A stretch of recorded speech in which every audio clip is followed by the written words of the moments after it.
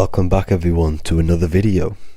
Today we're going to cover everything that you need to know about the mind, starting with the two aspects of the mind, the conscious and the subconscious. The male aspect of your mind is the conscious. This is the 10% of your mind. The conscious part of your mind is only aware of everything around you, your vision, your sight, your smell, your taste, your hearing, and your current state of emotion and thought.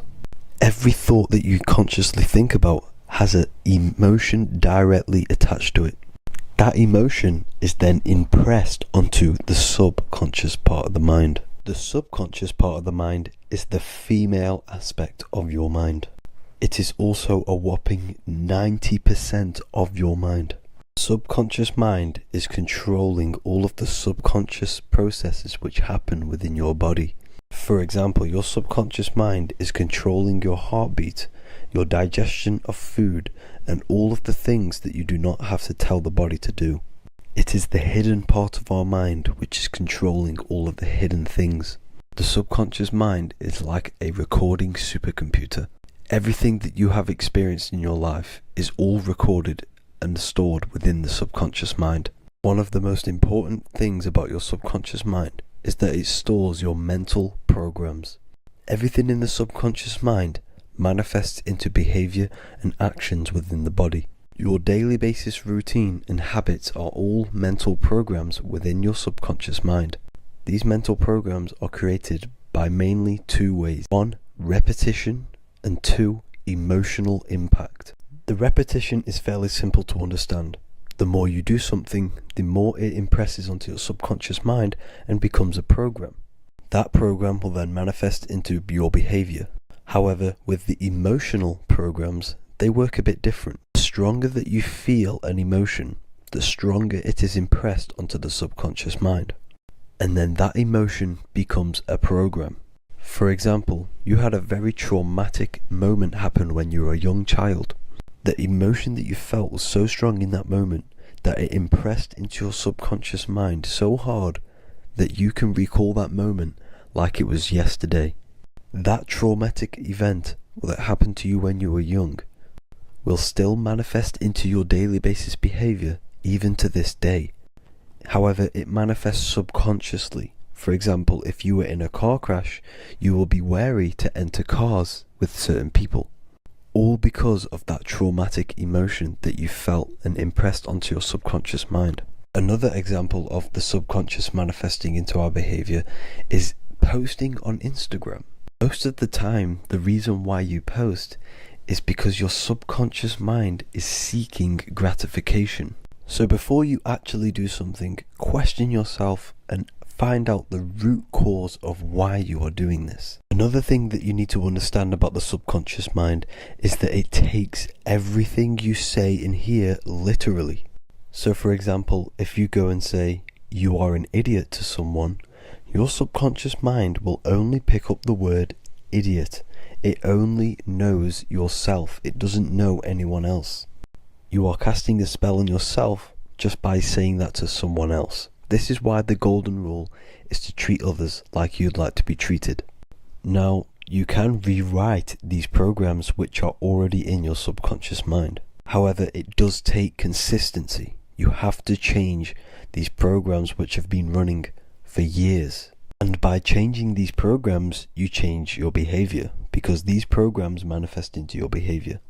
The best way to do this, personally, is to listen to affirmations first thing when you wake up in the morning, and do this for 10 minutes every single morning. Then at night time, you want to think and feel that you are becoming the reality that you desire. The more that you feel this reality, the more it will become a program and impress your subconscious mind. For example, you're trying to gain financial freedom. If you trick your subconscious mind into creating a program saying that you are financially free, this will manifest into your behavior. You will start doing more work. You will start looking for ways to make money. Your mind will be set on the frequency of money and financial freedom. Therefore, you will receive thoughts based around this program. If you take enough action, your life will dramatically change because of this program that you created in the mind. This is why we call it a mindset, because your mind is a frequency tuner which sets its frequency onto different thoughts, because thoughts are frequency. If you fill your mind with a specific frequency, you will gain thoughts and ideas based around that frequency. To create a stable mind, you need to master your emotions. You need to change your mindset. Everything that you experience is neutral. Based upon the mindset that you see it, you either give it a positive or negative charge. By understanding this deeply, you will then control your emotions. I hope you gained some wisdom and enjoyed this video. Please, if you can, leave a comment and a like, and subscribe to the channel if you like this content. Love and light to you all.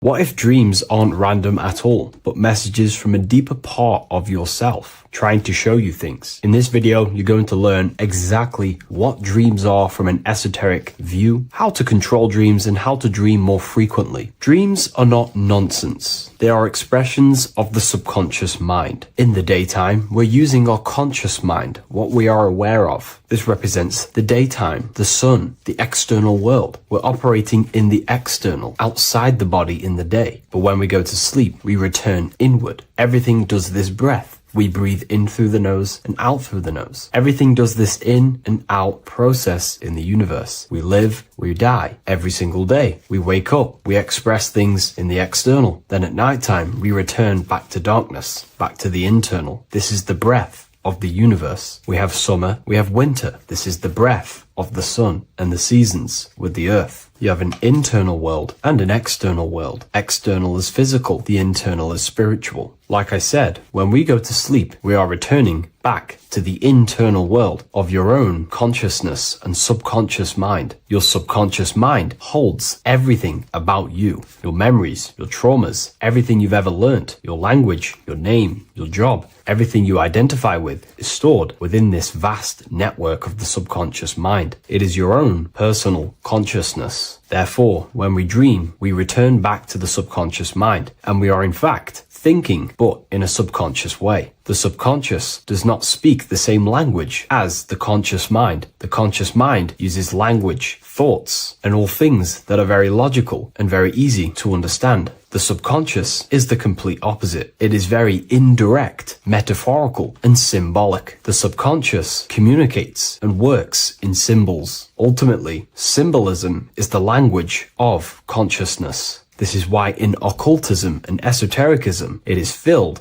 with occult symbols, because symbols are used to communicate directly with the consciousness within the subconscious mind, and the subconscious mind is ultimately connected to the collective consciousness. We are all connected and tapping into the mental plane, where we receive thoughts, ideas, depending on what we attune our mind to. That's why we call it a mindset. But getting back on topic, the subconscious mind is your own personal network. It is like a net, an interconnected web of your thoughts, memories, traumas, emotional blockages, and all the things you identify with and have experienced in your life is stored within this network. It can be seen as a web. One example of the subconscious mind using symbolism is this next story I can tell you. Let's say I was in a very traumatic car crash as a young child. I experienced a lot of emotional trauma in that car, and that deeply impressed my subconscious mind with that trauma of emotion that I felt. Therefore, every time I see a car in my external world, that car is now a symbol that represents the state of consciousness I was feeling in that particular time of the traumatic car crash. The car is a symbol for a state of consciousness within my subconscious mind. Just like when you see a word, that word triggers what you believe that word to be in your subconscious mind. Symbols are the language of the subconsciousness. Therefore, when we dream, we are basically seeing symbols of our own personal subconscious mind. Our higher mind, which is basically our subconscious, the higher version of you that exists beyond your human thinking mind, communicates using symbolism. The higher mind does not speak human thoughts. Human human language. It speaks the language of symbolism. Therefore, when we dream, every event, every person, everything that happens, and everything you see is your own personal subconscious mind materializing within the plane of the astral plane. This is a dimension that sits just above the physical world that everything is pulled out of. For example, look around you. Everything you see around you was thought, then imagined. Imagination is the astral plane, and this astral plane sits above the physical world. As above, so below.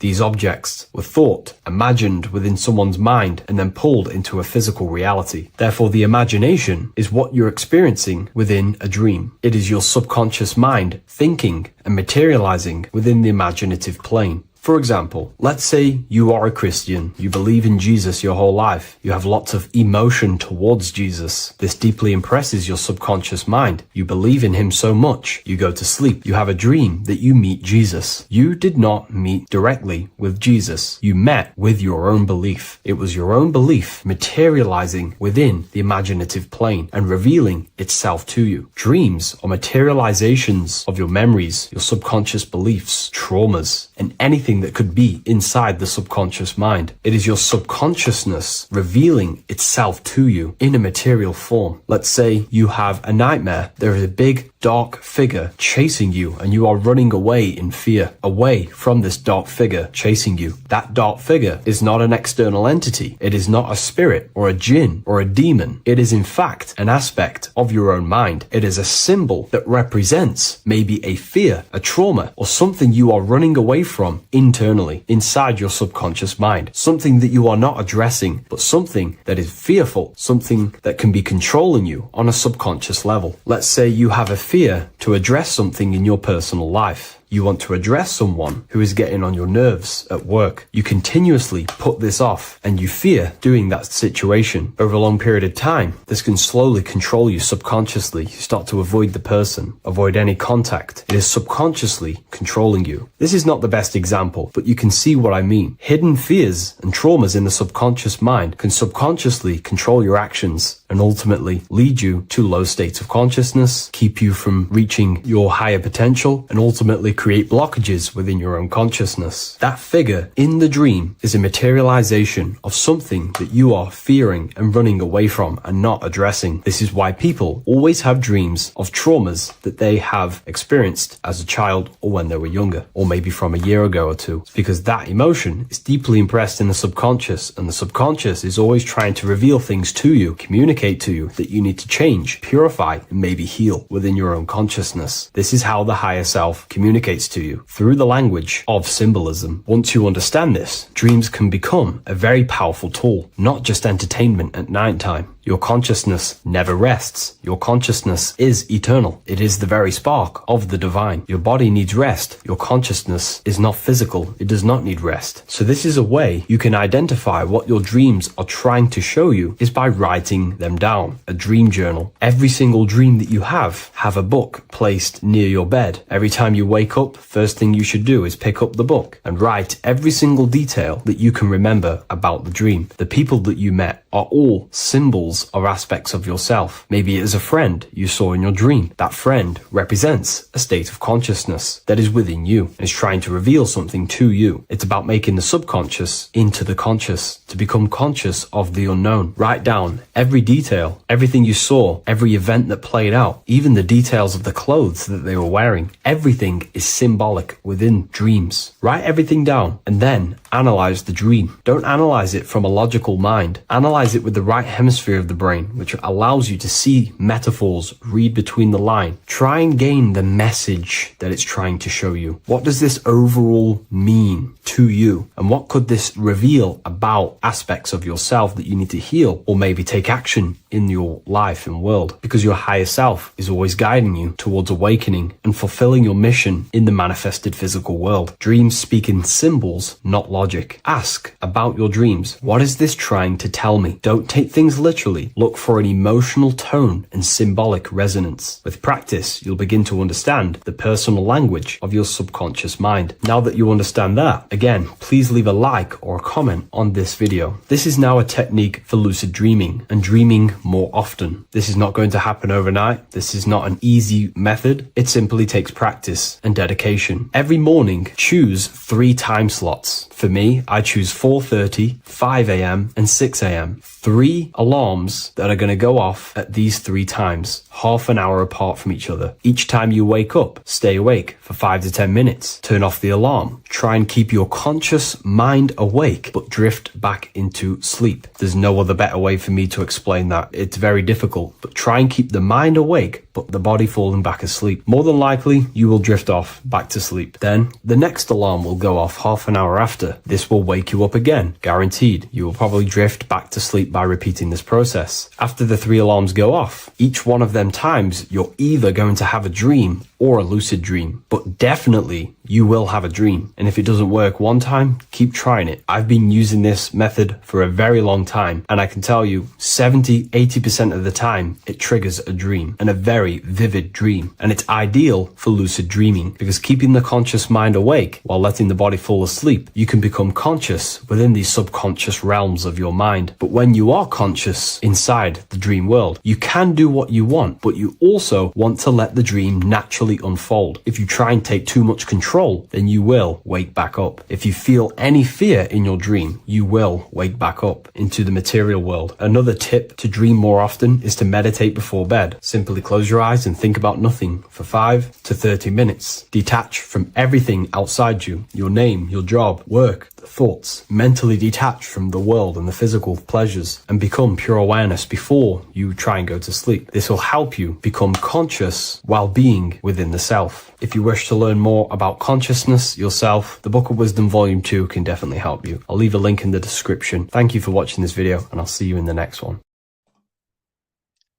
So this is known as the Bag of the Gods. This symbolism is widely known, but no one knows what it truly symbolizes.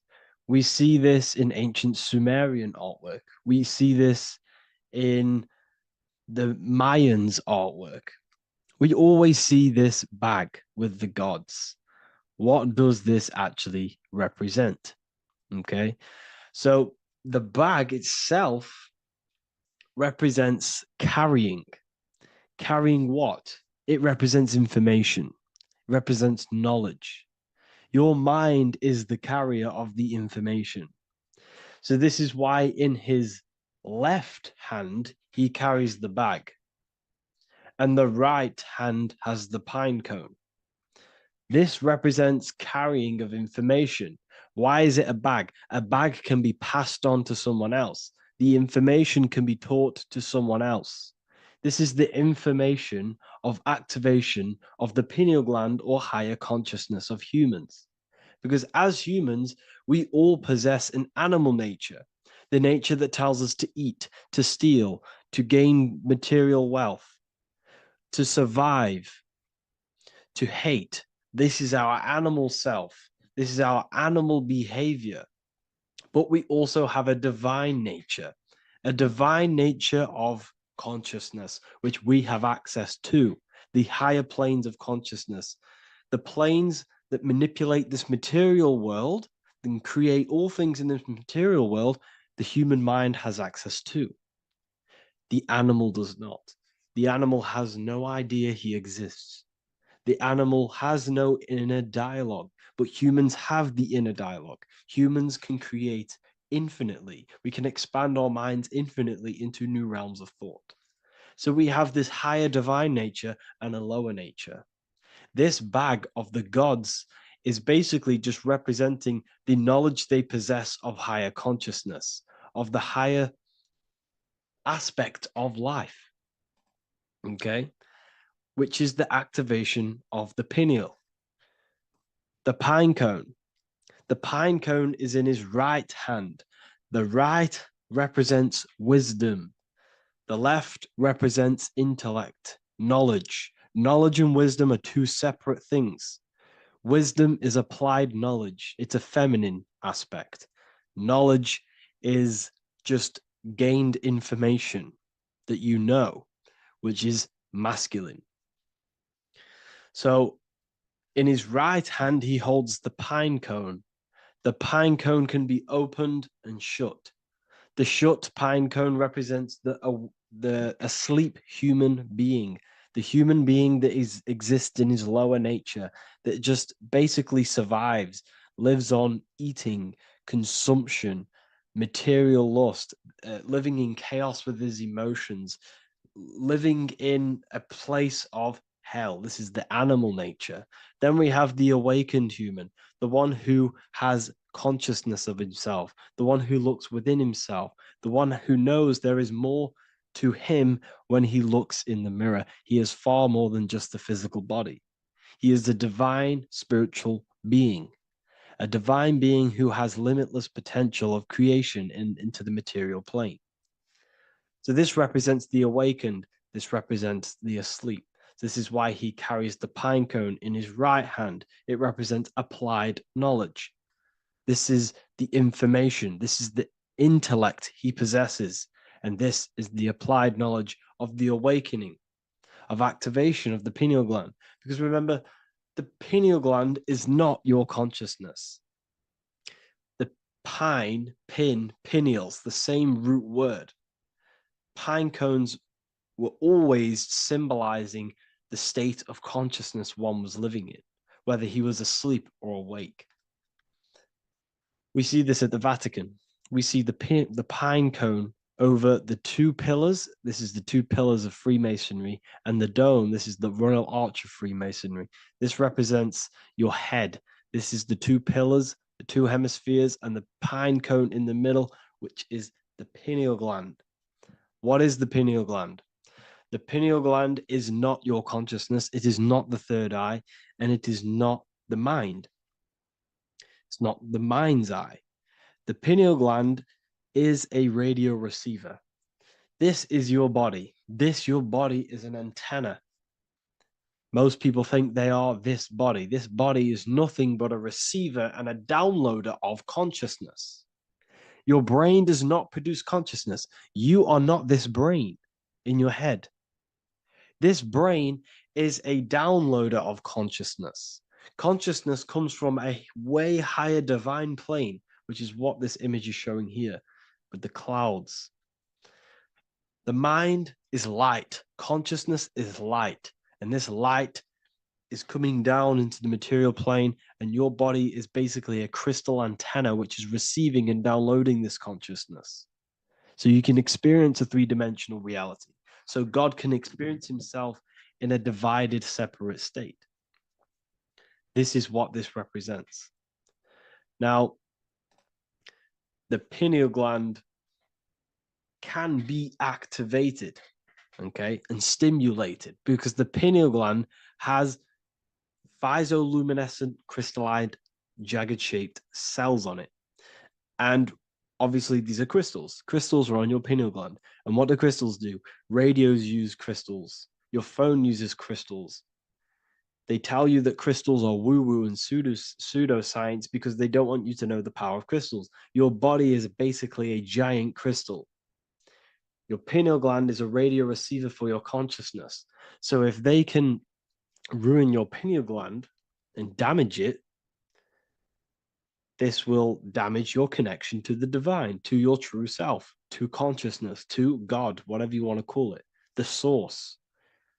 There is all one source consciousness, and we're all collectively connected to it. And this is our connection. This is our antenna.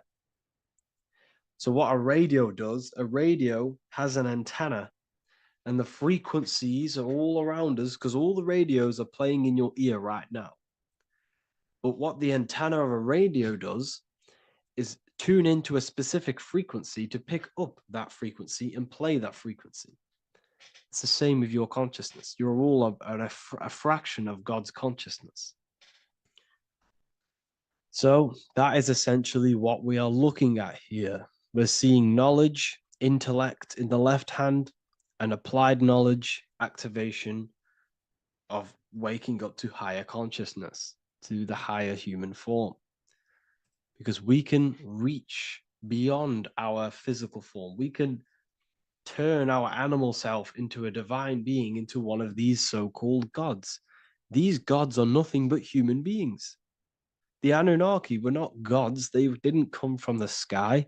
These are normal, regular human beings who activated their higher consciousness. This is what we have here. This represents spirit. Birds represent spirit. So, do we have any questions? I'll take some questions now. That was just a short lecture on what that symbol truly means. Okay. So, if we have any questions, feel free to go ahead and ask some questions. Anything that you don't understand, anything that you want to know. Okay.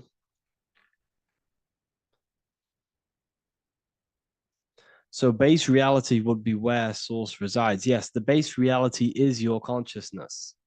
Are these lectures available in the university? There's a whole section, basically inside the university, there's a whole section with like over 30 long form lectures like this.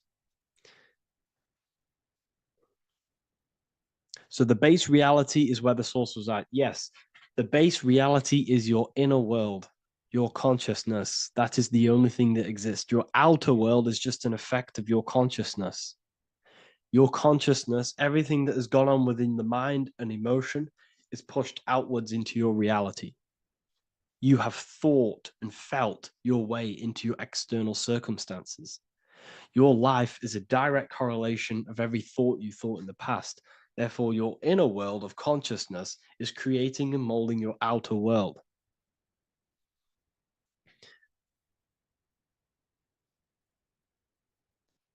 The best way to keep connection consistent, the best way to keep your connection to the divine or the higher planes of consciousness is through meditation and through imagination. Imagination is the fourth dimension. It is the astral plane.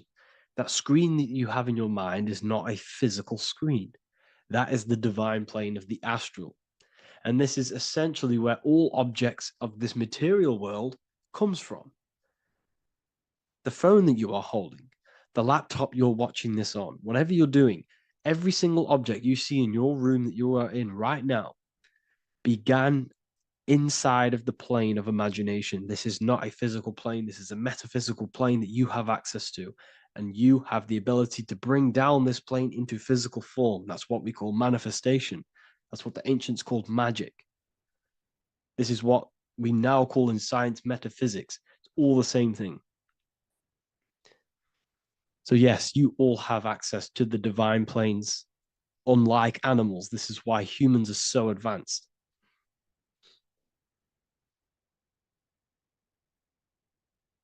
Okay. Is the pineal able to constantly activated, or is it just a temporary experience? I don't fully understand that question, unfortunately. Maybe you could word it in a different way. The real meditations on the university, legit, y'all, yes. In order to connect to consciousness, you need to sit in meditation and turn off your feelings, and the feeling of unity will come. Do I understand correctly? Yes, that is correct. So when you sit in silence and in stillness, I highlight the word stillness because stillness, when you are still, no information from your nervous system is being decoded by the brain. So when your body is still and does not move, your nervous system starts to relax and comes to a balanced state. Your brain starts to relax, it comes to a balanced state. The left and the right brain stop working, the nervous system stops working. Then, once the body, the material body, is shut down, you then have access to consciousness. You can't access consciousness if the body's in such a busy state. If electricity is being fired every 2 seconds, your whole body's electrical. When you move your foot, that's electricity being fired from the brain to the foot instantly through the nervous system. The brain, your whole body is a technological machine. So you must shut down the technological machine to access the divine that exists beyond the technological machine. Do you understand that? Did we create ourselves from the higher plane? When you say yes, you created yourself. You manifested yourself in this material form for a reason in this specific time and place. Wisdom books, are these available inside the university? Yes, they are. So anyone who joins the university, they all gain 50% off the store. So you can get anything you want inside the store for 50% off. Plus, you get the Book of Wisdom Volume 1 PDF for free. You get the Human Health Guide. Plus, you get all of the library books. There's a load of different books on occultism, symbolism, esotericism.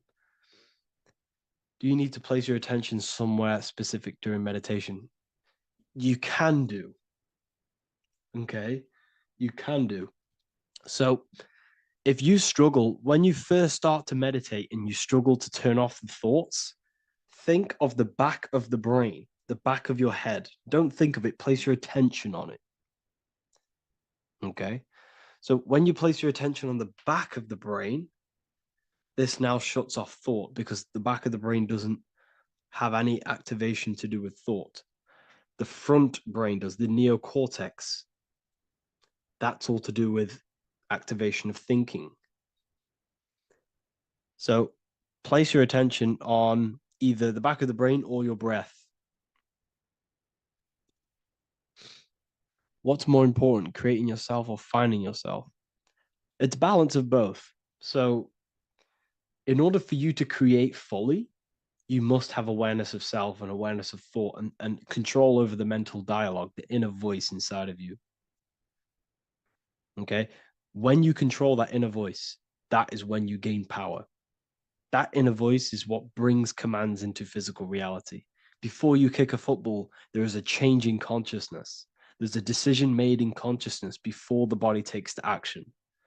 Therefore, every physical manifestation is a change of inner consciousness before it's a physical reality. You can have the reality you want through consciousness before physically having it. That's the secret to creating. But you must believe it like you know the sun is going to rise in the morning. That's how much you should know that you have that reality in consciousness through feeling and thought and imagination. And that's how you can truly create in your reality. Shrooms help with consciousness or ego. I can't really talk about that because I'm maybe uploading this to YouTube, unfortunately.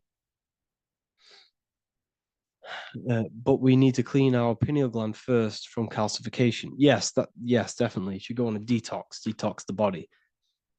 Because you can't really connect with consciousness if your body is in such a dirty state. Because the brain is, your nervous system is in a state of fight or flight, trying to fight off all these toxins. So when you meditate, you're probably going to be having thoughts all the time because your brain's firing, your nervous system's being attacked through toxins. So you must detox to have a true connection with the divine. Your diet plays a big role in your spirituality and mentality. What is the most optimal food for pure consciousness? Fruits and vegetables. They possess consciousness. So when you place them inside of you, they're syncing with your consciousness. How to check the cleanliness of your body, your skin, your teeth, your tongue, your mouth. If your skin has spots, different colors on it, you're not clean because your skin is a reflection of your inner organs. Coffee's not the best for you. Coffee gives you fake energy. Okay. So what coffee does, that buzz you get off coffee is actually the toxic effect of the chemicals reacting with your body. If I'm inside the university and wanted to buy your book, you said it would be 50% off because we are your student. Is that automatic or we need to have a code? You will have a code. Yes, I'm going to releasing a code for all the students after this. Caffeine equals neurotoxin. Yes, it fries your brain. It fries your nervous system. It fries your dopamine receptors. Will the Q&A last week about money symbolism be posted? Oh, I didn't post that. That's my bad. I totally forgot. I will post that after this. Thank you for reminding me. how to detox the body. The best way to detox the body is going through a week cleanse of fruit. So only consume fruit, sea moss, and cayenne pepper, and lots of freshly pressed juice. Do that for a week or 2 weeks, depending on how you feel, and then start to fast. You will lose weight, but you're not losing weight, you're losing impurities. It's good to do this every couple months, to just go on a raw fruit diet, cleanse the body, push everything out, and then start to fast while, consuming sea moss and having lots of freshly squeezed juices. What is an alternative for coffee? Something with high energy levels. Okay, we're not taught the most simplest thing about the human body. It is an electromagnetic machine. It's electrical. It runs off electricity. The only energy you need is electricity, and that is found in fruits, vegetables. If you want energy, drink pure, fresh, pressed juice. That will give you more energy, more electricity than coffee. Can we cleanse ourselves through oil pulling? Do you recommend it? I do oil pulling every day with coconut oil in my mouth. Celery juice is a good one, very good one. Yes, celery juice.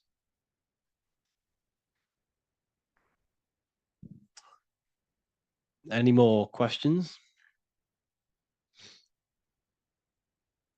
What kind of music do you listen to when lifting? For me, rap, hip hop push me work harder, but I know it's terrible for my subconscious. Yes, very. At least you're aware of it. You should be definitely try and stay away from the hip hop music. Try and stay away from anything that's talking about anything negative, because it's all programming your subconscious. And your belief system is your reality, people. Your belief system is your reality. Okay. So look after your subconscious. That's what's controlling your actions. 90% of your actions on a daily basis are controlled through your subconscious beliefs. Okay. I listen to a lot of Pastel Ghost. I listen to a lot of let me get my playlist up. It's all like background music for TikTok. Do you know what I mean? Like Pastel Ghost. That's mainly what I listen to.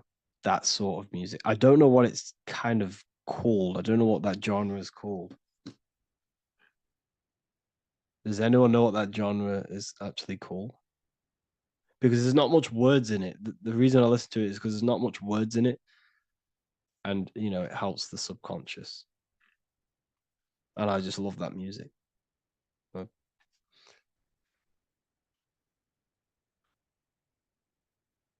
Like Lofi. Yeah, a bit of Lofi.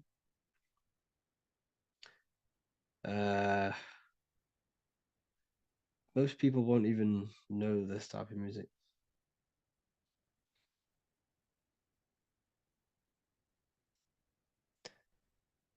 Can you tell us how you use cayenne pepper? So I mix it with freshly squeezed orange juice every morning. So the first thing I have, empty stomach, I have a teaspoon of cayenne pepper, mix it in and just down it every morning. And sometimes at night. The feeling you get in your stomach after putting cayenne pepper on an empty stomach is absolutely amazing. It tingles in your stomach. It kills parasites. It kills all horrible organisms.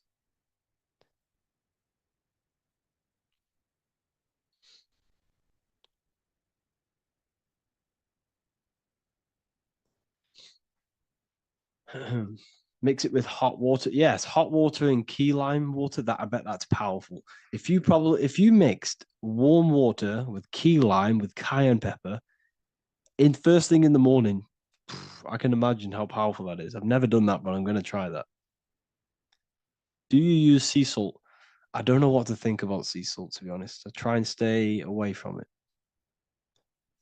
I don't know whether it's good, don't know whether it's bad. I'm kind of mixed on it, mixed information.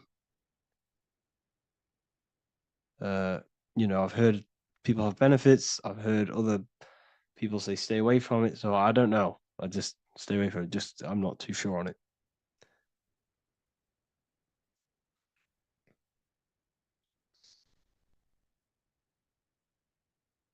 I drink fresh pressed celery juice every morning. Yeah, definitely. Is there any chance we could like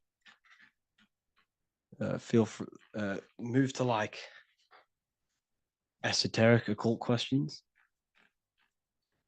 The only reason I say that is because I might be posting this to YouTube, so it's like I don't want them. I don't want them thinking I'm giving health advice because I'm not. This is what I do. I'm not giving anyone medical advice. This is what I would do to myself. Because I can probably get in trouble for that. So the subconscious is the all-knowing. It is the all-seeing eye. The subconscious knows everything. Your conscious mind does not. Your subconscious knows every single cell in your body. Your subconscious is making your heart beat. It's talking to your heart. It's talking to every organ, every cell in your body is being connected and spoken to by your subconscious mind. It is the all-knowing. The subconscious has access to the astral plane, imagination, the fourth dimension. It has access to the mental plane, thoughts. It has access to the ethereal plane, energy. And has access to your physical body. It's the door. It's the portal. The subconscious is the portal to the divine. You must go through the subconscious in order to access the divine. Any coupon codes for book 2? Yes, inside the university, there will be a 50% off coupon code.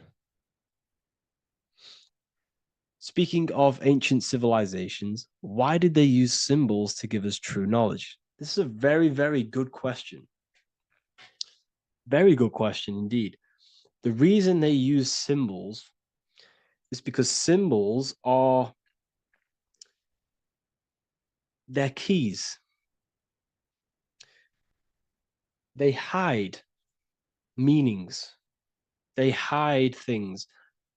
For example, if it was written down, if all of this sacred knowledge that I'm speaking now was written down, it can be easily taken. It can be easily misused. Someone can take it, read it, and steal it and misuse it and abuse the world and create horrible things. The reason they use symbols is because they're hidden. They hide the teachings. Only the ones who possess the key, that possess the knowledge, can read the symbol. So the symbols act as a guard towards this higher wisdom, this higher knowledge, which gives you power. All of the knowledge I teach you gives you power. And you can misuse it. You can misuse your imagination. You have no clue, unless you've put this into action, how powerful your inner consciousness is. You can become a Okay, listen. If you hate your job, it's not the job that you hate. Think about it. It's not the job that you hate. The hate is coming from your inner consciousness. It's the state of consciousness that you hate. So what does that tell you? You can change that inner consciousness to another reality, the feeling of another reality. You can become that consciousness within before you actually externally have it. And by becoming and knowing that reality, that's what produces effect on shaping your outer world. When you really, truly know that reality inside of you, of being free, of being wealthy, of having abundance, your outer world has no other choice but to rearrange itself to your new inner state of consciousness. That's what magic is. It's manipulating your inner state of consciousness. It's convincing yourself that you already have it, not believing it, knowing it. Okay? Knowing is different than believing. Believing is a lie. You should know thyself. Okay? So we can say that human overpopulation is intentional. There is no human overpopulation. We're all cramped in these cities. We're all cramped into one little place. We're not supposed to live like that. We're not supposed to live so cramped. This is why there's so many weirdos out in public. So many weird people doing weird things. This is when things start to go weird, and we shouldn't be living in this state, in this condensed state. We should be spread out. Okay. There is no overpopulation. It's just an illusion because we all lived in such. Have you ever been on a plane? Have you seen how much land there is? It's crazy. There's no overpopulation. And how many people do they say there's in the world? There's not that many people in the world that they say. I think it's like 8 billion. I think they say there's 8 billion people. There's not 8 billion people.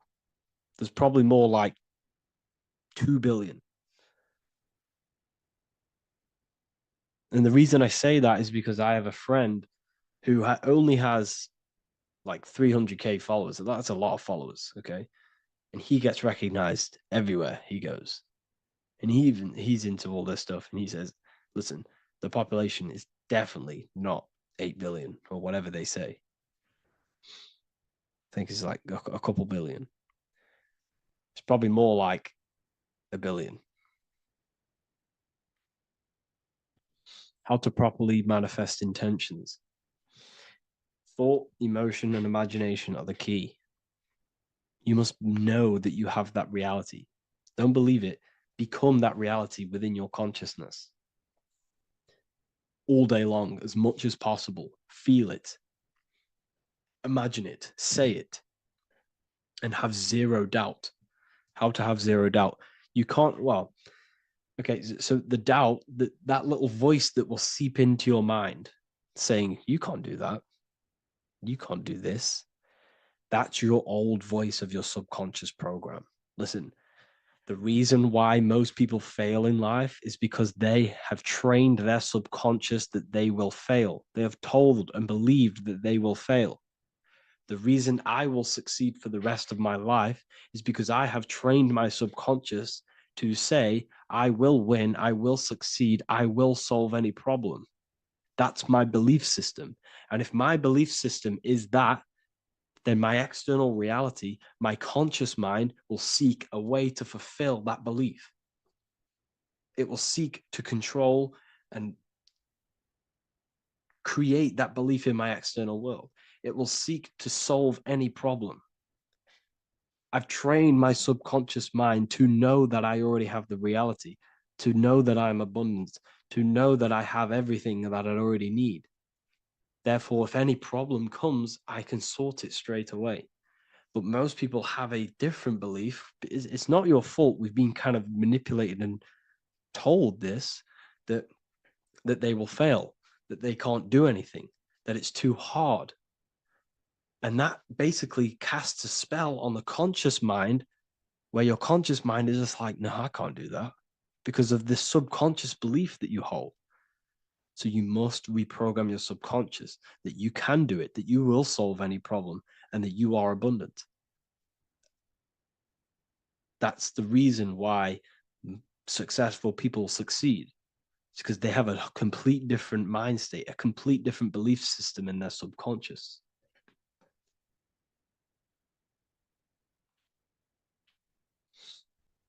Do you offer mentoring?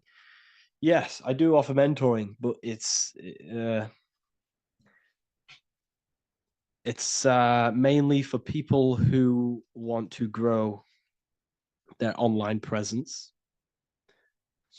and for the amount of value and transformation that I can place into your life, and the time that, well, the price of my time, it will be a higher price tag, but your life will completely change if you join my mentoring, because I will transmute your life. I will transmute your mind, and I will transmute your whole reality, because I could tell you exactly what you need to do. How to have super genius power pulling information from the source. Okay, so you can do this. I talked about this in Book of Wisdom, Volume 2, if you've read it. This is a This is a technique that Albert Einstein used. This is a technique that Thomas Edison used. This is a technique that all of the ancient geniuses have used. So you get on a chair, you place metal below you or plates, and you hold a metal ball in your hand, and you fall asleep. And every time you fall asleep on the chair, you're going to drop the ball because your body will become unconscious. And you will basically drop the ball and it will wake you up because it's going to hit and make a loud bang on the plate. And every time you go to sleep, basically what this is actually doing is shifting your consciousness from conscious into the subconscious. So from physical into the astral. Your consciousness is shifting between these two planes. And as you do this, you can bring down great ideas from these higher planes. So when you fall asleep, have an intention. And when you fall asleep, you'll drop the ball. And when you wake back up, you'll have an idea and you got to write it down.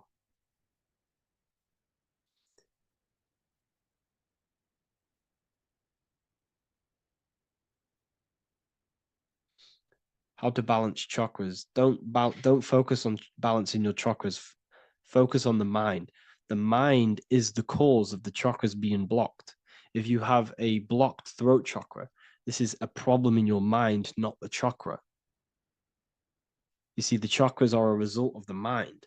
You transmute the mind, you can transmute the chakras and cleanse them.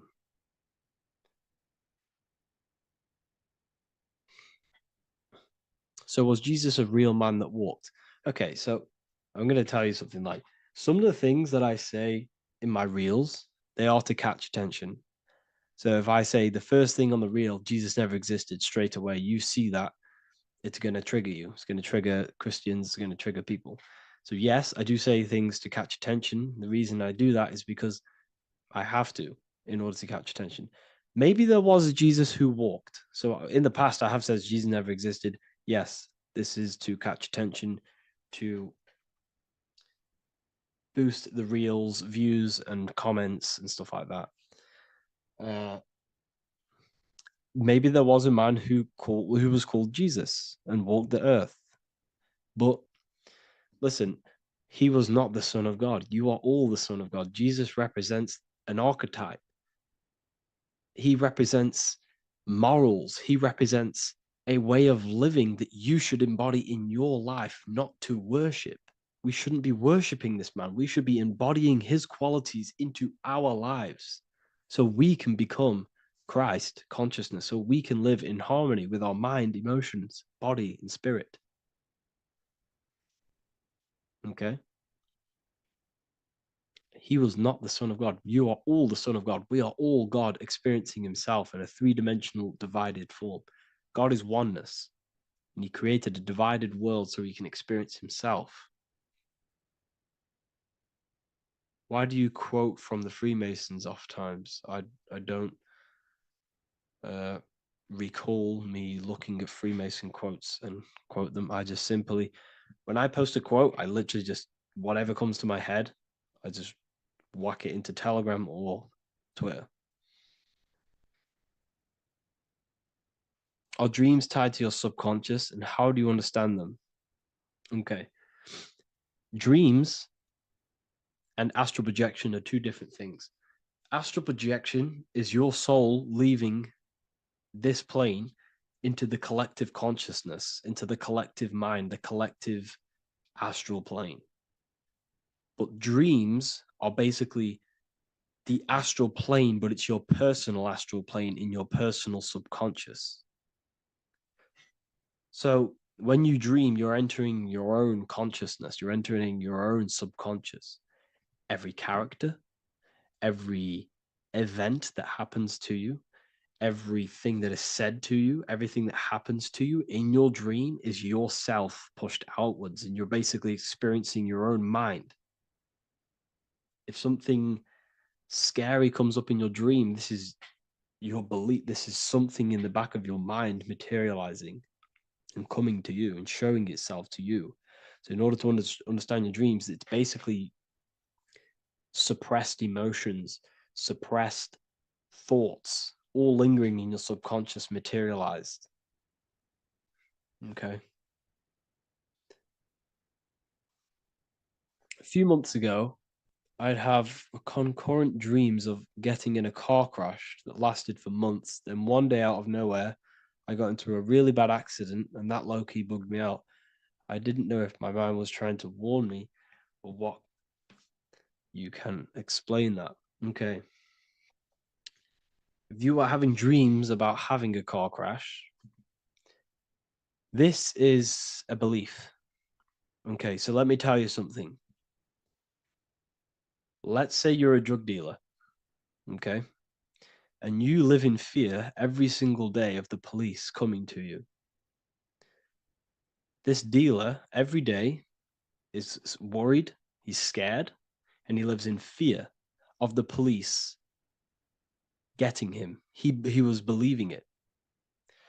This fear, this emotion he was feeling on a regular basis, repetition, and the emotion is basically impressing your subconscious. It's impressed his subconscious that deeply that he now believes it. It's now become a belief. So one day the dealer gets caught and he goes prison. Let me tell you something. He placed himself there because he created a program, a belief in his subconscious of the police. And his external reality is now in a prison cell. But that prison cell is just an external manifestation of the prison cell of fear he installed in his subconscious mind. The four walls he's now trapped in is just basically an externalization of his own belief system that he created through consciousness, through the subconscious. If you embedded your belief that you will be in a car crash, you will be in a car crash. He placed himself there. He materialized that reality through the thought, through the emotion, through the belief. He put himself there. You see? So if you were having dreams, this was maybe, could have been anything. You could have watched a program when you were a child about a car crash and that maybe scared you. Or you saw a car crash when you were very young and that scared you and that impressed your subconscious. Then you had a dream about it. Then you started to believe it. And then one day, bang, it happens. That's the power of the subconscious mind. It holds control over you. It holds control over every aspect of your reality, of your being. So, I hope you all enjoyed this live. I'll see you all inside Ethereal University. I'll be posting another lecture this week. And yeah, let me hold on. Welcome to Revival of Wisdom. Today, we're going to be talking about portals, portal symbolism, what portals are, okay, and how they show them to us, because they have to tell you the truth, guys. This is the thing with the universal law. They have to tell you the truth. And they tell you through symbols, they tell you through movies, and different things like that. But let's jump straight into this. So first, I want to talk about the Freemasonry symbols. Okay, so first we got, obviously this is some Freemasonry art, but notice how you've got the ladder with a key. Okay, so this is ladder symbolism with a key. So maybe this is talking about ascending. Okay, because look, because this is ascending into the heavens, because it's a ladder with humans going up it with a key. In order to ascend, you must have the key. Okay, so what else do we have with a key? Well, the Netflix show Lock and Key, which is all about portals and keys. Because what the keys do, they open doors, gateways. Okay. So what's interesting about this is that they've got this key here, which represents the Kundalini energy rising up the spine. Okay, but we'll come back to this. But it's that same portal key symbolism. We've also got the Vatican. The Vatican is in the shape of a key. Okay, so you can see the start of it here and the end. So this is key symbolisms. Keys open doors. And notice how it's got the 8-pointed star. Okay, what is the 8-pointed star? Okay, we'll come back to this. This all ties in, guys. I'll break it all down for you. But then you've also got the god Janus. Janus, okay, is known as the god of the doorways. He's an ancient god of Rome, and they worshipped him. However, he's not a god, he's more like a high-level ranked demon. Because he is the god of the doorways. And notice how he's got two faces. Because doorways always have two sides. You're going into somewhere, there's always two sides of a door. And he's always depicted with two sides of a face and a key. Because he holds the key to the doorways, to the portals, to other worlds and realms. Okay, as you can see, he's always got two faces and a key. Okay, so now we have the Sumerians, the Anunnaki, and they are always depicted with the two faces. Why do they have the two faces? Because they're symbolizing doorways, and the Anunnaki come to Earth through doorways and portals. So these are what these gods are symbolizing in their artwork. But they always have the 8-pointed star. Okay, what is the 8-pointed star? You see how they always have. Look, let me try to find another one. It's the 8-pointed star. This 8-pointed star is Polaris. Okay, Polaris, just like the Vatican has the 8-pointed star with a key. Polaris is the center star. Polaris is a fixed star. It doesn't move. Okay. So the Anunnaki's symbol is also the 8-pointed star. So this is symbolizing the portals and doorways that they come through in order to get to the earth. But Polaris is that center star which does not move. It's always symbolized with the 8-pointed star, just like a compass. Why is a compass the 8-pointed star? Because at the center of our realm is where the most electromagnetic energy is stored. As you can see, we have an aura field, an electromagnetic aura field. So does the earth. And in the center, so like our heart, for example, is where the most energy is stored. And like the center of the earth, this is why all compasses point to the center, because this is where the most electromagnetic energy is stored. It's at the center of our realm. Okay. So like I was saying with the lock and key series, see this here? The Kundalini energy rising up the spine, just like your Kundalini energy rising up the spine. Let me try. I can't zoom in. But you know what I'm trying to say here. Let's go back to Polaris. Because at the center is where pole. Can you see the pole of electromagnetic energy? Polaris, the North Pole. It's symbolized. The truth is in the words. It's like a pole of electromagnetic energy. And this is where the aurora or rebellus comes from. Notice how it's got the word aura in it, because it's the Earth's aura, electromagnetic field.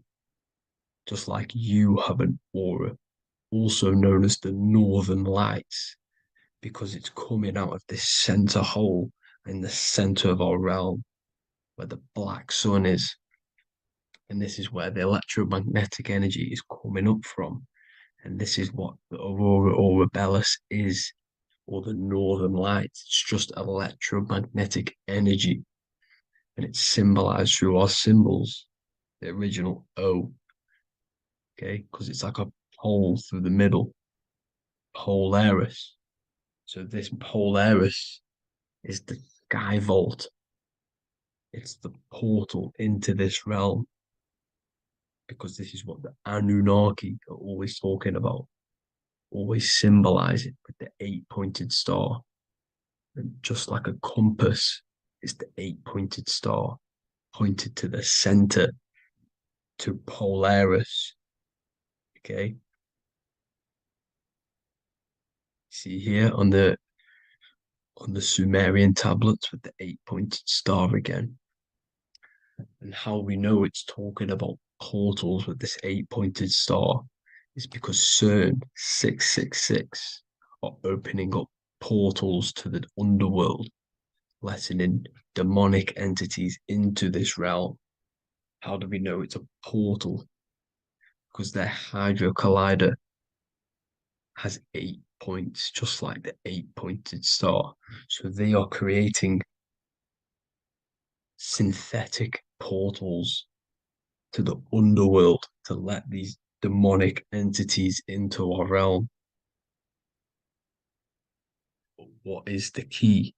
Because if we're talking about ascending through Polaris, notice how here on the masonry art, this luminary here, so this is the sun, that's the moon. This is Polaris because it's a luminary with what? 1, 2, 3, 4, 5, 6, 7, 8 beams coming off the luminary, just like the 8-pointed star. So you see the ladder with the key going up to Polaris. It's symbolizing ascending out of Earth.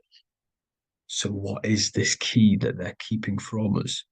Because it's a human holding a key going up the ladder to Polaris. Well, chakras. We have 7 chakras. Okay, so this is what they are telling us in the lock and key symbolism. The Kundalini energy rising up the spine. Okay, just like they have 33 vertebrae on the back of your spine. Okay, this represents the Kundalini energy going up your 33 vertebrae, just like in Masonry has 33rd degrees. Okay, so what is the key? Your chakras. Your chakras have to be unlocked. Okay, you have to unlock your chakras, and you can't unlock this one without going through this one. You have to go through them all. It's like a ladder, just like Jacob's ladder. You can't go from the bottom to the top. You have to unlock each one.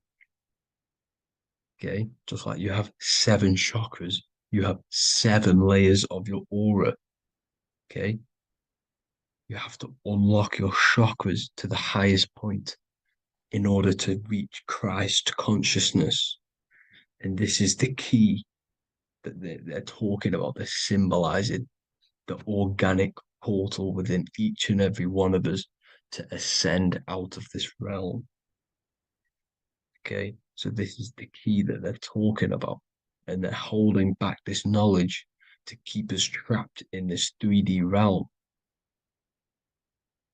Okay, so like I was saying with the 33 vertebrae and the Kundalini energy coming up the spine, 33 vertebrae, you can see this sort of symbolism going up to the light, because it's the light.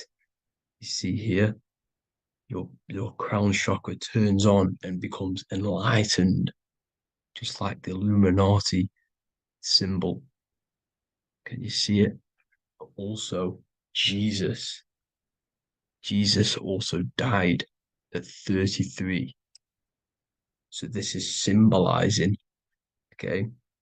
They're symbolizing the death of the ego, the body. So once you open up your chakras and reach Christ consciousness, which is your 33rd vertebrae, once your Kundalini energy goes up your 33rd vertebrae, your body technically, not physically, but spiritually dies, because you then become formless. You reach Christ consciousness. So then you can travel other worlds. Okay. This is what they're talking about with Vatican, 8-pointed star, and the key. Janus with the key. The Sumerians with the 8-pointed star. Anunnaki, the 8-pointed star. Polaris, 8-pointed star. So Polaris is the way out of this realm, which is at the center. Pole, North Pole. Okay. So the key is that they're hiding from us is the knowledge to unlock our chakras. Okay. And without this knowledge that they keep from us, is trapping our souls in this reality to keep reincarnating. Okay. Well, thank you all for tuning in. I'm going to leave you all there. Make sure to leave a like and a comment in the comment section. Let me know some topics to talk about so I can break it down for you. God bless you all. Hello, everyone, and welcome to another lecture inside Ethereal University. In this lecture, you will learn about the death process and how to prepare for it, and why that preparation is so important. So let's get straight into this. You must understand, as a spiritual creature that you are, you have a visible nature and an invisible nature. You never truly die. You are an eternal soul experiencing a temporary physical world. The inner world of thought and emotion is eternal, while the outer world of matter is mortal. Everything that is seen is mortal. Everything that is unseen by the eyes is immortal. When you die, your external physical world will be stripped away, leaving only your pure consciousness in its raw form, drifting within the astral plane. So here you see your physical external body and your internal world. And your internal world is your state of consciousness. It's your state of consciousness. Your thought and emotion is one overall state. Okay? So you must understand these planes. You have the physical body, the etheric double, an astral body, a mental body, and the Buddhic body. When you die, you leave the physical plane. Then you will more than likely leave the etheric plane, because the ether acts as like a portal. Everything comes out of the ether and returns back to the ether. I can break that down in another video in electromagnetism. But electromagnetism is ether, energy coming in and out of the ether. You will, every single day you die, every single day. There's a cycle of life and death occurring all the time. Every single day, you go to sleep, you go back, your consciousness slips back through the ether. And then when you wake up, your consciousness comes back through the ether into the physical plane. Death is just a bigger macrocosm of the microcosm cycle of life and death. So you will return back to the astral, which is the realm of imagination, infinite possibilities. And this is where thought forms start to manifest. Okay, so depending on how advanced you actually are mentally and emotionally, will depend how long you stay in the astral. Now, what we must understand is that there is many different components to the astral. We have the higher astral, the middle astral, and the lower astral. These are all vibrational states. So if your mind and soul is operating in lust, lust, desire, hate, food, physical addiction, smoking addictions, then these are quite heavy. These are quite heavy attachments to your consciousness, and they're quite low level desire, which means they have a low vibration. You will manifest in the lower astral when you're stripped from your physical body. The lower astral is not inherently evil. However, there's just low vibrating things going on there. Low vibration does not mean evil. Okay. So just like bad doesn't mean evil. Okay. In the lower astral, you are going to see lower astral beings. You're going to see spirits, souls with low level desire. Okay. People who are attached to the physical plane, people that lust, people that do these things. Technically, this is hell, but you can escape it by escaping yourself. Now we're going to break all this down. I'll break all this down properly once you understand the full context. So depending on your level of desire, you will manifest in a corresponding layer of the astral plane. If your mind is still attached to the low physical desires, you will find yourself in the lower astral realms. But if you have few desires and have detached from the worldly attachments while you are encased in a body, then you will rise into a higher or middle astral plane, mainly the middle. Okay.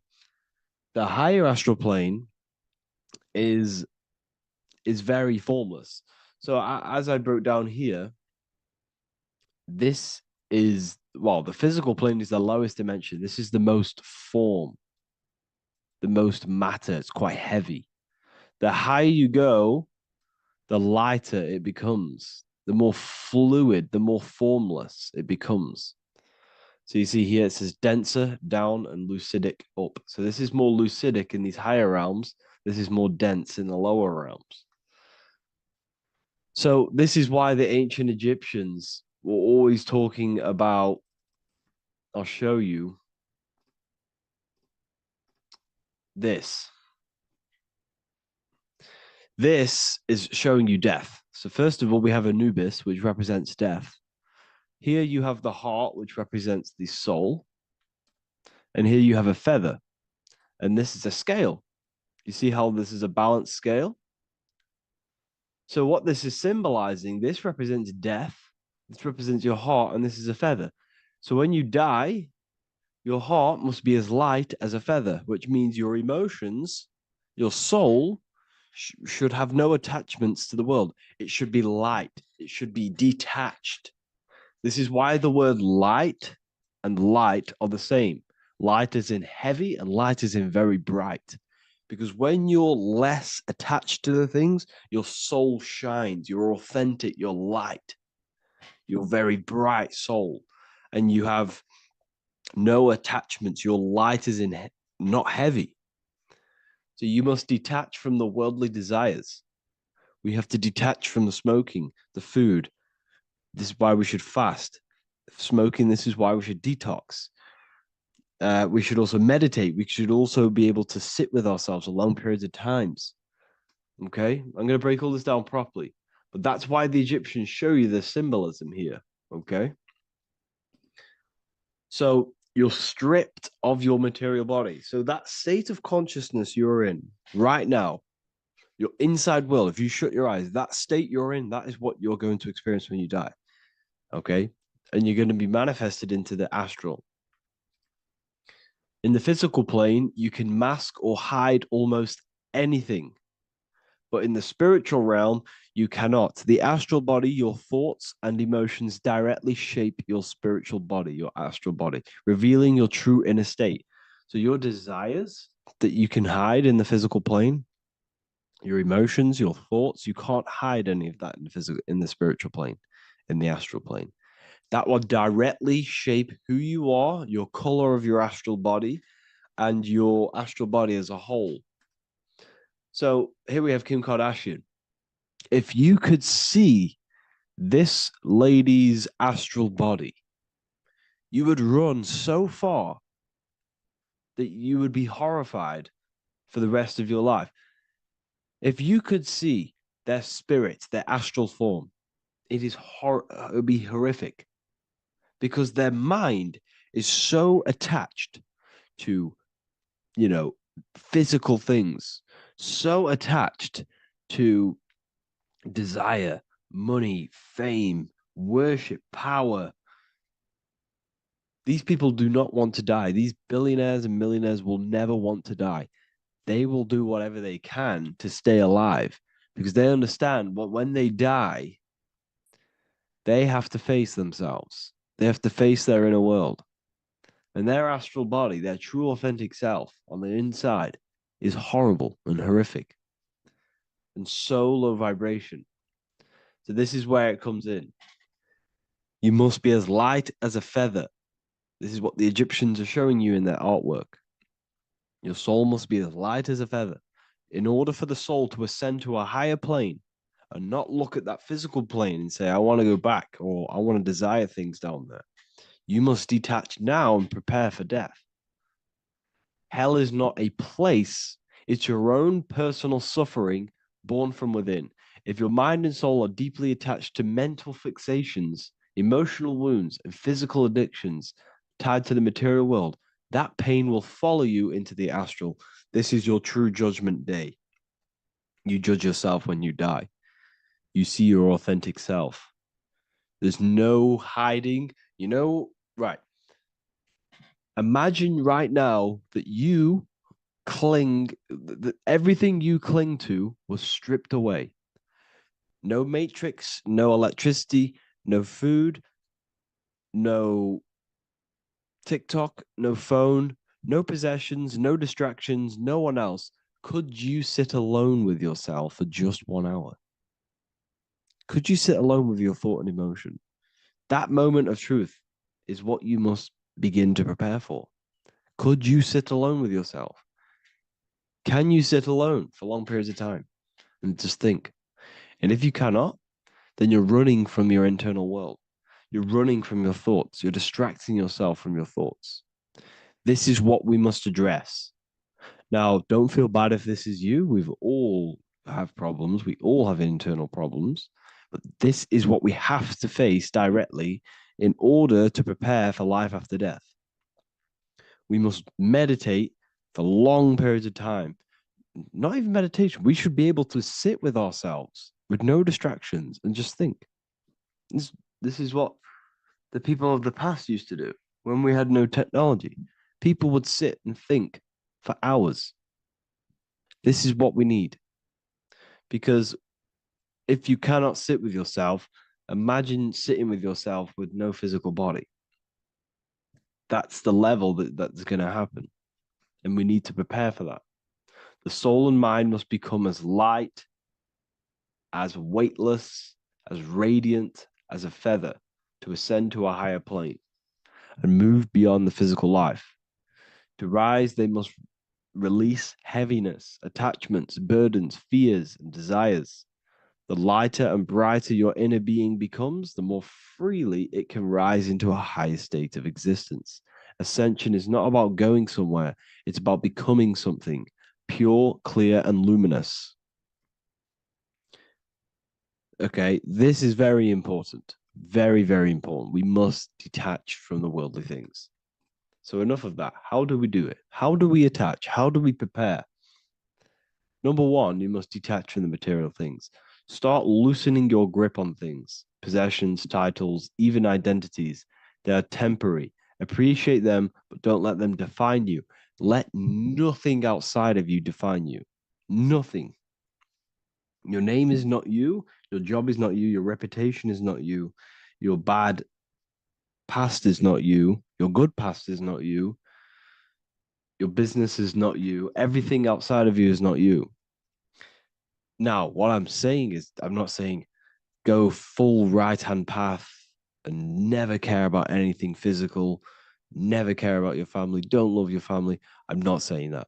What I am saying, love these things, love these outside things, but do not become attached and do not let them define you.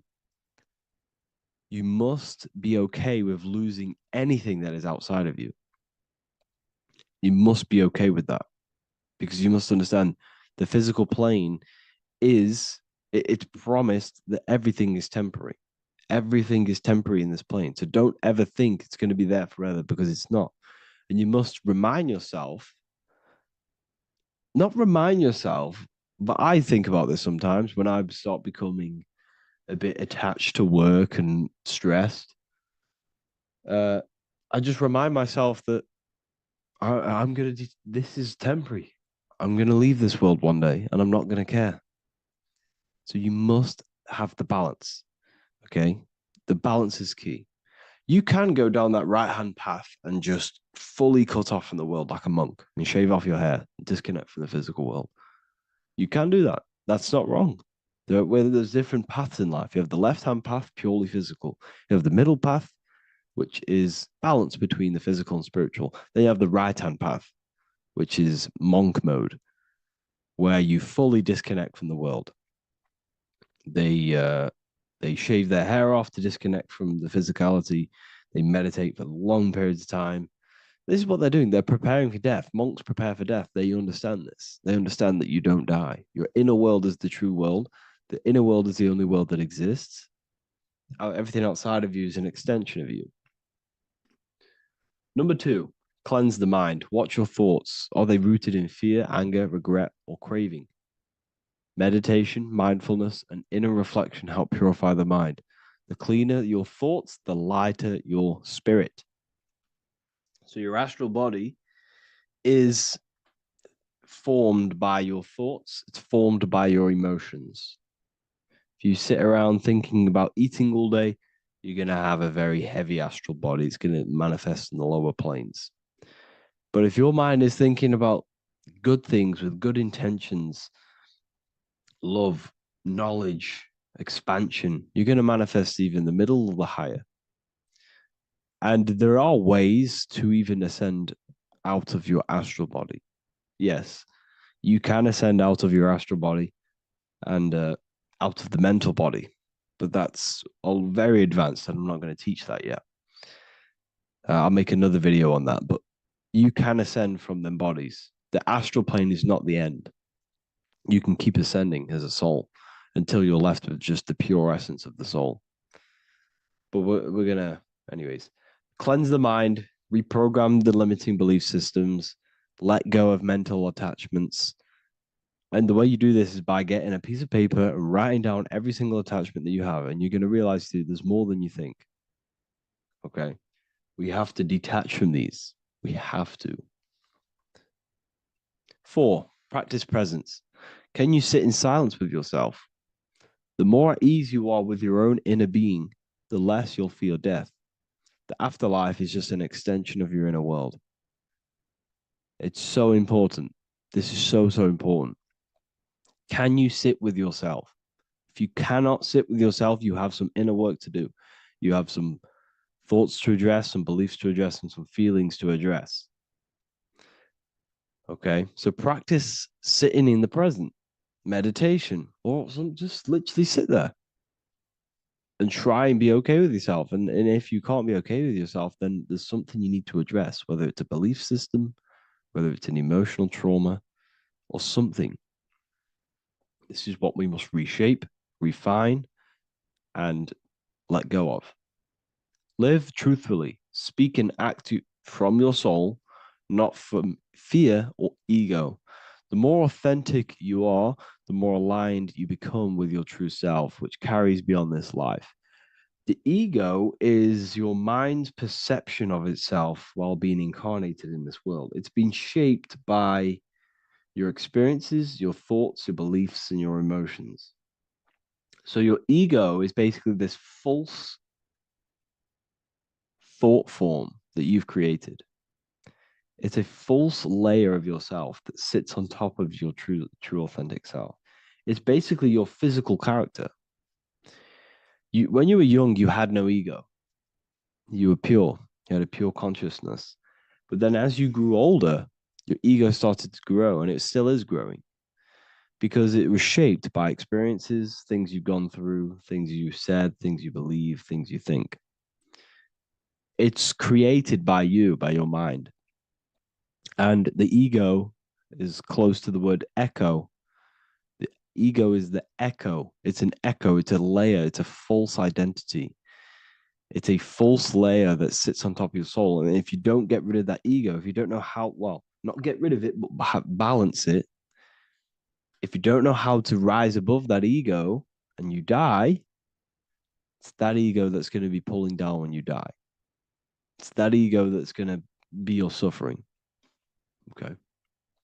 7, connect with the divine, whether through prayer, meditation, tune into something greater than yourself. The connection is the soul's compass beyond this world. If you can meditate and rise above them clouds of thought, that's the soul, that's the observer. We must connect with that. Okay, this will definitely help with just allowing yourself to connect with your true self. Meditation's great because you can just fully detach from the world. And the more you meditate, the more you can prepare for death. A powerful way to cultivate detachment is through daily detachment meditation, done either at night or in the morning or the first breath upon waking. Or do this as many times as possible per day. Start by physically grounding yourself in the present moment. Say out loud, I am here right now, nothing else matters. Let that phrase draw your awareness into the now. Just keep saying it until you're present. Then begin to slowly list everything you identify yourself with, one by one. I am not your body. I am not my body. I am not my name. I am not my possessions. I'm not my house. I'm not my children. I'm not my everything. I am not my thoughts. Release each layer gently. Imagine, if you want to, if you have a good imagination, imagine placing these things into a big box. Placing your body, placing your name, placing your possessions, placing your house, your car, your thoughts, your beliefs into a box, and then shut that box. If you have a good imagination, do that. That can help. And you'll be left with yourself. And you're not even that. It goes even deeper. Eventually, you'll reach the mind itself. Detach from the language that the mind is even using. Now, that's very difficult. And not many people have ever thought about that, and they've ever even been there. Detach from the language that the mind is using. Think about that for a second. Your mind is not what you actually think. It goes very deeper. Your mind is not that little voice. It's that voice that the language is using. So even the language is a spell on your mind. Okay, it's an attachment. Eventually, you'll reach the mind itself, detached from the language it uses, the voice in your head, the need to define. What remains is something beyond thought and beyond words. I can't even describe what's left because words, once the language is gone, it's purely metaphysical. All I can say it is pure awareness, and it's symbolized. This is why symbols are so amazing, because they can symbolize things that are beyond words. A flame, it's just a flame, and you won't be able to understand that until you've been there. It's just a flame. It's pure cause. Words can't describe it. You'd have to experience it. Connect with this essence daily. This is truly who you are. So this is a great way to detach. We can do these detachments every single day during meditation. This will definitely help over long periods of time. Of course, you're not going to be ready tomorrow for death, but just try and prepare for these things. This is the whole reason people used to meditate. It's the whole reason why people do these spiritual practices, because they understood that this plane is temporary and your soul moves on from this plane. And you'll never truly believe in the soul until you experience it. So I can show you these things, but you must go out and experience it. The soul is real, but you won't understand unless you cast off everything else. Okay. So I hope this video helps. It's a very deep video. I'm going to be making more of these stuff, of more self-mastery. And of course, we've made the self-mastery section now. So I'm going to be start filling up this place with lectures. And I think it's a great time to start this because a lot of people have been asking on how to master yourself, prepare to death. So hope this video helps. See you in the next one. There is a secret meaning behind the number 666. 666 is 3 sixes. The number 3 in occult and esoteric numerology represents the 3 aspects of human consciousness. We see this symbolism in the all-seeing eye with the light and the triangle. The triangle is the number 3. The eye represents consciousness, observation, and the light represents the light of consciousness, because consciousness is pure light. The 3 aspects of our consciousness is thoughts, emotions, and actions. Every thought creates a feeling, and the feeling creates the action. All physical manifestation is driven from these 3 aspects of our consciousness. All physical manifestation comes from thought. Every object you see around you, this screen, the phone you're on, the laptop you're using, or the iPad, was a thought in the invisible realms of consciousness. Then it was brought into physicality through feeling and action. This is because man is made in the image and likeness of God. We are all mini creators. We are all extensions of God's creative consciousness. Therefore, the number 666 represents 3 sixes. 3 is thoughts, emotions, actions. The number 6 represents the cube, because cubes have 6 sides. This material world that we experience, everything has 6 sides. Everything's created by cubes. We can move forward, we can move backwards, we can move left, right, up and down. This is the cube that we are stuck in. Therefore, 666 represents our 3 aspects of our consciousness, thoughts, emotions, actions, all contributing towards our physical self, material world, material pleasures, completely cutting ourselves off from our spiritual, true, divine self, which means 666 is representing a state of consciousness. A state of consciousness where we only operate from a place of material needs and survival things. As humans, we possess a physical material body in the physical material external world, but we also possess an invisible inner world, which is what we call spirit. When we disconnect ourselves from our inner world, we become lost in this materialistic way of thinking and acting, which can lead to no life purpose, a feeling of emptiness and voidness in our hearts. Humans possess the ability to transcend our animal instinctual natures and turn to the divine mind, to the spiritual inner world. It is our inner world that is projecting our outer world. The outer world is just an effect of our inner state of consciousness. It's important as we go through this human life to not lose ourselves and look for our validations outside of ourselves. The external world is simply just a mirror, mirroring with mathematical precision what happens inside our consciousness. When we change our inner world, we produce effect in the outer world. To get back on track about this number, this represents when we are lost in our material self and we are completely cut off from our true divine self. The devil is always having goat horns, which represents a ground animal. This is the lower animal self of man. He's always red. The frequency of red is the lowest vibrational color, and it also represents the root chakra. This is all to do with survival mode and our physical needs and physical self. Red represents chaotic and intense emotions like hatred and anger. This is why the devil is always red, because it represents anger and an uncontrolled state of emotion and consciousness. You see, we've been taught in the church and all through religion indoctrinations that the devil is an external deity which influences humans. And in fact, this is nothing but a metaphorical story. The devil is a character which represents an aspect of the human mind, the lower aspect of the human mind, a facet of our own consciousness and psyche. The voice that we have in our head that tells us to do these negative things is not an external deity pushing us to do something bad. This is an aspect of our own mind. Jesus and Satan are just 2 characters which represent the 2 voices that we have in our own consciousness. In fact, the word devil was never present in the early Gospels. Instead, what was mentioned was a spirit of evil. A term spirit of evil was not meant to denote a specific deity or being, but rather any force of negativity, whether it manifests as a destructive thought, emotion, or action.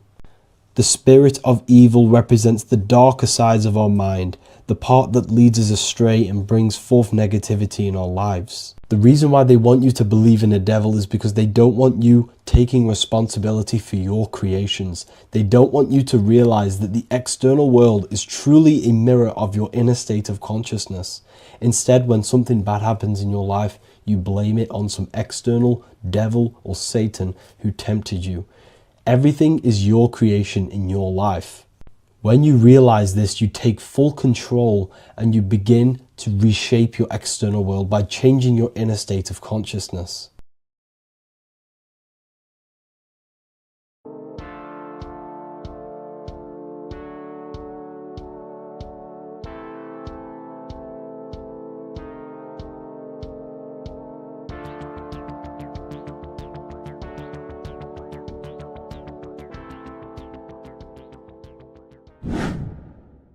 Hello and welcome to another video, people. Before we start, please like, comment, and subscribe if you wish to see more content. Today we're going to be talking about the mental universe and how everything is mental. This is the number one law on the Kabbalion. If you've never read that book, it's called The Kabbalion. A very good book. It's the first law because this is the most important thing you need to understand. Is how everything exists within the mind. Behind every single one of these eyes is the same consciousness expressed in different bodies. The mind is what gives perception to what you're experiencing. Behind every single one of these eyes is the exact same consciousness, but the brain that they inhabit is giving them a different perception, a different being, a different body. Now, this is the difference between humans and animals. Humans possess a advanced consciousness, an advanced mind that gives us the ability to be aware of ourselves mentally, physically, and spiritually. We can reflect on ourselves. When a dog looks in the mirror or an animal looks in the mirror, it doesn't know what it's looking at. It doesn't realize it has a consciousness. It can't reflect on itself. It can't say, I want to improve in this area. It doesn't have that consciousness. We have a divine consciousness. Take away the N for divine, and you get with a D, put it with a D, you get divide, because we have a divided two-way consciousness. An animal only has one. However, it's still the same mind. We're all mind. We're all mental. We all exist within the mental plane. Look at this person walking. The body, the brain is sending electrical signals through the 12 cranial nerves, which the 12 disciples that spread the gospel of Jesus, right? You have 12 cranial nerves in your brain. There are 12 disciples which spread the gospel of Jesus. Jesus represents the mind, the intelligence, the invisible intelligence that we all are, the same intelligence, the same exact consciousness, which then sends a command into the brain. Then the brain sends these 12 electrical signals through the 12 cranial nerves to control the rest of the body through the nervous system. This person walking is not, the body is not walking. The mind is telling it to walk. And the brain is it's a supercomputer which is decoding these demands given to it by the mind. Because the pineal gland will have something to do with the ether, because the ether is physical and non-physical. The mind is sending the commands through the ether to the pineal gland, which is then getting broken down into electrical codes within the brain and sent throughout the nervous system to control the body. And this is why in the Sims simulation, because the body's the simulation, it's a false reality. It's the fake reality. It's not the real you. You are formless. There is no form. But the third dimension is a dimension within your mind. Matter, mind, light is all a product of your mind. It's all in the mind. Now, this is why the Sims has this green little diamond on top of the head. Because this is you. This is your invisible intelligence controlling the character. Okay? It's controlling the character. And this character is in the world. Your consciousness isn't in the world. The world exists within you, but the body is a vehicle for that realm that you land in.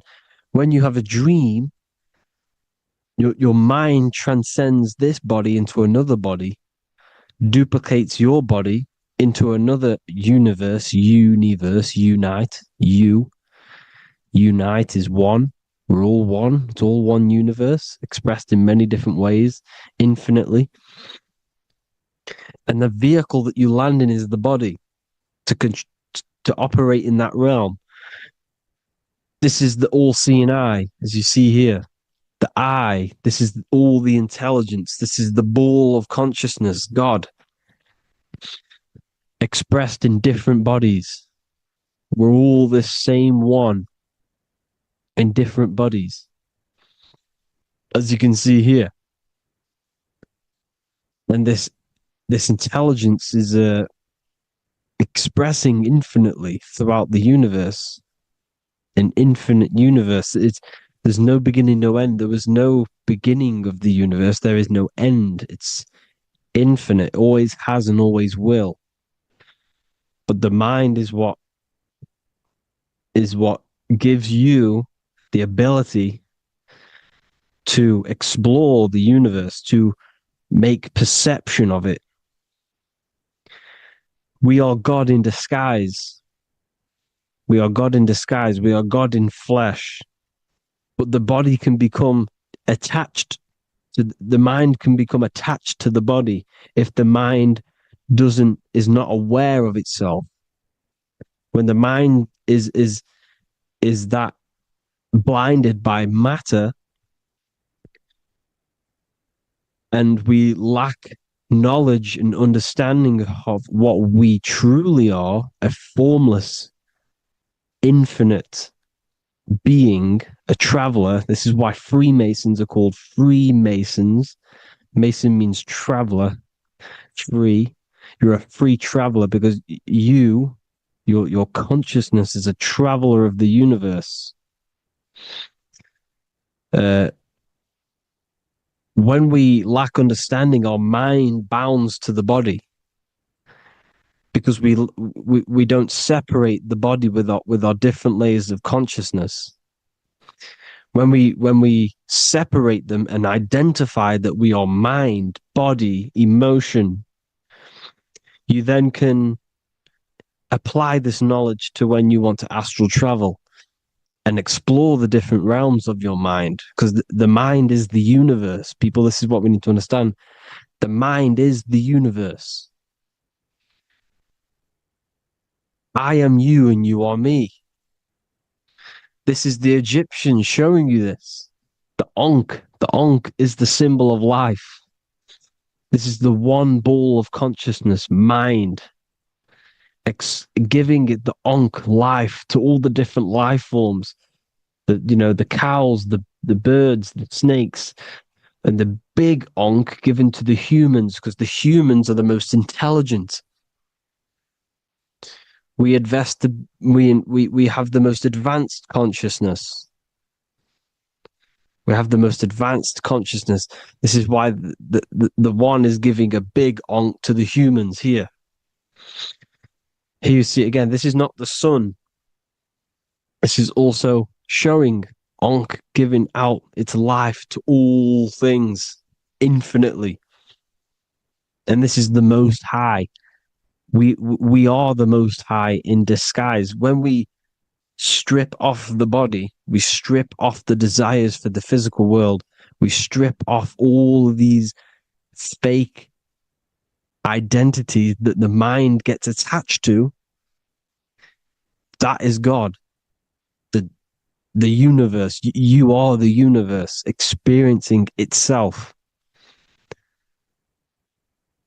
I and I.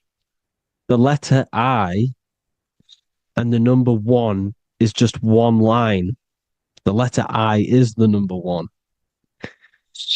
Because your I am, when you refer to yourself as I, every single one of you who's watching this video refers to yourself as I, which is the one. We are all the one.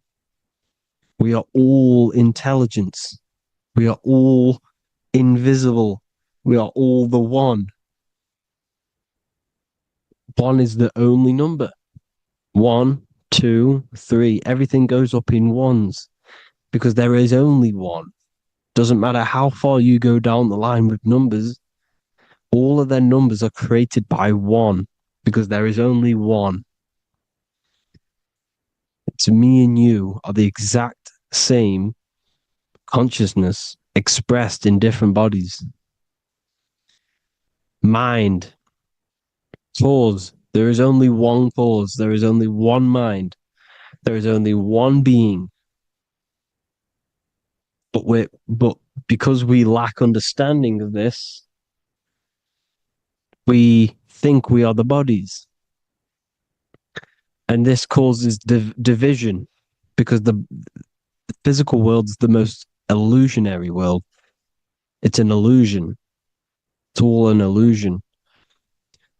Now you see with the two, you look with the 2 eyes, but you see with the inner eye, the mind. Okay, the mind is the mental plane is a shared plane, and it gives perception to what you're looking at. The mind. I'm affecting you when I speak because the mental plane is shared. We all share mind. We all express mind. When I'm speaking to you, I'm affecting you because we are mind. So the words that I'm saying, which are being manifested from my mind, are being manifested through my body into vibration, is affecting you. I'm affecting you with what I'm saying. And these words are having an effect on your mind because we're all mind. This is why you need to be careful what you're listening to, music and all sorts. Because music can also create thought loops within your mind. Because the chorus, we shouldn't be listening to choruses. Choruses are loops. And what they're saying in the chorus is being looped. And this can create thought loops within your mind. Go and listen to an old song that you used to listen to about 5 years ago, 10 years ago, 20 years ago. Go and listen to an old song, and you guess what? You will get nostalgia. Why will you get nostalgia? Because that song will trigger the thoughts that you were thinking in that time of listening to that song. So songs with choruses create thought loops, and they reprogram your subconscious mind. It's important why music is very powerful. Mine and mind, same word. See, language is the truth, people. This is why I use language in all of my presentations, especially the English language. It's riddled with occult truth. I is my me, I, you and me, or I, one. We are not the name, we are I. Every single one of you is I because we are all the one, all mind. Now, the only thing that is truly mine is my mind. When you say something is mine, it's an illusion. It's not yours. The only thing that is mine is mind, my mind. Okay? It's my mind. It's the only thing. It's the same word, mind and mind. Like I said before, everything's one. Hot and cold is different degrees of the same thing, of the one substance, of degrees. The 7 colors are different frequencies of the one white light. Everything is one. There is only one. We are all one. Everything is one. Hot, cold, day, night. It's the same degree of one, which is mind. The mind's perception is what's giving it, labeling it hot or cold. The mind's perception of colors is what is giving it red or purple, hot or cold. There is only mind. The mind gives things perception. There is only one, that is mind. The conscious and the subconscious mind. The male and the female, these are married. The subconscious mind is your hidden part of the mind. Okay, it's hidden. You can access it through different meditations and Reiki teachings, and dreams or manifestations of your subconscious. This is how you know mind and matter are one, because your mind creates matter in dreams. Your subconscious manifests everything in a dream, in the astral realms. The conscious is what you're conscious of, what you're consciously thinking of. So me, I am conscious that I am speaking into this mic and creating this video. My subconscious mind is the hidden part of the mind, which is speaking to my heart, telling it to beat. It's telling my food to digest. It's regulating all my blood. It's doing everything in my body without me being conscious of it. Without me being conscious. The subconscious is the feminine. The conscious is the male. The Bible, of course. Proverbs 12:4. Helpful, not helpful, an excellent wife is the crown of her husband, but she who brings shame is like rottenness in his bones. In the same way, husbands should love their wives as their own bodies. He who loves his wife loves himself. You can take that physically, you can take that literally, or you can take it metaphysically. See, the Bible's written in such a way where you can take it as your level of realization. He who loves his wife loves himself. If you love your subconscious, if you love yourself, you speak good about yourself, because your subconscious takes everything literally. If you say, I hate you to someone, your subconscious does not know the difference between me and someone else. It only thinks me, me, me. Why? Because mind is the only thing that exists. You are mind, I am mind. If I say, I hate you, you're saying that to yourself. Your subconscious picks that up and says, I hate myself. And that's telling your subconscious that's what you want. Because your subconscious manifests 90% of your behavior. The programs within your subconscious. Tying your shoelace is a program. You don't need to be conscious of it. You can just do it because it's a program. It's deeply interwoven in the subconscious. Driving your car, texting on your phone. You don't have to think about what letter. You just do it because you know where the letters are. It's a program. Therefore, if you look after your subconscious, they are a married couple. It's your wife. Your subconscious is your wife. And it manifests 90% of your daily basis thought patterns, actions, behaviors, emotions, all the things that you all the trauma that you've experienced is stored within your subconscious, which is affecting you. So let's say you were in a car crash 10 years ago and you had a really traumatic event, you really hurt yourself, and you had a very, very, very strong emotion that you felt of pain, that will still affect you today. And why? Because it will manifest into your behavior. How? Well, you'll be cautious of what cars to go in and who.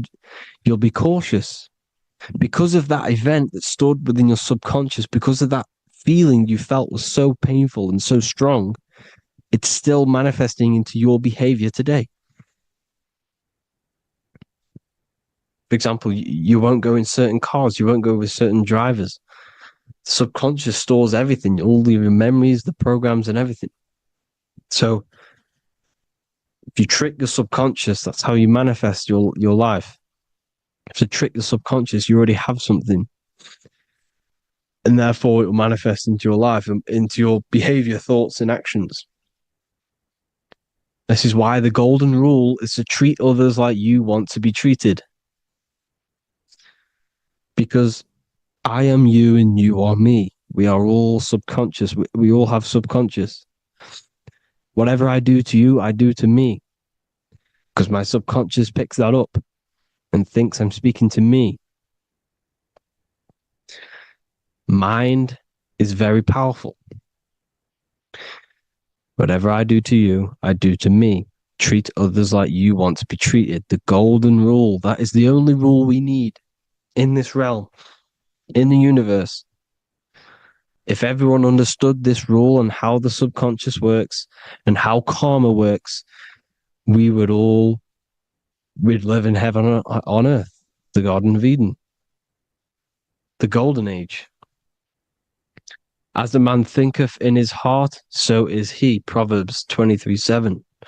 Where your heart is, there will be your treasure. Your heart's the emotions. This is the storehouse of emotions. This is where you feel emotions. You have to let your emotions move through you, not become you. You can't let your emotions become you. Or except be like the sky and let them pass through you. Be like the clouds and the stars passing over. Let them pass through you. Do not let them become you. And this is how emotions can take over your mind. We are driven by, when a man is driven by emotions, he has no self to control. You must control the mind, because the mind can be corrupted. Because your thoughts are electrical in the brain. Your thoughts come from the mental plane. So how the mind works is that you place your attentions on something in the mind, and infinite information just flows in. Think about it. When you think of a certain topic, as soon as you think of that topic, information comes flying into your mind. Different ideas, ping, ping, ping. It's all connected. It's why we call it a mindset, because your mind sets itself to frequencies. And when we think of something, we tap into that frequency, and just the universe, the mind, the mental plane just flows in information based on that frequency and that thought. The universe is just information. All of the information out there, nothing is new. It's all there. You just have to tap into it. You can tap into these different thoughts, and it's all there. Everything already exists within the mental plane. You don't think anything. You receive thoughts. We all share the mental plane. We affect each other. I'm affecting you. Listening to me is affecting your mental plane, your mind. The physical plane is the lowest plane. It's the world of effect. Everything you see in the physical plane is the effect of mind. Like I said, the person walking is the effect of their mind telling the body to walk. The physical plane is the lowest dimension of your mind. Mother Earth, we are in a mother. We're in the womb still. The Earth is feminine. It looks after you. It provides you with food for free. It grows on trees with water. It's Mother Earth. It's the womb. the dome above your head is your mother's belly. Okay, is your mother's belly. You're in the womb still. You're forever in the womb because your mind's constantly expanding. Because when the baby's mind figures out that there is a reality outside of its mother, it starts to hear the people on outside of its mother. What does it do? It figures a way out of the mother, and it becomes born again in the water, in a hospital, into the other world. It's the same with our minds.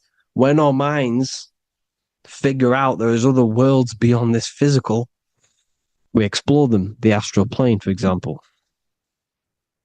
You figure a way out of the body. Because when you're the firmament, look at the word firmament, meant at the end. Firm is firm, something strong, something like a rock is firm. If your mind is firm like a rock, you will be stuck under the firmament. So, for example, people who are very programmed and can't think outside the box, they have a firm mind and they'll be stuck under the firmament because your mind is the only thing that's keeping you under the firmament. It's the only thing. When you're doomed, doom is dome. This is the dome, which is your head. Your head is the dome. Above your head, above the earth is the dome, the ethereal barrier. But that's just an external manifestation of your head. You don't leave the earth, you leave your body to leave the earth. Because your body is the earth. It's a dimension within your mind. So when you're doomed, you're domed. Your reality is your level of realization. You realize something, or when you have an idea, the mind, in the eye, EYE or I, same thing, mind, it's all mind. Reality is your level of realization. You realize there's other worlds, that's your reality. Your perception's your reality. Mind in Latin is mens. Jesus was known as the fisher of men, which is the fisher of minds. He was fishing minds worthy of knowing the higher truth, the deeper occult knowledge. Jesus figured out that we are all God. And he got killed for it because in that age they were trying to suppress this information. Jesus figured out he was God because we are all God, every single one of you, and they killed him because we're all mind. We are not the body. We're the invisible intelligence, which is God. But you are not God if your mind is attached to this physical world, to the worldly pleasures. If you master your mind and travel the depths of your mind, that is God. Mental and men. Look at the word mental. It has men in it. Men in the Bible means mind. Here you see Masonic. The Masonic symbol with the eye, the mind. Looking over everything is the one. Everything comes from the one. All the lines coming off it. Giving its life to all of the life forms. Down here on the bottom, you have duality, black and white. Up here, you have singularity. One and the two. Unification and division. The lower self is divided into the left and the right.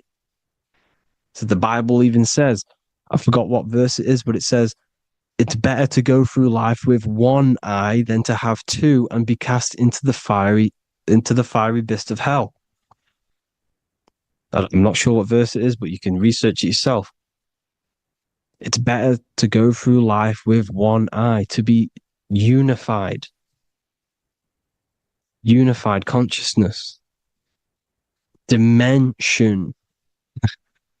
No brainer. No brainer. The language tells you the truth, people. Dimension. The dimensions are in your mind. Entertainment. Entertain the mind. Disappointment. It's all in the mind. Environment. The environment that you are in is a product of your mind. Within, rearranged spells high twin. Within is your mind, and your external world is mirrored from the decisions you make in your mind. Advertisement, commitment, it's all meant, it's all mind. Everything is mind. Everything. So, this is important.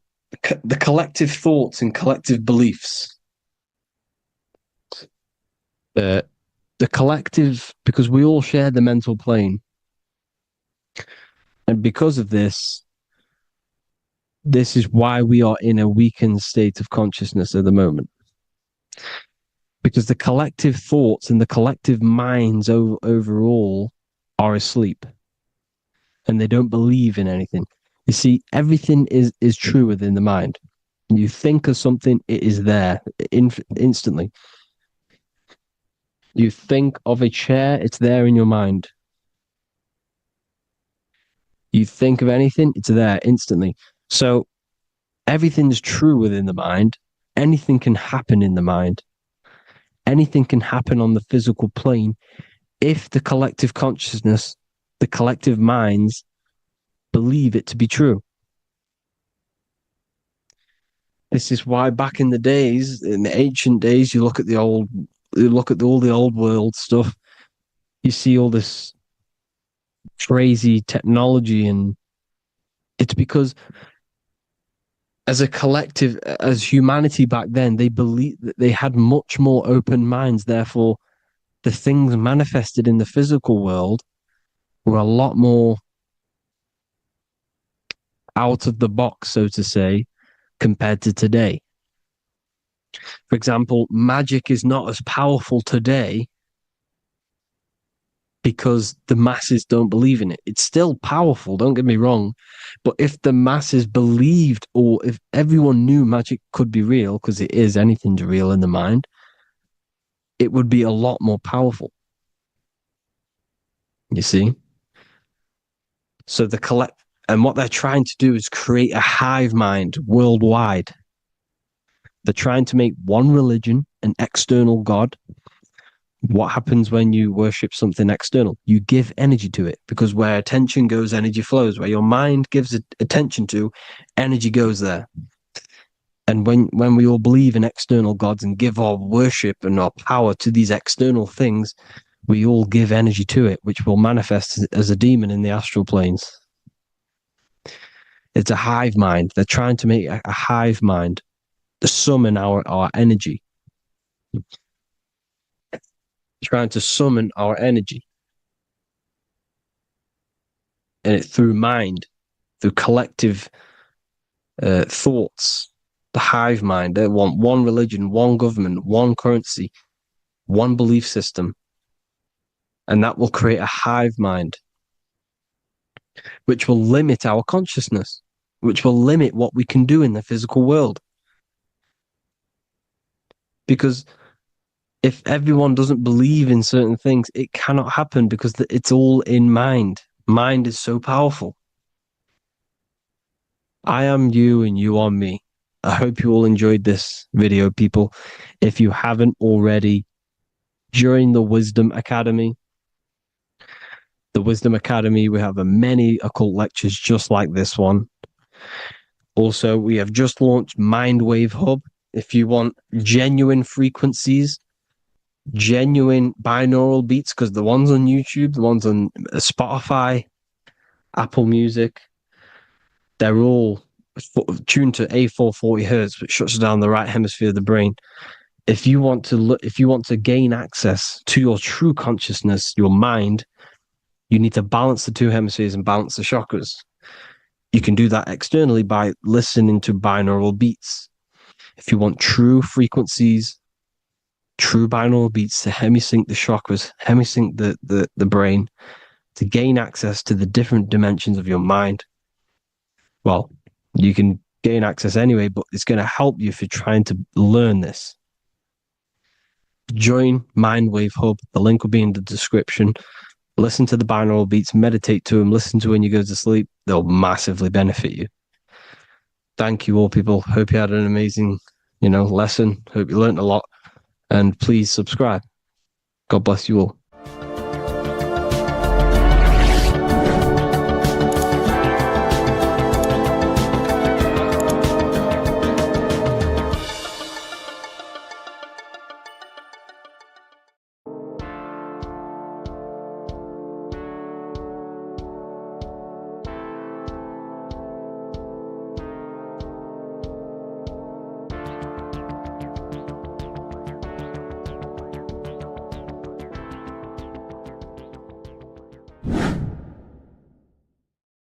How are we doing, people? It's Revival of Wisdom.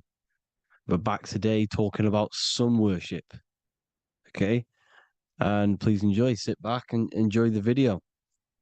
First thing we need to understand is that the sun is the risen savior. It's the light of the world.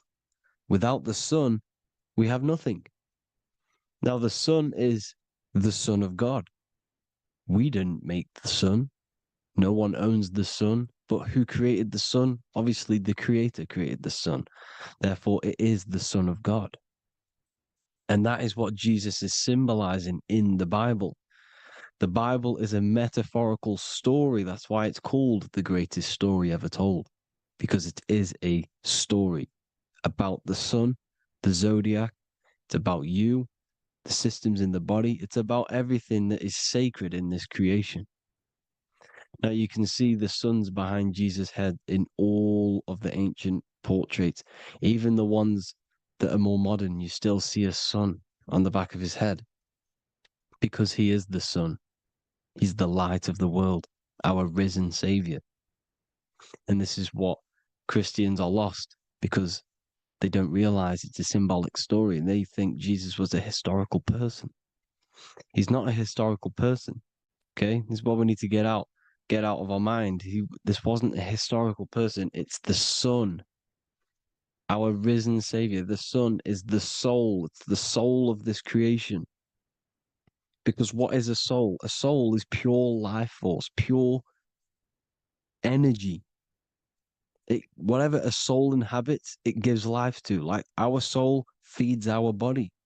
The sun feeds the earth because the sun is a soul, and that's why the ancients called it Sol. Because it's the soul and it's in you and it's the light of the world. It's the light of everything. It gives life to all things. Here's Jesus and his 12 disciples. The 12 disciples symbolize the 12 zodiac signs. Aries, it rules the head region because the 12 zodiac constellations rule specific regions of your body. Aries, the ram, you have a cerebrum in your head. This is Aries on the head of the table. His Gemini rules the arms and the lungs. The two twins, Gemini.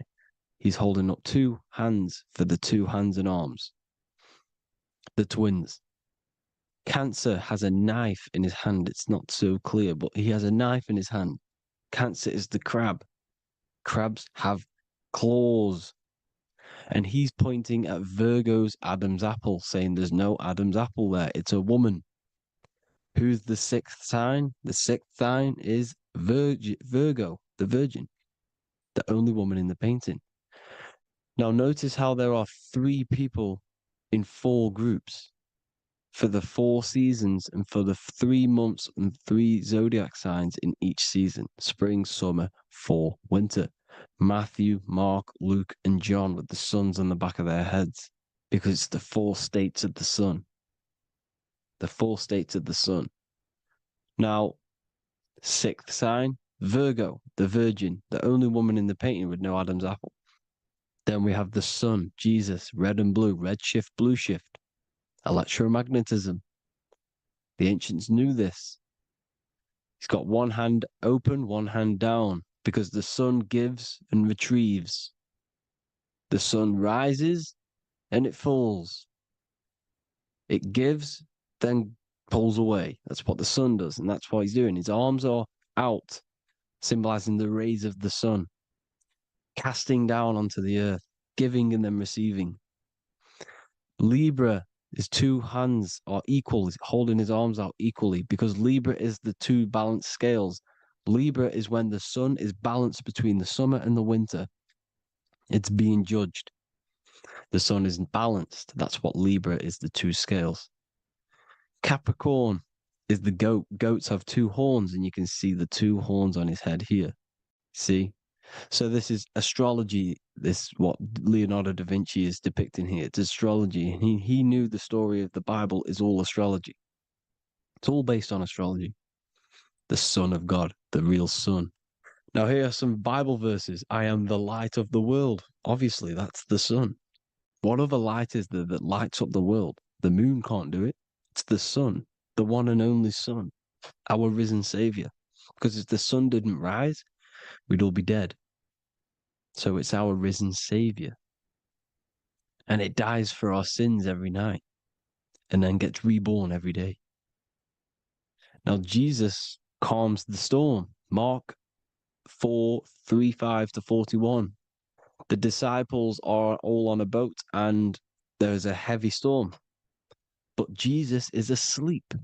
The disciple says, Jesus is asleep. We need to awake him.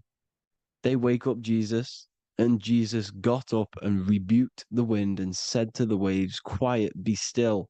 Then the wind died down and it was completely calm. Well, when Jesus was asleep, this is the sun not being risen. It's not risen yet. Because in the night times, that's when the storms happen on the sea, in the ocean. And when they awake Jesus, Jesus rises because he's the sun. He rises and everything calms. Because when the sun comes, the storms go. You see? So it's the sun. It's all about the sun. Here's another, Luke 22:10. A disciple asked Jesus, when will we know it's the end times? And Jesus says, as you enter the city, a man carrying a jar of water will meet you. Follow him to the house that he enters. Well, this is clearly talking about astrology, the topic that Christians think is satanic, when they don't realize the whole thing's based on astrology. Because the end times is the end of Pisces, which is the two fish, which is the age we've just gone out of. And you can see all these ancient churches here with two fishes, because they knew it was the age of Pisces. There's an ancient photo, ancient artwork with the two fish, Pisces. And the end times, as it talks about in the Bible, when Christians think the world's going to end or something. But no, it's just the end of Pisces. As you enter the city, a man carrying a jar will meet you. Follow him to the house. The house is the zodiac sign that he enters. And the zodiac sign is Aquarius, because that's what it is, a man carrying the water. We know this is astrology because a woman, that is a woman's job in the ancient times. In the ancient times, the woman used to get the water. You would never see a man collecting water back then. That was the woman's job, whilst the man builds the houses, for example. You see, so we know it's talking about astrology because astrology is the man holding the bucket of water. It's the end of Pisces. Now we are in Aquarius. And of course, Luke 24:36, the risen Savior, the Son. Now, the Son is also born on the 25th of December, a virgin, just like Horus, Mithra, Buddha, Krishna, Hermes, and thousands of other gods, all born on the 25th of December. Well, it's because the sun moves 1 degree northward on the 25th of December. And on the 22nd to the 24th, it stays in the same degree because it's moving south. But then on the 22nd, it stays in the same degree on the Southern Crux constellation. And the ancients called this the sun dies on a cross, because the cross is the Crux constellation, the Southern Cross. And it stays on that same degree for 3 days on the cross. The sun dies on a cross, and then on the 25th, moves 1 degree northward, bringing back the summer, the light, the warmth, the growth of crops. And this is the sun being reborn again, a virgin, because it's pure. And here's Mithra, another sun god before Jesus was around, before Christianity. It was Mithraism and Mithra. Ra is Ra, the sun god, Egypt. It's all about Ra, the sun. You can see the crown of thorns on Jesus' head, symbolizing the rays of the sun. And here are the rays of the sun on the back of Mithra's head. Krishna, the sun. Buddha, the sun. Horus, horizon. All born virgins, all did miracles, all resurrected. Dead for 3 days. Well, here he is, dead for 3 days on the cross. And resurrected. Because it's the most ancient religion ever been on the face of the earth. The worship of the sun.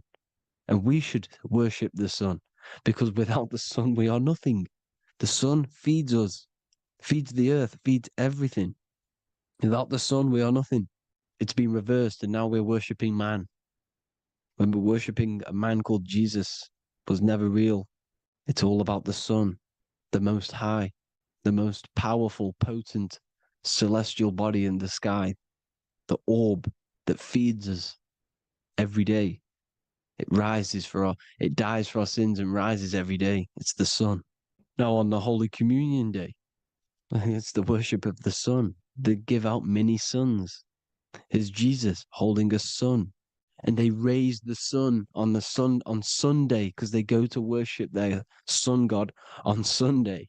Not Saturn Day, not Moon Day, Monday, but on Sunday when the sun is exalting. And they hold suns up above their heads because the sun rises. They're symbolizing the sun rising above their heads as savior. It's the sun. It's the Holy Communion Day. And here's Jesus giving a piece of himself to the children. It's the sun, the light. Judas was known as a backbiter, a backstabber, because he stabbed Jesus in the back. He betrayed Jesus. Well, this is just another astrological story about the constellation Scorpio, because the Scorpio is the J, looks like a J. J for Judas, the scorpion, the backbiter. Scorpions backbite, they bite with their back. And what does Judas do? He betrays Jesus by kissing him to let the warriors know who they need to get. So he kisses Jesus, and Jesus gets stabbed in the back. Well, when you get stung or bit by a scorpion, they leave like a kiss. So Judas kisses him and gets betrayed. Well, this is because the sun, when it hits Libra, it's balanced. The sun is balanced because it comes through summer. Now the sun's starting to die. The sun's starting to die. It hits Libra. And then as soon as it hits the Scorpio, it gets betrayed, because now the sun has to fall to winter, and Saturn is there waiting to take over the darkness of the winter. So he gets stabbed in the back by Scorpio, Judas, the scorpion, the backstabber. You see, it's an astrological story. Here's Mary. Mary means marry, which means pure. The sun is pure. No one gave birth to the sun but the God. And it's born every day. It's born every day on every year. It's born pure. There was no controversy. There was no, activity for the sun to be born. It's pure. Now, the 7 metals come from the 7 planets. The sun gives you gold, and this is why the sun is golden. It looks gold. And this is why the banks are backed by gold, because gold is the most valuable metal, because it's the sun, the most valuable celestial orb in the sky, in the heavens. Well, here's Jesus, another ancient symbol of him being crucified on the cross with the big sun, the Southern Crux constellation. The sun dies on the cross constellation. And if you go to the old etymology dictionaries, you will see sun and son is the same word. They come from the same etymology roots. You can use them for no matter what, but they've been confused today. But if you go back to the old dictionaries of etymology, they are interchangeable. You can use them. Son, sun, sol, it's all the same thing. The 12 disciples, 12 brothers of Joseph, 12 tribes of Israel, 12 The breastplates was on the stones because it's all the 12 astrological signs. They could have used any other number, but there's 12. Because 12 is the mind, which is God. 7 is the number of matter, which is man. 7 energy centers in the body. 12 cranial nerves in the brain, because it's the mind. 12 is the 12ness. The zodiac is literally the mind of God, the signs of God. Now here we see here, Job 38, 31 to 33. Can you lead forth a constellation in the season? He's asking you, can you read the sky? Can you read the heavens? Canst thou bring forth the Mazzaroth in its season? Mazzaroth means 12 signs, the zodiac. Why did they translated every single Hebrew word in the Bible into English, but they decided to leave out Mazzaroth? Why? It's because if that said zodiac, Christians would have a different view on the Bible, but they leave that out. But Mazzaroth actually means the 12 signs, the zodiac, and the stars means sign. The word stars means sign because the stars are signs, things to come, which is off in Hebrew, which means sign, things to come. You see a sign on the road, it's something coming. But God is saying, no, what does he say? To qualify as a director, a judge of man's life on earth, one must be able to govern the heavenly bodies that rule the earth. It's telling you to read the heavens. We need to read the heavens. Astrology, the 12 zodiac signs, the mind of God. It's telling you, read the Mazzaroth, read the zodiac, because they are things to come in your life. They are signs. It's not satanic, it's made by God. God said, let there be lights in the firmament of the heavens to divide the day from the night, and let them be for signs. Signs are things to come. The 12 zodiac signs. It's all about astrology. Here's Mary holding the sun. His son, her son. It's the sun in the sky. The one and only, the most high. The soul, the solo because it's on its own. The most powerful, Ra, radiance. Here's the Pope holding the sun. All 3 popes holding the sun because they're sun worshippers and they know the true meaning and origins behind Christianity. Sun worship. Here's the Vatican is a sundial. Yes, this is literally a clock. Your clock, your watch is a sundial. It's got 12 sections on it for the 12 zodiac signs. 12 hours, 12 Horuses. Now here you see Jesus walking on water. Well, it's the sun, and here's the beard of the sun. Here's the pyramid of the sun, the illuminated one, the all-seeing eye, the sun. Here's the Ankh. The sun creates these symbols. The ancients knew this. Now, when you see these headdresses, these are actually the days of precession of the sun. Aries, Cancer, Libra. It's all about the sun. Here's some more sun worship going back to Egypt. Ra, Horus, Osiris, and Set. Jesus and Satan is Horus and Set. The sun and Saturn. Saturn rules the winter, Satan. Jesus, the sun, the light of the world, rules the summer, rules the day. Satan's the night, Saturn's the night, the sun is the day. The evil brother, Satan. Well, Horus this is where we get the word hours from.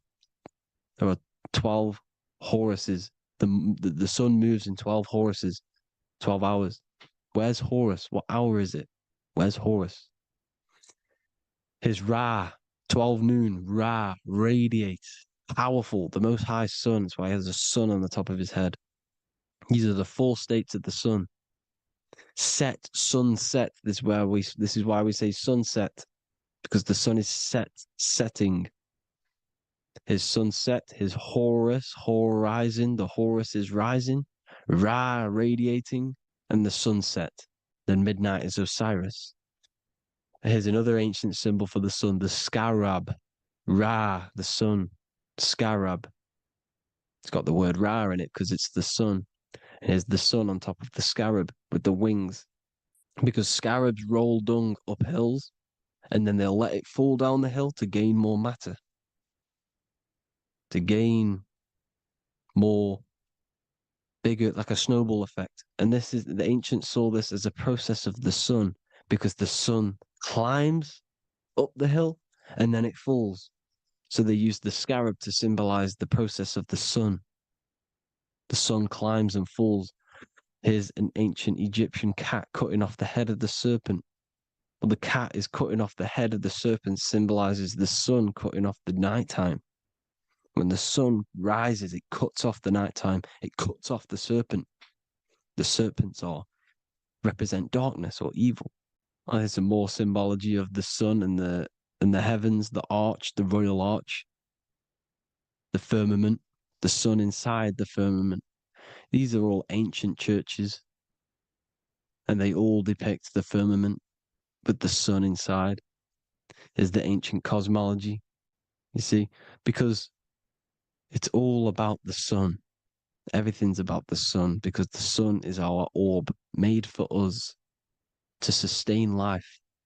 And this, inside of this creation, inside of this firmament, the royal arch of heaven. Here's the Freemasons depicting it. Here's the Masonic royal arch. But you can even see the zodiac signs. Here's Cancer, the checkered board. It's the royal arch of the firmament. Obviously, they don't want to tell you that. You live in space, apparently. Some more sun worship. Here's the beard of the sun on the water. They all have this long beard. And why do they say amen? Amen at the end of every prayer. Amen is a sun god, a creator god. It's all about the sun. So thank you all, people. Hope you all enjoyed. Hope you all gained some knowledge and insight. Please give me a follow, drop a comment, drop a like. Have a good day. Love you all.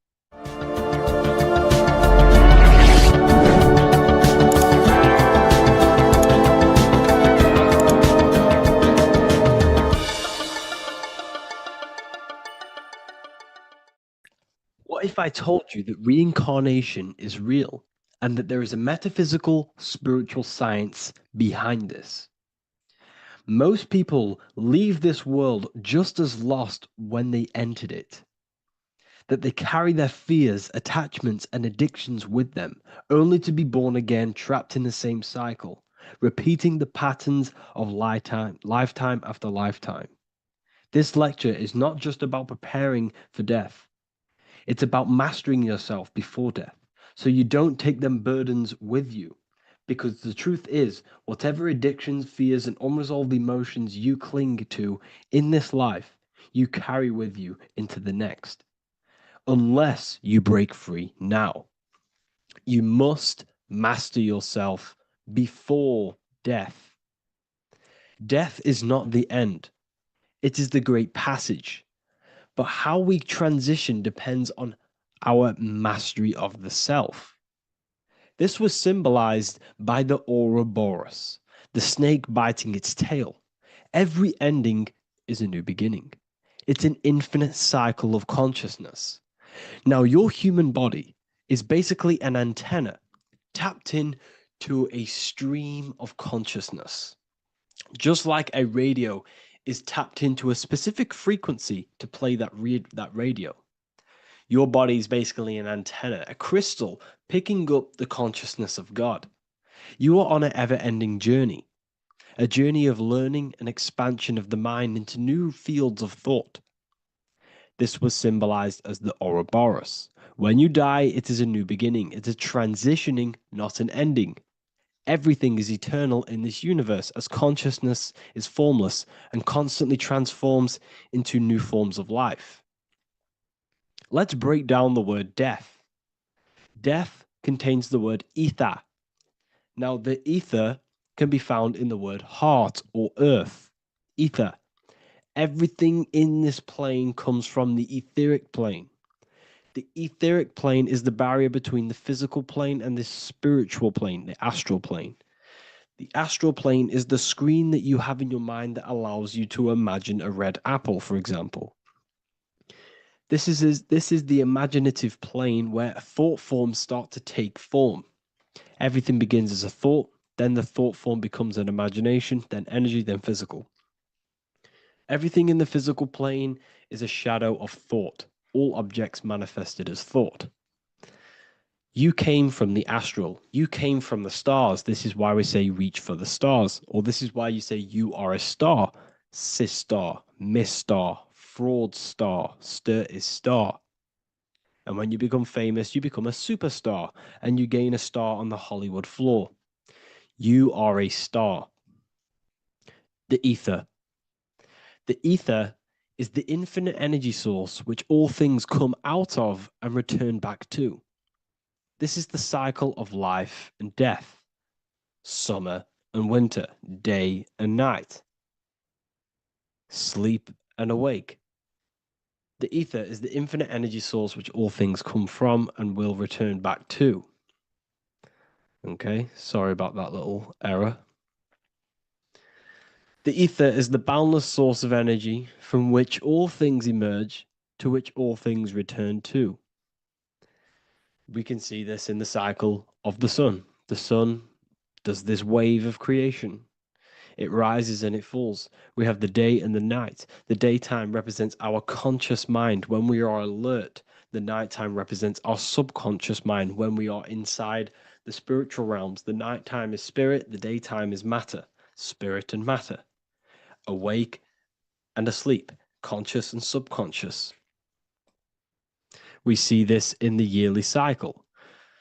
Summer is life, winter is death. Spring is the morning, summer is midday, autumn is evening, winter is the night. Everything is a macro and a micro cycle of being born out of the ether and returning back from life and death. Life and death is manifested within the cycles of the sun and everything outside of you, as within, so without. This is why we say sleep is the cousin of death. The macrocosm is death, the microcosm is sleep.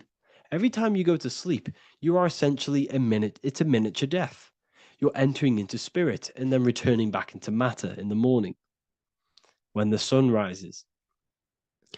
Everything is a reflection of the macrocosm cycles. Preparation for death. The first thing we must do in order to prepare for death, for life after death, in order to stop being reincarnated in this cycle of materialism, in order to progress as a soul, because remember, you are a soul in a body. Just like the sun gives power and life to the earth, your soul gives power and life to your body. When you say I, you're referring to the soul. And your soul can be stuck underneath layers of false identifications. Who you believe yourself to be is merely a collection of subconscious programs running within your mind. Now that's very deep. That is very, very deep. Who you think you are is a part of your thinking mind. Your name, your job, your reputation, your family, your friends. These things are not you. They're all aspects of the thinking mind. What happens if you meditate and you turn off the mind? Then all these things do not exist. You're left with the pure soul, the pure awareness, the pure observation. If you turn off the thinking mind, you're no longer your body, you're no longer your reputation, you're no longer your friends, you're no longer your job and your labels. You are the soul. That's the true you, the observation of the mind, not the thinking mind.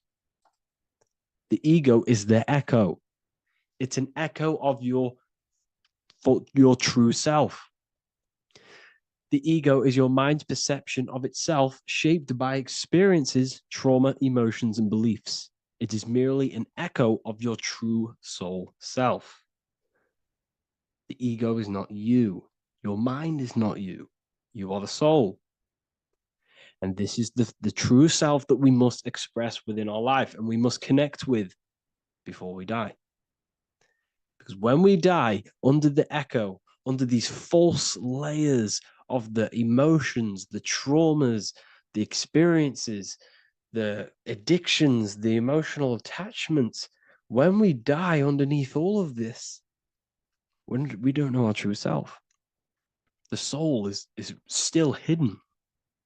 The true you is hidden underneath these layers of false identification. We must remove these layers of false identifications. We must remove them. We must destroy the echo. Remember the ego. You never had an ego when you were a child. When you were a child, you were pure. You didn't, you didn't show off things. When you were a child, you were pure. You expressed yourself freely with you didn't hide anything. You didn't hide any aspect of yourself. You didn't suppress any aspect of yourself to fit in as a child, as a baby.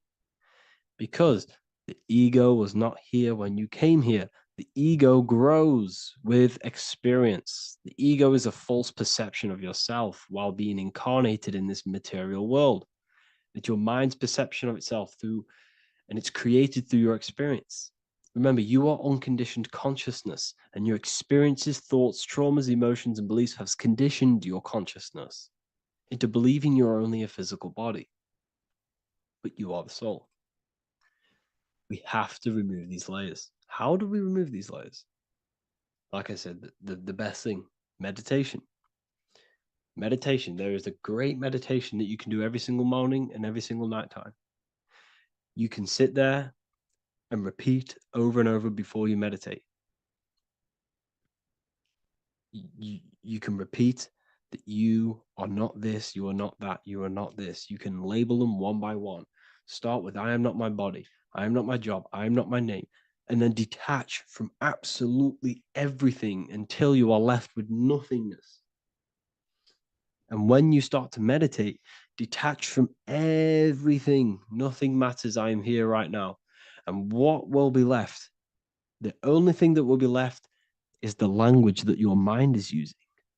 Now, this is very deep. Not many people will tell you this, but I've lingered in meditation many times. And I can tell you from experience that the only thing left once you detach from everything is the language that your mind is attached to. So whether that's English, Italian, French. Once you detach the language of the mind that that little voice in your head's using, you're left with the soul. Once the mind is switched off, you're left with the soul, and you have detached from all of these external things. You're left with the soul. That's you. That's the power. That's the source of all creation, where everything you've ever done has come from. Every thought, every idea has come from your soul.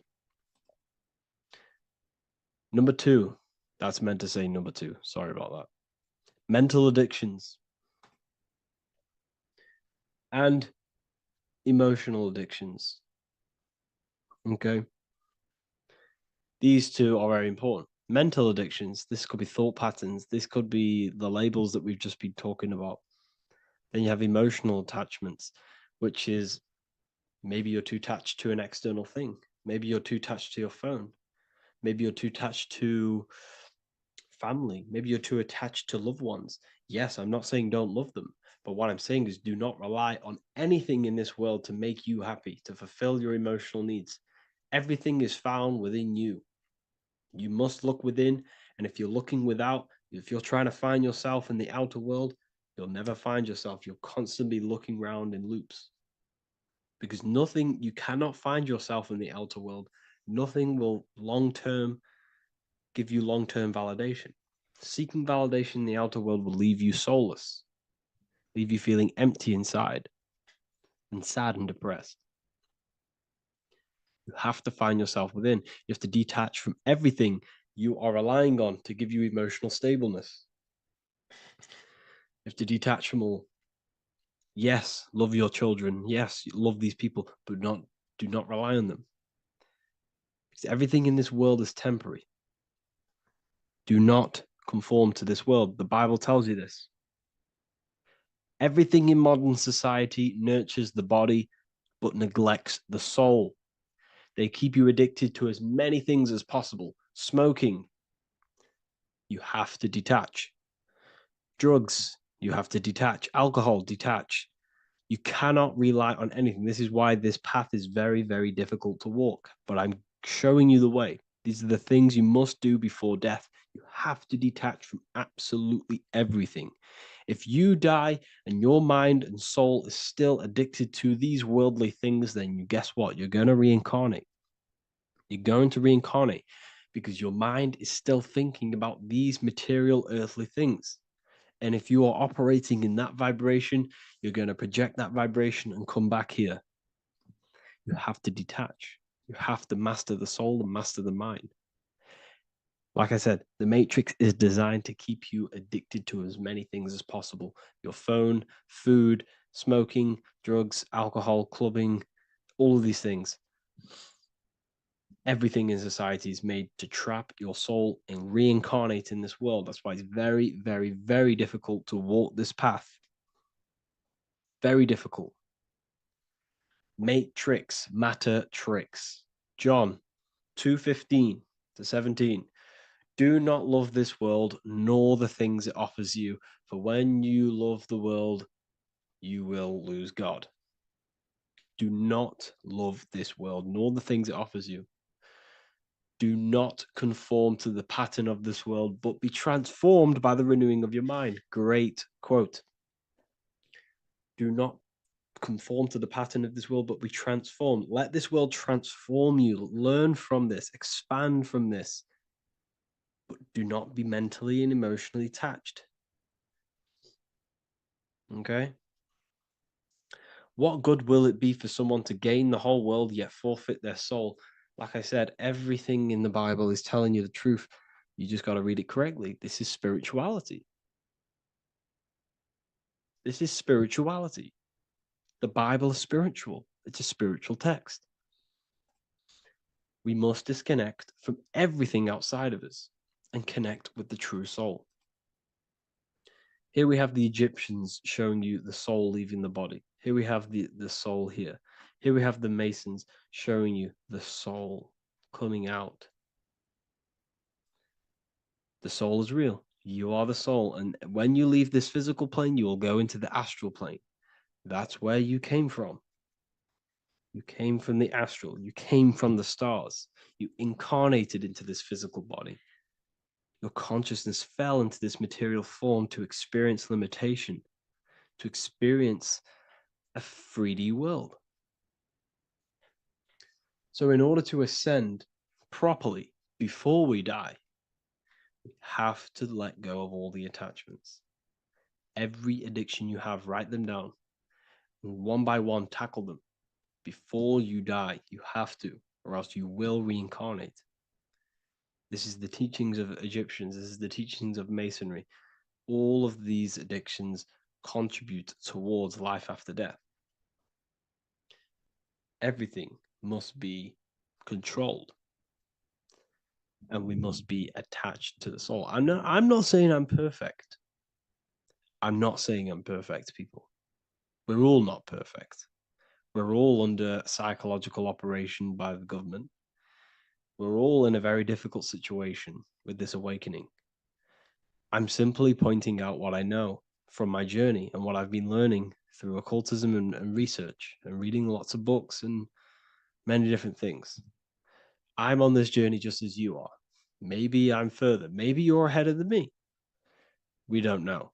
But this is what I'm sharing with the world. This is what I'm sharing with my research. And this is what makes sense. It's common sense. Look at everything around you. Everything's made to feed the body, not the soul. So my beautiful watchers and fans and supporters, I appreciate every single one of you, and I hope this video has supported your journey. If you're feeling lost in life, if you're searching for deeper answers, whether you're seeking clarity, looking to expand your studies, or ready for personalized mentoring, this is your chance to connect with me live and receive insights tailored just for you. Start your path to self-mastery and enlightenment inside the world's best esoteric school. Your journey starts now. Tap the link in the description if you want to join Ethereal University, or feel free to check out my books. I thank you all, and I really appreciate for 100,000 subscribers on YouTube.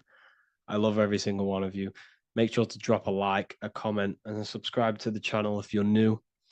Let me know some ideas for, lectures, anything that you want to know. I can make lectures on them. Just drop it in the comments. I appreciate every single one of you. Take care.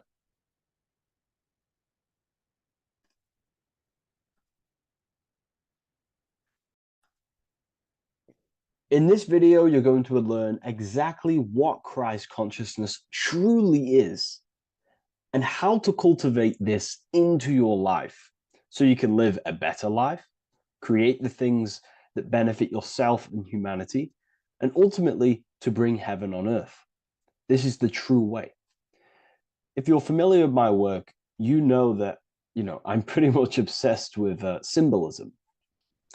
Symbolism is such a massive topic, and it unlocks profound ancient wisdom that is hidden behind these layers of symbolism of the ancient paintings, symbols, and texts. So I was going through some Christian artwork and I came across this painting. It's a well-known painting called The Sacred Heart of Jesus. And it just blew my mind.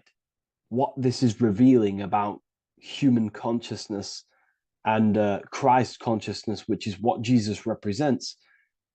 If you're not familiar with Christ consciousness, you should definitely do a bit of research on that. But I'm going to explain it today in detail. So when we look at this painting, we are looking at symbolism. We're looking at consciousness, a state of being, a state of living, a way of thinking, a way of feeling, and a way of acting in the world. As I've said this many times, we're all creators. We all create and generate reality. And you don't just have your personal reality, you have a collective reality. Your reality is affected by the collective consciousness. Depending on the collective consciousness's understanding of reality will also affect your life. We have a collective life and a collective experience. So Jesus in this depiction here is in a way showing us instructions to reach Christ consciousness, whether you see it yet or not. But I'm going to decode this for you.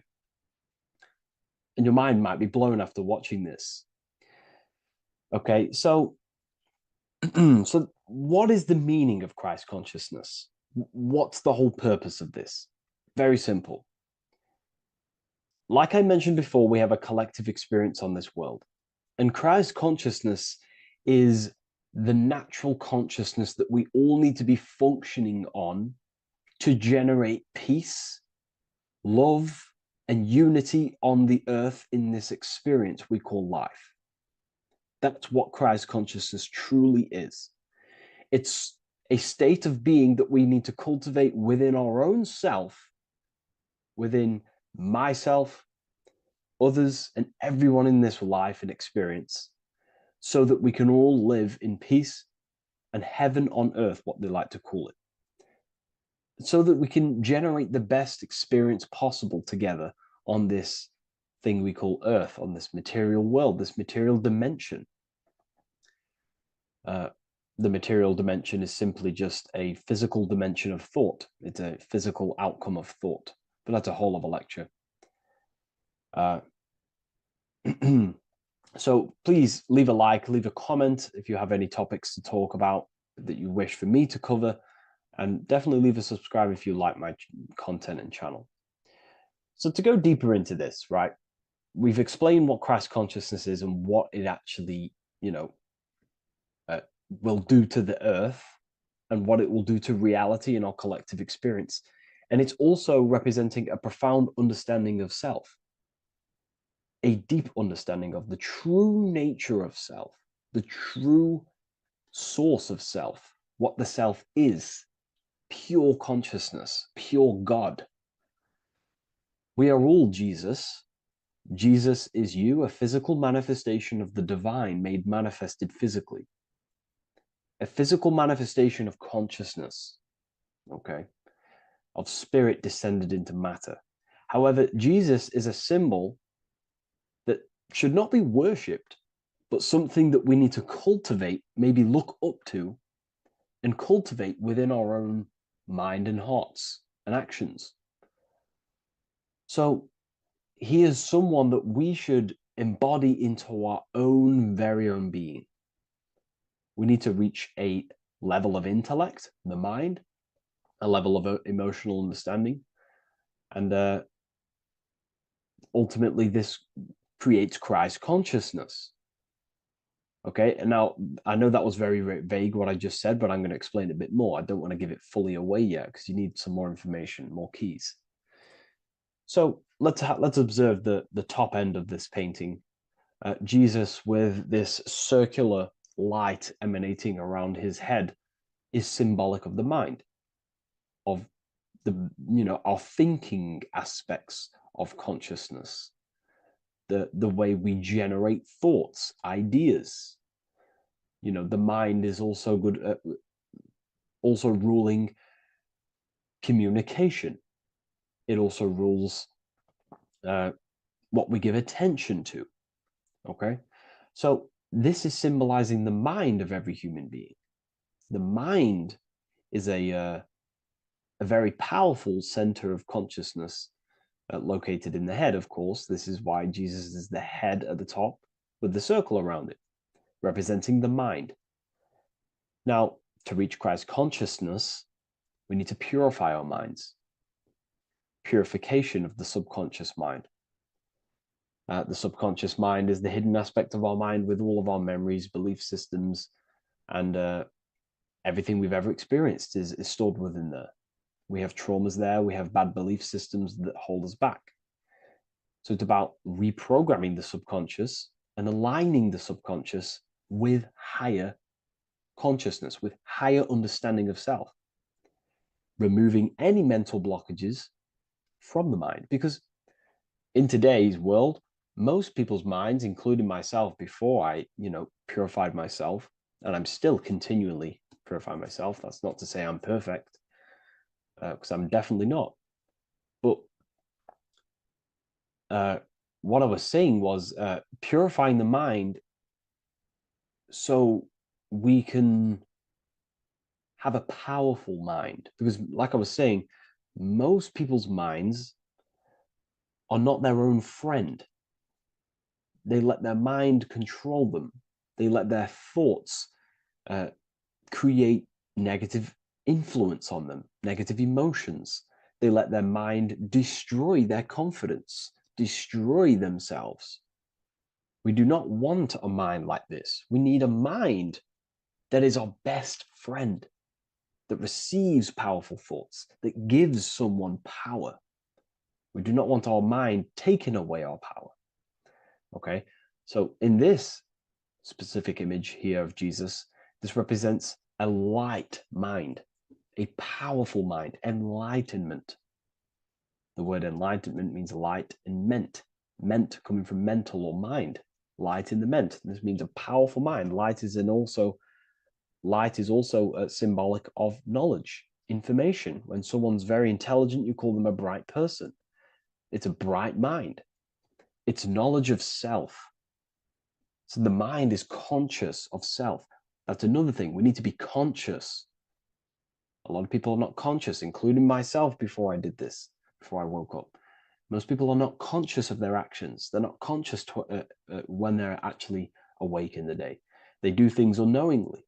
Are we conscious of our thoughts, emotions, and actions, what we're giving attention to in our mind?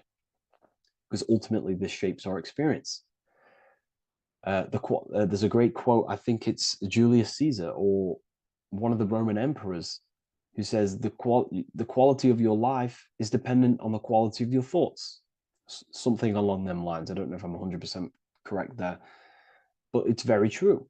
Our thoughts dictate our happiness. So to cultivate Christ consciousness, we need to be conscious of our actions, conscious of our thoughts that we're giving attention to. There is a level of mastery that we can achieve within ourselves where we become conscious of every single thought that enters our mind. That sounds easy, but it's definitely not. But that's a high level of mastery that we can achieve and cultivate within ourselves.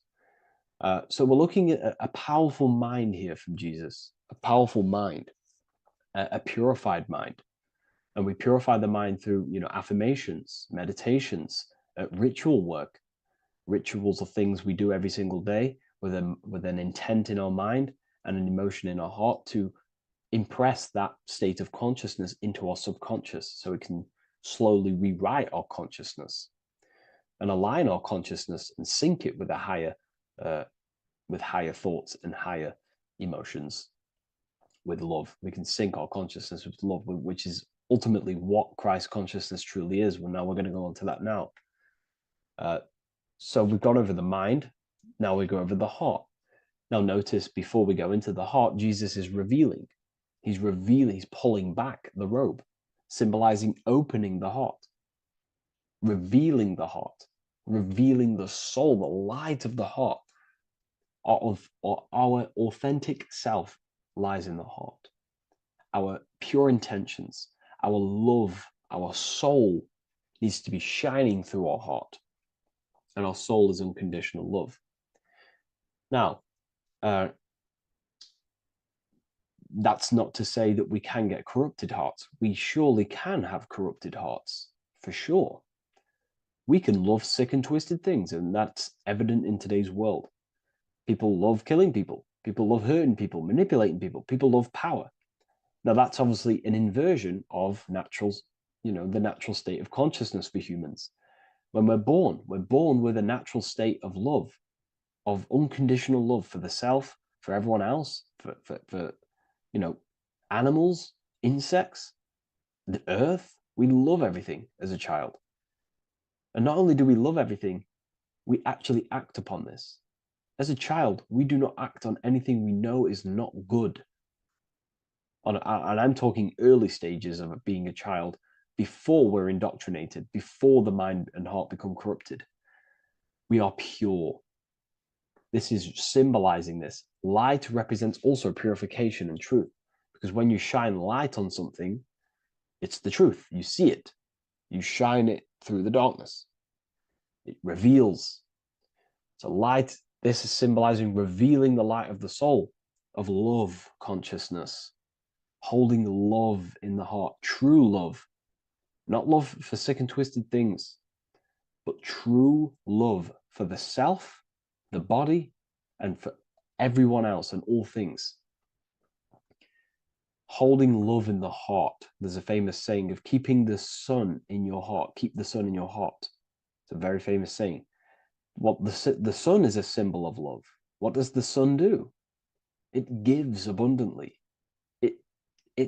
All it does is give light, give energy, power, light to the earth, and everything is feeding off this source. The sun expects nothing back. It just abundantly gives. It's a symbol of love. This is the love principle of creation. Now, the heart is also governing our actions. What we think about, in our mental field of consciousness, is directly corresponded and observed in our hearts. What we think about directly corresponds with what's going on and what we feel in our hearts. Thoughts produce emotions. So if we give attention to negative thoughts, there's no wonder we're having negative emotions in our hearts. So purification of the mind is also having an effect in purification on the heart. Because when we purify our thoughts and only give attention to powerful thoughts and positive thoughts that uplift yourself and humanity, then we're going to also see this change in the heart, see this emotional change in our consciousness. So this represents the purification of a purified heart, the light emanating around the heart. Love for the self, love for one another. And you're revealing this, you're shining the heart on others. This represents, revealing your true self to everyone without suppressing aspects of self. Revealing the light, not holding back the light, Because people in darkness will look at people who are spiritual and say, oh, he's into the woo-woo stuff. It's about revealing that and not caring about others. Because when you shine a light, you're also planting seeds in other people. Now, I'm going to tie this together with the hand gesture. Now, what we're looking at here, we're looking at a hand gesture with 2 fingers up. We have the middle finger and the index finger upwards. And notice how they're crossed over. They're crossed. They're not separate. They're crossed, representing unification. Unification here. This is a unified 2 fingers. 2 represents division. Crossed over represents oneness. It's the unification of the mind and the heart.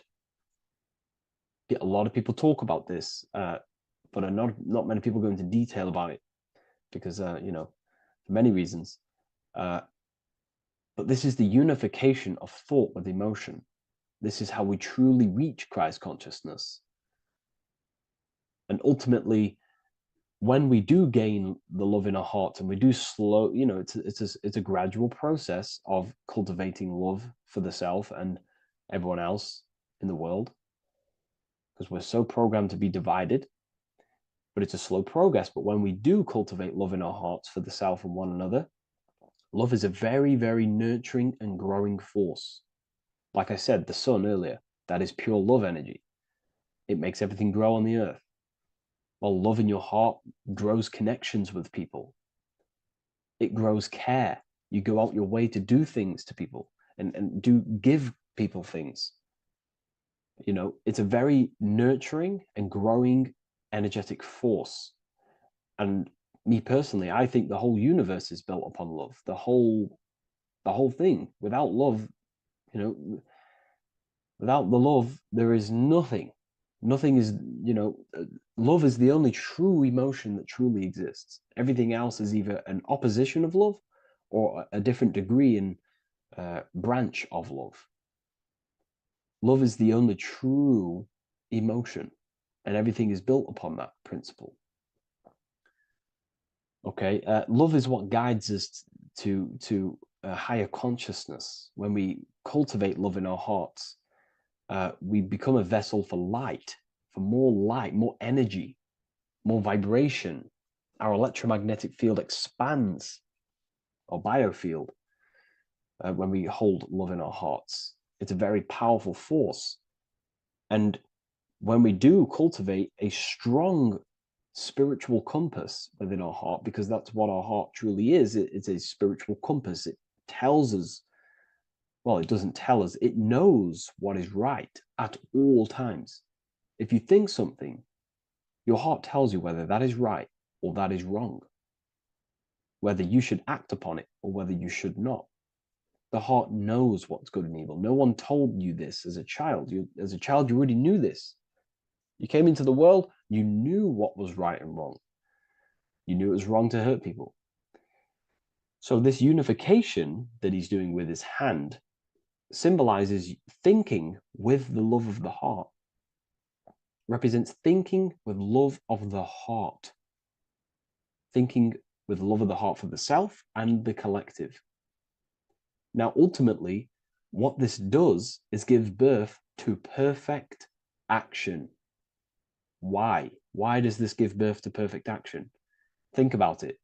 Every time you've taken an action, why did you take the action? You would have thought about it, you had a feeling towards it, a care energy, and you took action. Why do we go to work? We care about paying the bills and stay in our house. We go to work to earn money. We think, we care, we act. Everything you see in front of your reality, on the screen that you're seeing right now, you've called your eyes. Everything is in front of you because you care. It's the heart energy that leads the body. Okay? And that's even present in the body. Have a look at the body. We have the head, thought, then emotion, then our feet is at the bottom, and our feet take action. Thought, emotion, action. Thought, emotion, action. So even the body is basically a blueprint of how creation is manifested. So we receive thoughts from the divine planes, from the higher planes of consciousness. We receive them. That's another thing that I missed. If we purify our minds, we're basically attuning our mind to a higher part of the mental plane, and we will receive higher thoughts. We will receive thoughts that are more genius, what we like to call today, or better quality thoughts. We receive good ideas when we attune our mind to a higher consciousness. Okay, so we are like a radio. We receive thoughts based on what our mind is set to. That's why we call it a mindset. So, like I was saying, we receive thoughts through the head. We feel the emotion, then our feet take action. Thought, emotion, action. So the body's a blueprint of creation. It's beautiful when you really notice this. So this unification is about thinking with the love of the heart, which gives birth to perfect action in the world. And this is the state that we need to cultivate within myself and everyone in the world, so we can give birth to heaven on earth through action. Because ultimately the world is molded through action, physical action. And them actions are molded from thoughts and emotions. Now,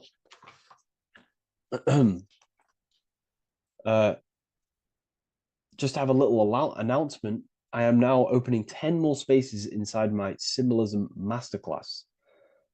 With 10 more spaces, you're going to learn about a lot more about symbolism. It's very affordable. I'll leave the link in the description if you wish, if you care about gaining more information and learning the ability to read symbols. So what is the inversion of this? What is the inversion of this consciousness? Well, that's what we call satanic consciousness. Satanism. Satanism on its true level is the opposite, the opposing the natural state of consciousness that we are born into.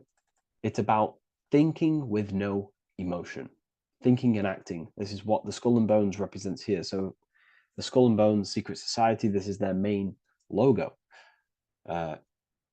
Again, we have the skull, which represents thought, and the bones, which represent action. The bones take action in the physical body. We're looking at thought and action with no emotion, no empathy, no love for one another, only love for the self, the inverted love. Okay? We're looking at gray. Gray is a symbol of dullness, death. There's no emotion in gray, because colors provoke emotion. When we look at a color, it invokes an emotion. Gray has no emotion. So we're looking at dullness of the emotions. I'm not going to go too deep on this subject. I'm going to create a whole new lecture for that. In fact, I think we have a great lecture inside Ethereal University on Satanism. We're going very into depth on what Satanism is and what Satanism consciousness truly is. And again, it's just the cross inverted. Satanism is just it's the invertation of, I don't know if that's a word, but it's the inverse of natural law, natural consciousness, of love consciousness that we are born into. Okay, so ultimately the message in this video was to create love in our minds, love in our hearts, think with the love of the heart, think with the care for one another, and that gives birth to perfect action. And when we align, when we do truly act out what our heart is telling us, and I know this from first-hand experience. This is what happened to me. I woke up, I started to follow my inner guidance. I always took action on it. I was saying yes to it every single time. And it led me, this is, I'm getting goosebumps actually saying this. It led me to where I am. That action, me saying yes to my heart, to that knowingness of goodness within me, was like a domino effect. And that domino effect, every time I did it, it was just opening more and more doors, not physically, but mentally. I was receiving more information. I was receiving more opportunity physically. My work started to explode on social media. Like, when you follow your heart and truly take action on what you know is good, It's like a domino effect that leads you step by step to where you're meant to be. And it's so profound and it's so, beautiful.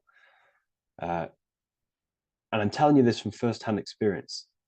This is ultimately how you kind of unlock your purpose in this physical world as well. So not only is it going to create a better world, it's also unlocking your true soul form and soul purpose while you're here. It's very beautiful. So I thank you, everyone. Please leave a like, comment, and share, and subscribe to the channel. And I'll see you all inside Ethereal University if you decide to take your studies to the next level. Take care. Mentalism, conscious and subconscious mind. You need to understand that the mind is the root and the cause of all reality. I am mind, you are mind. Every single living creature in this physical plane expresses and manifests mind.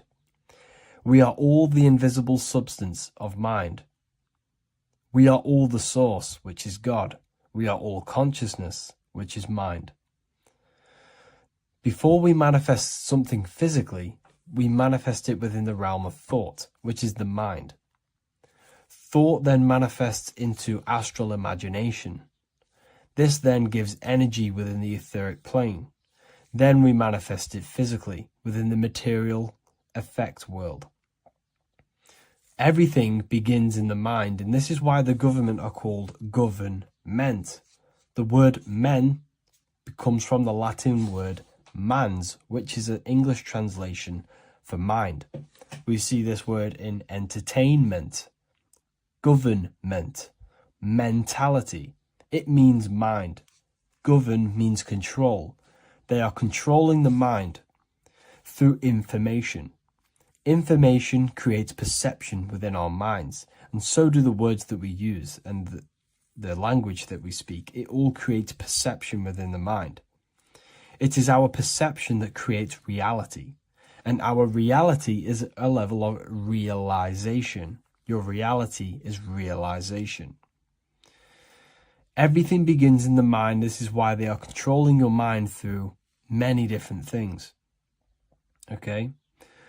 So essentially, they understand how the mind works. So this is why they manifest all things through mentally and not physically.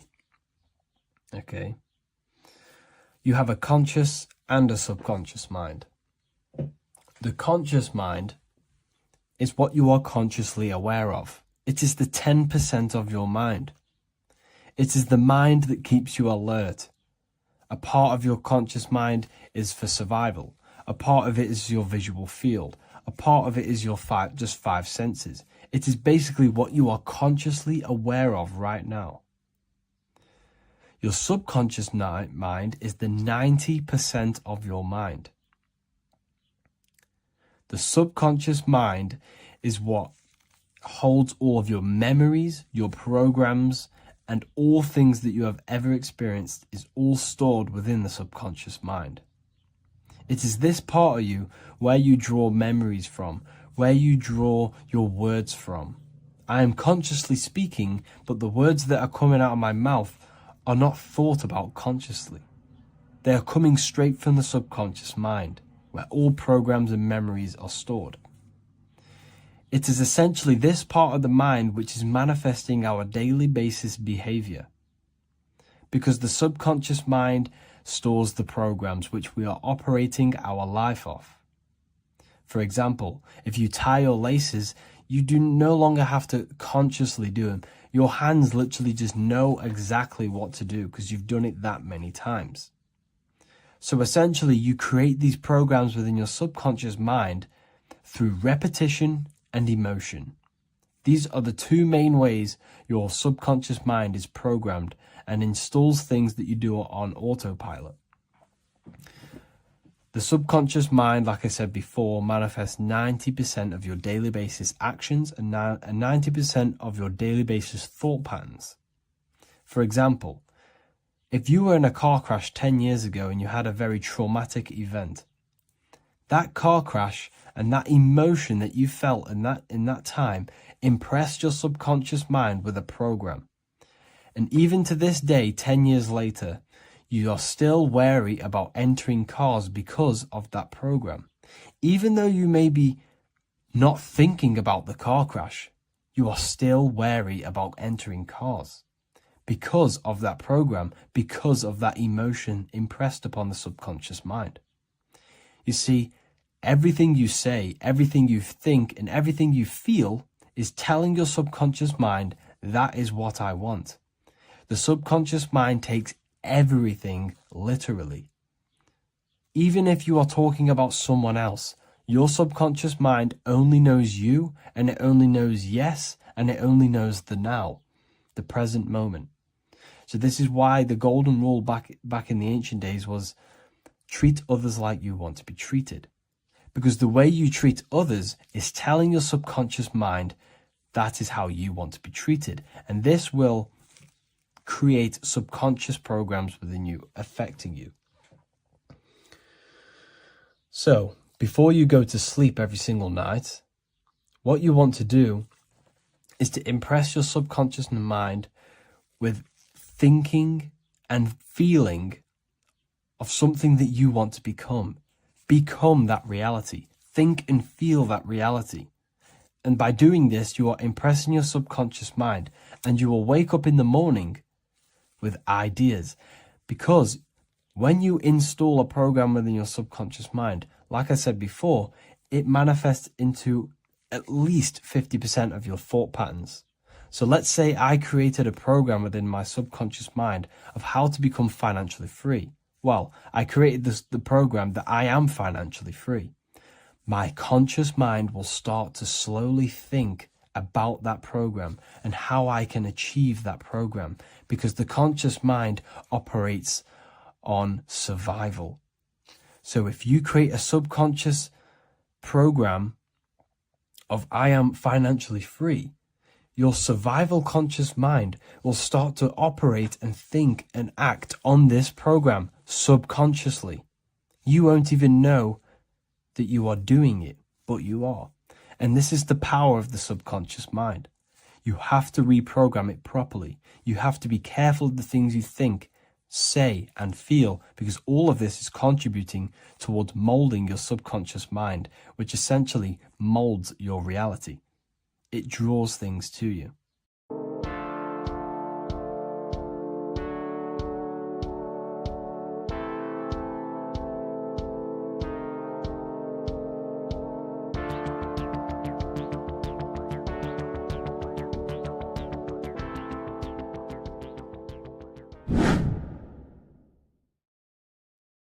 How are we all doing today, people? It's Revival of Wisdom, and today we're going to get real deep. This video is going to get real deep. A lot of people are not going to be ready for this sort of knowledge. Okay, you really have to do is to really deprogram the mind, because everything we've been taught is a complete lies to keep us trapped. Okay, this is really advanced knowledge. Now, let's get straight into this. All of the ancients depicted other worlds, and they called this place Midgard. Midgard is the mid garden, the middle garden. This is why the Masonic symbolism on the floor is always a black and white checkered board, symbolizing the polarity here, the good and bad, because we're in the middle garden, the heart. Earth rearranged spells heart, because we're in the heart of this system, of whatever it is, a super quantum computer, whatever you want to call it, simulation. Now, in the Quran, it talks about the 7 layers of heaven. All of these ancient artworks are depicting these different layers of reality.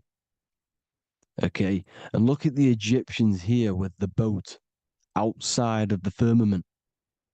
Boats travel on water, and this is exactly what the Masons are doing. So they're still using the same symbols. Why? Because it's the same knowledge, just hidden. The Egyptians have the same knowledge as the Freemasons. It's just hidden. Now, this cosmology that they're showing here which was probably made maybe 100 years ago, this painting or artwork, is the exact same as the one we see here with the arch, the boat. You know, it's similar because the boat is symbolizing traveling these other worlds, because the ether is also symbolized as water. Because if you look up at the stars through a telescope, it looks like it's water. It's shining through water because this ether, whatever this substance is outside of this world, was symbolized as water. Okay. And look at all these ancient depictions showing these different layers of reality. Now, we are being trapped within this 3D dimensional world, which is the cube, the Saturn cube, because there are 6 sides to everything in this world: front, back, left, right, up, and down. 6, which is the cube, because we're in the Saturn, Saturn's world. Okay. Now, always been depicted as a tree of life, the tree of the universe has always been depicted as this tree. Because let's get a bit deeper. Now, the cosmology of this reality is the sun, the moon, and Polaris, always in the Masonic art. The sun, the moon, and Polaris, the all-seeing eye. If you go inside of the temples, of the Masonic temples, they always have this star in the middle, shining light beams. Okay? Look here. The light beams coming from the big star in the middle, which is Polaris.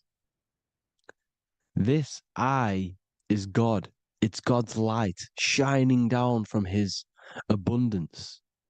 Now, when you astral travel, you will see this big ball of light above you, and this big ball of light is God. But you cannot travel towards it until you are pure. It doesn't work like that. You have to become formless. You have to become pure before you can become one with the light.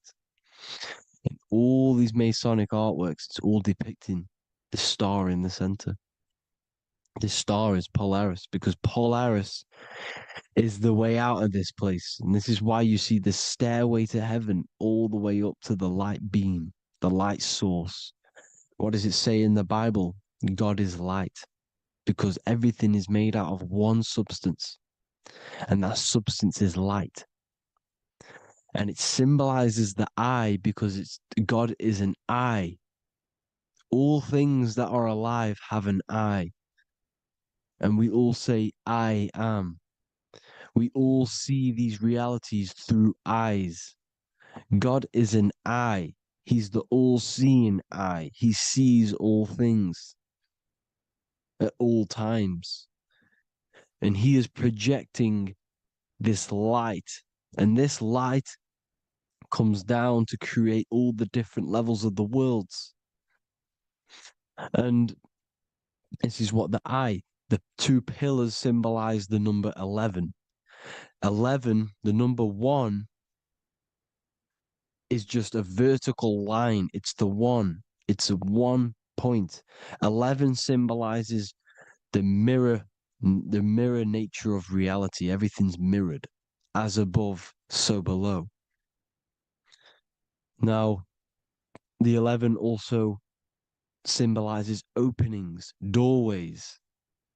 And as you can see here, an opening to the all-seeing eye. And you see here again, an opening to the stairway all the way up to the light. This light is the light of God in the astral worlds, beyond this world. Now, Polaris has also been symbolized as the UFO. They put the truth in plain sight. So, you know, in the films, how the UFOs suck people up. That's what Polaris is doing if you ascend beyond this world. If you do not ascend beyond this world, you will be reincarnated in this world. The whole thing is to outgrow this consciousness to the plane above. And I'm not just making this up. I'm going to be bringing in scriptures after this. But you can see with the Christmas tree, we always put a high, big star at the center, at the top, which is the star of Polaris, which is exactly what the Masons are doing here. The star at the top. And it's on top of our Christmas trees. And all of these symbolize the other stars because Polaris is the most high star. And all the other stars are wrapped around the firmament lower than Polaris. And that's exactly what the Christmas tree is. And it's a triangle. It's a triangle, just like light beams travel from one point in the triangle, just like the all-seeing eye. It's a triangle. The light is coming from one point and sending its rays downward. You see, it's kind of like you see here with the water. And the lower you go, the darker it gets, the more evil it becomes. And this is what the ancients would call hell. Now, this all-seeing eye is Polaris. And below Polaris is Mount Meru, the North Pole, the magnetic North Pole. The Tower of Babel, which is in the Bible. The etymology of the word Babel, Ba meaning spirit, which gives the ability to move the soul through the worlds, which is that's the ancient Egyptian description of the word Ba, meaning of the word Ba. You have the Ka, the Ba, the Ak, but the Ba is the one that gives the ability for the soul to move through the worlds. Your soul can't speak into a world without incarnating into it. Now, the Tower of Babel symbolizes Mount Meru because it's the word Ba is the spirit which gives the ability for the soul to move through the worlds. The Tower of Babel is the magnetic North Pole, Mount Meru, which gives the ability to move through these different worlds. And you can see the ancient Tibetans always showing this depiction of these different worlds coming from the center. Because we have to ascend our consciousness. It's not about how good you are to reach heaven. It's about how you expand your consciousness, you expand your mind. So they teach now that you have to be good in order to reach to heaven. It's about expanding the mind, expanding your consciousness to these different planes, these different realms. So that's what it's about. And Jesus was known as the fisher of man. Now, Jesus is a massive part of this. He was known as the fisher of man because he was fishing. He could have been fishing. He could have been one of these deities that had come down from these different higher realities and pull people up. So they would so they called Jesus the fisher of man. And he says unto them, follow me and I will make you fishers of men. So these deities that we see in the past, like Buddha, Krishna, Hermes, Thoth, Jesus, could all be these entities who were coming down to pick up the minds that were worthy enough to see the higher planes of reality. And this is why they called him the fisher of man. Now, when Jesus walks on water, there is a parable with Paul. And he says, but Jesus immediately said unto them, take courage, it is I, don't be afraid. He's talking about astral travel here. He's talking about leaving the body. Because when you leave the body in astral travel to see these alternative realities, you can't be afraid because fear is a bondage, which is what the Emerald Tablets talks about. Lord, if it's you, Peter replied, tell me to come to you on the water. The water. Come, he said. And Peter got down from the boat, walked on the water, and came towards Jesus. But when he saw the wind, he was afraid and began to sink. When you become afraid in astral travel, you sink back into your body. Lord, save me. So this is talking about Jesus pulling people up into different realities. And you can see the fish is the symbol of Jesus. Is another symbol of Jesus, a fish. Because fish symbolize deep occult knowledge. Because fish travel the depths of the ocean. And they symbolize us because we are fish underneath the ethers. And Jesus was pulling people up. You see, so the Bible is a people today believe the Bible is a book telling you how to reach to heaven, how to become godly and reach heaven. But you've got to become the Jesus Christ to see these alternative realities. Now look at the Emerald Tablets is a massive part, and it speaks so much about these different realities. Look what it says here. This is in Emerald Tablet 3. Then in my heart grew a great longing to conquer the pathway that led to the stars, which is exactly what the Masons depict in all of their art. Look, the ladder to the stars. And then he goes on to say, years after years, I sought after wisdom, seeking new knowledge, following the way, until at last my soul, in great travail, broke from its bondage and bounded away, broke from the bondage of the body. Free was I from the bondage of earth men. Free from the body, I flashed through the night. The stars.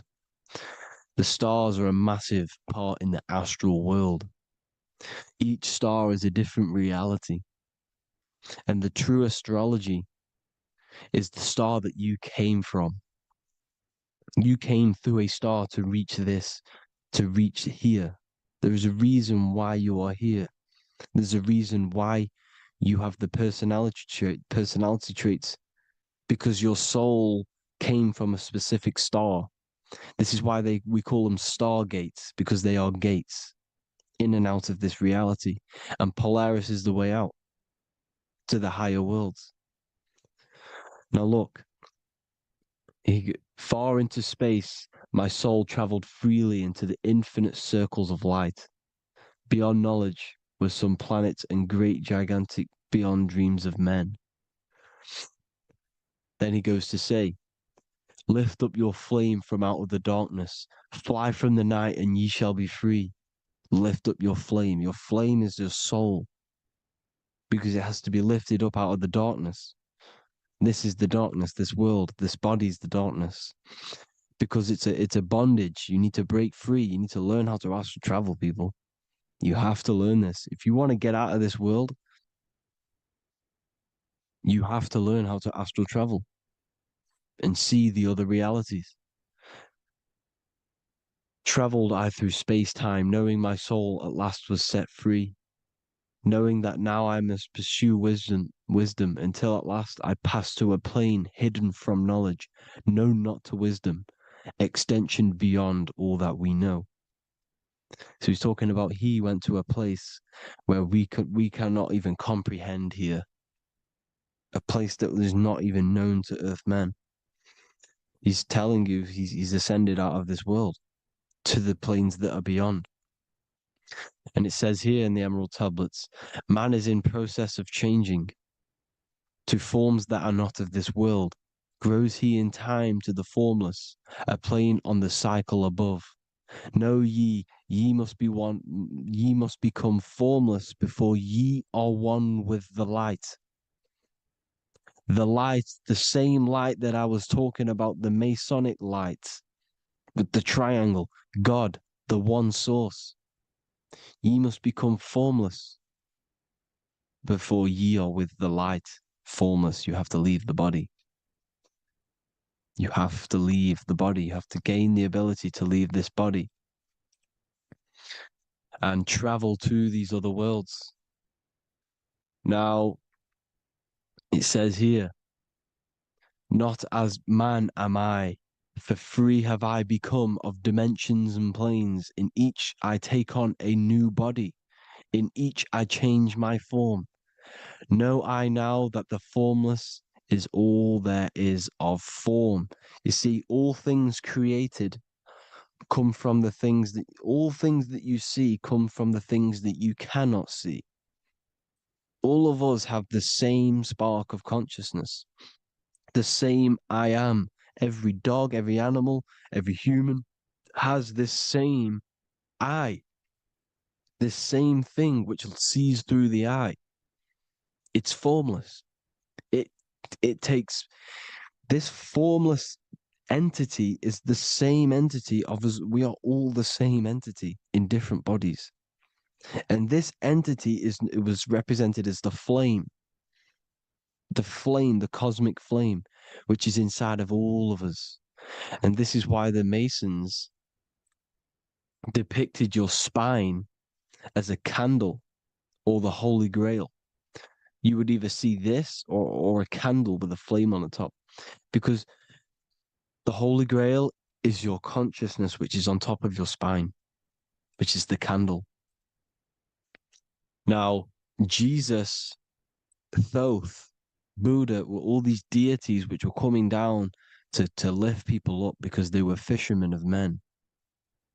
And he would lift you up to the higher worlds, out of this world, to the ones above.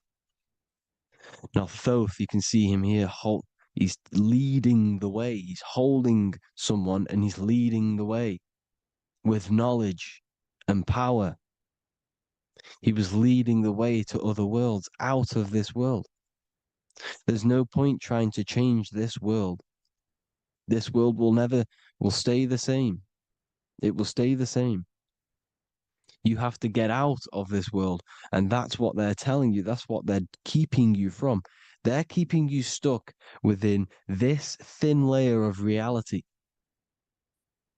So what the Masons are doing, they have the ability to astral travel.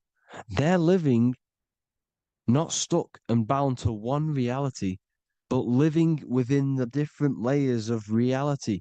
And this is what Morpheus was doing in the Matrix.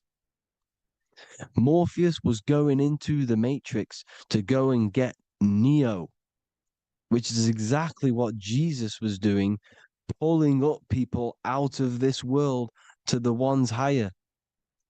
And that's exactly what Morpheus is doing in the Matrix. If you haven't watched the Matrix, go and watch it. It will blow your mind. Everything I'm saying in this video, you will see it.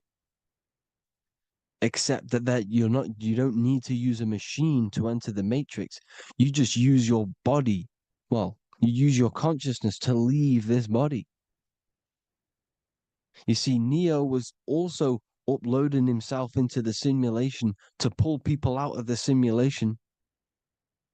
And this is exactly what all of these gods were doing. The fisher of man. Look, he was pulling people up out of this reality with the knowledge. Now, Jesus was always depicted with the mushrooms. Look at all this mushroom art. Mushrooms were literally the origin of Christianity. You can see it everywhere. There's mushrooms in all of the ancient art. Every single one of these paintings you see here, there's mushrooms on them. Mushrooms have the ability to see alternative states of consciousness.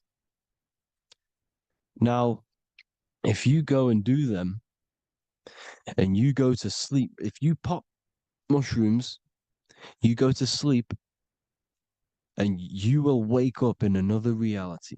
You will wake up in another reality. Don't try it if you don't want to do it. But if you've got the heart to do it, do it. Eat them and go to sleep. You'll wake up in another reality.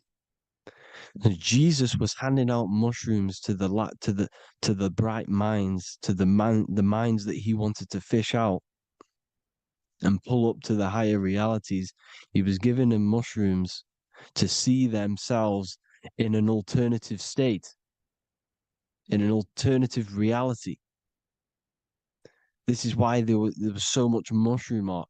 And it's not just ancient Christians, it's Sumerians, it's the Mayans, the Celtics, the Egyptians all used mushrooms. All of them. Look at all this art. It's on stones. It's everywhere. Because mushrooms, see, everything in nature is a micro macro.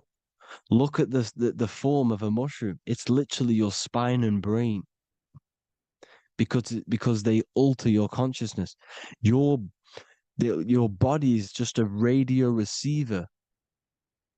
Everything that you're experiencing is a program being ran by the central nervous system, and your consciousness is experiencing this program, these electrical impulses of the nervous system, because it's all feeding back to one point, which is the pineal gland. And this is the candle with the light on it. Type in Masonic candle and you'll see it. It's your spine with your spark of consciousness on top of the spine. And it's a mushroom, because this sends you to alternative states of consciousness, alternative realities. Now, they were all doing this, the Egyptians, the Mayans. Now, there's more symbolism which goes into this. Look at the Christmas trees we use. The Christmas tree with the presents underneath them. Magic mushrooms grow under trees. And these are the presents under the trees that we symbolize today with Christmas. Santa's red and yellow for the red and yellow mushrooms. The same mushrooms Mario has to collect. And when he gets enough mushrooms, he levels up. And then what does he do when he go past the world? When you win that world in Mario, you go to another reality. You go inside of another world. It's truth in plain sight. And it's using mushrooms. It's using mushrooms. Everything, all of the characters in Mario, well, a lot of them are mushrooms. Look at this one. The presents, black, yellow, and red and white. Red and white mushrooms. And the bow on the top is the mushroom head. That's a bit of a reach, but, you know, the symbolism never lies. This is what you need to understand. And it's as above, so below. Now look at the Sumerians. The Sumerians were also multi-dimensional beings. Okay, look at how they have the double faces. They had 1 foot in this reality and 1 foot in another reality. And look at this one, a double-headed god inside of like a portal. You see? Because and look at these with the wings, the astral travel. Birds, ancient birds symbolize the soul, because the soul is a bird. It flies to different worlds. It flies around the cosmos. And mushrooms gave you the ability to see these alternative states of consciousness, these alternate realities, because you exist in infinite realities. You exist in infinite realities. Now look at the 33rd degree Ordo Ab Chao badge. You get this badge when you become a 33rd degree Freemason, and it's a double-headed eagle. A double-headed eagle. And you can see this in Sumeria first. Sumeria have the same symbol, a double-headed, bird. You can see it here as well. And the Masons are still using this symbol today. And when you become a 33rd degree, 33 vertebrae on the back of your spine, above the vertebrae is your consciousness, and it's a double-headed eagle. One reality in one. You become a multi-dimensional being in the 33rd degree. And I've heard many interviews of Masons say it becomes Luciferian. You see, they speak in code. These Masons can't tell you about what they learn about, but they will speak in code. They said it becomes Luciferian. The word Luciferian is lucid. The root word of Luciferian is lucid, and lucid is lucid dreaming. alternative realities, dream worlds. You become a god. Luciferian means you're becoming your own god, pretty much. Because you are becoming a multi-dimensional being living in between the different layers of reality at the 33rd degree of Freemasonry. And look at the double-headed eagle, because the birds symbolize the soul. And they reach high, they fly high, just like the soul wants to fly high to the light, to become one with the light, like the Emerald Tablet says. Now look at Janus. Janus was another god, and he's known as the god of doorways. Janus always depicted with a double head. Janus is why we say janitor or January. And January is entering a new year. Janus is known as the god of doorways with keys, always got a key, because keys open doors. That's why the janitor holds all the keys. And Janus always has double heads, because he had one foot in this reality, one foot in another. He was a multi-dimensional being, a Luciferian, living between the different layers of reality, except from instead of being stuck in one like we are. Well, a lot of people. And that's the whole point. You see, all of this stuff is about like changing the world and stuff like that. This world will probably never ever change. It's probably been like this forever. Well, forever, for a long time. But it's about moving out of this reality to the higher states. And the Masons always depict the ladder to the luminaries, the stars, with a key, the same key of Janus. The Vatican is a key, and it's in charge of all the religions. Why is it a key? Because they're holding back the key. They're keeping you stuck within this reality, keeping you stuck as identifying yourself with the body, identifying yourself with this world. You are not in the world is within you. This is a program being ran by your central nervous system, and your consciousness is experiencing this reality. Now, this is going to be a mind-blowing video for some people. You have to have an open mind. You have to let go of all the programs. I'm repeating what the ancients are talking about and the ancient symbolism. But look at Janus with the double-headed god. He was just another god coming down, giving keys to people who had the worthy mind to be pulled up out of this reality, to be pulled up to heaven, just like Jesus was teaching how to reach heaven. But really, it's an encoded scripture. But anyways, hope you all gained some insight on this video. Have an amazing day. Please like, share, comment.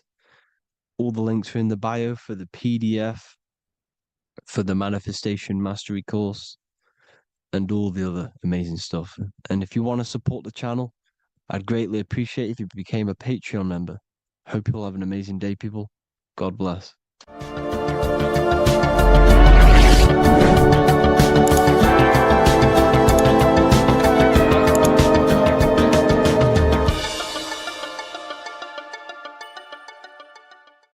What if the word Yahweh is proof that God is embedded in our very own being? Stay with me, because what I'm about to show you might change the way you see yourself forever. Today's topic is decoding the mystery name of Yahweh, the sacred name of God from the Hebrews.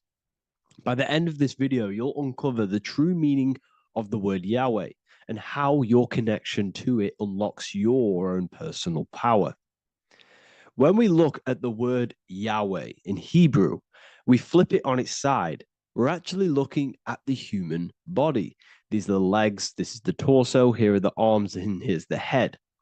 So if we actually switch this on its side, we see the human body. The Hebrew name Yahweh often translates to I am, the I am. Now, what is the I am? The I am, when you say I, you're referring to your highest self. Everything with the letter I in the beginning, most of them words are referring to our inner self, inside, intelligence, internal, in. The I represents the inside self, the invisible self. You cannot see the I am because this is the spirit, this is our consciousness. It's the intelligence controlling the human body. When you say I, you're not referring to your name, your job, your reputation, your ego, or your thoughts. You're referring to the observer who is beyond the thoughts, the one who's observing the thoughts. That's the soul. Look at the word Yahweh, Yahweh, the sacred name of God. Yahweh can be observed in the natural rhythm of the human breath. When inhaling, we subtly hear Yah. When exhaling, we hear Wei. Do this yourself. Breathe in through your nose, you'll hear Yah. Breathe out, you'll hear Wei. And in fact, the letter H, H, when it's pronounced, it carries the soft sound of wind or breath, a gentle exhale that mirrors the very essence of life, giving air. Breath is the spirit of life. It's what connects us with consciousness. If we stop breathing, we lose consciousness.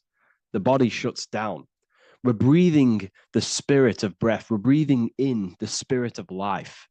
It's the very essence that gives us physical existence, and we're constantly staying connected to this breath at all times. Now let's look at Yahweh. 1, 2, 3, 4. There are 4 letters. The Tetragrammaton is the 4-letter Hebrew name for God. Okay? Tetra, meaning 4. We have 4 gospels of Jesus. Jesus is depicted with a cross with 4 sections. Jesus has the 4 sacred animals around the side of him, always depicted with these 4. A bull or an ox, an eagle, a man, and a lion. These are the 4 fixed signs of the zodiac.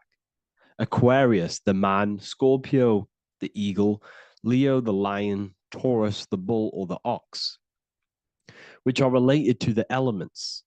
Leo is a fire sign. Aquarius is an air sign. Taurus is an earth sign. Scorpio is a water sign. These are the 4 elements. And the 4 elements correspond to the 4 bodies of consciousness, as we see here. This is fire. This is air. This is water. This is earth. So we are made out of the 4 elements, which represent the 4 bodies of consciousness: mind, emotion, spirit, and body. The soul is incarnated into 4 sections. Hence why Jesus has 4 gospels. Hence why Yahweh is a 4-named word, because we are tetraform. We have 4 bodies of consciousness. There are 4 pillars to reality: the mind, emotion, spirit, and the body. So what we're actually looking at here is the name of the very essence of the self. Yahweh represents the universal consciousness that we're all tapped into, because the body is like a radio. The body is basically a radio antenna, which is picking up the stream of consciousness, and we're all the same consciousness, just experiencing it in a different body. And Yahweh is the name for this intelligence that we're all acting out, that we're all manifestations of. So now let's look at the word Yahweh, where we read it this way in Hebrew, which is 10565. 10565 in the Hebrew letters and the numerical values. And the DNA is made up of 4 bases. These 4 things which create the DNA. This basis is the genetic code for all living things. Each DNA strand is held together by sulfur bridges that appear in a repeating pattern of 10565. This pattern matches the numerical value of the Hebrew letters of Yahweh, Yod, He, Vah, He, which are 10565. This means the structure of DNA, the code of life, follows the same number sequence as the sacred name of God, Yahweh. This is a factual observation. So we're looking at 10565. So let's look over this one more time. Yahweh represents the breath, Yahweh, inhale, exhale. It translates to I am. It's written in our DNA. The word Yahweh on its side looks like the human body. Now, this is where things get a little bit deeper. 10565 adds up to 26. The number God, well, the word God adds up to 26. Allah adds up to 26. There are 206 bones in the human body, 26. 26 adds up to 8. 8 is the number of infinity. We are all the infinite consciousness. Consciousness will never die. It's immortal. It's infinite. We are all infinite. We are not these skeletal structures. We are Yahweh, the universal consciousness. The creator of all things is our essence. We're all God with individual identities, but the highest versions of ourselves is God. The ego is our own personal experience of God. Does this make sense? So in conclusion, Yahweh is not the name of a separate God from us, but rather the reflection of the divine consciousness manifesting through the human form. The human body is like a receiver acting as an antenna that tunes into the infinite intelligence and life force we call consciousness or God. This means that rather than being external, the divine presence is within us, expressed through our very existence. It's very interesting when we look into this, and what religion has done has flipped all of this knowledge. All of this sacred knowledge has been externalized. They've externalized God so that we worship God and we view God as something separate from the human experience. They do this so that we don't find the God within us, so that we don't find that we have the power of creation. The mind is the creative force of God. The body is the will to act out that thought. They don't want us to figure out that we are creators and we're all creating our own earthly experience. We're all projecting this reality. And they don't want us connecting with the divine intelligence within us because they want to be the creators. They want to keep this knowledge. They don't want the masses to wake up to this powerful knowledge. So what they've done is that they've taken the scriptures, they've externalized it so that we start worshiping and giving away our power to these external things. And when God is external, we start to fear God because we start to think that God has power over us. He can send us to hell or heaven. So this is what's going on. They've been externalizing this for thousands of years to keep us in a suppressed state. Okay? Humans are very advanced because we possess self-awareness. We possess the ability to move our awareness and our thoughts outside of the instinctual nature. For example, a cat or a dog. These things can only live in their instinct. They live based on instinct. They smell, they eat. That's pretty much what they do. But humans, we have the ability to rise above that nature and turn to our infinite selves, our higher selves. We can move beyond our instinctual nature and create very advanced things. That's why humans are made in the image of Yahweh. We are literally God in human form. So this is what we all need to realize. And I hope this video has helped. Please leave a like, a comment on inside of the description. I'll have some links to my books and my university. The people who have read them have just absolutely changed their lives. You could probably see that in the comment sections if someone leaves a review of the book. We also have Trustpilot. But yeah, I thank you all. And I'll see you in the next one. Welcome to Revival of Wisdom. Welcome people. We're back with another video. Please make sure to hit that like button, subscribe, and turn on notifications to never miss a video. The Earth is a giant torus field consisting of a positive and a negative pole. The Sun being the cathode with a positive charge and the Moon being the anode with a negative charge. This is why the Sun rules over the day, giving you lots of energy, and the Moon taking your energy from you, making you go to sleep. Now, the plane that we live on is called the plane of inertia, and at the center of this plane of inertia is the North Pole.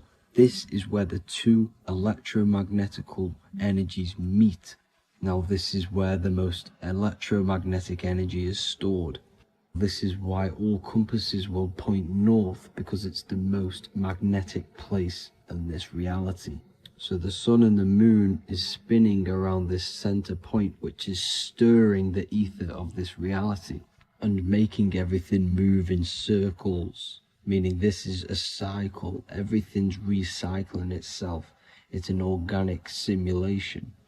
The ancients also knew about this sacred land at the center of this reality, known as the North Pole. As you can see on this map from the 1500s of the North Pole, you can see 4 islands around this center black rock. Ancient civilizations like the Mayans, the Buddhists, and ancient Chinese also depict these 4 islands. The endless symbology of these sacred lands at the center has been going on for thousands of years. These sort of secrets are now kept by the elites, but as always they have to show the truth in plain sight, and this is what they are doing with the Windows symbol and also the Wizard of Oz. Now in the Wizard of Oz, as you can see, there's something called Munchkin Land. Munchkins are these unusually short people. Then on the ancient 1500s map, it says pygmy. And then the pygmy people in mythology are also these unusually short people. Just like Santa and his elves, they come from the North Pole. And elves are these unusually short people. These stories that we are told about Santa and Munchkins are putting truth in plain sight about this sacred land. This sacred land at the center of the earth is where the aurora borealis comes from and is being emitted from this black hole in the center, also known as the black sun. The aurora borealis is the earth's aura, hence why it has the word aura inside of it. It is the life-giving essence to all life within this realm. As this dualistic reality we live in consists of both physical and spiritual, the black sun is like our sun for the spirit. It's our spiritual umbilical cord, connecting us to the spirit realm. And the rising sun is the opposite. It's our sun for our physical 666 carbon suits, known as our human body, our physical aspect. As it states in the 40,000-year-old emerald tablets, deep in Earth's heart lies the flower, the source of the spirit. The flower of life is as thine own place of spirit, and streams through the earth as thine flows through thy form, giving off life to the earth and its children. So the North Pole is the core of this spiritual reality, and the closer you get to it, the more spiritual and lucid it becomes. So the elites have covered this up in order for us to forget the true nature of this reality. And they did this cover up by introducing the globe model. Nicholas Copernicus was around in the 1400s, and he introduced the globe model. As you can see, he is a Freemason. He depicts himself with a globe and a Masonic compass in all of his paintings and portraits. Galileo was also a Freemason, as you could see in all of his portraits with a globe and a Masonic compass. He was also a massive part of introducing the globe model after Nicholas Copernicus. So yes, the globe model was a spiritual and political move to gain more control over the masses. After the globe model was then introduced, they introduced the theory of evolution by another Freemason, Charles Darwin. See how these two theories go hand in hand? They both degrade humanity and they make you confused of where we actually came from. By hiding the true form of this divine creation and hiding the true power of each and every one of us, they maintain control over the masses. Now this is order out of chaos, known to be the 33rd degree slogan of Freemasonry. Now this is the Masonic cosmology, and as you can see you have the checkered board for the duality, the 5-pointed star for the 5 elements, the 4 corners for the 4 pillars, the all-seeing eye, which is Polaris, the sun, the moon, and the 7 stars. So even Freemasons are taught the flat earth cosmology and the true form of this reality. Now the true nature of the sun, the moon, and the earth is shown and reflected through the Masonic compass. The Masonic compass is the sun, the moon, Polaris at the top, and the black sun at the bottom. It makes sense why all the scientists who introduced the globe model all used the compass and the globe together, because it's truth in plain sight. As I explained in my other video, all Freemasons have to take the oath, so it goes to show, why are we all learning these theories from Freemasons who can't talk about certain topics that they learn about? Why should we believe their theories when they're holding back the real truth about this reality? Now going on to NASA. NASA means to deceive in Hebrew, and they are also funded by the government. They are not a private company. The old owner of NASA, Werner von Braun, on his grave has the Bible verse Psalms 91. The heavens declare the glory of God, and the firmament showeth his handiwork. Now why would the owner of NASA put this on his grave? Seems a bit suspicious to me, alongside with the NASA astronauts are all Freemasons. And not to mention the countless mistakes they've made on their live videos in space stations, the moon landing, and the CGI footage of the Earth, which is obviously photoshopped. Just by tricking the masses that they live on a spinning ball, the elites gain the perception of the masses. Not only does it hide the divine creation we're inside of, it hides the divine spark within you. It hides the creator, the source. And by believing in space and we live on a spinning ball, it makes people come to the interpretation of that we are a coincidence and we do not have any purpose. And of course this is false. When you come to realization that we are all a divine creation and we can create our own divine life in this reality, life becomes more sacred and you start to enjoy little things. The elites want you to believe everything exists only in the 5 senses. They want you constantly looking outside of yourself because they know that will keep you on lower states of consciousness. Now this brings me to our next point. By tricking the masses into the heliocentric model, the elites started to advertise aliens in the movies, in cartoons and magazines in the late 1940s. Now this is subconsciously programming us about aliens and extraterrestrial threats, which then they can use to their advantage. And this is something called Project Bluebeam. They are more than likely going to fake an alien invasion to push this 2040 agenda, which is for one government and one ruling currency. That's it for this video, guys and girls. Hope you all enjoyed. Please make sure to leave a like and a comment. God bless you all.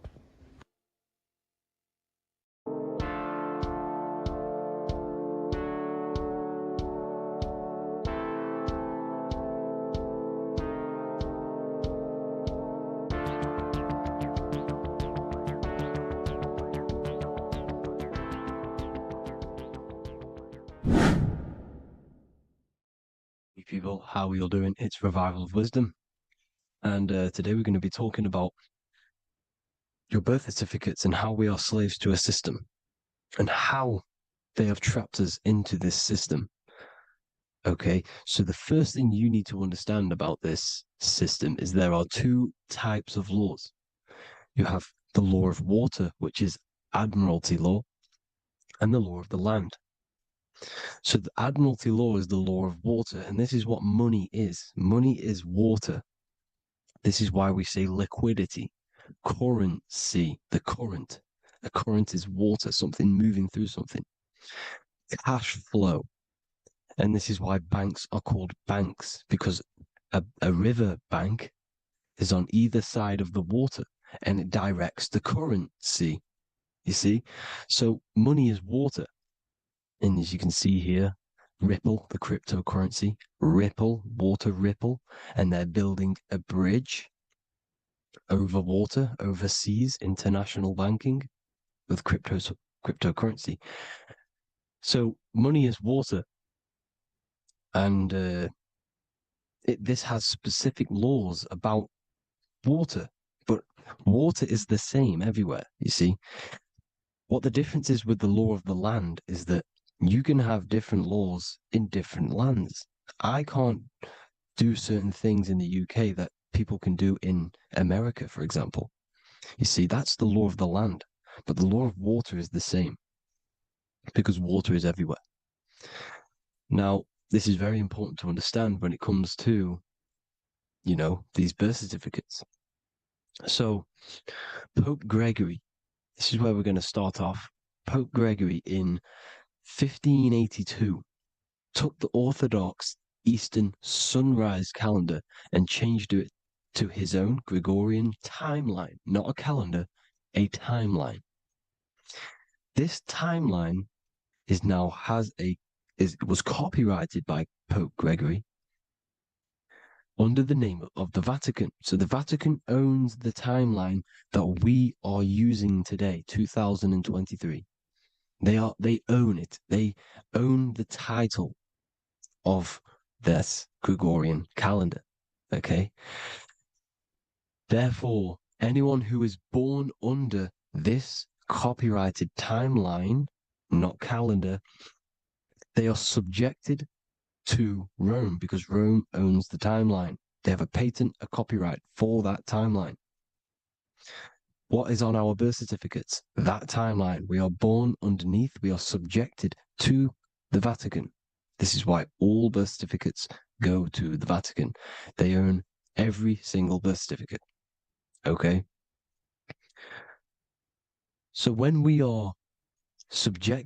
use this timeline, we are subjecting ourselves to this timeline. Okay? Which the Vatican has a claim over. This calendar or timeline is set to sunset, not the sunrise, which is associated with death, darkness, and the moon, lunatics. You see, so this is a sunset calendar timeline. Okay, this is now, they've changed a couple things, right? They say that the new year is January the 1st. Okay, when we know this is in winter. January is winter, which is associated with darkness, death, the death of nature. So this is a death cult, people. These people are evil. They're so evil. The Vatican. And this is why we use April Fool's Day, because April is in Aries, and Aries is always the start of the zodiac. This is why Aries rules the head region. 12 zodiacs, 12 systems of the body. Each zodiac is associated with each part of the body, and this is why Aries is the head, cerebrum. But we're not going to talk about it in this video. But yes, that is what April Fool's Day is. They're putting it in your face. April Fool's Day is the real start of the year, when the sun starts to rise again, when the risen Savior is resurrected, when it's born again. This is when the Jews celebrate the Passover. This is when the Christians celebrate the resurrection of Jesus, and they eat lamb. The Jews eat lamb because we're in Aries, the new year.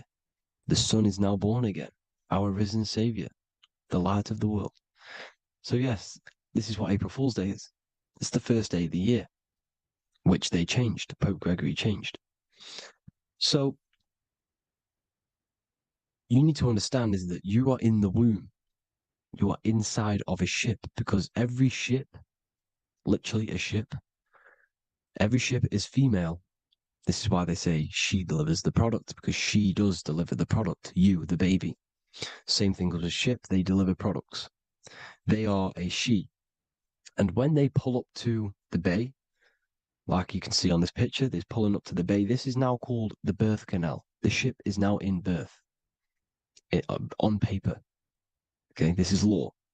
And when they pull up, they tie up to the bay, and now they get a certificate of manifest certifying all of the products which are on the ship and what they are bringing into that nation. Okay, so you're bringing in this many of that, everything's on the certificate of manifest. And this certificate as manifest is also your birth certificate, because you are traveling through water when you are in the birth canal of your mother, because you are in water when you are in the womb, and you travel through the birth canal. And when you arrive, you get a certificate of manifest with the name, how many, the quantity, that's your birth certificate. Okay. And this is what it is. We are a well, we're not a corporation, but we represent a corporation, which is your name in full capital letters. That is your corporation. You cannot physically tax a body, but you can tax a corporation. This is why we get charged. This is why we get taxed, because it all goes down to the corporation which our name represents, which we are subjecting ourselves to. We are my name. I am subjecting myself to this name, and that name has a corporation which I represent, which I subject myself to. You see, this is how we are attached to this straw man, this character that they have built on paper. So it's a character which is on paper. This is what we represent. So when the woman gives birth, she delivers the baby, and then she has another substance. Now I'm going to break down how they attach this name to us, how they do it. Okay. Our mother is carrying us the product in the womb, the water. And it goes, for example, from the United Kingdom into a state-owned, corporate, federal-owned hospital, which is government-owned. She does not declare the package when she enters the building. Aha, so keep that in mind. When she delivers the package in the federal territory, she does not declare the package either when she leaves. Therefore, there is no evidence that we exist when we arrive. On paper. On paper, there is no evidence that we came into the building or left the building. We have not been declared. So we do not exist on paper at this point. When the woman gives birth, she delivers the baby, and then she has another substance, which is called the afterbirth material. Okay? This afterbirth material has the same DNA as our physical body, with the body, mind, and spirit. Okay? This is how they get this corporation. Hold on. The afterbirth material does not get claimed by the mother nor anyone. Therefore, they salvage that substance, because we are under the Vatican. Every state is all Catholic. Your birth certificate is Catholic. No matter what religion you think you are, every single birth certificate is Catholic, because we are subjected to Rome. All roads lead to Rome. Rome runs all of this. Okay? We're still under the Roman Empire. Okay, so Rome are Catholic and they believe in salvation. This is how religion comes into this. This is how they use religion to get this. So they salvage the afterbirth material and they claim it, and they salvage it and give it and charge it to Rome. And they give it a name. Here's the legal term, born alive. Here's what it says. Each product of such birth is considered live, born, and fully recognized as a human person. So each product of such birth, so that could be anything, the afterbirth, the person who actually comes out, the baby. So your afterbirth, which we do not take with us, we take the baby with us, they keep that in the hospital, they collect the afterbirth, and they salvage it, and they give it the name, which it is us. We are a representative to that afterbirth material, which they put the name on, they claimed, which is subject to Rome. So we are walking around our whole lives as a representative to that claimed salvaged afterbirth material, which the federal state have. Okay? We are under the Catholic Church, Vatican, therefore the afterbirth material is a child of God. See? On paper, therefore they believe in salvation and salvage the afterbirth material. This material has no mother or father. The state pick it up, it becomes a war to the courts and gets charged to the state. So we are a representative to that character they salvaged because it is the exact same DNA as you. Subject is the name or the title, and the matter is the physical aspect left behind in the hospital, which represents us. You see? So now we're moving on to Unum Sanctum. Unum Sanctum was in 1302, a very, very important year. Very important year. Unum Sanctum says this is basically how they claim everyone in the world. So the Vatican had all this power, all this gold, all these people under them. They need to get a claim for them so then they can rule over them and make them slaves. So what they did, they created Unum Sanctum. Pope Boniface VIII did this. And it says, the spiritual man judges of all things, and he himself is judged by no man. The spiritual man, keep that in mind, unless he invent like Manichaeus, two beginnings, which is false and judged by heretical, since according to the testimony of Moses, it is not in the beginnings, but in the beginning that God created heaven and earth. Furthermore, we declare, we proclaim, we define that it is absolutely necessary for salvation that every human creature to be subjected to the Roman pontiff. So they are claiming us in Unum Sanctum, and it's in the vaults in the Vatican. They will put a spell on it because they are sorcerers, they are magicians. They put a spell on it, they lock it up, and whatever goes on that piece of paper goes. And this Unum Sanctum is claiming all of us. So what does it say in the beginning? The spiritual man judges of all things, and he himself is judged by no man. The spiritual man, the man with the body, mind, and soul, the first baby that comes out the birth canal. That's you, your body, you, body, mind, and soul. You have the Christ, which is I am, which is grace. Grace means here now, in the present. You have the Christ, which means I am. Therefore, you have a soul. If you can say I am, you have the Christ. You have a soul. But a creature can be anything with no soul. You see? So no man can judge the man with the soul. However, as it says in the second part, we proclaim, we define that it's absolutely necessary for salvation that every human creature to be subject to the Roman pontiff. So they are subjecting the afterbirth, not the man with the body, mind, and soul, but the afterbirth to the Roman pontiff, to the Roman Catholic Church. We are the ones who are claiming to be the afterbirth material, which is our birth certificate, which is our representative. We represent that because it is our DNA. This is how we are stuck. We are stuck because we represent this DNA, which is on paper, recorded. You see? So we, being untaught, uneducated in these subjects, we are subjecting ourselves to this system, to this slavery, because we just want to live. We just want to live happily, just peaceful. Think about it. Where's all this coming from? Where's all this war, all this killing, deaths coming from? We just want to live. It's coming from the Catholic Church, these evil death cult, which has subjected us, which has used us as slaves, and we are still slaves, and it's just going to get worse and worse and worse. So this is how we have subjected ourselves to be the slaves to this system.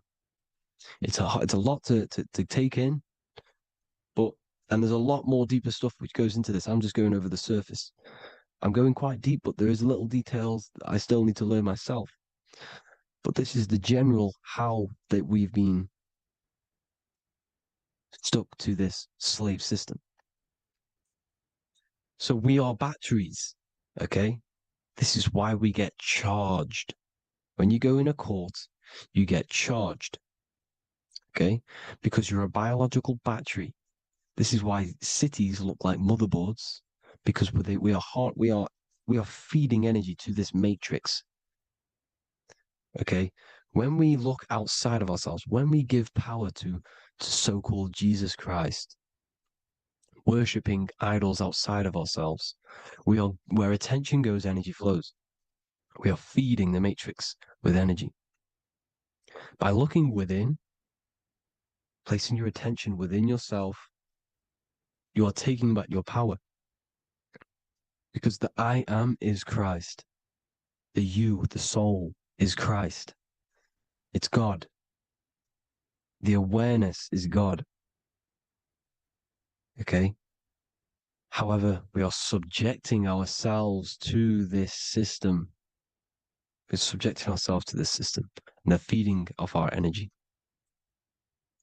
So what we need to look for the future is that, think about it, with the end goal is to change our DNA, is to literally make us robots, transhumanism, slaves. This is why we have smart cars, smartphones, smart watches, smart meters, smart cities. And all of this is going to be connected by the smart grid, which is 5G. This is why 5G is rolling out. 5G is going to connect all of these technologies to one. It's like a big net system. And you know why they're doing this? It's because all of this is going to be connected through this 5G, and that 5G is going to be controlled by the elites. So you say anything wrong, you do something wrong, you say the wrong thing online, they'll turn off your car, they'll turn off your phone, they'll turn off your smartwatch, they'll turn off your TV, because it's all going to be connected and controlled by the smart grid. And this is what the Great Reset is, people. But they're going to trap us inside of these 15-minute smart cities so we can't leave the area, because they're going to use climate change as a tool to enslave us to not travel because of so-called climate change and the fumes that we are putting into the air, which is all BS. They're doing this to push these new cities, to push all of it. But listen, they're trying to get inside of your body. The only way they can do that is to get you addicted and using this technology. First, they got on the body with the smartphone. Well, first of all, we use the technology. We get used to it with it in our hand. The next step for them was to get on the body, which is the Apple Watch, as you see down here. They have now successfully got onto the body. The next thing is to get inside of the body. This is the brain chip.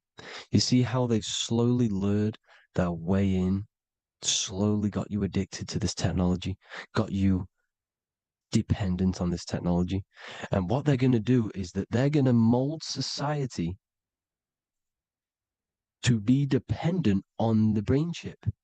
So in order, for example, if you want to go and pay for food, you're going to have to get a chip to pay for the food, because it's all going to be digital money. And that digital money will be connected to the chip, and you'll need the chip to pay for things. You see? So this is how they're slowly transhumanizing us.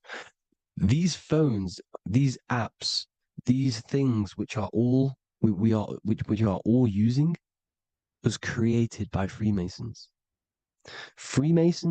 Mason means traveler, because they travel the depths of the mind.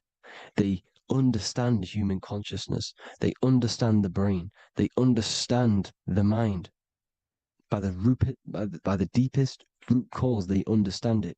This is what Masonry is. It's the occult. So these technologies is designed by these people. This is why they're so addictive, because they understand how it works. They understand how to get people addicted because they understand human consciousness, the brain, the body, and the mind. So this is the advantage Freemasons have over us. And these secret societies, which have gone through the orders of Freemasonry and progressed onto these secret societies, which are the evil side, because I'm not saying Freemasonry is evil, okay? But the societies which they go beyond Freemasonry, because you can go beyond the 33rd degree into these secret societies, and they use this knowledge for the bad, to enslave people. And this is what's going to happen. Transhumanism. So I hope you all learned some insight for today. Please do a bit more research on, the birth certificate and stuff like that, the straw man. And have an amazing day, people. Please like, comment, and subscribe. Peace.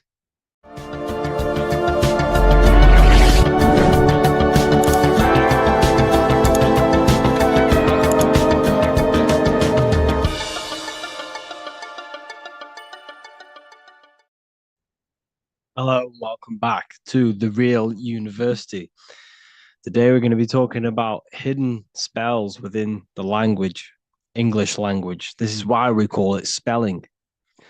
A lot of people are already aware of this. However, I'm going to go over some words that have double meaning, meanings to them, behind them, which trick your subconscious mind.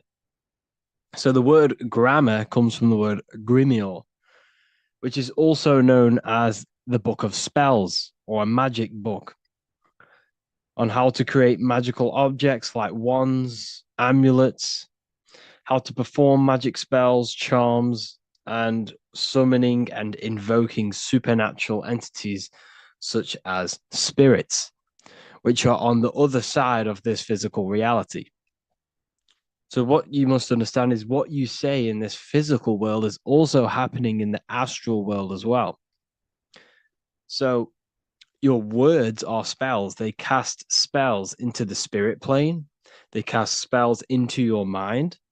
They cast vibrational frequency into your cells in the water. Water holds a lot of energy. So we're going to be going all over this. The subconscious mind takes everything as truth. Everything you say is truth to your subconscious. And you should know this by watching the Manifestation Mastery 2.0 course. I talk about this. This is so important that you understand this, because everything is truth within the subconscious. It only knows you. Your subconscious mind, if you watch the course, you should know this, it's responsible for 90% of your daily basis behavior.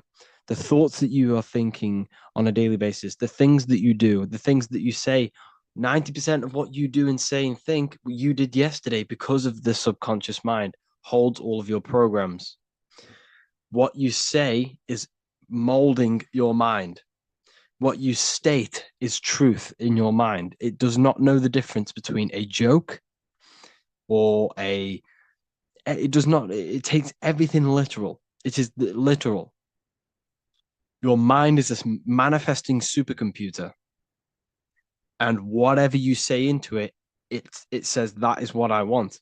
So whatever you tell your mind, that is what you'll have. That is what you'll believe.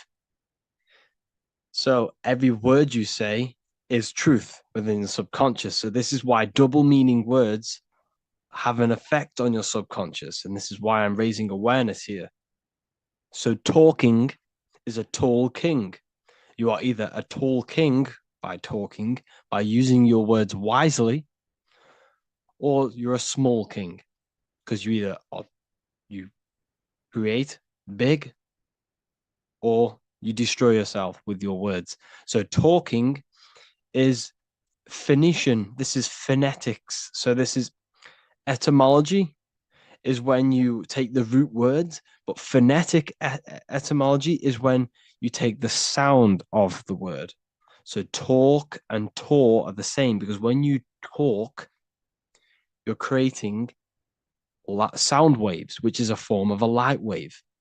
And when light waves expand in all directions, it creates a torus field. And everything is torus fields. So if you affect one torus field, it affects every torus field in creation, as above, so below. So what you say is affecting the torus fields around you in your body. You are made out of these torus fields. This is why talking is torusing. You're creating light waves, sound waves, and you are permeating creation. And this is why the Bible tells you the tongue has the power of life and death, and those who love it will eat its fruit.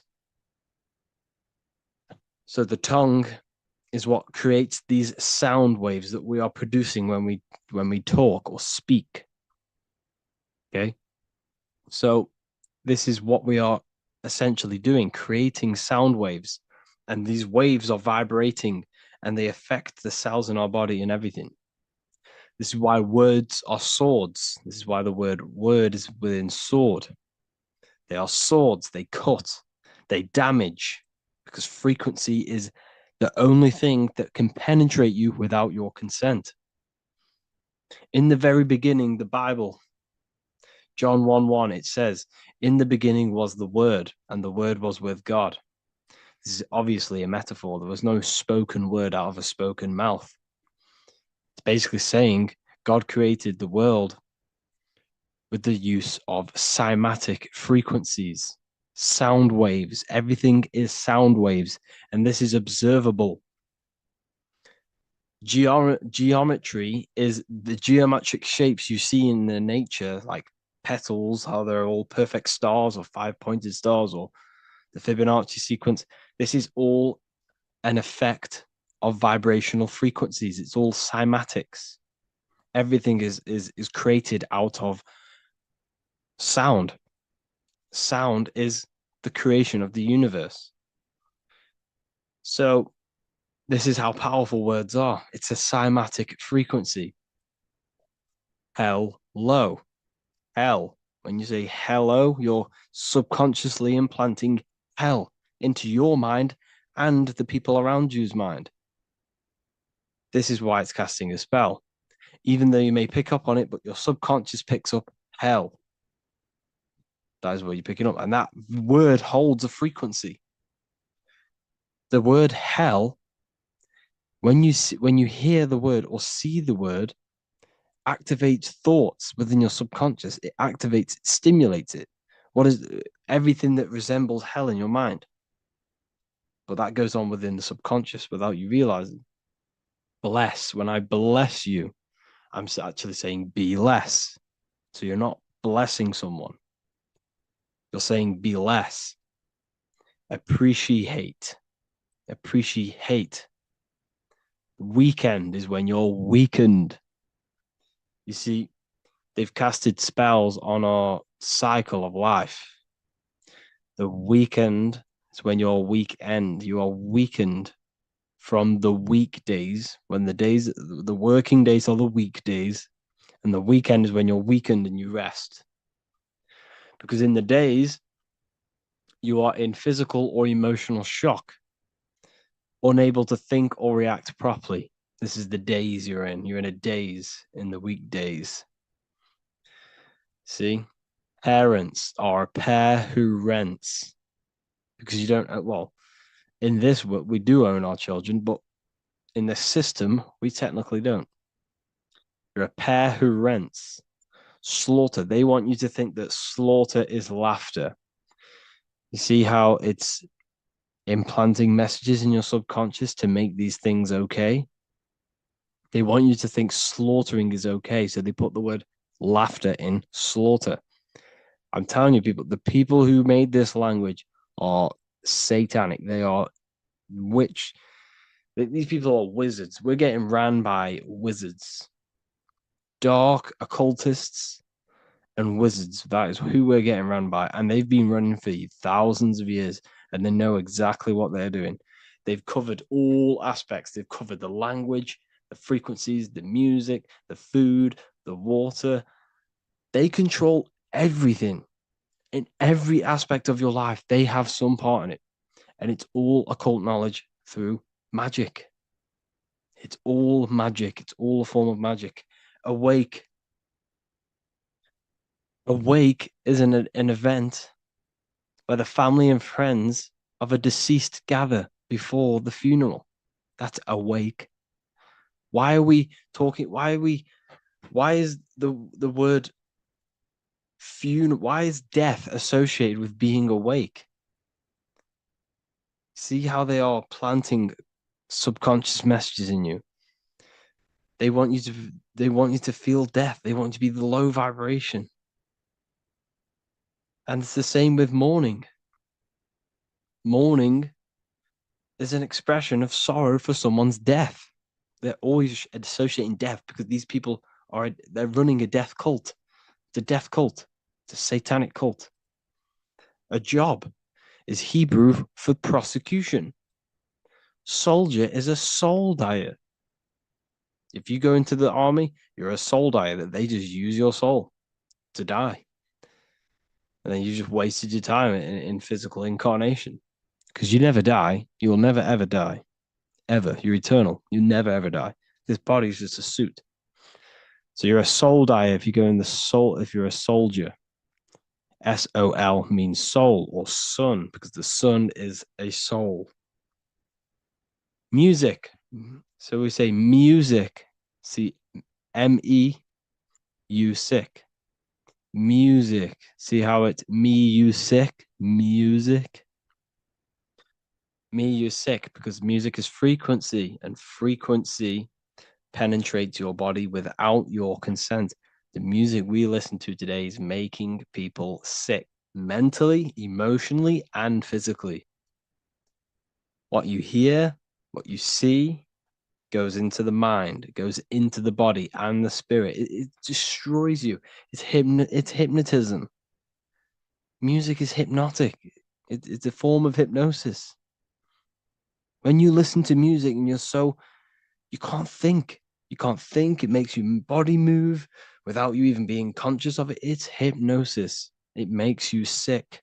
The right music is good, don't get me wrong, but the music they use today is making you, me and you, sick. And that's another one. When we say things are sick, oh, that's really good. So we say sick. It's another spell that you're casting. You're calling yourself sick. Your subconscious mind doesn't know the difference. You're calling yourself sick, ill. Spellcasters will often use the word abracadabra when spellcasting. This is because the word abracadabra in magic means I create when I speak. Every word you say is molding your mind in some form of way. Not only is it molding your mind, you're casting frequency, you're producing frequency, light waves, sound waves into the ether around you. Okay.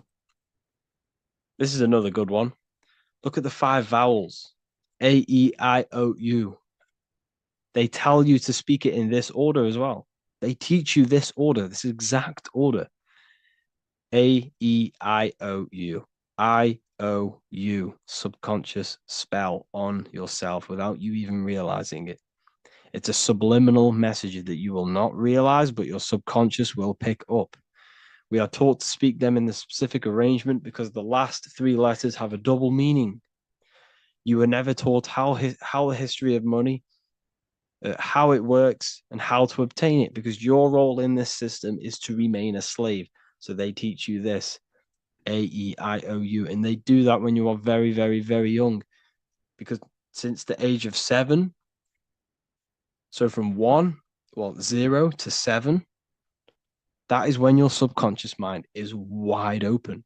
So when a baby, why do you think they pick up on everything you do? If you say one thing, the next day they're saying it. It's because their subconscious is wide open to programs. Why? Because they're trying to learn what this world is. So their subconscious mind is wide open, taking in everything that you do, everything you say, your body language, the way you handle yourself, the way you talk to other people. They're taking in every little thing you say and do and making that a program so they can understand this world and the people around them. And at the age of 7, that is when their programs are written for life, and they will basically go off then for the rest of their lives. This is why it's important to look after what you do in front of your children, not just what you say, your body language, the things you eat. They pick up on everything. They're trying to make a sense of the world. From the age of 0 to 7 in school, you learn this. I owe you. It belittles you. You owe nothing. No one has right over you. This should not be real. There should be no government. We should not have. No one should be over you. Everyone is equal. Everyone is the I. Everyone is God manifested. So we don't owe anyone anything, but it's a spell in your subconscious. Signature. Sign your nature. Sig is sigil. A sigil is a magic. Is a is a symbol used for magic. A sigil nature. So your signature is your sigil, and when you sign that, it gives mental power over you. Once you have put your sigil into that paper, they now have mental power over you. It's magic. It's all a form of magic and brainwashing. Okay, when we say the word we're saying we're trying to use God to manifest that. Okay, because the comes from theo in Greek, which means God. So when we say theology, ology means the study of. Theology is the study of God. That's what theology is. Theo, when we say I am we are using God to bring it into existence. God is the I am. The I behind you, the I am, that's God. That's what manifested everything in your life. Everything in your life, that invisible creator inside of you has manifested everything you physically see. You are the invisible architecture, the invisible artist behind your life. The I, that's God. The only one. So when we use the word I am, this is how to bring the power to yourself. When we say I am strong, I am wealthy, I am free, I am financially free. When we say this, that I am, this is when we are bringing, we are directing vibrational frequency into our own being, into our own magnetic field, and into our own life. This is how we direct vibrational frequency and direct our word. So when we say I am directing my frequency into myself to manifest something external. Also known as the chi or the prana. It's just basically your magnetic energy. So speaking has the ability to change your genes and DNA expressions. When we listen to affirmations over and over and say them over and over for a long period of time, your genes will change. And your genes are a code for your external world, pretty much. Anything that is written in your genes will manifest into your external world. Okay. All of this is just done by your intentions, thoughts, and what you say. And if you think this is a conspiracy theory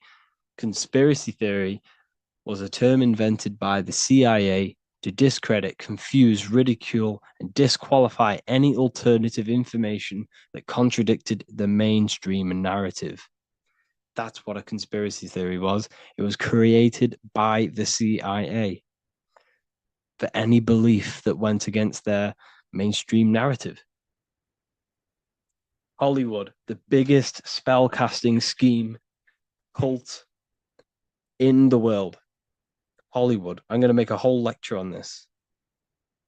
Hollywood is Holywood, which comes from a holly tree, which the ancient Phoenicians and magicians used to take the holy wood. It was called holy wood because it was the best wood to make wands out of and cast spells. That's why they get their name. And what is the films? All the films, all the music that comes out of Hollywood, it's all a form of magic, subconscious spells. to fill your mind with ideology, fill your mind with this narrative. That's what they're doing through the movies and the music. Anyways, I hope you like this lecture. Thank you all for joining the Real University. I hope you're all learning a lot here, and looking forward to making some more awareness for you and more knowledge. Have an amazing day, people.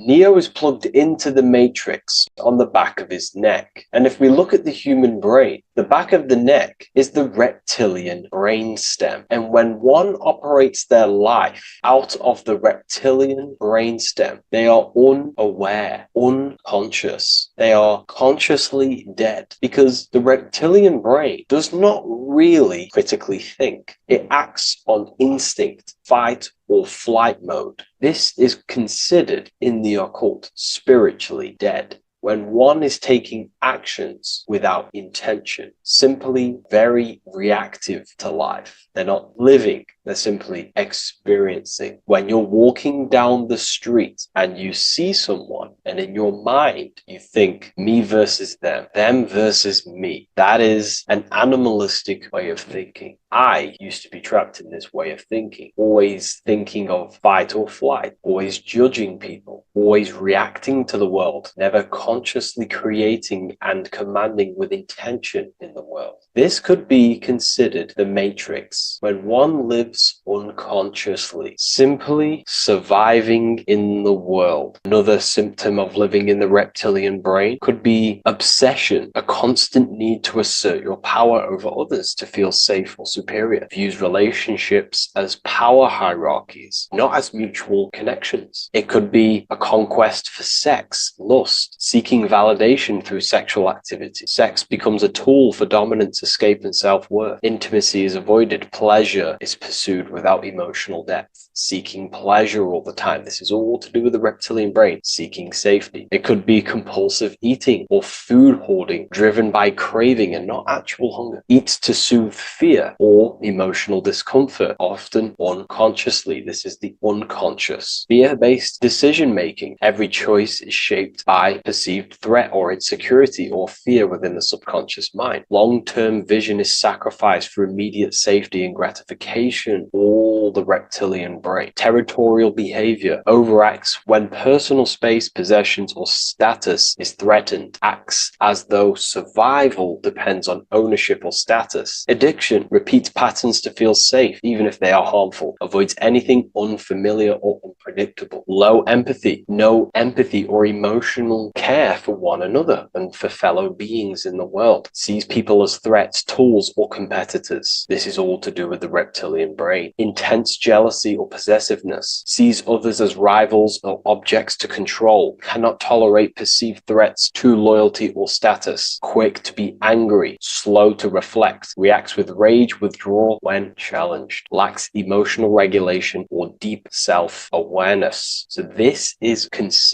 brain could be considered the matrix, hence why Neo is plugged into this brain. He's operating the life out of this brain, unconscious, simply navigating life like an animal. I was in this state, and you can only really realize this when you come out of this brain and you start to function from the higher regions of the brain, which we will discuss very soon. And my life was chaos because there was chaos operating internally. I was never thinking about the future. I was always operating life out of fear, out of lack. Never had care for another person. When you operate life out of this brain, the matrix, things outside you can easily control you. This is why they keep us in a constant state of fear. So we operate life out of this. So we never gain full control over our reality, over our actions, over our thoughts. So Neo is called Neo, and he works at a place called meta cortex, very symbolic of the neocortex, the higher region of the brain. Now, this brain makes you human. It ultimately allows you to hold control over the animal urges. Okay, the neocortex is the brain that allows allows you to have self-mastery, that allows you to control your urges, your instinctual survival urges. So humans can overcome their reptilian animalistic state and start to operate their life in a conscious mastery state. And Neo is plugged out of the reptilian brain and he starts to use his neocortex, the human brain. This allows one to learn to have self-control, allows one to create, allows one to think about others. It allows one to critically think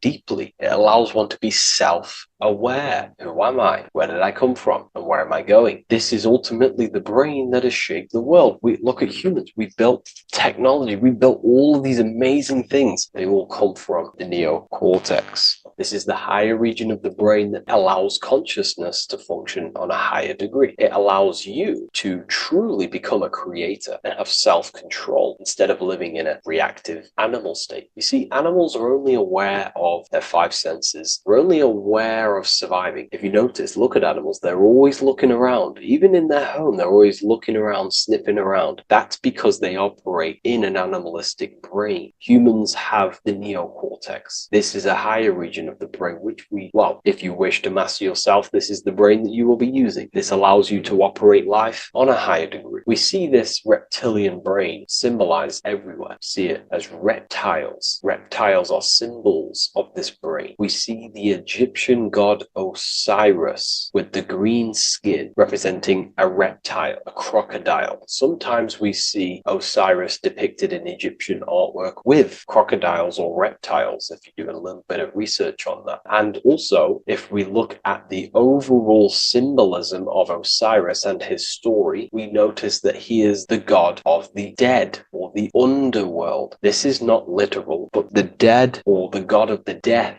the god of the death of self, the dead of consciousness, because you are a divine being with limitless potential to create. And ultimately, to create, we have to master our reptilian brain. But when we function from this reptilian brain, we are dead to our higher powers of creation, of imagination, of actually gaining control and operating life from the higher mind, operating life as the divine being as you are. But if you operate life in Osiris, he is the god of dead. You are spiritually and consciously dead. You act unconsciously. You are dead, not physically, but mentally and spiritually. So what we're looking at here in the Egyptian artwork is the reptilian brainstem. We have the left hemisphere and the right hemisphere of the brain. Notice a curve. The feminine body is very curvy. This represents feminine. The masculine body is very liney. So if we study geometry, we know that lines are masculine, hence why the word masculine, line, and the feminine body is,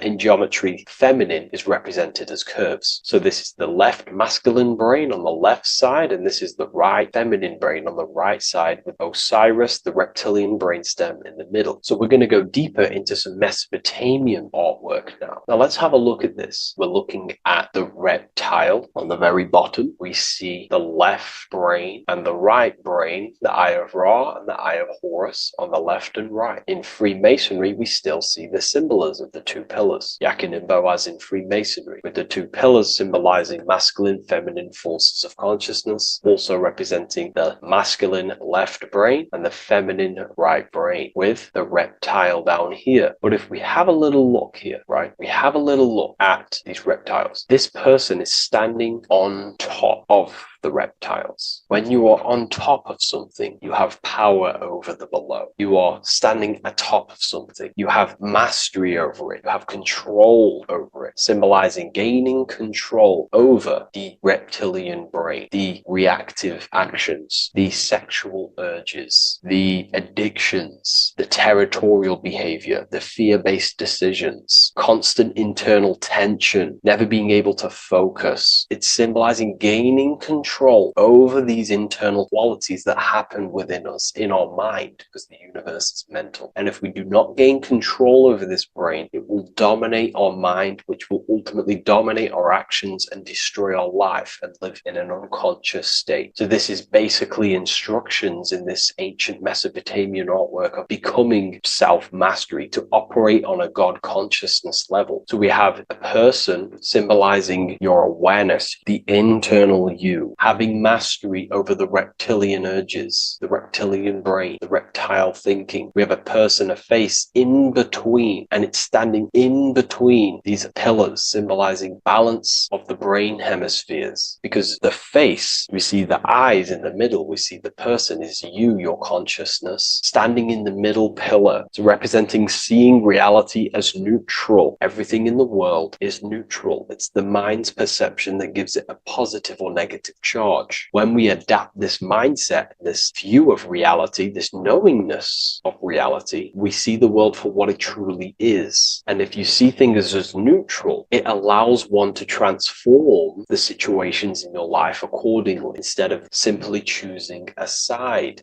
This is a major problem in society, and this was a problem within myself also. We like to choose sides, and choosing sides can keep your consciousness locked in a certain mindset, in a certain belief. And belief is what is ultimately destroying humanity. It's about knowingness, and knowingness is in the middle. We want to seek to know things. Knowing things allows you to go out there, directly experience it, and know it for yourself. For example, I know I'm not on a spinning global ball flying through space. Why? Because my senses tell me I'm not doing that. My senses tell me I'm not going 1,000 miles per hour and 360,000 miles per hour through space while spinning around the sun. I know that because I know myself. I know I'm not my body because I've had direct mystical experiences beyond the physical body. So we should seek to know things, and that's what we call gnosis, direct knowledge obtained through direct experience, knowingness. And that is a middle pillar quality. So in Freemasonry, we see the middle pillar. The matrix is designed to give you two wings all the time. Democrats, Republicans, feminism, and then there's another side. There's always two sides that they're giving you because they want you locked in either way, which is seek the middle pillar, seeing things as neutral, seeing things as the middle pillar, seeking direct experience, gnosis. And this aligns with the brain because the brain gives us these two perceptions also. The right brain sees the woods, the whole woods, but the left brain sees the individual trees and branches and leaves. If we're too left hemisphered, we're going to see everything as divided. If you're too left hemisphered, you're only going to see yourself. You're only going to think about me, myself, my ego, my consciousness, my life. And I'm only going to operate in the world, take actions only towards me without considering the collective, which is the right hemisphere quality. The right hemisphere allows you to see the bigger picture, how we're all connected. We're all one family of consciousness. We're all one being separated in different bodies, one consciousness operating in different bodies. So it's about aligning these perceptions of the brain and standing in the middle, and also conquering the reptilian brain. This allows us to operate in the world and see the world for what it truly is and operate from a place of balance. We also see some more symbolism in Egypt of the Ram Sphinx in Egypt. Ram Sphinx. Please leave a comment, and please leave a like and a subscribe onto the YouTube if you like my content. Smash that like button and we'll get straight to this. So this is the Ram Sphinx in Egypt, also symbolizing the brain. This is my research. These are my conclusions. You can take this with a pinch of salt and go out and do your own research. This is what makes sense to me based off my information I've gained, my symbolism that I can read. So take what you can from it. I'm not here to obstruct anything. I'm not here to place anything in your mind. I'm simply here expressing my research. Never take anything off anyone as solid truth. I've never have said everything I say is solid truth. This is my research. If the research aligns with you, that's great. Maybe it doesn't with some people, that's fine. Simply take things with a pinch of salt, go out and collect as much research and information from many different sources and place together your own understanding of symbolism and your own perspective on reality. But like I say, seek to know and not believe.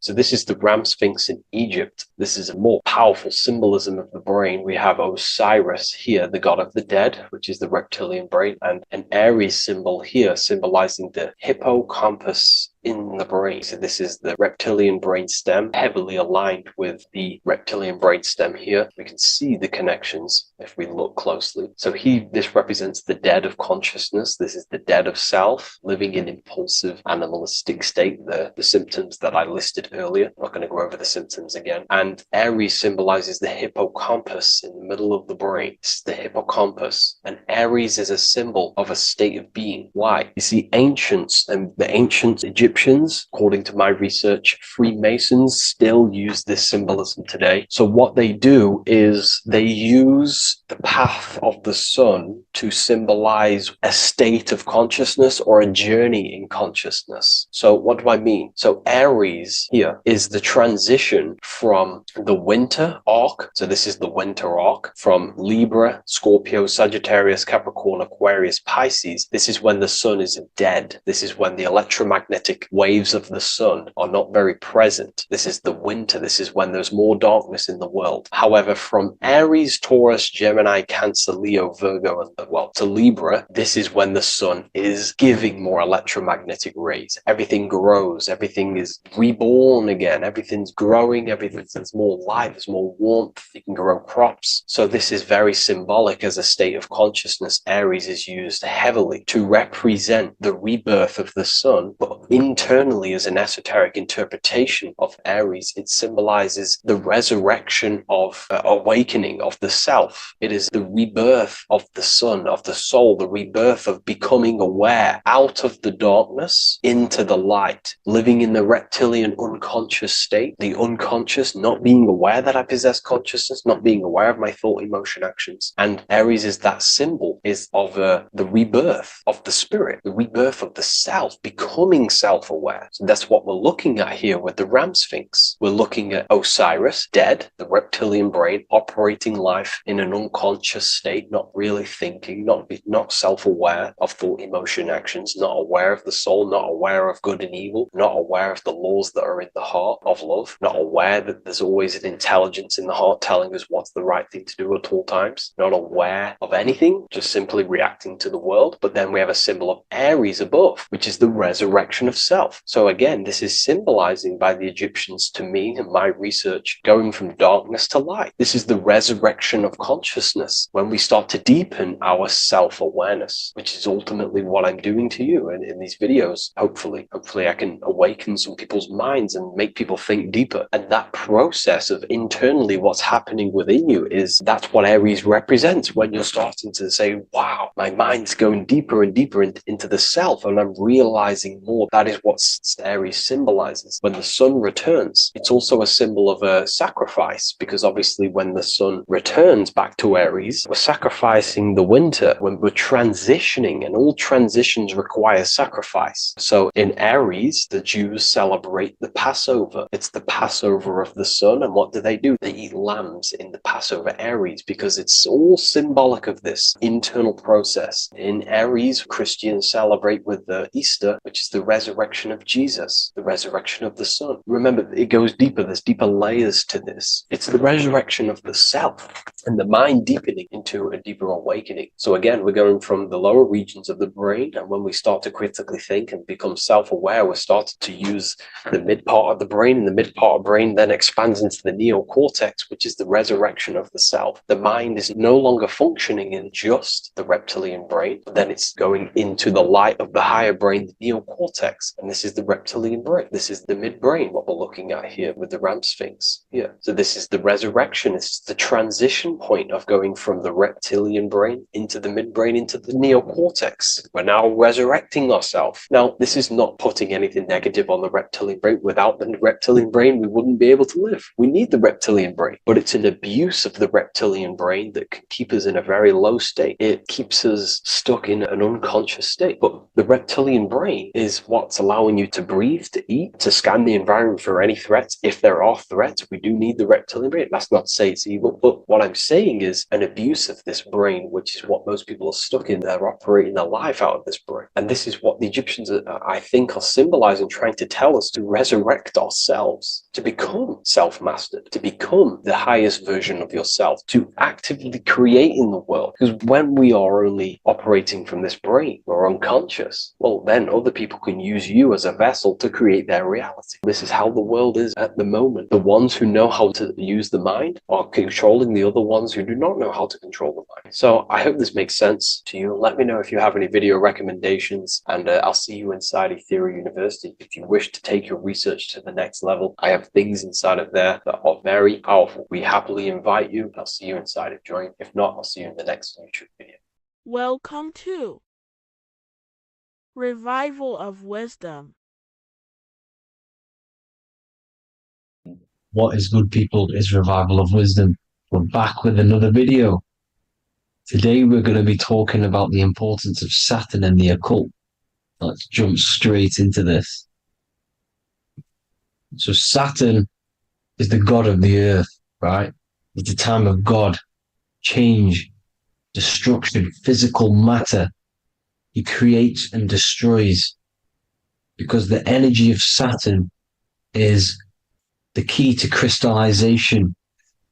It wraps things in physical matter, right? He creates everything, all life forms, and he takes things back, because the day that you're born, that's the day that your expiry date is coming. The time is ticking until Saturn takes your life. This is why he's known as the Reaper.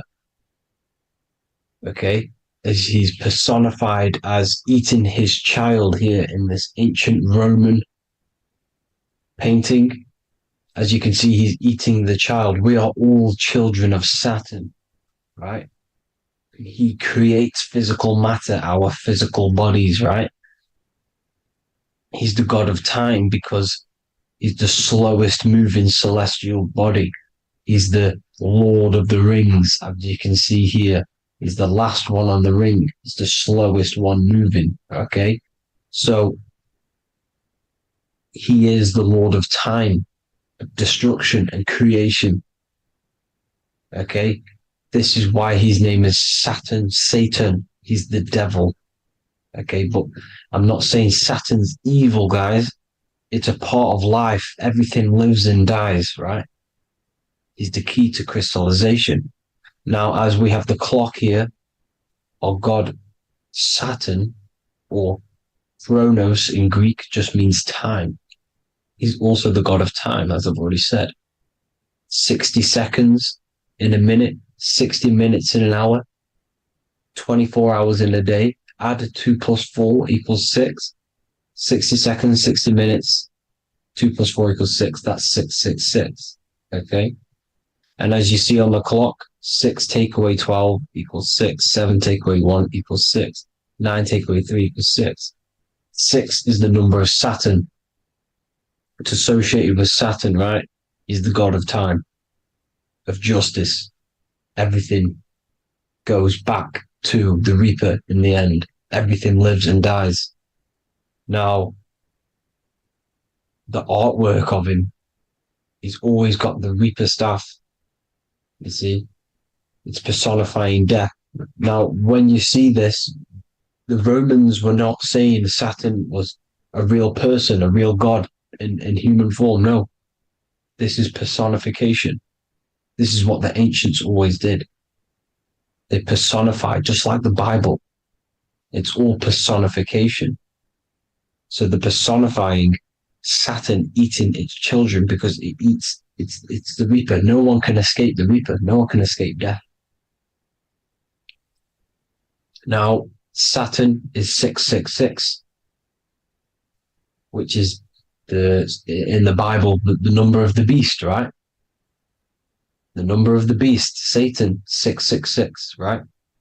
So on the North Pole of Saturn, you have a hexagon which makes a cube, right? Now this hexagon, when you join up all the corners, creates the 6-pointed star known as the Star of David, right? In the Jewish religion. Now, as you can see, the 6-pointed star has 6 points, 6 mini triangles, and a 6-sided hexagon. That makes 666.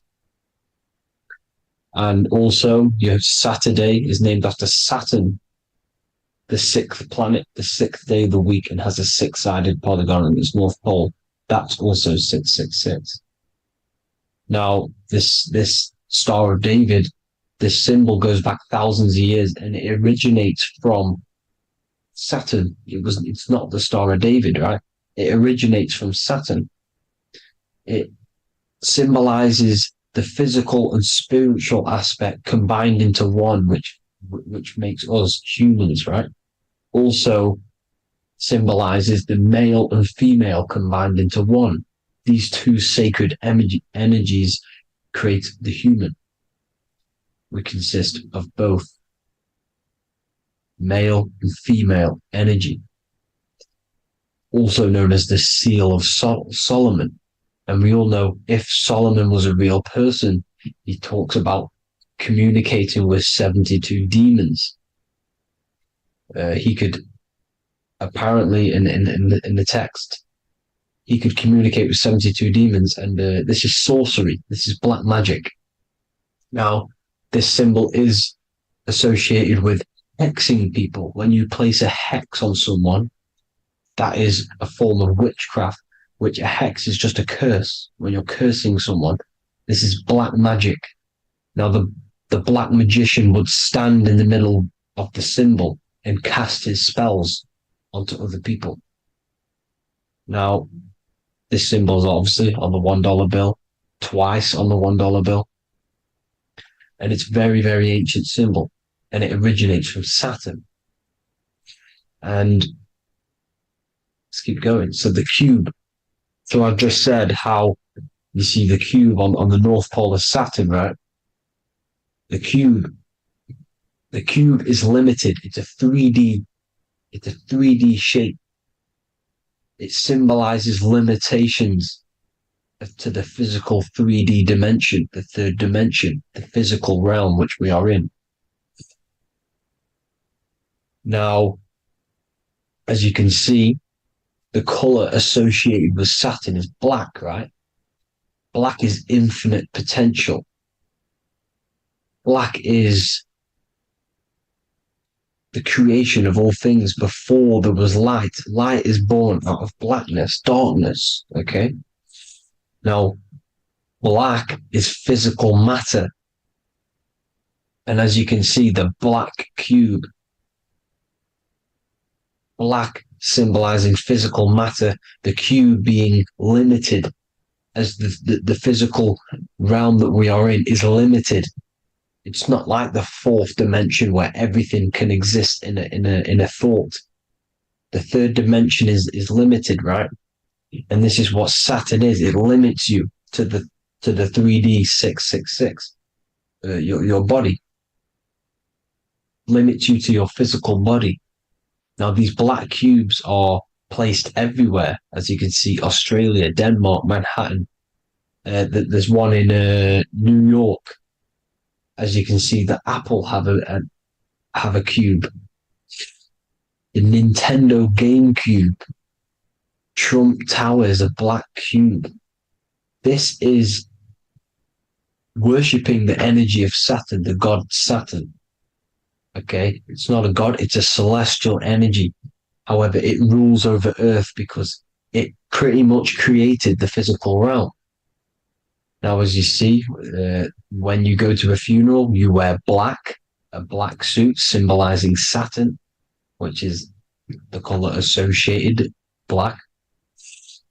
And as you see in Mecca, they walk around the black cube in rings. As you can see here, they're stood around in rings, like the rings of Saturn. The Mercedes symbol.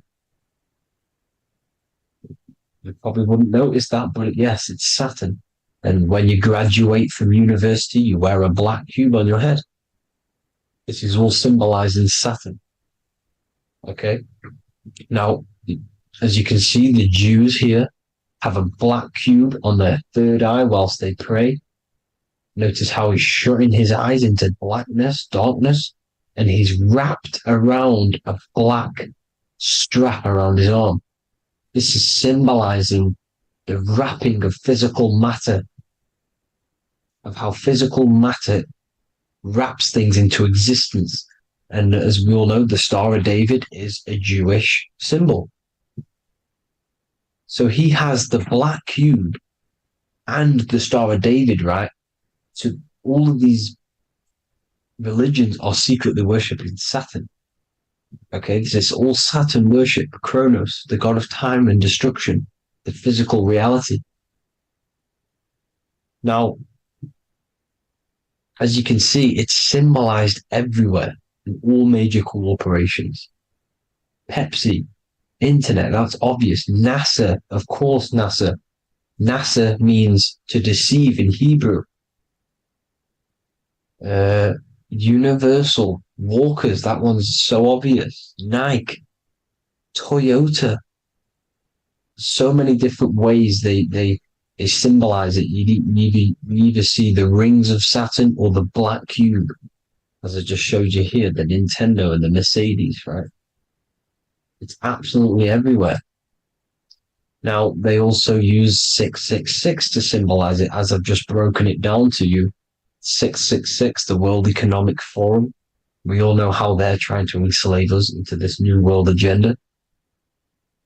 Google Chrome, CERN, Disney, Coca-Cola, Cadbury's, all of these have 666. Now, every UPS barcode has 666. And even www is Hebrew for 666, as you can see here. Monster. It's the same Hebrew letter that means 666. Drake, 6 God. That's his God, Saturn. Why? Because they love physical realm. They love the physical dimension, the third dimension. Because they can rule here through riches. They can build an empire here. It's not like the fourth dimension. They don't want to ascend. They want to stay down here in the physical realm. Okay? Now, this is why they're cloning. They can move their consciousness into other clones to live forever. This technology exists. This is why they love the third dimension. As you can see, all of these sellouts here, Drake, Leonardo DiCaprio, you know, all of these people doing 666 because this is their God. This is their God. They love the physical realm. They sold their souls for wealth and fame in this physical realm. So why would they leave? You see? Now, this isn't all just evil, okay? So you have 7 chakras, right? You have 7 days of the week, 7 solfeggio scale notes. These are frequencies, the solfeggio scale.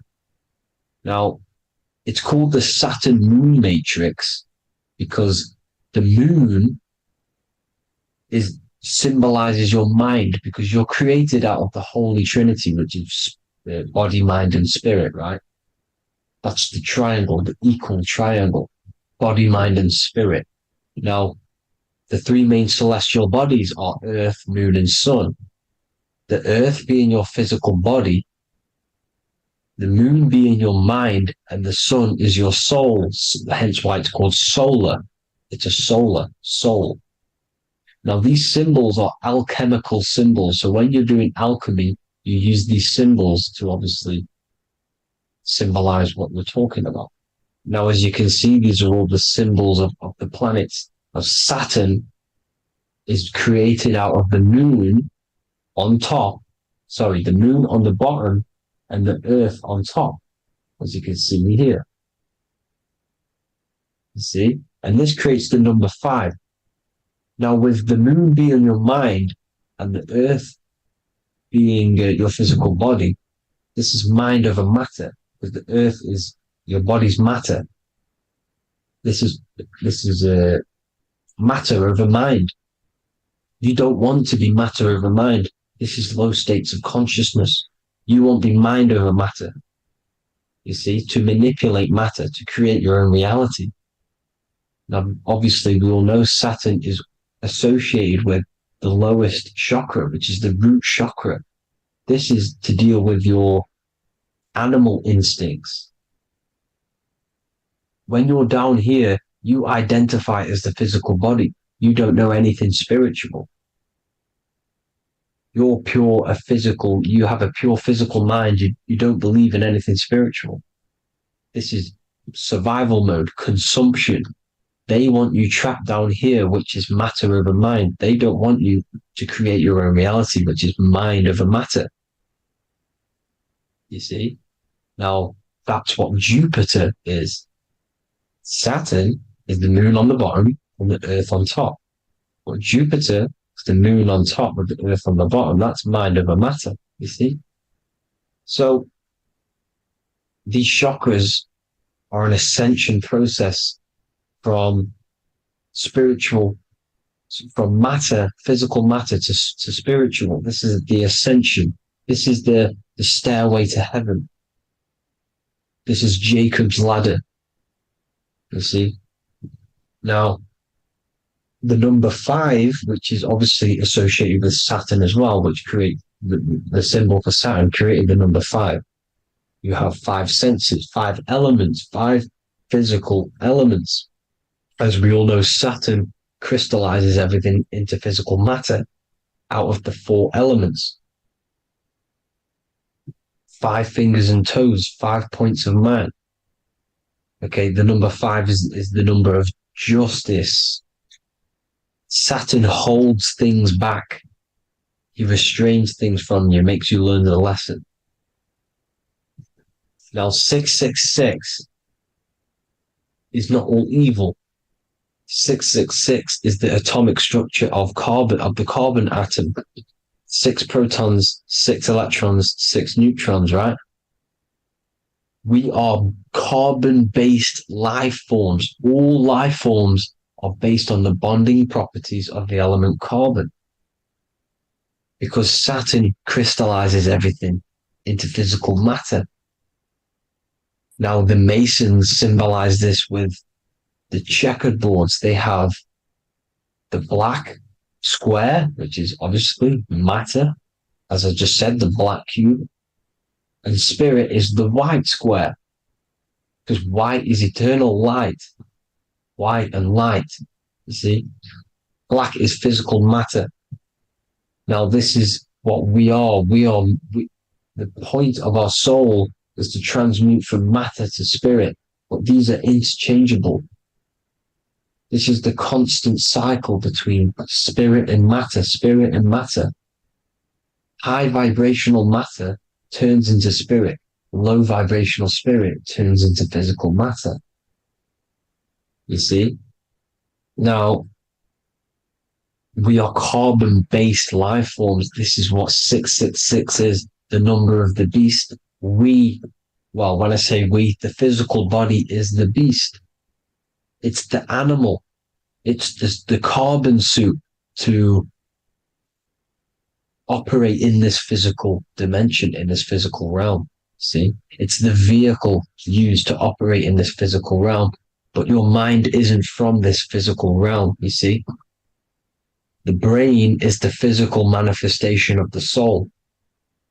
Okay, so as you can see here, the spine is an extension of the brain. Everything goes back to the brain. This is literally what your physical body is. You see, this is the nervous system, and everything reports back to the brain, and everything's controlled from this control center. And this spinal column, at the top of the spinal column, is your third eye, which is known as the pineal gland. And this is the seat of consciousness. It's the center of consciousness. That is your true self, pure consciousness. This body is just a physical body. This body is mortal. This body runs out, but your consciousness lives forever. They don't want you knowing this. This is why they keep you down here in your lower chakra. They want you to believe everything is just physical. They don't want you to believe in the spiritual side of reality. Because this way they can manipulate you, right? They want you matter over mind because they know your mind creates reality. They know your mind is the root cause of reality. You manifest your own reality from the inside out. So this is why they control your perception of reality. They control your information in order to manifest their new world order. You, who are ignorant to knowledge and wisdom, you who are ignorant are manifesting their agenda because you accept their information and their perception of this reality. Now, this is why they tell you the globe model, the heliocentric model, to trap you into physical matter. Now, if you understood about this true form of this realm, you'd understand that there's a spiritual side behind everything. The spiritual side, something has to exist. The root cause of reality is higher planes of existence. It happens in the mind before it happens on the physical plane. You see? They don't want you knowing this. They want you matter over mind, which is the symbol for Saturn. Moon over Earth. The Holy Trinity.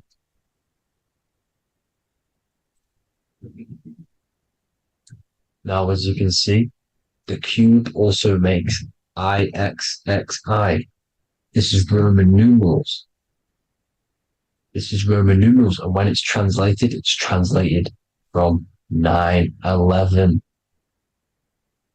Yes, 9/11. This is the secret code of the one world order. The two twin towers, when the two become one. Okay, when the two become one, this is how you reach the higher states of consciousness, the physical and spiritual. Now, as you can see, the 9/11 memorial are two black cubes. It's two black cubes. This is all Saturn worship. Now, I'm not saying that Saturn is an evil celestial body, right? No, everything has a good side and a bad side, right? It's duality. The spirits of Saturn on the dark side are the most evil demonic spirits. Now, these are the spirits that these are invoking through these rituals, right? Yes, 9/11 was a massive ritual. It's a satanic ritual, okay? Now, we all know Elon Musk. Elon Musk is coming with the mark of the beast. And English gematria, this equals 666, right? 666, as I said, is the number of the beast. You are the beast, your physical body. You see how the Bible twisted things up to make things more confusing, right? But it's there. You just have to have the knowledge to be able to read the Bible properly. As we all know, we had this virus. I'm not going to say the name because I'll get flagged. This virus adds up to 666 because this is all part of the New World Order. It's all part of keeping you in this physical dimension. Okay? Now, as you can see here, Novus Ordo Secularum on the back of his shirt, on Elon Musk's shirt. This is also on the $1 bill, Novus Ordo Secularum. This means New World Order. Yes, New World Order. This is on the back of Elon Musk's shirt. And as you can see here, he owns Neuralink, which is the brain chip, which they're going to be putting into implanting this onto your brain. This is the New World Order to connect you and merge your consciousness with AI. Neuralink and Meta, he owns Meta as well, which is the metaverse. These are going to be linked in, hence why they have the same symbol, but just in a different format. It's the infinity symbol. And the infinity symbol comes from the Taurus field, as you can see here, your electromagnetic field from around your body. Now, the end goal is for this New World Order is to trap your consciousness inside of an alternative reality being projected from the metaverse. Because the metaverse will be the reality. Neuralink will be the brain chip inside of your brain, projecting your consciousness into an alternative reality while they harness your energy of your physical 666 body. Now, this stuff gets real deep, people. Now, this is the end goal of the New World Order, is to connect you with AI. This is why they're trapping you and keeping you in these lower states of consciousness in the Saturn associated root chakra. So you don't find out about the spiritual side of reality, because if you knew the truth of this reality, you wouldn't connect to AI. You see, you have the power within you to travel to other worlds, the astral plane, for example. You travel to different worlds when you are sleeping. Okay? They want you to know it's just a dream. However, their end goal is to trap your consciousness and feed off your energy, spiritually and physically. Okay? I don't know why these people are just pure evil. As I said, evil love bondage. They love the physical dimension. They don't want to ascend to other realms. These evil love the third dimension. This is why evil spirits will inhabit bodies, exorcisms, because they miss being in the physical realm. They miss it. Evil love bondage. So this is why they're cloning and putting their consciousness in clones to stay in this third dimension, to stay as further away from the source as possible. Okay? This is why they're doing it. And this is how it's all linked in. So I hope you all enjoyed this video. Hope you gained some wisdom. Please feel free to join the Telegram. And please leave a like and a subscribe. Thank you all, people. God bless.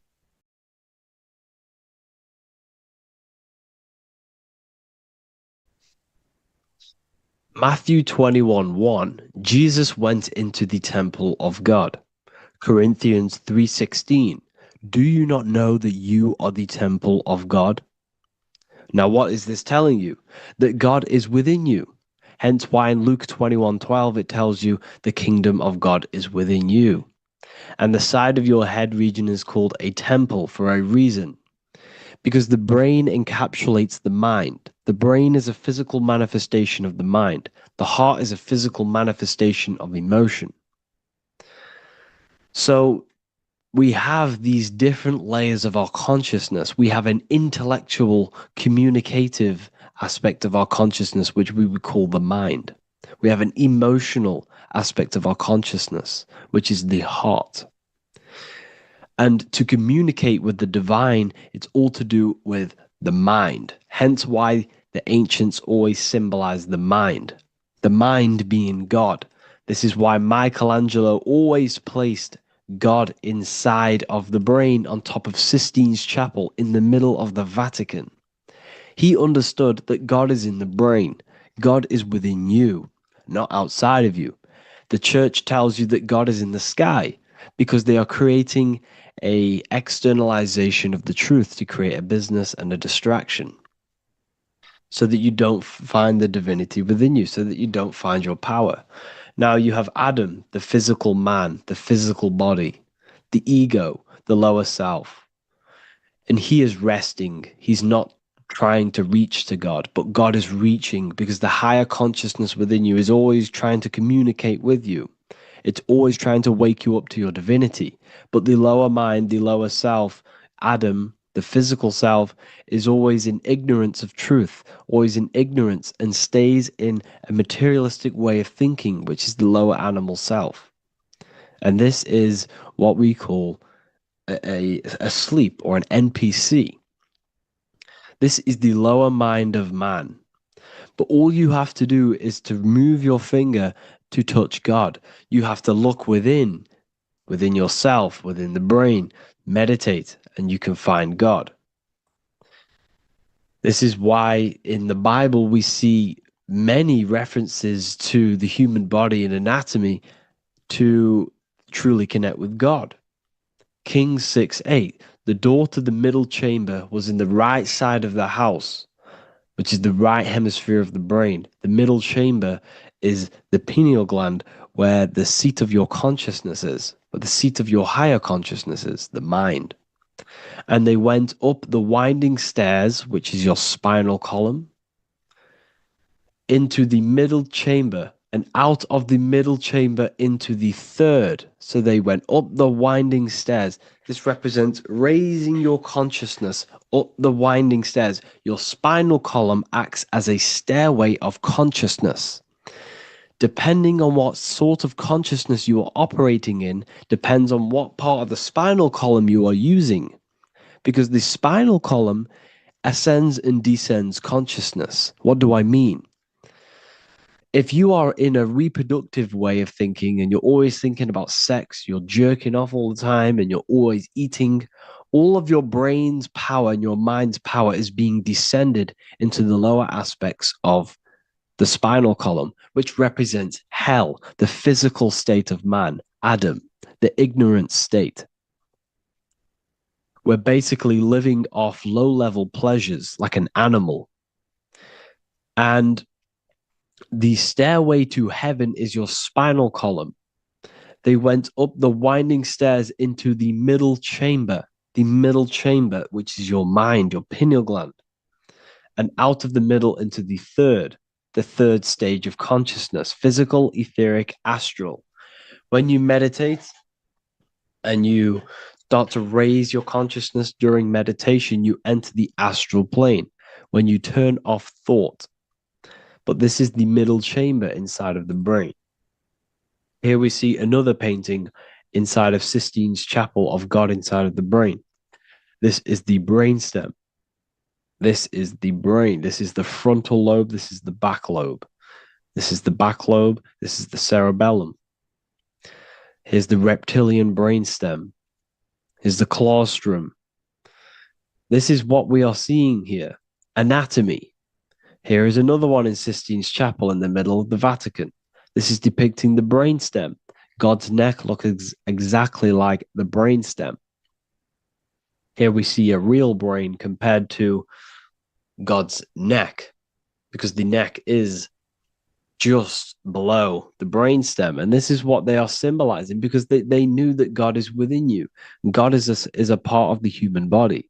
God is inside of the body, because the body is a vessel for consciousness, for universal consciousness. Inside of you, inside of me is the same spark of consciousness. And this same consciousness is spread out into every living essence, because everything comes from the one source, the one God, the one consciousness. Matthew 6:22-23. The light of the body is the eye. If therefore thine eye be single, thy whole body shall be full of light. Practicing the single eye. What is this? This is meditation. This is entering within yourself. So the Bible's telling you to practice the single eye. But if thine eye be evil, thy whole body shall be full of darkness. What does this mean? If your consciousness is in an evil way of thinking, if your mind is filled with an evil, negative mind space, then your body shall be filled with darkness, with evil, with negativity. Because negative thoughts destruct the body. Positive thoughts heal and regenerate the body. So he tells you to be, the light of the body is the eye, your consciousness, the inner eye of consciousness, the eye that lets you see. And what do I mean? You look with your two physical eyes, but you see with the inner eye. What you see is perception.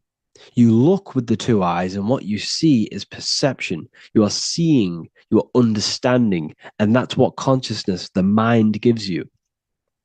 Consciousness, or the mind, is the force that allows you to be a human being, that allows you to understand things and interact with things and make decisions. It's an infinite intelligence. See, the mind is not the brain. This is a big confusion with people. Hence why the eye on top of the pyramid is separate from the bottom half of the pyramid, because the consciousness is separate from the body, the eye, the all-seeing eye. It represents the observer, the eye that sees into this body, into this world, into this. You are the perceiver. You are the invisible spirit within the body. Theologians 4:17. After that, we are still alive, and our left will be caught up together with them in the clouds to meet the Lord in the air. You don't meet the Lord in the physical air. Okay? This symbolism of the ancient Christian artwork is showing you this is symbolic. These things never happened. There's no man in the sky. Moses didn't go on a mountain to meet with God. The air represents the mind. This is why you say you're an airhead when someone's very stupid. Earth is your body. Water is your emotions. Fire is your spirit. Air is your mind, the invisible mind. So Anton Mengs, an ancient Christian art worker, is showing you anatomy of God in the clouds. But this is the anatomy of the human body, raising yourself to the mind and turning the mind inwards on itself during meditation. And that's how you meet the Lord in the air. You meet the Lord in an elevated state of consciousness. The air represents an elevated state of consciousness because the air is up. You have to raise your consciousness to meet the Lord in the air. This is why Moses went on a mountain to meet with God.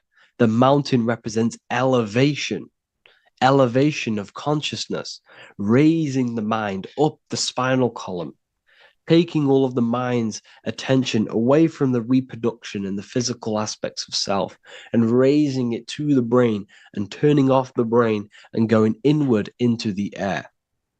It's talking about raising consciousness. It's allegorical. It's a spiritual, metaphorical text. The side of your head's called a temple because inside that where that temple is, right in the middle of where you call the temple, is the inner chamber, the open room, the holies of holies in the Bible, or the land flowing with milk and honey, or Mount Zion. There's so many different names for the brain, or the upper room where Jesus meets his 12 disciples, the 12 cranial nerves in your brain. This is the temple of God. Your body is a temple of consciousness. It encapsulates the consciousness. It encapsulates the mind and soul. John 10:30, Jesus states, I and the Father are one. Psalms 46:10, be still and know that I am God. He's talking about the I am within you, not within Jesus. Everyone refers to ourselves as I. I am God. When you say I, you're referring to the highest aspect of yourself. The aspect that is above all thought, above all emotion, and above all things. When you say I, you're referring to your pure awareness, your pure consciousness, the highest aspect of yourself. And anything after I is egotistical. I is God. The letter I is the Roman numerals for one, because there is one God, one consciousness. The letter I is one line, just like the number one. Matthew 6:3-4, take no thought. Therefore, take no thought. Take no thought. He says this 5 times because you must turn off the 5 senses and take no thought to connect with God. Be still. This is telling you to meditate and know that I am God. The I am within you. I and the Father are one. I and God are one. You, who you think you are, is a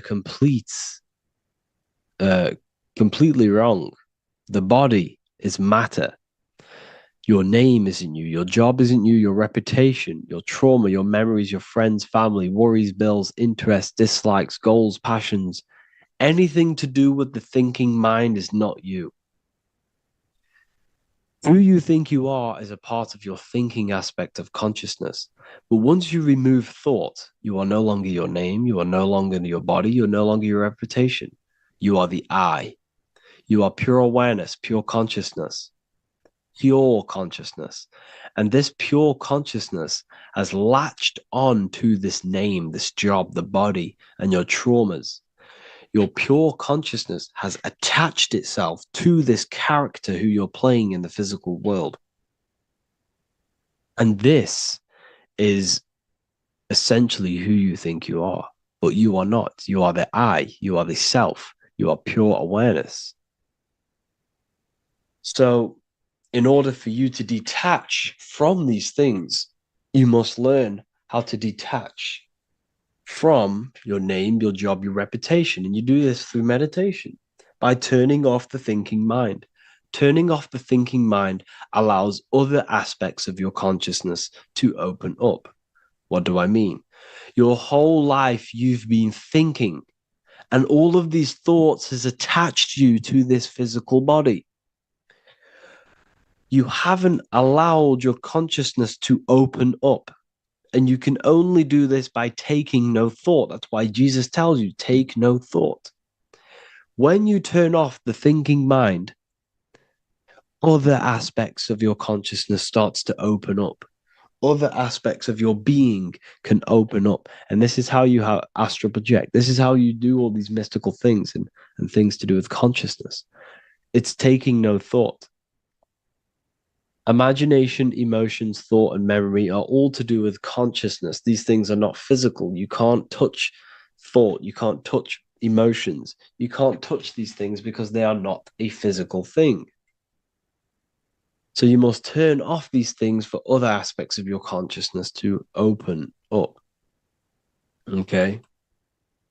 So essentially, the Bible is a metaphorical, astrological, numerological, metaphysical, spiritual, encoded text that talks about human anatomy, spirituality, and the true nature of the human experience. Everything they teach you in school is to make you think that you are this body. Everything they teach you in church is the externalization of the true teachings of Jesus. Jesus was telling you to meditate. Jesus was telling you to practice the single eye. Jesus was telling you to look within yourself and find God. He wasn't telling you to pray to him. Mark 16:19, he was taken up to heaven and sat at the right hand of God, the right hemisphere of your brain. John 21:6, cast the net onto the right hand side of the boat and ye shall find fish. Fish is understanding. The boat is your body, your brain. Cast your awareness into the right side of your brain and you will find understanding, because the right side of your brain is all to do with the creative aspect and the intuition and the spiritual sides of your consciousness. This is why God is here. This is why Michelangelo depicted God in the right hemisphere of your brain, because this is all human anatomy. And I speak about all of this in the brand new Book of Wisdom, Volume 2. Which is now available. The start of the revolution has begun. This book is truly going to change the way people see the world. It's got so many more topics than the last one. It's truly a revolution. It's written in so much detail. It's very practical. I cannot wait to share this one with you.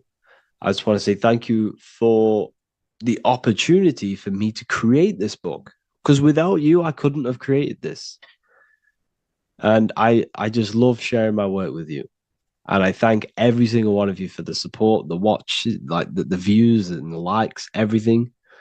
Especially the people who have joined the university and stuff like that. And for people who have joined the university, you do get a free Book of Wisdom paperback if you just go to the general chat and follow the description, follow what the instructions that I gave you in the chat, and you'll be able to order a free Book of Wisdom if you are inside of the university. Plus, you get all of my other books, 2 books, and over 45 occult books on occult and esoteric things. You get lectures, live calls, a community, a manifestation mastery course, and a whole library and reoccurring updates every month, every week. So yeah, I hope you all enjoyed this video. Thank you all. Please leave a comment to help the algorithm, and leave a comment on what videos I should make. And yeah, I'll get to uploading on the YouTube a lot more now the second book is now released. I have a lot more time on my hands. No longer using my energy to create the book. I am now going to redirect this mental energy into the YouTube. So there will be a lot more content coming. So I need some content ideas. So feel free to comment some ideas, some YouTube videos that I can create. Thank you all, people. Have an amazing day. The Freemasonic square and compass is not just a symbol that represents Freemasonry, a lodge, or a secret society. It is a symbol of gaining your own personal power. Now, in this video, I'm going to be breaking down this symbol in the most detail I can possibly go into. Most people live in a state of illusion. They live their life impulsively, acting based on their five senses, tasting. They want to feel a certain thing like an orgasm, or they're basically just slaves to external things and their five senses, which leads to a very dark path where you'll never actually become a conscious creator and you'll never actually be internally happy. The Freemasonic square and compass reveals some deep wisdom about this. Now let me break this down. If you want to gain your personal power, listen up. The Freemasonic square and compass is a compass which is used to create circles. Now, if you notice something about the circle, they have no beginning, no end. You can't tell where it begins and ends. It's eternal, which means this represents consciousness. Now, if you don't know what consciousness is, if you close your eyes, you have an internal world. You have thoughts, emotion, visualization. This is all consciousness, spiritual. Then we have the square. The square creates squares or lines, which represents matter. It has a beginning and an end. You can quite see where the beginning of the end is, right? So we can even link this to Leonardo da Vinci, the Vitruvian Man. We see the man in the square with the circle. The circle is the eternal consciousness, and the man is the square, limited to the physical world. But consciousness is not limited. That's why it's outside the square. This is eternal. The body is mortal. The body will die. Consciousness will never die. If we look even closer at the symbol, we notice in this particular symbol, we have the compass overlapping the square. This is very, very symbolic. This represents spirit over matter, also known as mind over matter, consciousness over matter, the circle over the square. Like I mentioned earlier, most people are slaves to their senses. They go through their day and all they do is chase validation and feelings. They eat all day to feel good, which means they're a slave to their taste. They're slaves to their feeling. They masturbate, which means they're a slave to orgasms and external things.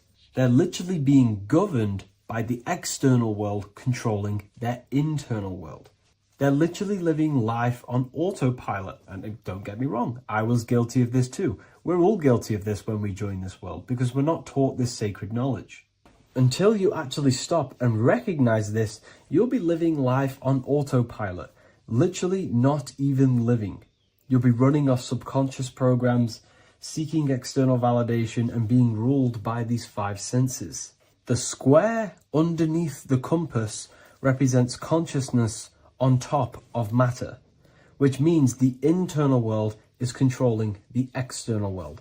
It is the mind controlling matter and not matter manipulating the mind. In the occult and esoteric world, it's very important that you are conscious of every action that you are taking in your day-to-day life. Never act subconsciously. Always be conscious. What are you thinking? What are you acting? What are you giving your attention? All of this is contributing towards creating because you are a creator. Consciousness is a creative force. You need to make sure that the compass is on top of the square, that your inner world is controlling the outer world and not the outer world controlling the inner. As I've mentioned in many videos before, the internal world of consciousness is what's producing the external world. Your life is just a result of every thought and emotion that you felt in the past. Everything you own, everything you possess, your friends, are all reflections of your consciousness. They're all reflections of what you are thinking about. When you change your thinking, your external world starts to rearrange itself. On a basic level, this symbol represents the combination of spirit and matter. You are a spiritual being and a material being. You are heaven, the sky, and earth, the ground. You are heaven and earth, spirit and matter infused into one. You are a bridge between the divine and the earthly worlds, and you can bring down these higher realms of consciousness, thought, imagination, and emotions into a physical, tangible reality. To do this consciously, we need to make sure the external world is not manipulating the inner world.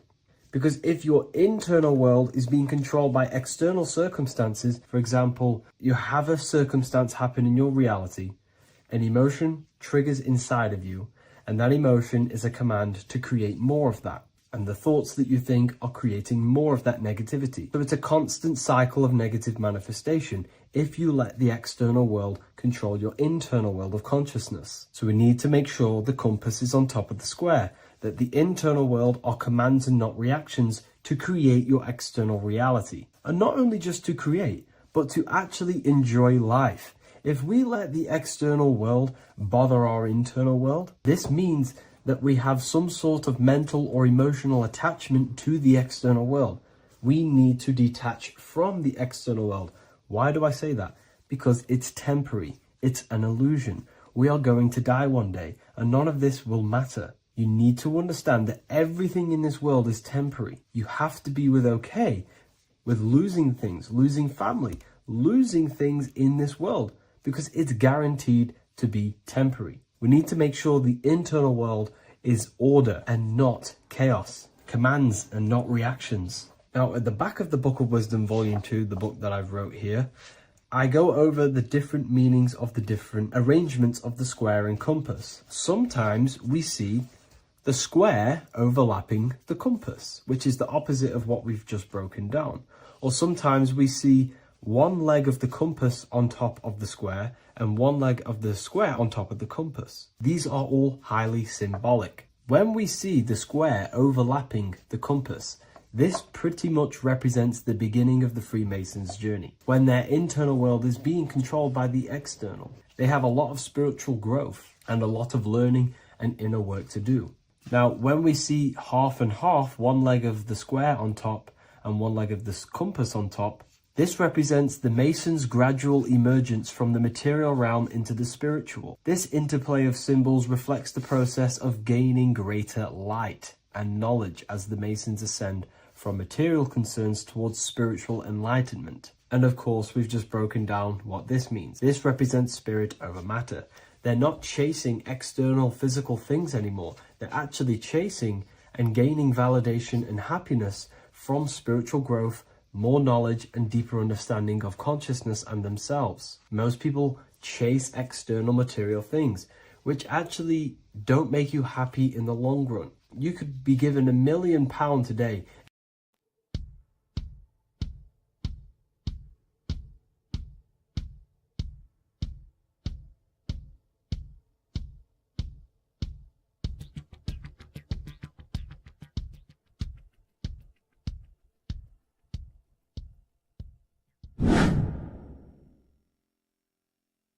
What is good, people? How are we all doing? Today we're going to be talking about the different planes of existence, the occult side of the world, the things they don't teach you in school. And of course, you can only find that on this channel, so welcome. So you need to understand is that your consciousness moves through these different planes of existence, these different states of consciousness, which make up all of you. Okay? They are all interlocked planes. They are all interpenetrated into each other. They are all one. They melt into the plane above and below. You see, each plane is a product of each plane. As above, so below. Now, the higher you go, the more fluid, the more dreamy, the less dense it becomes. The lower you go, the more denser it becomes, the more solid it becomes. The lowest plane is the physical plane, which you are obviously aware of. You are inside of the physical plane now. But while you are in this inside of this physical plane, you are indeed inside of all these other bodies which you have not awakened yet. You have to awaken these different bodies. You have these bodies. Okay? It's like a ripple effect. And the center is the most dense, the most solid. This is earth, heart, the heart of the ripple. And the lower you, the further you go out from the center, the more dreamy, the less fluid, the more fluid, the more less dense it gets until you're one with the all. You see? And this is what it's like. This is what this system is. It's like a ripple effect. Now, let's jump straight into the planes. First, you have the physical plane, made out of 4 elements. 5 elements. The ether is the mother of the elements. It's the womb of the elements. It's the 5th element. And it gives birth to the 4 other elements. 4 is stability. Tables have 4 legs, and this is why the ether gives birth to 4, because it's the foundation of the physical world. Fire, earth, water, air. They are not pure. Each one of the elements melts into the other one. For example, earth and water both share cold. Water and air both share wet. You see, they compose of each other. They melt, they mold into each other based off the vibrational state of the ether. That's what it is. The 4 elements are the vibrational states of the ether. Okay? So you have the 4 physical elements making this, physical world. It's the lowest world. It's the world of effect. This world, whatever you see, whatever you experience, it's the effect. You can't change anything by manipulating this world. You got to manipulate the higher worlds to affect this world, you see? As above, so below. This is the lowest plane. It has 3-dimensional. It's the 3rd dimension. Space, height, and thickness. That's all it is. Front, backwards, upwards. You see, it's 3-dimensional. We cannot perceive the hidden side, which is the interior of this existence.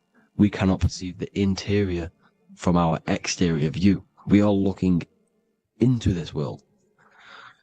Okay? This is the exterior view. We can't see what's inside of that. That's the 4th dimension, which is the next one. It's the most gross and dense plane. 4 states of matter, the most slowest vibrational molecules exist in this plane. Above this plane, you have the ether. Okay? The word ether and either are the same thing, because either connects 2 scenarios in languages. I either support Manchester United or Liverpool. Either is connecting them 2 scenarios. The ether is doing the exact same, as you can see here on the planes of existence. It connects the astral world, which is very important, to the physical world. It's connecting these 2 worlds. So it's the ether. It's the ether. The ether is pure potential. Energy flows through the ether. It is pure energy, pure potential. Okay? The physical body is an exact copy of the etheric counterpart body. So every physical object has an etheric energy double. It's like a blueprint of that object. Every single object has an energy double, and that's the etheric double. Okay?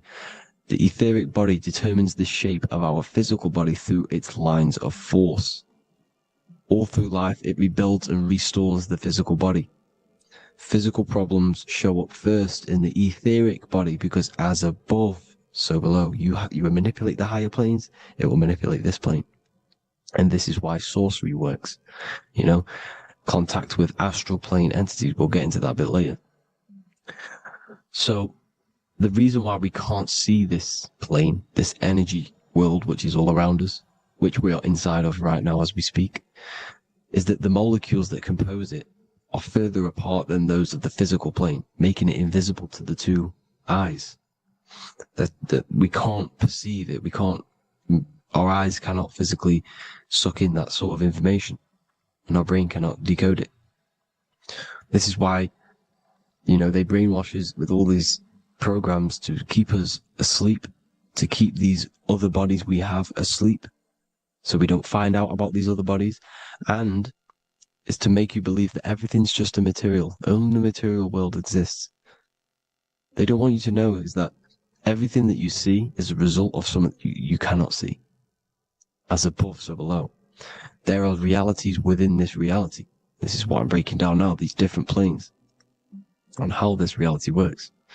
So your etheric double is your energy body. You can see here the physical, etheric, astral. Astral is your spirit. The ether is a part of the physical plane. It's like just above the physical plane, but it's still part. But then the astral plane is completely separate. It's another plane, but they're all interlocked. Don't think they're apart. They're all interlocked. They're all one. They all melt into each other. The chakras that we have are inside of our etheric body. They are our sense of organs which tune us to the fourth dimension. These 7 chakras connect us to the astral world, the fourth dimension. Okay? They are points for the flow of energy from the universe / 7 planets, because the 7 chakras are your 7 planets, and the 7 planets are connected to the astral world. They are feeding these 7 centers in our body. They connect us to the universe, to our etheric counterpart, and then to us, supplying the physical body. Because the energy comes from above. As above, so below. These 7 centers, these 7 etheric chakras, are being supplied with energy from the universe, the 7 planets, the solar system. Then it supplies the physical body. You see? So, the ether is very important. And this is, that the ancients understood the science of the ether, and they could, harness free electricity from it, because it's all around us. The ether is all around us. And this is what they were doing. They were harnessing free energy using the ether. The astral plane, the fourth dimension, very important plane. Very, very important. We've all been there. Every single one of you has been there. Okay? The fourth dimension is unseen of what we see. It's the interior of the exterior that we see. We see the third dimension, but we cannot see beyond what's making this third dimension. This is the fourth dimension. Okay? It's the dream world. This is where you go when you dream. Okay? This is where you go when you dream. It's the place of disembodied spirits or ghosts, entities, whatever you want to call them. When you hear ringing in your ears, that is not tinnitus. That is an entity around you. Okay? That is an entity around you. The fourth dimension is where thought forms exist. Mental images. Thought forms as in what you see in your mind when you think of an image, because the mind is the highest plane of existence. Mind is the highest plane of existence. And it manipulates all of the planes below. So it goes the mental plane, then the astral plane. So the thought is in the mind, the mental plane. That just the thought alone, no image, but then the form depiction, the thought form exists. It manifests in the astral plane as a sort of image, an entity, a living conscious being. So this is why thoughts are things. You see, thought forms exist within the fourth dimension. So when you imagine something, when you are, for example, right now, look into your hand and imagine there's an apple in your hand. If you can see that, you are seeing into this fourth dimension. You can only see into this fourth dimension using the mind's eye, not the 2 eyes, the mind's eye. When you shut off the 2 eyes into darkness, the third eye opens. The mind's eye is open. And you can see, this is astral travel. You got to work on astral travel. And you will see this astral plane, this fourth dimension. And there are 3 different sections to this astral plane. Higher, middle, or lower. So yes, there is a kind of a heaven and hell. And a middle, mid-God. Heaven being the higher vibrational entities manifesting higher vibrational thought forms existing there. The lower vibrational thought forms existing in the astral plane. But these thought forms are beings. You can create these beings. They're called elementals. Okay? If you entertain specific thoughts for long enough, this will plant a seed and it will grow. If you so for example, you have a bad feeling or whatever, what's a good example? Unforgiving someone. You keep that energy inside of you for long enough, it will manifest in the fourth dimension. You entertain that thought long enough, it will manifest. And it will create an etheric body, and it will be an entity which will harm you. that will feed off you, this low vibrational energy. Your mind is so powerful. It creates thought forms, and these thought forms can take consciousness, can take bodies, etheric bodies. Now, that's why it's very important that you master your mind, master your thought patterns. So this fourth dimension is the astral world. So when you have a nightmare, this is the lower astral plane. You're in the lower astral plane. Whilst this physical body rests at night, your consciousness, you awaken this other body, your consciousness goes inside of this other body, whilst the physical body lays asleep. You see? So it's all inside of you. This is what you need to understand. You just haven't awakened these bodies yet. You can awaken them. You just got to awaken them. Okay? The next is the mental plane. This is the mind, the source, pure cause, pure motion, the most less dense, the most fluid. No form. There's no form to the mind. Astral plane is the first plane where a form takes existence, pretty much. The mental world has no form. It's pure mind, pure intelligence. Thoughts alone exist here without any images or manifestation. The most fluid, the most dreamy, the most causal plane. All of the rest take the effects of this plane. That's why it's mind over matter. Your thoughts they create vibrations.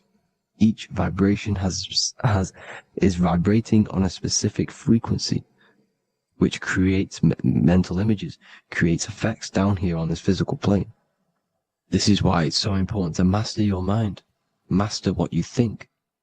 Master your mind. It's the hardest thing to master. You could conquer the world, but it's probably harder to conquer your own mind than to conquer the whole world. I can promise you that, because the mind can play tricks on you.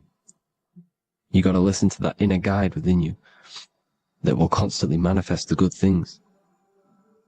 So anyways, people, hope you learned a lot from this. Please work on trying to activate these other bodies. I will maybe do another video on trying to activate these bodies if you wish. Please comment down below if you would like to see that. And have an amazing day. Please like, subscribe, comment down below any video ideas you want me to do, any information you want me to spit. Thank you all. Have an amazing day.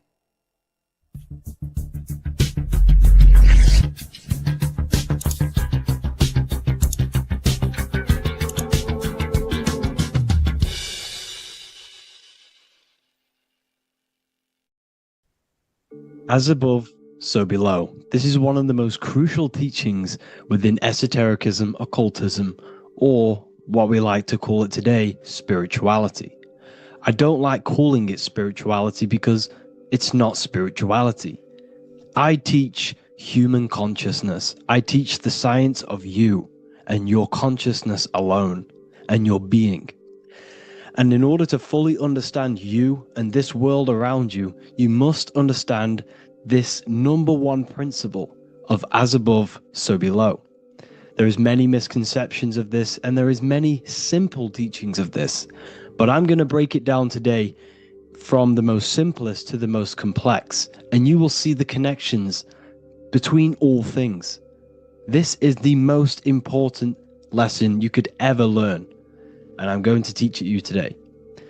So what you must understand is with the term as above, so below, it applies with everything you see in this world and about yourself. We have something called the macro, which means the bigger scale. On the bigger scale, we have the whole earth.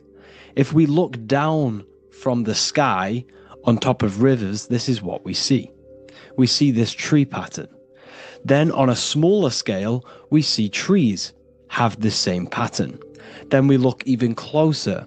We're going smaller and smaller into the leaves of the tree. We see the same pattern. Then we go even more micro into the human brain and look at the human brain cells, and we see the same pattern. This is proof this is a fractal universe, and everything is in the micro is reflected in the macro. As above, so below. As within, so without. On the macro is a reflection of the micro. So now that you understand this, we can go a bit further. A yearly cycle of spring, summer, fall, winter is a macro. A micro is a daily cycle. So a day is a mini year. The summer is the midday. Autumn is the evening. Night is the winter. And spring is the morning. This is a macro, a reflection. We have a miniature cycle of the zodiac every single day. And this cycle is also reflecting the cycle of life and death. We live, we are born, which is the spring. We live, which is the summer. We then age, which is the autumn. And then we die, which is the winter. And then we are reborn again. This is the cycle of life and death. And you do this every single day. You see, death is a macrocosm of sleep. This is why we say sleep is the cousin of death. Because you die every single night. You do this process of life and death every single day. As above, so below. What's in the micro is in the macro. So when you go to sleep, you are essentially dying. And then in the morning when you wake up, you are then born again. This is a fractal cycle that we live in. Everything in this whole world is fractal. Everything applies to as above, so below. We have the sun, we have the moon, we have the day, we have the night. We have the life, we have the death. We have the conscious, we have sleep. As above, so below. We have the conscious mind, because now we're diving into as within, so without. As above, so below more refers to the external world. As within, so without is referring to your inner world and the outer world. What you must understand is about yourself. You exist in two realms. You're an individual. The dual nature of you. You exist in two realms at once. You have an inner world of your thought, emotion. This is the inner world that no one else can see but yourself. And you have an outer world with a physical body which everyone can see. So you exist in two worlds. You have the inner voice, you have the outer physical voice, which I'm speaking to you with now. But I also have an inner voice, which no one can hear, only but me. So you exist in the light and you exist in the darkness. The sun represents your external self, your physical, conscious mind. The moon represents your shadow self, the inner self, the psyche self, the spirit self. There is an as above, so below. The sun is within you. The moon is within you. Everything is within you. Now that you understand as above, so below, what is your body? Your body is a miniature earth. Let me repeat, your body is an earth. Your body is the earth. Okay? Because like I say many times in all of my videos, you are not in the world. The world is you. You are the universe. Your brain is a computer creating this reality. What you see with your eyes is produced in the back of the brain called the visual cortex. You don't look into the world, the brain produces the world. The body produces the world. When you touch something, you're not actually touching something. This is the electrical nervous system. When you touch something, what you feel is actually electrical signals on your nervous system reporting back to your brain. Therefore, when this body dies, you leave the earth because this body is the earth. Okay? As above, so below. You have the mental plane, the astral plane, the etheric plane, and the physical plane. This is essential for understanding reality and the teaching of as above, so below. Everything in this material plane began in the thinking mind. For example, the microphone I'm speaking into, the phone you're watching this video off, or the laptop or iPad. Where did this begin? It didn't begin in the factory. The first ever place this item begun was in the mind of an individual. The invisible realms of mind is where all physical things and physical items begun. Essentially, this physical plane is the effect of the thinking mind. This world is the world of effect. It's the world of outcomes. When you see something, it is already manifest. It is already being manifested. It is an effect. And in the effect of the cause, which is the thinking mind. Therefore, the mind creates thoughts, which is the mental plane. Then after thoughts creates imagination, which is the astral plane. These two are spiritual. They are non-physical. So spirit kind of means non-physical. Then you have the physical planes, the etheric and the physical plane. As above, so below. What happens in the mind is manifest on the physical plane. Like I said, the phone that you are holding, it was a thought, and then it brought down into a physical reality. As above, so below. You change the mind, you change your reality. Your environment, the word environment has ment in it because your environment is mental. So now that you understand this, so what is the world around you? The world around you was created by the mind of God. It was manifested through God's thought. So you are living in the mind of God. You are a thought in the mind of God. God thought you into existence. But like I said, we are all fractals. Everything is fractal. If God exists, this means that you are God. As above, so below.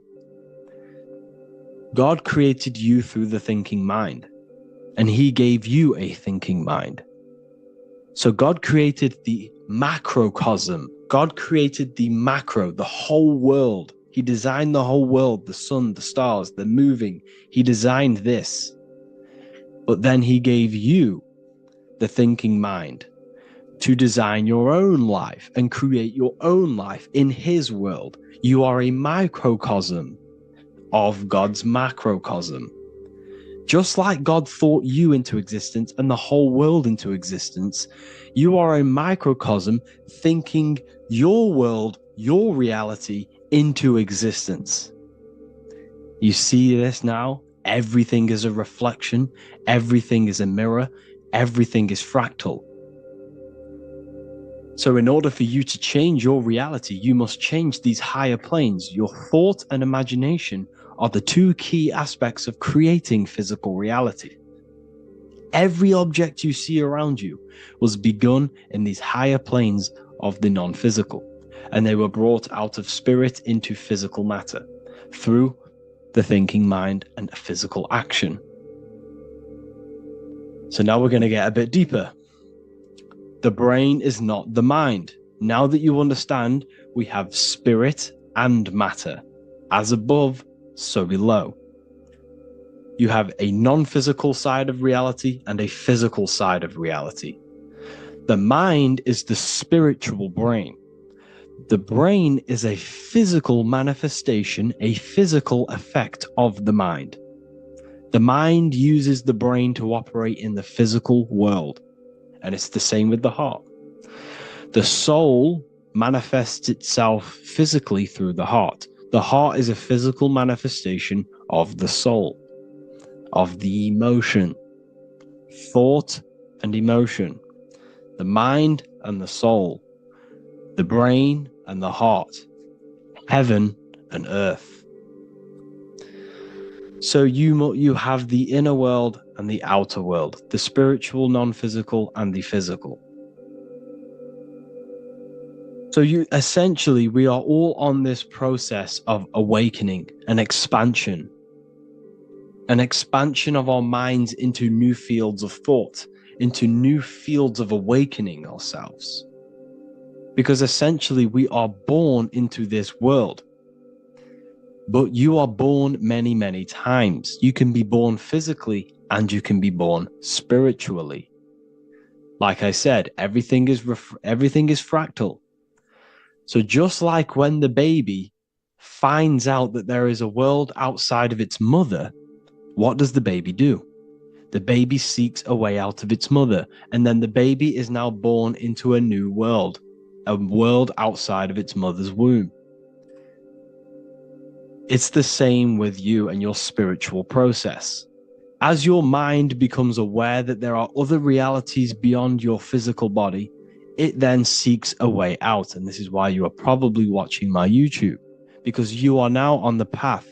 Something within you has guided you to this path of knowledge, truth, enlightenment, and expanding your consciousness. And it is your soul who brought you here. Your soul speaks through emotion, like guidance. Emotion is the language of the soul. When you feel very bad, this is your soul telling you you're not in the right place. You're doing the wrong things. Because the soul is always unfolding its purpose, which is expansion and learning. That is it. The mastery of the self and the learning of the mind is the only thing that counts in the end after this life. So you are on a journey of expansion, of learning, creating, and spiritual rebirth. As above, so below. What does this body tell you? When I see someone overweight, I don't see the overweight. I don't see the body. I see the mind. I see an undisciplined mind. I see a mind that lacks self-control. I see a mind that seeks external validation. That's what I see when I see an overweight person. I don't see his body. I see the result of his mind. Because what does the Bible tell you? You shall know them by their fruits. It's the same saying as above, so below. You shall know them by their fruit. The fruit is their manifestation. Your body is a direct correlation and manifestation of your mind. Your inner world projects your outer world. As within, so without. As above, so below. Now, what do you see when you see this man's body? I see discipline. I see strength. Mental strength, not physical strength. I see mental resilience of pain. Because all of this man's mental energy has been manifested physically within his muscle. This body is a direct manifestation of this man's mind's pain and suffering. And it shows discipline. This is why people instantly respect you if you are in shape. You walk into a room and you are in shape, people will instantly give you respect because they know that you are mentally disciplined. The body is a reflection of your inner world, and it's the same with your friends, your family, your connections with people. If you think about yourself very negatively all the time, and you don't have a good connection with yourself, you don't have a connection with your true self, this will manifest into every single relationship you have in your life. If you don't have a good relationship with your inner self, you don't have a good relationship with the people and the friends around you. Because as within, so without. If you think negative about yourself, you will only pick up the negative in other people. If I think very highly of myself and I think very happy and good things about myself, I will then see the good things in other people. Because it's as above, so below. As the inner world is, so is the outer world. It's the same with your life circumstances. Your life is a direct correlation of every thought you thought in the past. If you possess millions of pounds, millions of dollars, this is because you have thought this into physical reality.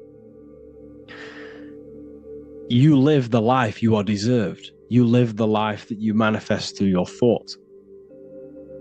If you live a very poor life, this is a reflection of your mind. This is a reflection of what you have thought into physical existence. Because like I said, everything begins in the mind. As above, so below. And this is even present within the body. So where is the head? The head is at the very top of the body. And where does all manifestation begin? In the mind. That's where the mind is, in the head. And then the thoughts we think travel down the body into the heart, which is the emotion. Every thought we think is in the emotion. Every thought we think creates an emotion. This emotion then drives the action. Where does the action come from? The feet, because the feet move our body.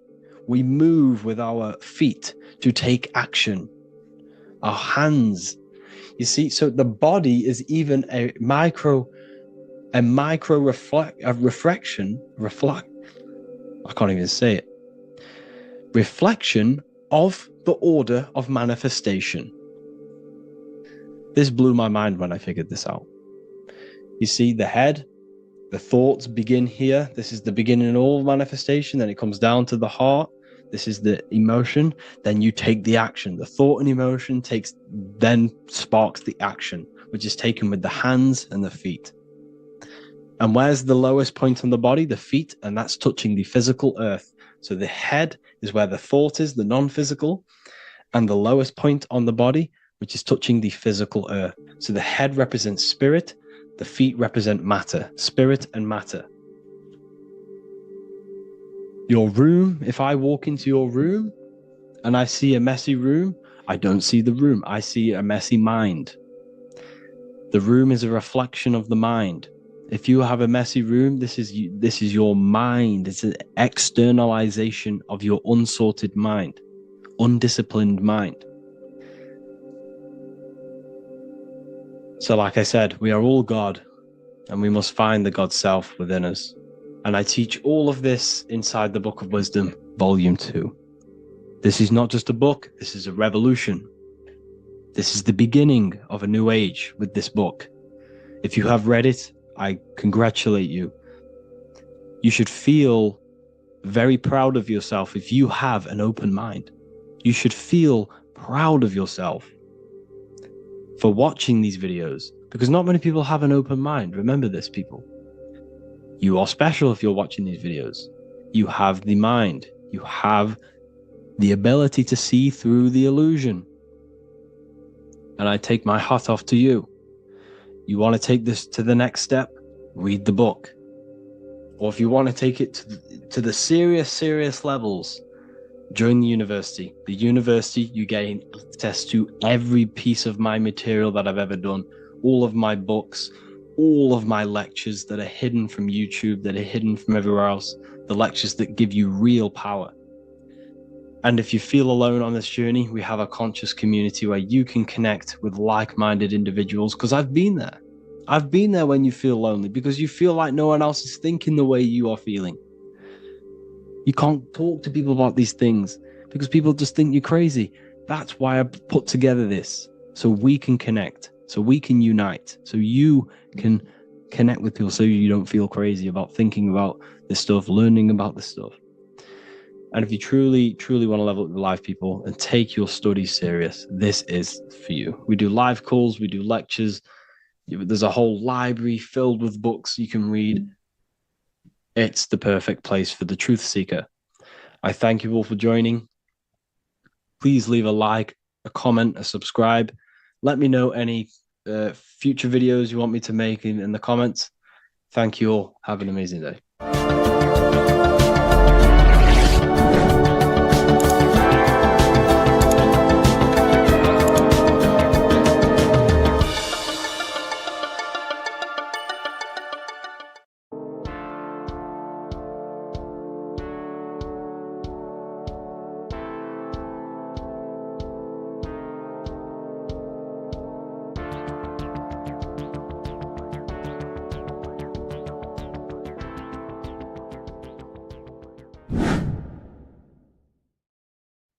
What is up, people? How are we all doing? Today, we're talking about the flat earth cosmology. So let's jump straight into this. Please drop a follow and leave a like to help the algorithm. So we live in a torus field. Everything's made out of torus fields. And every torus field has motion. It's what it is. It's the motion of energy.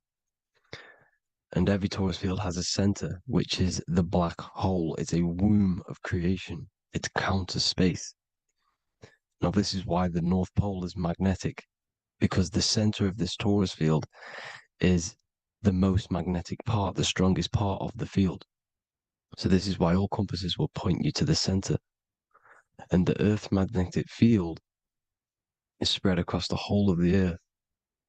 And it's spinning, as you can see here, it's like a tornado at the center. And this tornado is the force which is spinning the sun and the moon around us. You got the sun, the moon, Polaris, just like in the Masonic cosmos here. The sun, the moon, Polaris, the all-seeing eye. Now we'll get into Polaris a bit later, but the sun is the magnetic force. Sorry, is the electric force, because every field is electromagnetic. Now, the sun is electric. It's positively charged. It's gonna give you energy. It's feeding energy. The moon is more magnetic energy, which is taking your energy away from you. And this is why you become sleepy when the moon comes out. Because it's taking away your energy. So these two forces is the balance. It's the yin and yang. It's the balance. Everything in this creation is balanced. Because the torus field is the Earth is the plane of inertia, the 0 point within the field. Because physical matter is a result of two opposing forces equalized on the plane of inertia. And that is where matter crystallizes into physical results. And this physical plane is the plane of inertia, planet Earth. And at the center of this plane is the black hole, the womb of creation. And outside of this black hole gives birth to light. So the torus field is constantly rotating, going into counter space, the black hole, and then out of counter space gives birth to the white hole, white light. You see? So it's going around, black hole, birth again, black hole, birth again. And it just keeps going around. It's an infinite cycle of energy. And this is where the infinity sign comes from. This is the motion, this is the force which is creating everything to spin inside of this circle. Okay? And it's making the stars spin. It's making the sun and moon spin around us, around this center point.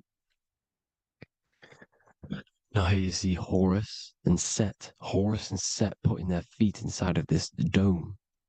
This is the royal arch, the arch of the dome above us, which is like you see in the Masonic cosmos, the royal arch of Freemasonry. This is the dome above us, the firmament that the Bible talks about. You see, they're putting their feet in because Set symbolizes the moon and Horus is the sun. Horizon, Horus. Horus is rising, the sun. So they're both putting their feet around this center magnetic pole, which is the pole, North Pole. And above the North Pole, you have Polaris, the pole of electromagnetic energy. You see? And this is how we get the sun and the seasons. Because the sun, for us, when it becomes summer, it's on the Tropic of Cancer. Then it spirals outwards, going out and out and out, then goes to the Tropic of Capricorn. That's winter for us. Then it comes back in and creates summer again. So it's constantly spiraling around this center magnetic North Pole. You see? So this roof above our heads is the firmament. And this is what they've taken off of us. They haven't physically taken it, but mentally they have taken this away from you. It's a female energy. And this is what the Egyptians called Nut, the sky god Nut. And this is the womb. We are inside God's creation, God's womb. And the woman's womb, when she has a baby, is a microcosm of this. Because everything inside of this creation is macro. It's a reflection of the bigger things, as above, so below. So the dome above our heads is the dome we are in when we are a baby. And you can see the sacred geometry of it is the exact same. It's the dome. And when we are inside of the womb, the woman, the sacred maker, which is the M, the Masonic M, this is the G-male symbol. The Masonic M is maker, mason, matter, male. She delivers the male, you see. She delivers the male because it's the maker. the female, the magnetic. The woman is magnetic in nature, the male is electric in nature. So when we are in this womb, the female, we are being fed by the center umbilical cord, by the center of the mother's stomach. We're connected to the center of the woman's stomach, just like we are when we are in the earth. The center is where the aurora borealis is being emitted from, the electromagnetic aurora borealis, the northern lights. This is our spiritual umbilical cord, connecting us to counter space, connecting us to the realms beyond this world. Because at the center of every torus field is counter space. And at the center of the earth is our spiritual umbilical cord. And this is the earth's belly button, as you see. As above, so below. We had a physical umbilical cord. We have a spiritual umbilical cord. And this gets cut when we die, when we're cut away from the physical reality. You see, here's the ancient Egyptian tablet showing this female. You can see the hair, it's a female above us, because the female energy is nurturing, helping, looking after. And that's exactly what the dome is. It's protecting us. It's the Ark of the Covenant, the Ark covering us, you see? And this is what they've taken away from us. By you believing in space, it completely destroys the idea of this being a sacred creation. They've taken the roof off your head, whether if you believe in space, you believe that there's chaos, there's planets, there's asteroids that could kill us at any moment. But this isn't true. They've made you fear your own creation that you're inside of. They've made you fear what's above you. You see, and it's to hide the power of astrology, the power of the lights in the firmament, which are constantly flowing through the ether. These powers which are above us are sending rays down to the earth, which are influencing our psychology and how we behave. And this is what astrology is. It affects human consciousness. It interacts with our consciousness. And there's a different energy every day because the planets are in different houses, different alignments. And this is, we'll go into this a bit deeper later on. So the world tree, this magnetic north pole, the pole of electromagnetic energy, was symbolized as a tree, the great tree at the center of the earth. You see? And this tree is symbolized everywhere. You can see here how the center person, this Egyptian person, is holding up the sky. This is the North Pole, the hyperboloid, at the center of every torus field. And this tree was in the Mayan cosmology. This is an ancient depiction. This is the torus field. Here's the plane of inertia. Here's the center tree. Here's the tree in the center, the magnetic North Pole, the woman holding the stars. Here's the Hindu with the two birds symbolizing the sun and the moon revolving around this center tree. The Mayan tree, his Horus and Set around the North Pole. They all knew this flat earth cosmology. They knew these secrets. It's so sacred you understand the creation that you're inside of. Because if you don't, you'll be led astray. You don't know where you are. You're lost. You see? And here's the Masonic art with the rays of the stars coming down with the tree in the center. So it was personified as a tree. And we are in Asgard, Midgard, the middle garden, where there's good and evil. So the 7 layers of heaven, which is talked about in the Quran. Each planet has a different layer of the firmament, and this is the 7 layers of heaven, and these are our 7 layers of the energy centers in our body. So we start in the stars, so we are stars in a physical body. And this is why we say Mr., Sister, Fraudster, Sinister. Stir is star, and we are in the stars, and our star descends into the soul system, not solar system. And as we descend into the soul system, we enter Satan's kingdom, Satan's world. As it says in the Bible, Satan is the god of this world. Well, if you've been into my research for a while, you know Satan is Saturn. Saturn's world, because Saturn's the outermost ring. He's the Lord of the Rings. And you enter his kingdom, the kingdom of time. And this is why Saturn's the time god. As soon as you go past the rings of Saturn, you're now in the soul system. You're now in time. You're now bound by space and time. and you're bound to the earth plane, the heart. Earth is heart.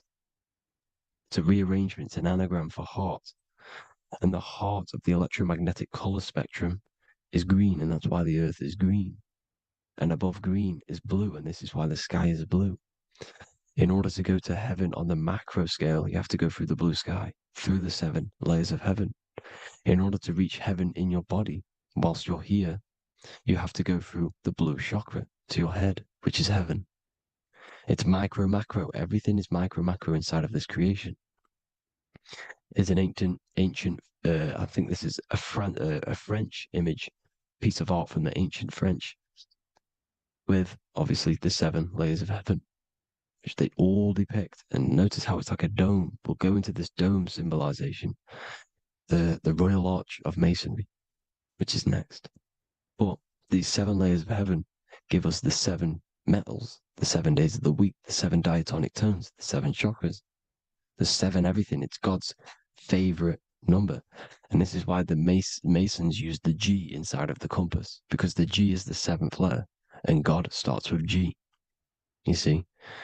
So it's 7. God is 7. Here's another depiction of the heart, the soul system, the 7 layers of heaven.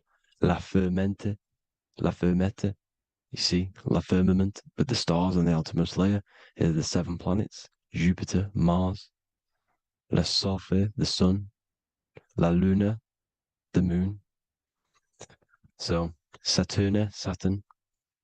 So we are in the heart of this soul system. In order to ascend, we need to ascend up our chakra system, reach 144,000 hertz, God consciousness, the God man. You have to unfold God man, master of the mind, mastery of the mind. So what are the stars? The stars make everything unique. The stars are constantly rotating around the center, magnetic North Pole, the tornado at the center, which is stirring everything. It's stirring the ether. The center is the ether, and the 4 elements are born out of this ether. There's 5 elements: ether, spirit, water, air, and earth. The ether gives birth to the 4 other physical elements, which the whole of creation are made out of. About them 4 elements. 4 is the number of stability. You know, a chair, a table has 4 legs. It stables things. It's a foundation, and these 4 elements are the foundation of this creation. You see, and this magnetic North Pole is stirring this, and the 4 vibrational states of the ether are the 4 elements. Now let me get back to the stars. I just wanted to give you that. The stars are being stirred around this center point. Center. It's stirring everything. And they're always in different alignments. Every millisecond they're moving in different placements of the stars. And the planets are called the 7 wanderers because they're not fixed. The stars are fixed. But the planets they're called the 7 wanderers, the 7 layers of heaven, because they move faster and slower than each other. Each planet is slower and faster. Has a different rate of speed it's moving. So these alignments are mixing in with the energies of the different 12 constellations. And this is why you have a unique characteristic. You have a unique look, a unique energy, a unique personality. This is because when you were born and you took your first breath, that energy which was in the ether, because the ether is all around you, and energy travels through the ether. The energy that the stars were casting down and the energy that the planets was mixing in with the 12 constellations was in the ether. So when you came out of the womb and your first breath, because breath is spirit, okay? So that first breath you took, that is the energy that is imprinted within your DNA, your soul. And you reflect that energy, you emit that energy. That's the energy that is with you forever until you die. Till this physical body dies off. And that's what the stars are. The stars are giving a unique energy, characteristic, personality to every living thing. Every dog, every cat, every animal has a unique personality because it was born at a different time and place in the sky. Okay? The stars are your destiny. Now, the stars are constantly changing as well. If you look at stars through a telescope, they're constantly changing and forming different forms. You can see here, it looks like water. It looks like light through water because it's the ether above us, a sea of ether. And this light is being emitted through it, and it's just constantly changing, giving different energies, each star. So this is why this is what the zodiac is. It's the expression of energy. It's the expression of the stars. And each constellation has many different personality, different energies, different traits. Each planet has different traits, depending where your planets are, depending what energies you hold. No same person, no two person have the same energy. There's no one. It could be similar, but no one's the exact same. It's because of the stars. The stars are never in the exact same split place. The planets are always in different houses. So here's some Royal Arch symbolism. Here's the Royal Arch of Masonry, as it says here. The sun and the moon, the constellations. Here's Cancer, the 7 planets, the 7 stars. Here's the Royal Arch. This is the firmament. Here's the duality. Black and white, duality, good and evil, rest and motion, dielectricity, magnetism. See? So this is what the Royal Arch is. It's symbolizing the cosmic dome above us. The womb we're in. We're inside God's womb. And here's George Washington, the Freemason, inside of the Royal Arch. You see? With the G, the Masonic G, God, 7. Here you see another depiction of George Washington with the stars in the dome above his head, his Polaris, the sky vault, Polaris. We'll get into that later. Go inside of all of your ancient churches, you will see the dome. Go to the Vatican, you'll see the dome. All of your ancient churches have this dome because it's the dome above your head. The ancients knew this. This was known.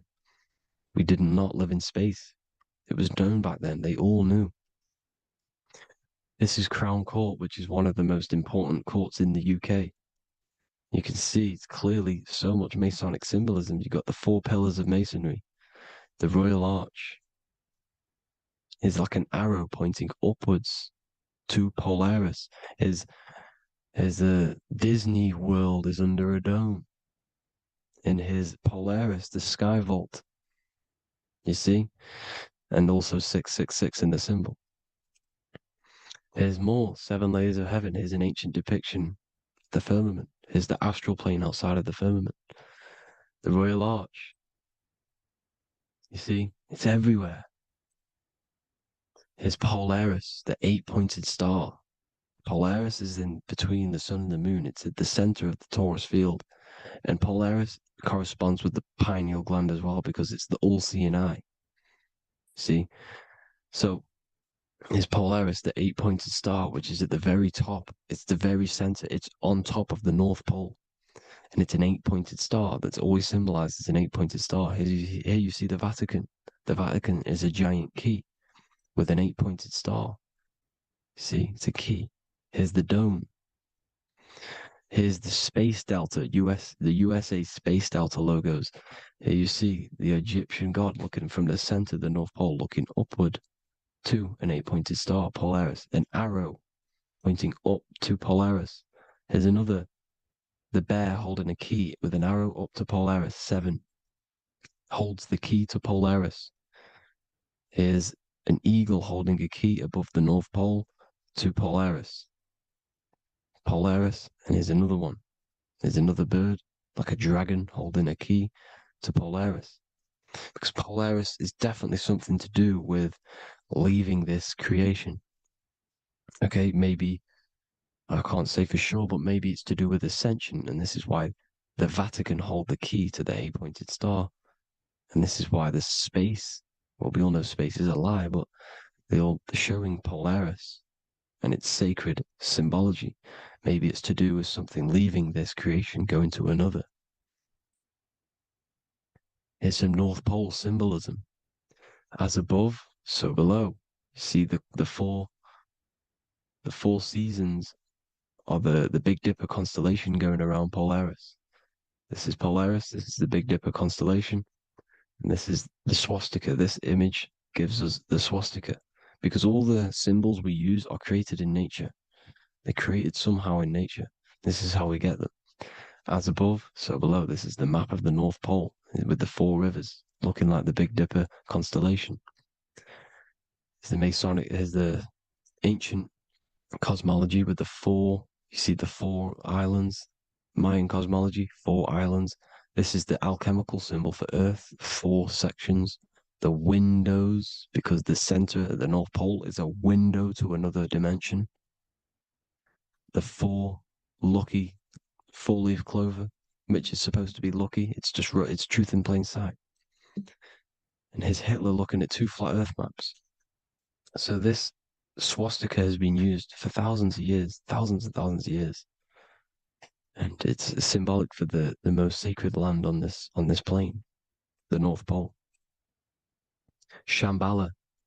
Do some research on Shambhala, people. It's a it's a Hindu mythology about the sacred lands at the center of the earth.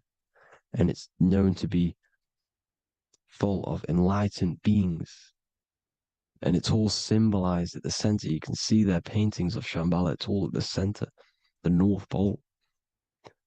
And it's known to be the most godly place ever, because it takes you to a portal to the higher places. And maybe this is something to do with Polaris, connecting you to this sacred land at the very center. But anyways, people, thank you all for tapping in. Hope you all learned something. Have an amazing day. Please follow, subscribe, like, all the links in the description for the courses, the PDF. Please have an amazing day. God bless.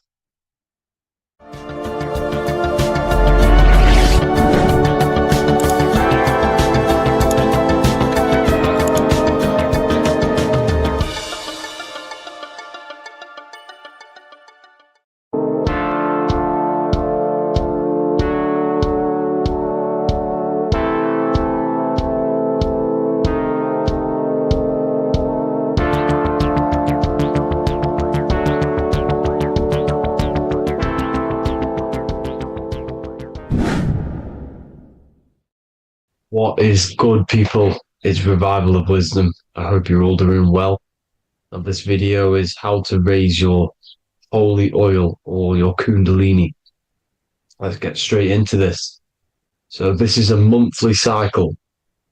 Every month, when the moon is in your zodiac sign, this oil is released. Now, the moon is in control of monthly cycles. For women, it's the menstrual cycle, and as well, this holy oil cycle. The moon changes sign every 2.5 days and passes through the zodiac signs in 27 days.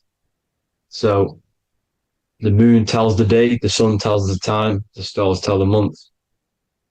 This reality is a massive clock, if you like to say. It's a cycle. Okay, the moon controls the night, emotions, water, fluids, and the mind. Okay, so this oil is produced in the claustrum. It's produced in the claustrum, which is here, right? This is where you get Santa Claus from. Now, the claustrum is at the center of the brain, and it is next to the pineal gland and the pituitary gland. Once it starts in the claustrum, this is the holy present. This is the present that Santa gives to us, Santa Claus. And it goes to the pituitary gland and the pineal gland.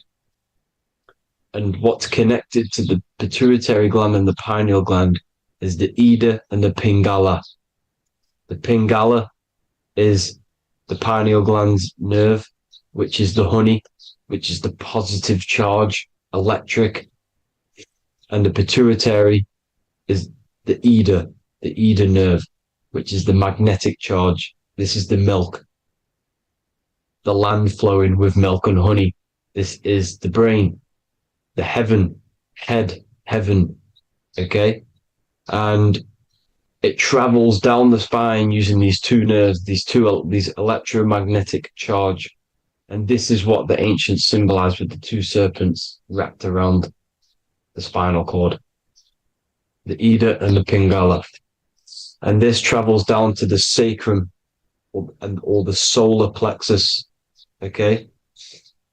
So once it's here, okay, the spine is an elongation of the brain.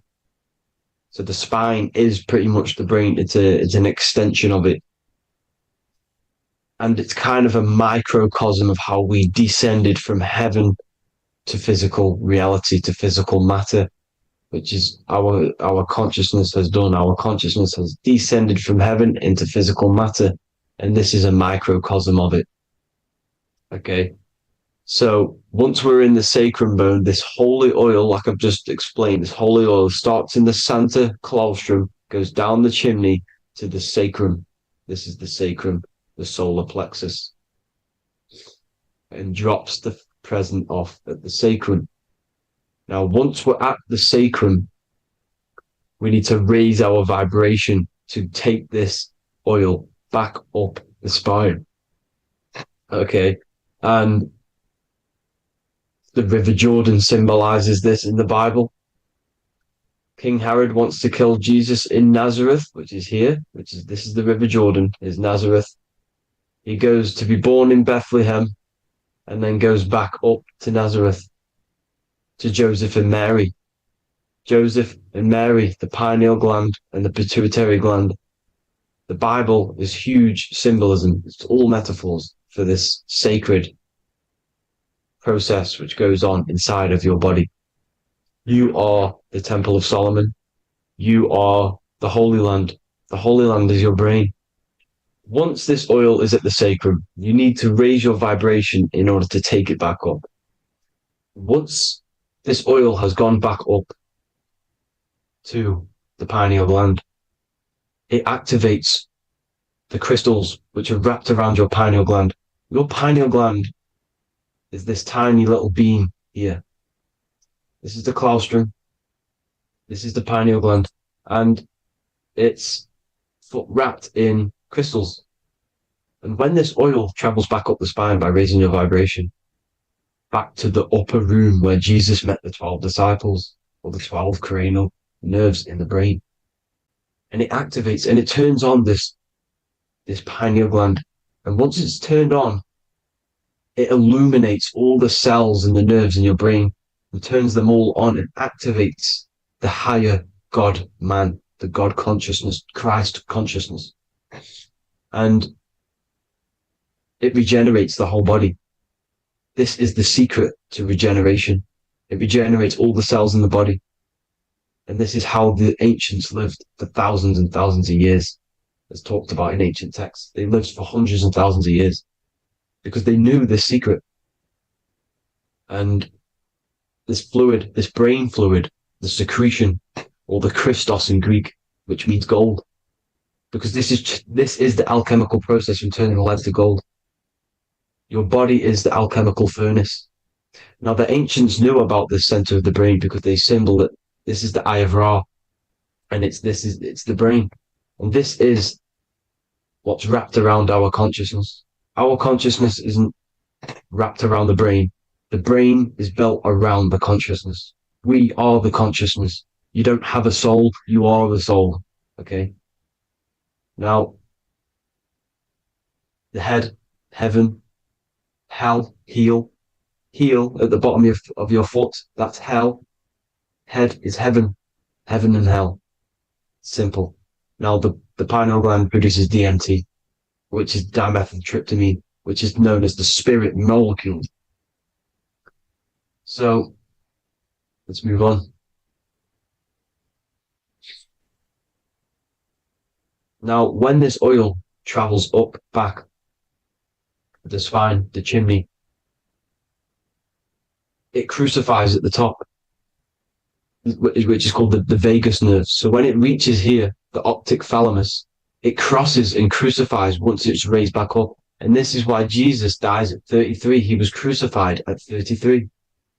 Because you have 33 vertebrae on the back of the spine. And then it's crucified by the cross of the vagus nerve. when this oil crosses the vagus nerve. This is the crucifixion at 33, and it symbolizes the death of the physical consciousness. You then become spirit. You then become God consciousness, activating the Kundalini, regenerating the body and the mind. Okay. The Garden of Eden. You are the Garden of Eden. The land of milk and honey is upstairs. The pituitary, which is the milk, the pineal gland, which is the honey, which is DMT. It even says this in the Bible. As he brought us into the place, and he has given us this land, a land flowing with milk and honey, which is also symbolized as the sun and the moon. The Bible also says, the light of the body is the eye, not the eyes, the eye. If therefore thine eye be single, thy whole body shall be full of light. This is the activation of the pineal gland by raising this oil back up to the pineal gland, to the center of the brain. Neither shall they say, see that here, or see there, for behold, the kingdom of God is within you. So he's saying, don't look out there. Nothing is out there. It's all inside of you. Everything's inside of you. You're the universe. Now, how to raise this oil back up to the pineal gland? Every month, like I said, the moon controls the cycle. The moon controls monthly cycles. When the moon is going into your zodiac sign every month, this oil goes down the spine, and you must raise your frequency to get it back up. You must retain your seed. This is the most important. Your fluid, your secret, your holy fluid, your life force. You can't let that go. That life force is the reason you're alive. This holy oil is the reason you're alive, because it feeds all of the systems in your body. It feeds all the systems in your body. You have to retain your seed. Alkaline diet, positive thinking, and meditation.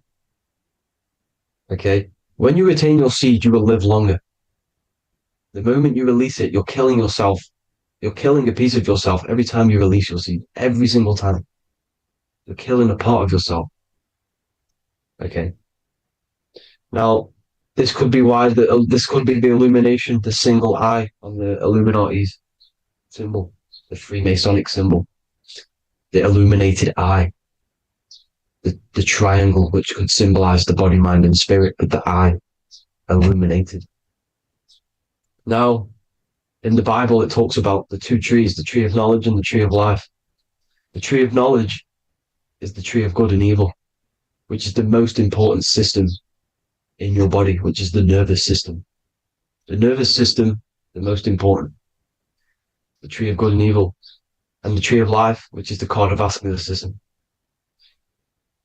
Now, this oil, when it's released every month, feeds these two systems, and these two systems feed everything. Now, it's important you understand that. Okay? The ancients knew all of this knowledge. The Bible's telling you this knowledge. But it's in a metaphorical way. You have to understand the context behind it so you can read it properly. Now, eating of the tree of life, which is when it talks about in the Bible, eating from the tree of life is actually symbolizing a bad diet, ejaculation. Because you're eating from these two systems, you're killing yourself with a bad diet. You're killing yourself with an ejaculation. Okay? So, that's important to understand. Now, this is Jacob's ladder in the Freemasons. Jacob's ladder, which is the spinal cord, it's the stairway to heaven. And this is Jack and the Beanstalk when he goes up the beanstalk and finds the golden egg in the grey clouds. The grey clouds symbolize the grey matter in your brain. Now, the Garden of Eden talks about the 4 different rivers in Garden of Eden. As we see here, the North Pole map, the ancient North Pole map, because the center of the earth is the center of the torus field. Everything's the torus field. Atoms are torus fields. Everything's torus fields. You are the universe. Everything is within you. The North Pole is your spinal cord. This is why they say Santa Claustrum comes from the North Pole. This is the North Pole, and the Santa Claustrum is the center of your brain. Now, there's 4 rivers which come from the Garden of Eden. There's the blood, the Christ oil, which is the oil we're talking about, urine, and saliva. These are the 4 sacred oil, 4 sacred fluids in your body, and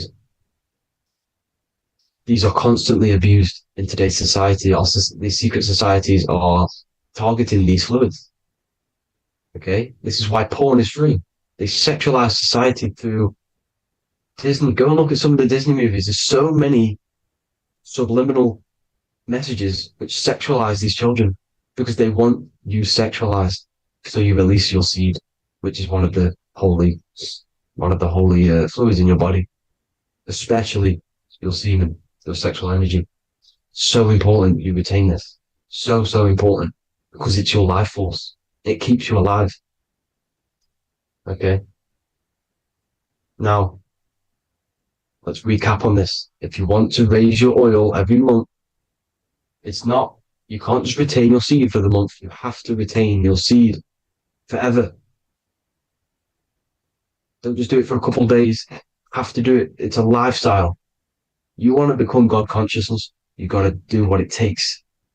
It's hard in this society because this society is it's designed to kill you pretty much. It's designed to keep you in these lower states of consciousness with all the bad food, the chemicals in the food, the chemicals in the water, the sexualized TV programs, sexualized adverts, sexualized TikTok and apps, videos, subliminally stimulating you. Because that is your weakness, sex. It's your weakness. Now, you have to retain your seed, meditation, and an alkaline diet. Why alkaline? Because acidic is low vibrational. This is the color spectrum. And what's the highest vibrational color? Violet. It's the lowest, red. You have to have an alkaline body in order to raise this oil.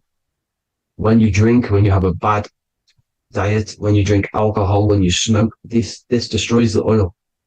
It destroys the oil in your sacrum, and it can't be raised again, can't be raised up. This is why it's so important. Without that oil, you don't live. That oil makes you live. It feeds everything in your body. It's crazy how we're not taught this. It's insane. But that is how you raise the oil, people. I hope you all gain some knowledge out of this video. And I hope this assists you on your journey, your spiritual journey. And please like and share this video. We need this knowledge out to the public to wake up humanity. Thank you all, people. God bless.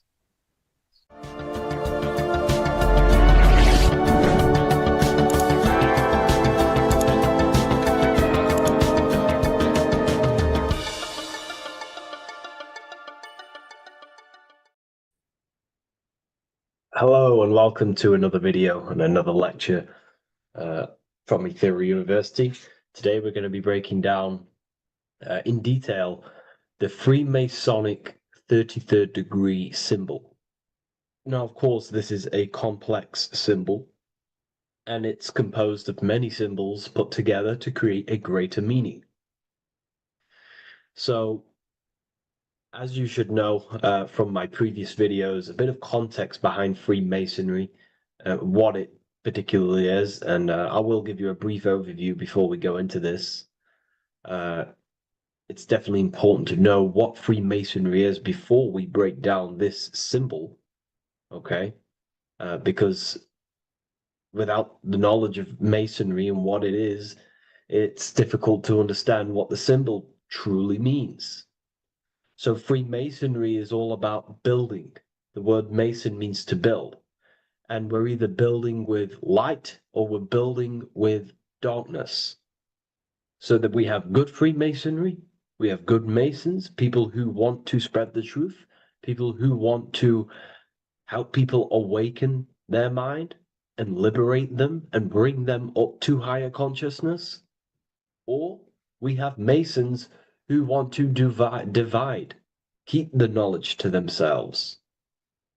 create walls, build walls in people's minds, construct illusions in people's minds for their own personal gain. Okay? So we're either building with light or you're building with darkness. You're either building with light or bricks, spirit or matter. God and the devil, same thing. You're either uplifting people or dividing people. Each and every single one of you is a Freemason. Well, a Mason. Not a Freemason, but a Mason. You are a builder. And you're either constructing division in you and other people, or you're either creating oneness. Everyone is doing this. Everyone is building. Everyone is contributing towards the world and building our reality. So Masonry is a craft, and that craft is to craft a better mind and heart, a higher consciousness, a higher understanding of the self, building a higher perception of yourself, getting to know who you actually are, why you are here. Every action, behind every single action, behind every single cause is choice. You chose to be here. Whether you know why you are here or whether you do not know. You chose to be here in this time, in this period of life on the earth, on this physical dimension. You chose, the mind of yours chose to be here in this body at this specific time. You are playing a role, you are building in this world at this specific time. So Masonry is all about getting to know the self, to know what you actually are through gnosis. Gnosis is direct knowledge obtained and extracted from direct experience. Knowledge extracted from direct experience. Knowingness. You know you have hands. You don't believe you have hands. You know you have hands. That's what knowing thyself truly means. To go within the self. To dwell in meditation for long periods of time. Not even meditation. To dwell, closing your eyes and thinking internally. Not thinking externally about anything outside you, but thinking and questioning internally, and you shall find answers. Seek and you shall find. If your heart is truly set on knowing, on getting to know true knowledge and knowing yourself, then you will find it. Okay, so because that's what the heart is. The heart is where we find our treasure. It's why it's inside of our chest. Our chest holds the treasure. What is your treasure? Your treasure is your physical manifestation. And whatever you act, whatever your heart cares about, your body follows. Your body takes action towards what you care about in life. This is why we say follow your heart, because your body follows the heart, what you care about. If you do not care about something, you do not take actions towards it. Whatever your heart loves and has that love energy for, the body follows. If you truly want to become enlightened and truly want to reach higher consciousness, then you will. You truly care for that, then you will find it. You have to go within. Okay, so this is what Masonry is about. It's about going within and finding out your true nature and constructing a higher consciousness by dissolving walls and blockages inside your mind and heart, purifying the self. Because you can care about sick and twisted things. Okay? We can see that in society. People like killing people. It's psychotic, but I know. So we can be corrupted. Okay, so going into this symbol, what does the symbol mean? What is it trying to portray? Okay? Before we go into this symbol, particularly, we're looking at the Scottish Rite Freemasonry. So we have the the first degree all the way up to the third degree is Blue Lodge Masonry. Then from the fourth degree of Freemasonry to the 32nd degree is what we call Red Lodge Freemasonry, the Red Lodge degrees. So again, that is that symbolism of that red and blue, the left and right, masculine, feminine, water, fire. It's that symbolism again of the two polar opposites of reality, of masculine and feminine qualities, solar and lunar, the left and right hemispheres of the brain, the inner and inner and outer world, the brain and the heart. These are all polarities, okay? Spirit and matter. We have to unify these. But we're looking at the 33rd degree. This is the end of the Scottish Rite of Freemasonry, and it's considered the illuminated degrees. Illuminated. This is when one gets to know the true self, the true knowledge, when one has gone within, mastered the self, got rid of mental blockages, blockages in the heart, purified the self, and they know who they are. They have higher consciousness. And in this breakdown today, I'm going to show you how they have higher consciousness through this symbolism. Okay, so I was going to say something, but I totally forgot what it was. But anyways, we'll move forward with this symbol. Oh, that's what it was. Water melts, well, ice melts at 33 degrees, symbolizing ice represents solid matter, ego, the physical body, left brain thinking, physical reality identification, identifying self with the ego, the name, the job, the reputation.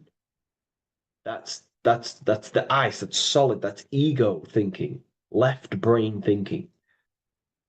When we identify ourselves with the body, our ego, our name, our job, our reputation, our family, that is ego. That is pure earthly survival base level consciousness. This is the degree, this is the level of state of mind that we need to rise out from and figure out what we are, what you actually are inside you. When you turn off your thoughts, what are you then? If you do not think, you are not your name, your job, your reputation, your family, your beliefs. Because when the mind is turned off, there is still something left. That is you. And that is the substance that we have to get to know through gnosis, through going within and thinking internally and dwelling within. Okay. So Freemasonry is all about learning about the psyche, the true nature of consciousness, how it functions, the mechanics of consciousness, how we can integrate universal law with consciousness. We're going to be going into that. Natural law, how we can become one with God's law. We can become one with the universe and integrate universal consciousness into yourself. Okay, so the first thing I'm going to say about this symbol, straight away, the first thing you probably notice about the symbol is the eagle. The eagle is a bird.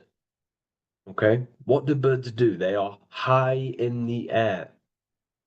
They are above the earth, which represents rising, rising consciousness, rising the mind out of the lower mind, earth-based survival, impulsive, reactive, egotistical mind. And we're pulling us up, we're rising from that. The earth represents that lower base survival consciousness, ego-driven thoughts. And we're rising up. The bird is free. It's free from the earth. Okay? It's free. It's elevated. It looks down upon the earth. So the eagle is a bird which represents higher view of self, a higher understanding of the self.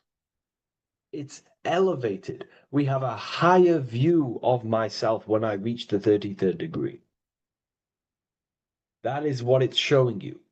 That is what it's symbolizing. Okay? It's above the earth. It is free. It looks down.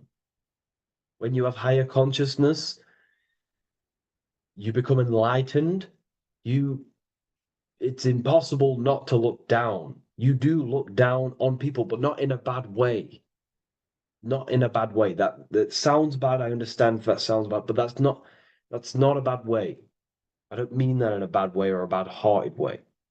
I mean that as when you have higher consciousness, you can see people who are living and dwelling in zombie mode, low-level earth-based consciousness. They think they're the body, they think they're their name, their job, their reputation, their family. So it represents looking down because I have higher awareness of myself. I know what I truly am. The water is flowing at the 33rd degree. The water melts at the 33rd degree, representing the flowing of consciousness, the flowing of the mind, flowing of light energy entering the body. Because when we reach higher consciousness, when you raise your consciousness, which is just an easier way of saying mastering thoughts, mastering yourself. We no longer give attention to negative thoughts because we understand what thoughts are and why would you let your own mind take away your own power? So again, Freemasonry is about gaining personal power, not in a bad way. Well, it can be used for bad. Gaining mental power, a strong mind. Most people have very, very, very weak minds in this world. Very weak minds. This world is a mental world. We have to gain strength in the mind. It's a mental universe. The stronger the mind, the better your reality. The less affected you are by external things. Nothing external should ever bother you. Okay?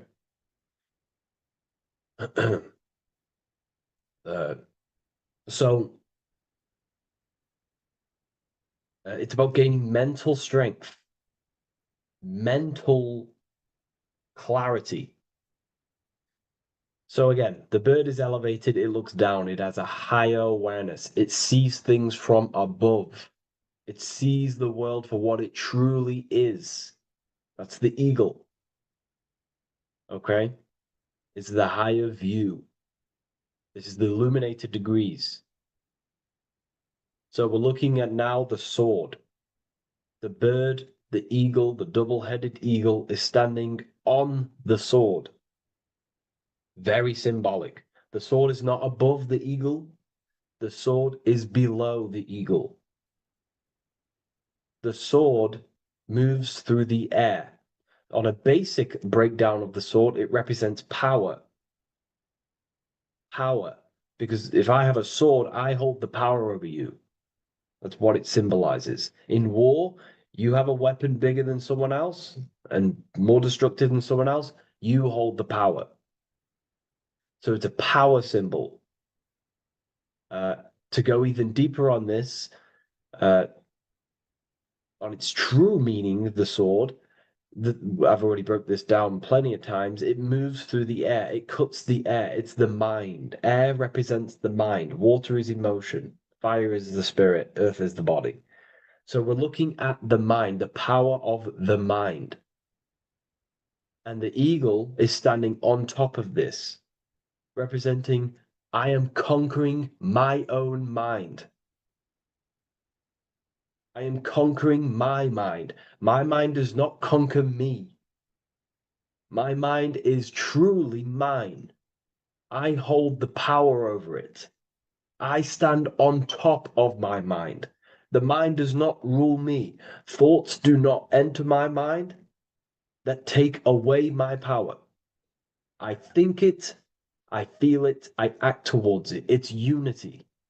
My mind is the monarch. It is the command center. It is mine. I'm above the mind. That's what it's showing here. I hold full control over this mind. I hold the power. Okay? And I have an elevated view of the mind. The eagle is elevated. It looks at the earth from above. It's the higher perception of the mind. The mind has a higher view of the self. It is conscious. Most people are not conscious.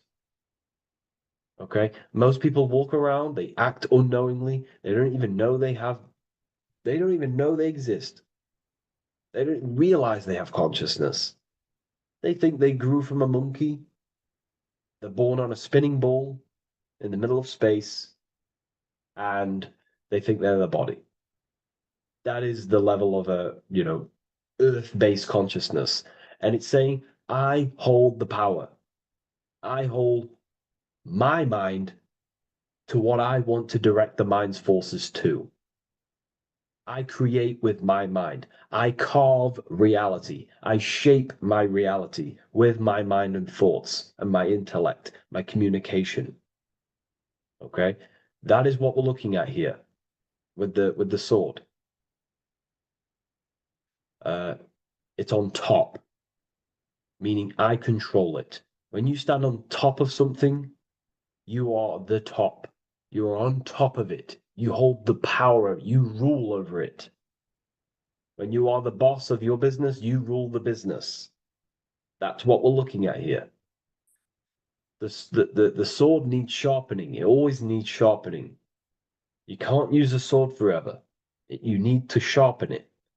The mind will not stay powerful and strong and and aligned with what you actually want unless you continuously refine the sword. The mind needs to be refined or reminded. If you stop doing affirmations, the mind will fall back to old ways of thinking. If you constantly meditate, you constantly implant the messages into your subconscious mind, you constantly visualize, you are keeping the mind sharpened with what you want in life, what you are trying to create. And the mind will continue to think with that power, with them words, with them visualizations. If you fall off, if you stop meditating, you will lose control of your own mind. Okay? This is symbolizing you have to keep on top of the mind. You have to keep control. This is what the world is. The world is like Minecraft. You ever played Minecraft? You're a builder. Okay? What do? You control the man in the world. That's what you are. You need to control this body in the world. It's all about control.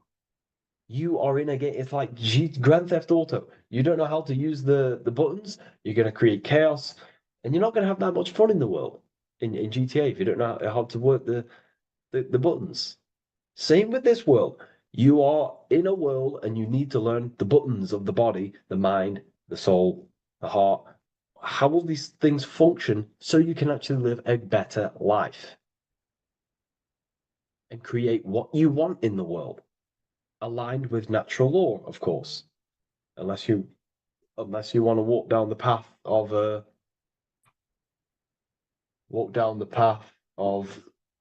Satanism. So this is what we're looking at with the sword. Now, moving on, we're looking at this little banner here. This says "God and my right" in Latin. God and my right. What is your right? Natural law is your right. What is natural law? You already know the natural laws. We all intuitively know the natural law. What is natural law? Do good. We all subconsciously On a soul level, we know to do good. We know to do right. It is wrong to hurt people. It is wrong to control people. What is your natural law? What are the forces that you hold power over, that you have full control over? You have full control over what you think, what you feel, what you act. Thought, emotion, action. If you start to try and control things outside of them three forces, that is now you breaking natural law. If I try to control and manipulate someone else, that is now breaking natural law. I'm going against my inner law. My soul tells me what is right and wrong through emotion. So it's about aligning the self, my actions, my thoughts, with my emotion, my intuition, my natural law. These are your rights. Your right is to think, feel, and act with the law, with good, with God, with love, with care for one another. Am I building with light to bring good things to the collective? You see, most people are stuck in their left brain, and the left brain only sees me, me, ego-driven thinking. That's why they trap us in our left brain. They train us to be left brain. They tell us to write with our right hand to strengthen the left brain. They call it writing.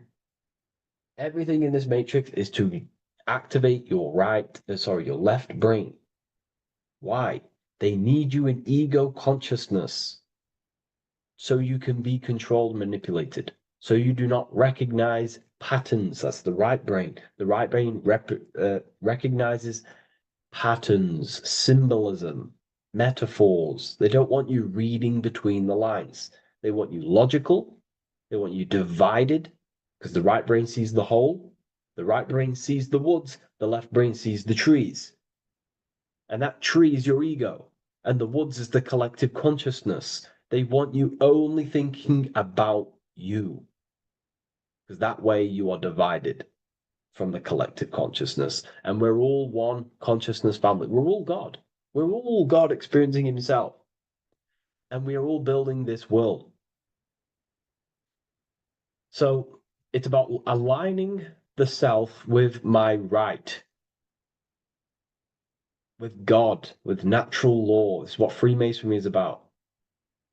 True Freemasonry, light Freemasonry, not dark Masonry, or evil Freemasonry, whatever you want to call it. The crown, royalty. Royalty wear crowns. And what do the royalty have? Again, this is another power symbol. They hold control. Yes, royalty hold control. And that's why this crown is at the top of the image, not at the bottom of the image. It's at the top, representing I control the left, I control the right.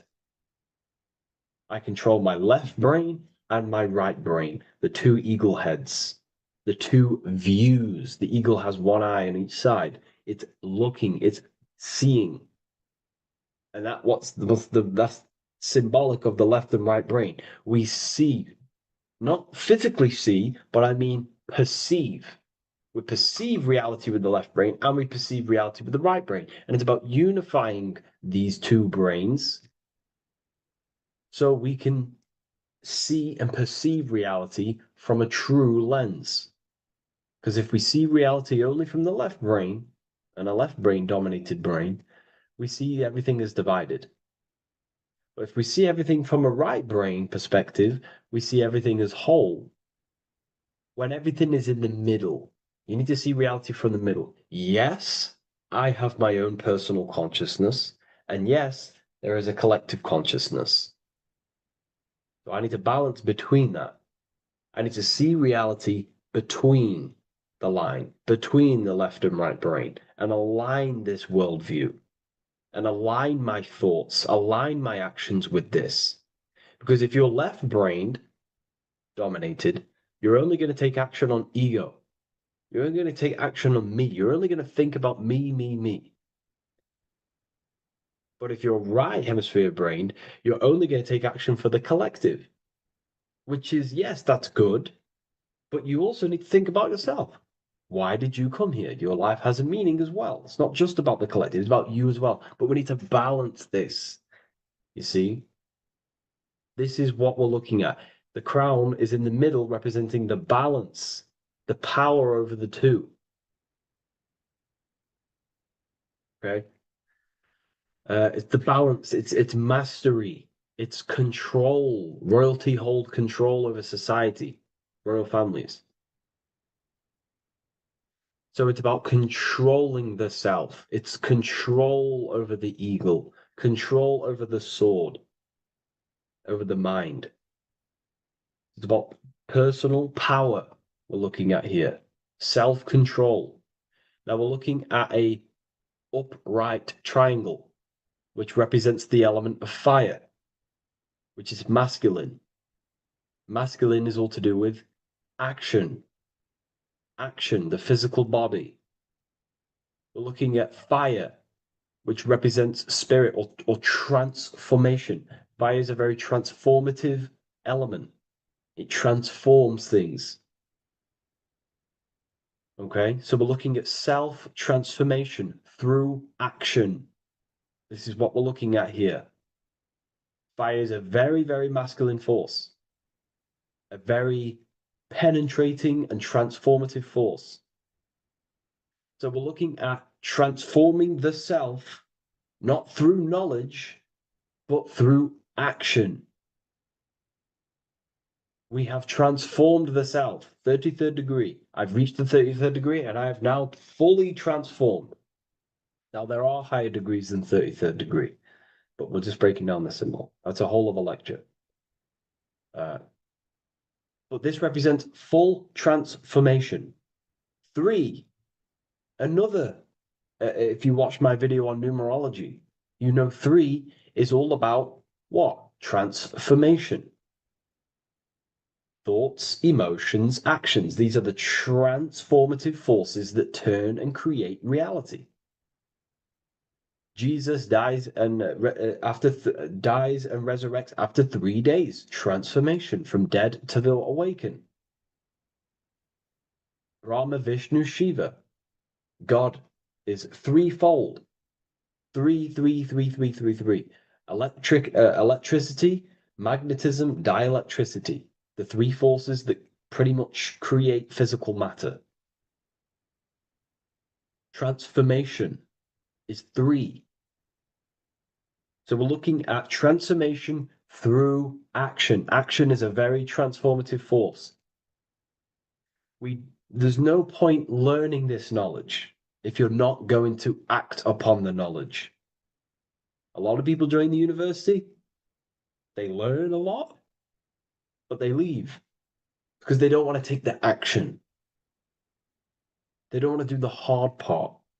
They don't want to act towards higher consciousness. They want to dwell in their lower mind. That's fine. That's your path. That's their path. But if you truly want to raise your consciousness, you have to act upon it. You have to actively not take the action. It's about what you do and do not do, because not doing something is also an action. If you are not participating in the low-level pleasures like sex, casual sex, masturbation, going out and getting blind drunk. These are low-level pleasures. It's going to keep you on a low-level frequency and a low-level consciousness. That is also an action, not doing that. It's about what you not do as well, which is very important.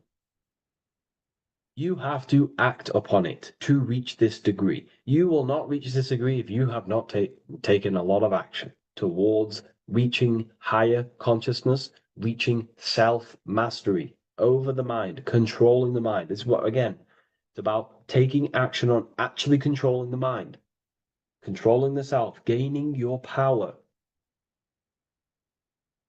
Okay? Okay, this is another fascinating part about the eagle head and wings. It also represents the past, present, and future. The crown is again symbolic of the crown chakra. This is all to do with knowledge. So we're looking at knowledge of the past, the eagle on the left looking behind, and the eagle on the right looking forward. So we're looking at the crown, knowledge of the past and the future. Looking at your past is very powerful. What has led you to this very point in your life? What actions have taken you to this point? And not only you, remember, there is a collective. Remember, you always have to keep that in mind. Every action you take, you have to always align it with the collective consciousness. It's not just you in the world. We have a collective. So, how did you and how did the collective get to this point in life, in this present? How did we get here? How did we get into this mess? Humanity is in a mess. A straight up chaotic mess. And if you think everything is perfect and everything's divine and everything's just, there's some people out there in the spiritual community saying, everything's divine, everything's meant for this purpose. No, there are people actively manipulating and using mind control methods to control this reality. How have we got into this mess? So we have to look into the past to analyze patterns so we can take action now in the present to change the future of the collective and your personal life. That's what we're looking at here. So the eagle looking left is looking in the past, representing analyzing the past, analyzing the actions in my life and the collective life. The actions that led to this mess now, to this state now. And what can I do now with my knowledge to change the future to a better future, aligned with, again, natural law, aligned with goodness, aligned with God, aligned with care and love for one another and the self. So it's all about knowledge of the past and knowledge of the future. And what I can do now to take action, the triangle pointing at the middle, which is the present, what can I do now to change the future? To create a better future, to transform the world. 33, transformation. To transform the future. Okay, this is what we're looking at here with the two double-headed eagles as well. Again, this is more art. This is a lot more complex symbolism here. But again, we have the Earth hemisphere here. And what? The eagle above. It is raised above the earth, above material pleasures, above the material thinking self, above the ego. Not to say get rid of the ego.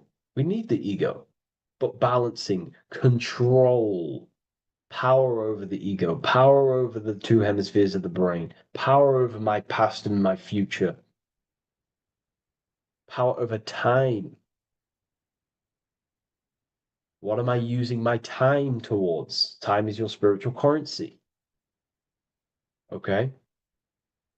It's elevated. It sees things from a higher perspective. It is higher consciousness. We're also looking at the astral body. Birds on a deeper level represent the astral body. So symbols have layers of meaning. The deeper you get into the occult, So when you join the first degree, you get, a good interpretation, and the higher degree you go, the more deeper the symbol reveals, as the more deeper you know yourself. So we're looking also at the astral body, the light. What is the light? Light is a massive symbol in Freemasonry. It's knowledge, gnosis. When you're very intelligent, you call someone, they're a bright child. They have enlightenment, light in the mind. Looking at light, a lot of knowledge, a lot of self-knowledge of the self, of the psyche, how I function, what I am, knowledge of the astral body, rising above the earth, astral projection, exploring your true nature, exploring consciousness. This is what we're looking at here. And in order to explore your astral body and explore the astral realm, you have to control the sword, the mind. And you can then explore. You are free like a bird to fly. This is all symbolic of rising consciousness. All symbolic. So I hope this video has gained a bit more clarity on this symbol and given you some insights. And I will see you in the next one. Thank you for tuning in today.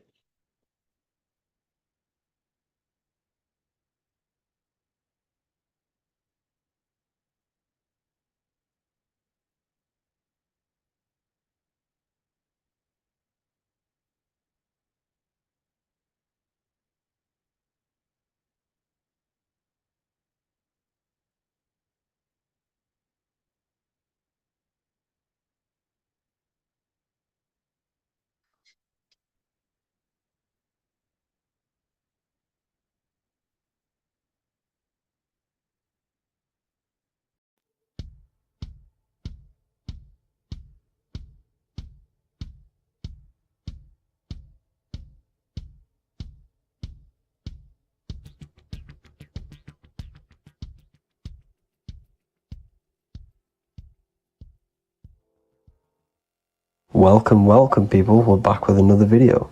I will now be keeping track of my YouTube and trying to upload every week.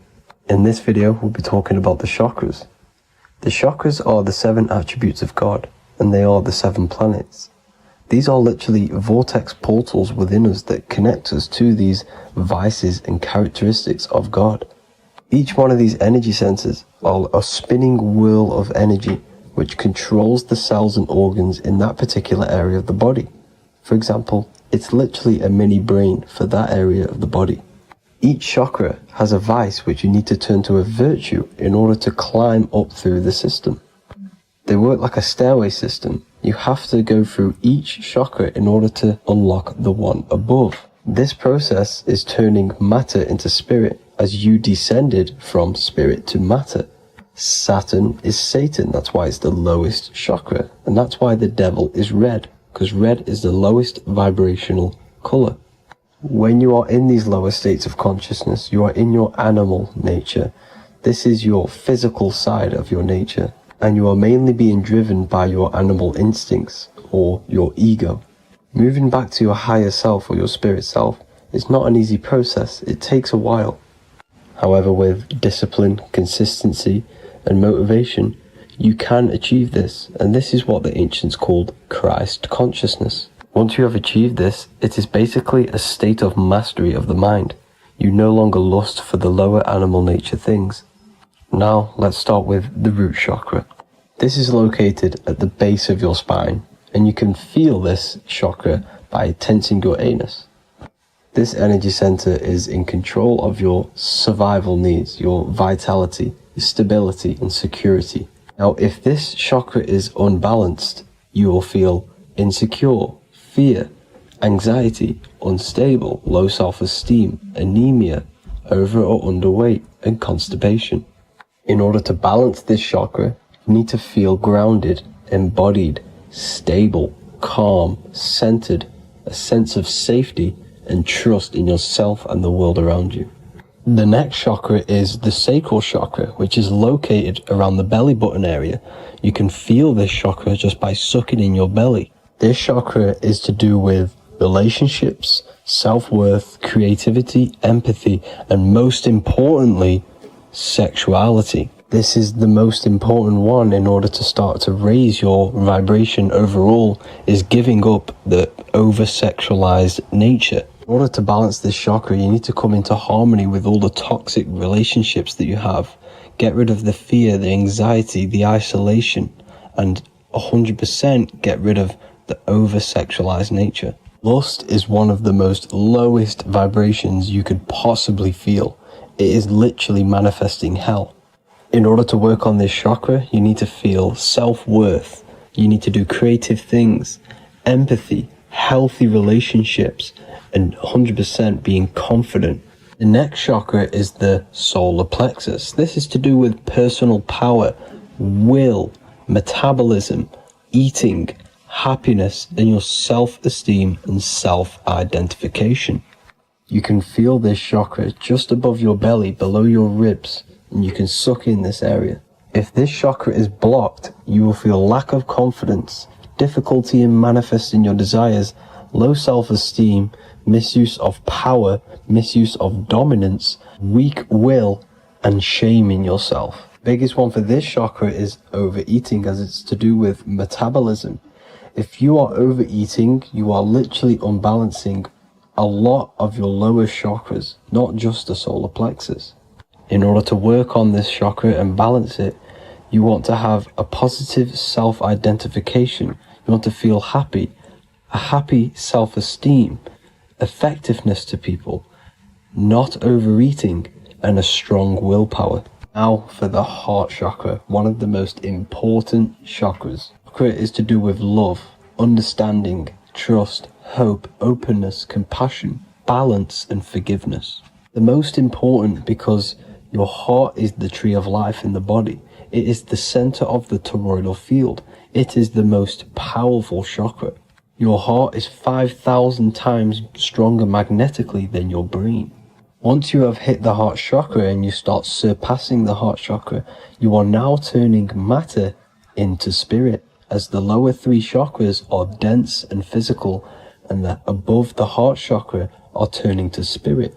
As you can see already, this is a hard and long process of working on yourself physically and internally. The symptoms of a blocked heart chakra would be lack of love or too much love, difficulty to accepting or giving love, lack of compassion, loneliness, and lack of emotional fulfillment. Finally, a lack of connection with a divine or to nature. In order to balance this chakra, the most important thing and the most powerful thing you can do is loving people, accepting and giving lots of love. Second most important thing to balance the heart chakra is balance. You need a balanced life. You need balance in all aspects of your life. Now for the throat chakra. This is a very important chakra as it's to do with communication. A symptom of this being unbalanced is a lack of self-expression and putting on a front all the time, acting with the ego. In order to balance this chakra, you need to constantly self-express yourself. You can't be putting on a front. That voice inside your head, you have to let it come outward. Don't just block it off with a wall. Self-expression will lead to you gaining friends who actually like you for being you, and not these fake friends that you have to put on an ego for. In order to balance this chakra, you need to express yourself, express the word that's within you. Don't be lying to people, don't deceive or be deceptive. The next chakra is the third eye chakra. This is starting to get very advanced and you are coming very close to spirit. Just before we head on, I want to announce the PDF is now available, containing all the presentations I've ever made, all into a condensed 38-page PDF. The link will be below this video for you to access. And if you want to learn how to create reality using your mind, how to attract your desires, how to get out of the situation you are in, the link will also be there for the Manifestation Mastery course. Now for the third eye chakra. The third eye chakra controls the pineal gland, which is your first eye. It's to do with your psychic abilities, channeling, telepathy, astral travel, visions, and connection to the higher self. You need all of the chakras aligned to get the full potential out of your third eye or pineal gland chakra. For example, if you're astral traveling and you fear something, you will be instantly shot back to your body. So you need to master all of the chakras before you go on and try and do these higher spiritual activities. Symptoms of the third eye chakra being blocked is lack of imagination, lack of vision, lack of concentration, blocked or clouded intuition, can't see the big picture, and especially overly reliant on logic and intellectual thinking. A good way to work on this chakra is imagining things, vision things. Trust your intuition at all times. Always follow that inner voice. Cut out the tap water which contains fluoride. Fluoride blocks the pineal gland. And cut out all junk food because all of this is affecting your pineal gland. When in meditation, you want to focus your eyes and your attention to the center of your head between the two eyebrows. This is where the pineal gland is located. This will help and awaken the pineal gland over time when you keep doing these meditations. Finally, for the crown chakra, this is to do with universal consciousness, all-knowing, enlightenment, cosmic connections, the God source. This chakra is blocked by being cut off from spirituality, plagued by the senses, being tricked into the five senses and being tricked into thinking you are the body. In order to work on this chakra, you need to feel grounded. You need to know yourself, your real self, the voice within you. Have common sense. Have specific decisions that you're making. Be very direct. Now we've got out of the way all of the chakras, I can now introduce methods and meditations which will help you unblock them spiritually. When meditating, you want to get into the present moment in a nice, comfortable position. Bring yourself to the present moment by saying, I am here right now, nothing else matters. Keep repeating this over and over with your eyes open or closed. After a couple minutes of bringing your attention to the present moment, you can now start to breathe in through the nose deeply and breathe out through the mouth slower than you breathed in. Place your attention on the chakra that you want to balance.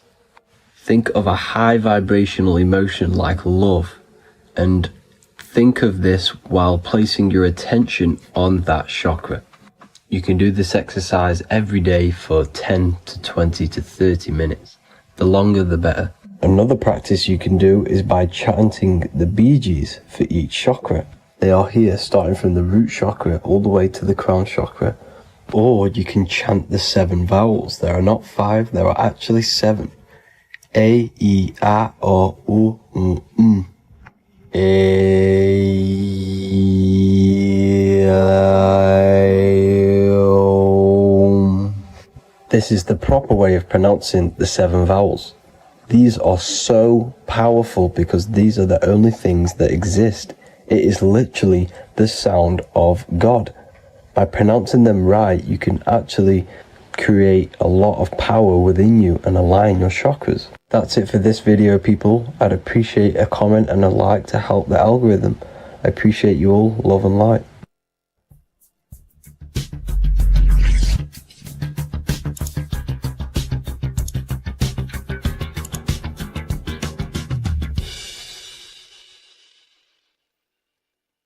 Welcome to Revival of Wisdom. Welcome people, we're back with another video, and this video is about Freemasonry and their connection to the Illuminati. Please, as always, to make sure to hit that like and the subscribe button and turn on the notifications to never miss a video. On May the 1st, 1776, the founder of the Illuminati, Adam Weishaupt, founded this secret organization, and this date can be found in Roman numerals underneath the all-seeing eye pyramid on the $1 bill. This $1 bill also says Anu Coptus Novus Ordo Secularum. This is Latin for announcing the birth of the New World Order. This New World Order will be headed by Lucifer, the all-seeing eye, and followed by the 13 layers of bricks for the 13 elite bloodlines. So your Orsini's, Rockefellers, Rothschilds, Soroses, and the other 9 elite families. So when Adam Weishaupt created the Illuminati, he made it consisting of high-level degree Masons, French and Latin philosophers, and many more powerful people to all become one society. So this is why you see Masons using the same symbol of the all-seeing eye inside the pyramid. But not all Freemasons are part of this Illuminati secret society. As the 33rd degree Freemason Manly P. Hall said in his book The Secret Teachings of All Ages, Freemasonry is a fraternity within a fraternity, an outer organization concealing an inner brotherhood of the elect. So what he's saying here is that Freemasons have to go up the degrees of Freemasonry, and once they hit the top, they either get elected or not into these secret societies like the Illuminati, Skull and Bones, and Knights Templar. So when you see celebrities doing this one-eye symbolism, either covering one eye, doing the triangle, or doing 666 over one eye, this is showing and reflecting the symbolism of Freemasonry. They have taken the oath to never speak on anything they learn about Freemasonry. Duncan's Ritual of Freemasonry book states the oath they have to take. Quote, I ... of my own free will and accord, that I will hail, ever conceal, and never reveal any of the secrets, arts, points of Master Mason's degree to any person whomsoever. All this most solemnly, sincerely promise and swear. Now, this is what happens when they break the oath, stated in this book, quote, myself severed in two, my bowels taken from thence, and burnt to ashes. So this states that Freemasonry comes first, before any law of the land. It has the right to kill you if you break your oath. This is the hand gesture they have to do every time they enter the ritual room inside the Masonic lodge. This is the cutthroat symbol, showing you and reminding you of the oath and what will happen if you break it. Now in this book, Richardson's Monitor of Freemasonry, it states, if you break your oath, binding myself under no less penalty than to have my throat cut across, my tongue torn out by the roots, and my body buried in the rough sands of the sea. If they do not decide to kill you, this book states this by pointing him out to the world as an unworthy vagabond, by opposing his interest, by dearranging his business. In other words, they have the power to frame you and destroy your reputation to the world, and destroy your business if you break this oath. So yes, they do kill to keep this truth hidden, because this truth of this reality is what keeps them in power. They have the ability to manipulate people, because people do not know what manipulates them. This is why they call themselves the government. They govern the ment, which is the mentality, because the mind is the root cause of reality. They control what you perceive to control what you manifest. By knowing the truth, you are set free, and you no longer need no controller above you. So this is why they are willing to kill and do whatever it takes to keep the truth concealed within these high-level degrees of masonry and these secret societies. However, going back to Manly P. Hall's book, it states, part of the symbols are displayed here to the initiate, but he is intentionally misled by false interpretations. So this is saying even Freemasons are intentionally misled and told lies to conceal the truth, to make sure the truth is hidden in the high degrees of Masonry. So that's it for this video, guys. Thank you all for tapping in. Please leave a like and a subscribe. God bless.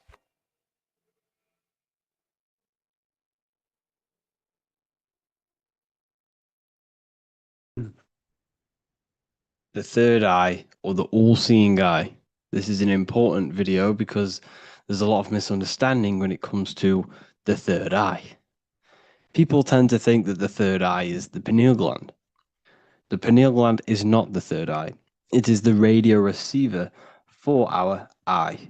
It's not the third eye, it's the first. It's the eye where everything begins. So the pineal gland acts as a radio antenna or a radio receiver because the pineal gland has crystals on it. And crystals are used in your phone, they're used in radios because they pick up and transmit frequency. So the pineal gland is the radio receiver for the higher consciousness, for the thoughts, for the commands that come from within. Before you move your body, it begins mentally in the eye. Before you say something, before you kick a football, it all begins in the eye. What happens above happens below. What you think, you manifest into the body. Whatever you think, your body reacts. You see, this eye is the universal cosmic intelligence, the higher consciousness, which is controlling the physical body. Like I said, you have the Buddhic, mental, astral, etheric plane. This is a page from the brand new Book of Wisdom, Volume 2. You have the Buddhic plane, the nothingness. Then you have the mental plane, infinite potential. This is the I, the singular consciousness. This is the infinite potential within you. The I is where the thoughts are. This is the mental plane. And it is this I which experiencing everything. It's the I behind the body. It's the I behind the thoughts. Yes, the mental plane is the plane of thoughts, but you are the I experiencing the thoughts. You are the I behind the thoughts, behind the emotion, behind the words. Deep down within your being, there is the all-seeing I, which the body obeys. Everything that I says, the body does. This is the eye in between the two pillars, or in between the sun and the moon in the Masonic artwork. Sun, masculine, left brain. Moon, feminine, right brain.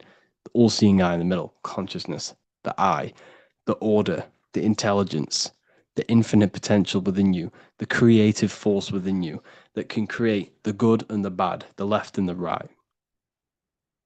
So you are either creating negative or good. You're even doing good, which is God, or evil, or the devil, which is do evil. You have this creative ability within you, which is God, the consciousness, and you have the choice to do the devil or the God. So the third eye is the human mind. It's the mind. It's the infinite awareness, infinite potential within you. And when you see it in the triangle, it represents the ethereal plane. This is the ethereal, the triangle. This is the eternal. This is the material. Because the physical plane is the box. It's the square. That's why we say think outside of the box. Because you got to think outside of the box to awaken your divinity. You see, humans have been given the tools to awaken to their true divinity. No other animal on this planet, or whatever you think it is, on the earth, has the ability to have self-awareness. Humans have been given the tools to understand the very, very complex things and understand who we are, and what the universe truly is on a higher level, not just physical. We have the ability to access planes beyond the physical world, which is unlike any other animal. This is why the humans are gods. So when you see the pyramid with the capstone on top, it's cut off, it's separate from the rest of the pyramid. This is the consciousness. that is looking through the ether into the material plane. It's like I discussed down here with these planes. This is the eye, the mental plane. Your consciousness, your eye is looking through the ether. It materialized through the ether into the physical plane, and you are now the eye looking into the material realm. And when you come here, you lose that divinity, but you have to awaken.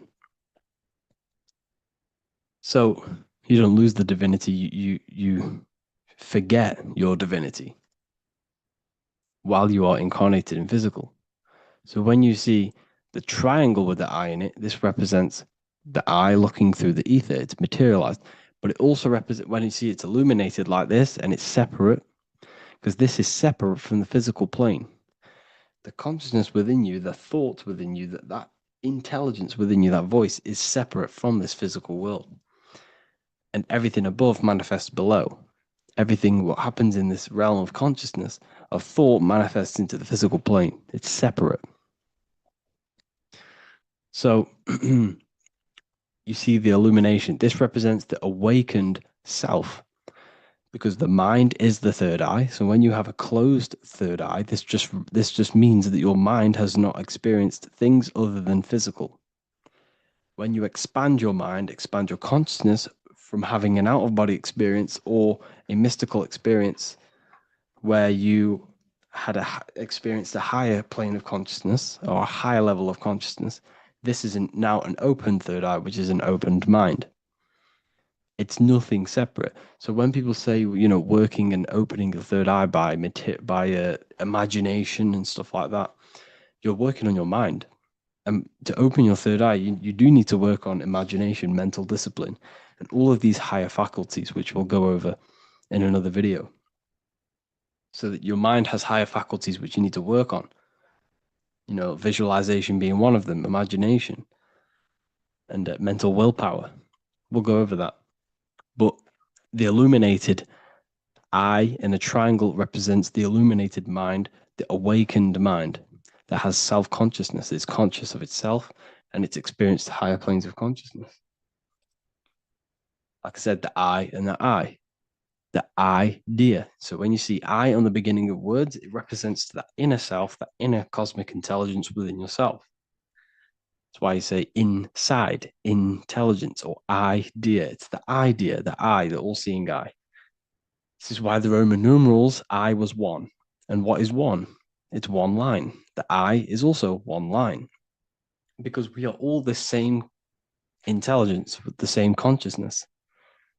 The universe is one. There is only one being in the universe, which is God. And we are all expressions and fractals of God. We are all manifestations of God. We share the same creative power as God.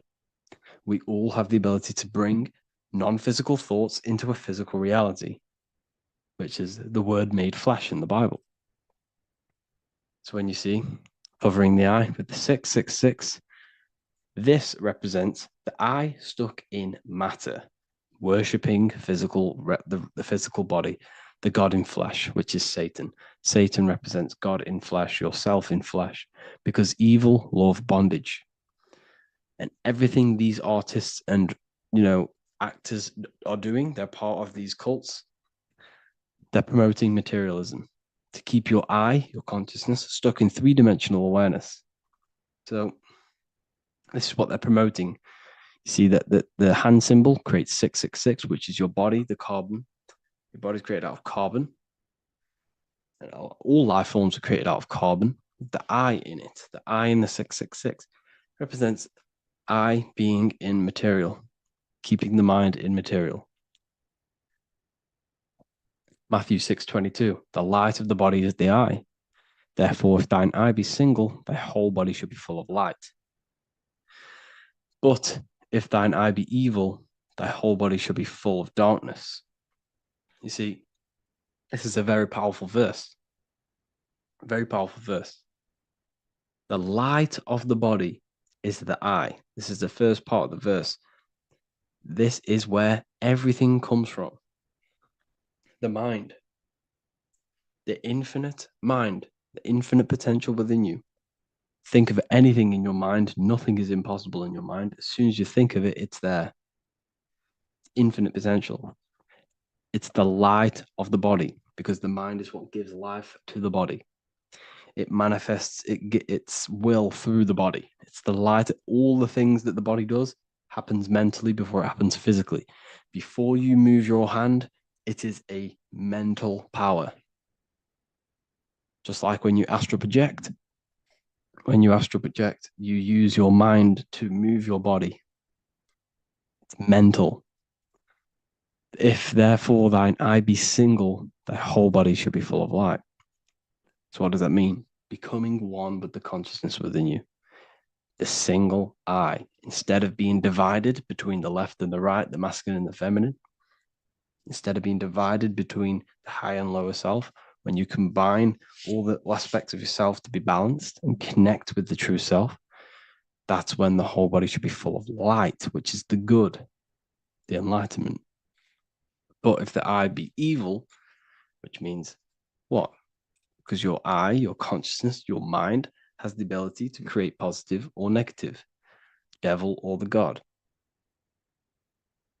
And when you think negative, what happens? Darkness goes through the body. Every thought has an effect on the body. What you think goes through the body. For example, become erect. What do? You think of being erect, and it happens, the body becomes erect. What happens in the mind happens in the body. So if your eye is evil, if you are thinking negative, if you feel negative, you're going to produce negative. Your body will be full of darkness. And this is what the all-seeing eye is. It represents you, your consciousness within you that can create anything in this physical world. So yeah, if you have any questions, make sure to contact me, and I will get it created for the university. Thank you all for joining, and see you in the next one. By the end of this video, you will understand the 3 expressions of consciousness, how to use them to create the life you truly want. You'll discover the hidden meaning of the word God, the secret power of the number 3, and how consciousness itself is the key to your reality. We have 3 main expressions of consciousness. We think, we feel, and we act. God is 3-fold. It stands for generator, operator, destroyer. The generator is the mind. This is what thinks, generates ideas. This is the beginning of all creation. This is the first expression of consciousness. It is the first form of consciousness, not a physical form, but a spiritual form. Then we have the operator, which is emotion. When we think something, if we have care or any emotion towards it, then we take physical action. The body, the destroyer. We think, we care, we act. Thoughts and emotions are the 2 spiritual forces which merge together and give birth to actions. Think about it. Why are you watching this video? Because you had a care to watch the video. Therefore, the reality in front of you is because you had a thought, you had a care, you took action to express that reality. Everything goes through this 3-fold process. This is why we say, follow your heart, because the body does follow the heart. We think something in the mind, we feel something in the heart, and the body takes action towards it. Everything operates on the care energy of the heart. The body follows the heart. If you do not care about something, then you do not act towards it. It is the care energy that guides our actions in this world. Going back to the generator, the mind is a part of the mental plane, the infinite dimension of infinite information. There is no limitations in the mind. Everything already exists as a piece of information or a thought. This is the beginning of all creation, the spark of creation itself, thought, the mental plane. And our mind exists like a radio, our conscious mind. This is why we call it a mindset. What we set our mind onto through attention, mental attention, whatever we set it on, we receive thoughts that are very similar to what we set it on. The mind is like a radio, and whatever we tune that radio to, we receive that frequency and play that song. So if we purify our minds through ritual work, meditation, and affirmations, the mind can become a temple to receive higher thoughts, higher ideas, and better genius ideas. Going back to operator, this is the Holy Spirit. This is what we care about, our emotion. This is the feminine side of consciousness. Thoughts is masculine, the Father. Emotion is the Holy Spirit, which is feminine. And these two create a child, which is Jesus, the Son, which is actions. When thoughts and emotions merge together, you have a physical action, which is a masculine force, which is why it's a son. The Holy Spirit represents a purified heart, love consciousness, holding love in the heart. And when we purify our minds, we have an effect and purify our hearts. And the reason why I say that is because whatever we think in the mind directly corresponds to what we feel in the heart. As above, so below. Thoughts create emotions. If we think something and our heart tells us that is bad, we have a feeling that that is wrong, then we should not take physical action towards it. And if we do take physical action against the feeling of knowing it's bad, then you are going against the spirit. That's what the word Satan means, or Satan. The Hebrew word for Satan is Satan. It means adversary or opposer. You're opposing the Holy Spirit. You're opposing what you know is good. You're taking a sin against the spirit, against the guidance from your soul, the knowingness of good. So when we do purify our mind, we purify our hearts. And when we cultivate love for the self and one another's in our hearts, we gain the Holy Spirit, which is love consciousness. And when we think in our mind with the love of the heart and we merge our thoughts with love, it gives birth to perfect actions. This is what the true Christ consciousness is. We think with the love of the heart and it gives birth to perfect actions. And if everyone did this in the world, we would live heaven on earth. Everyone would be balanced within themselves and the world as a whole would be balanced. So we need to gain full mastery over these three aspects of our consciousness, over our what we give mental attention to, gaining love for ourself and the collective in our hearts, and gaining a strong disciplined willpower for our physical actions. And if you can gain full control over these three-step process, you can gain full control over your reality. The number 3 represents this 3 aspects of creation or transformation. This is a transformative process from going invisible to the visible. This is also why Jesus dies in a cave for 3 days. It's all about transforming the self. Transformation is the number 3. Me personally, I think the Holy Spirit has been replaced for the sacred feminine aspect of consciousness. They do not want us connecting to our feminine side of consciousness, because then we will cultivate love in our hearts for the self and one another. And love is the most potent force there is in the whole universe. It is what unifies everything. It nurtures everything. It allows things to grow. Think about it. When you hold love or care for someone, you grow relationships. The sun is the perfect symbol and representation of love energy. The sun gives abundantly, expecting nothing back, and allows everything on the earth to grow. It's a caring, nurturing, feminine force that allows things to grow and unify and come together. In today's world, we mainly have thinking and acting without emotion, without care, without the judge of our hearts. It's all about gaining unity consciousness. We think, we care, true care for one another and the self, and we act. And if you align these 3 forces towards something, your business, whatever you're trying to create, you will fully create that reality, because these are the 3 forces that you can use to generate a reality. You can do ritual work to create care in your heart about something, and then you will take more action towards it. The book I'm using here is the Book of Wisdom, Volume 1. You can get this paperback or PDF on my website. So I hope this video has helped you. Please leave a like, comment, and a subscribe on the channel if you like the content. Let me know what you think about the Holy Spirit and if it is covering up the feminine side of consciousness in the comments section.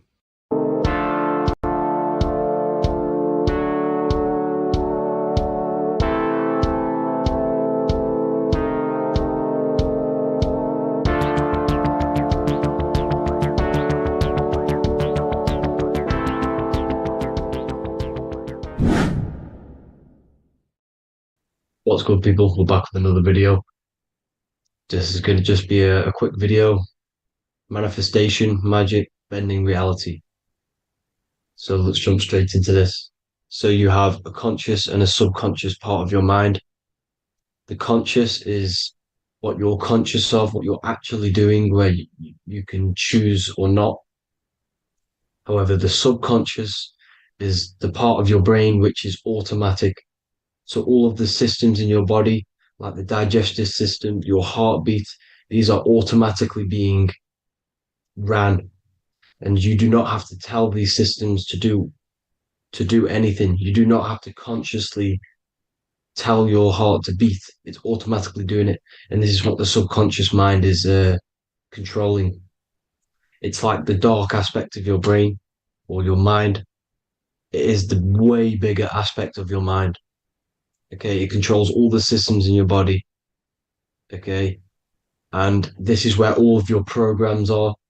So when you're in it from your childhood, what you've learned in school, all of these things are being kept in your subconscious, maybe traumas and stuff like that.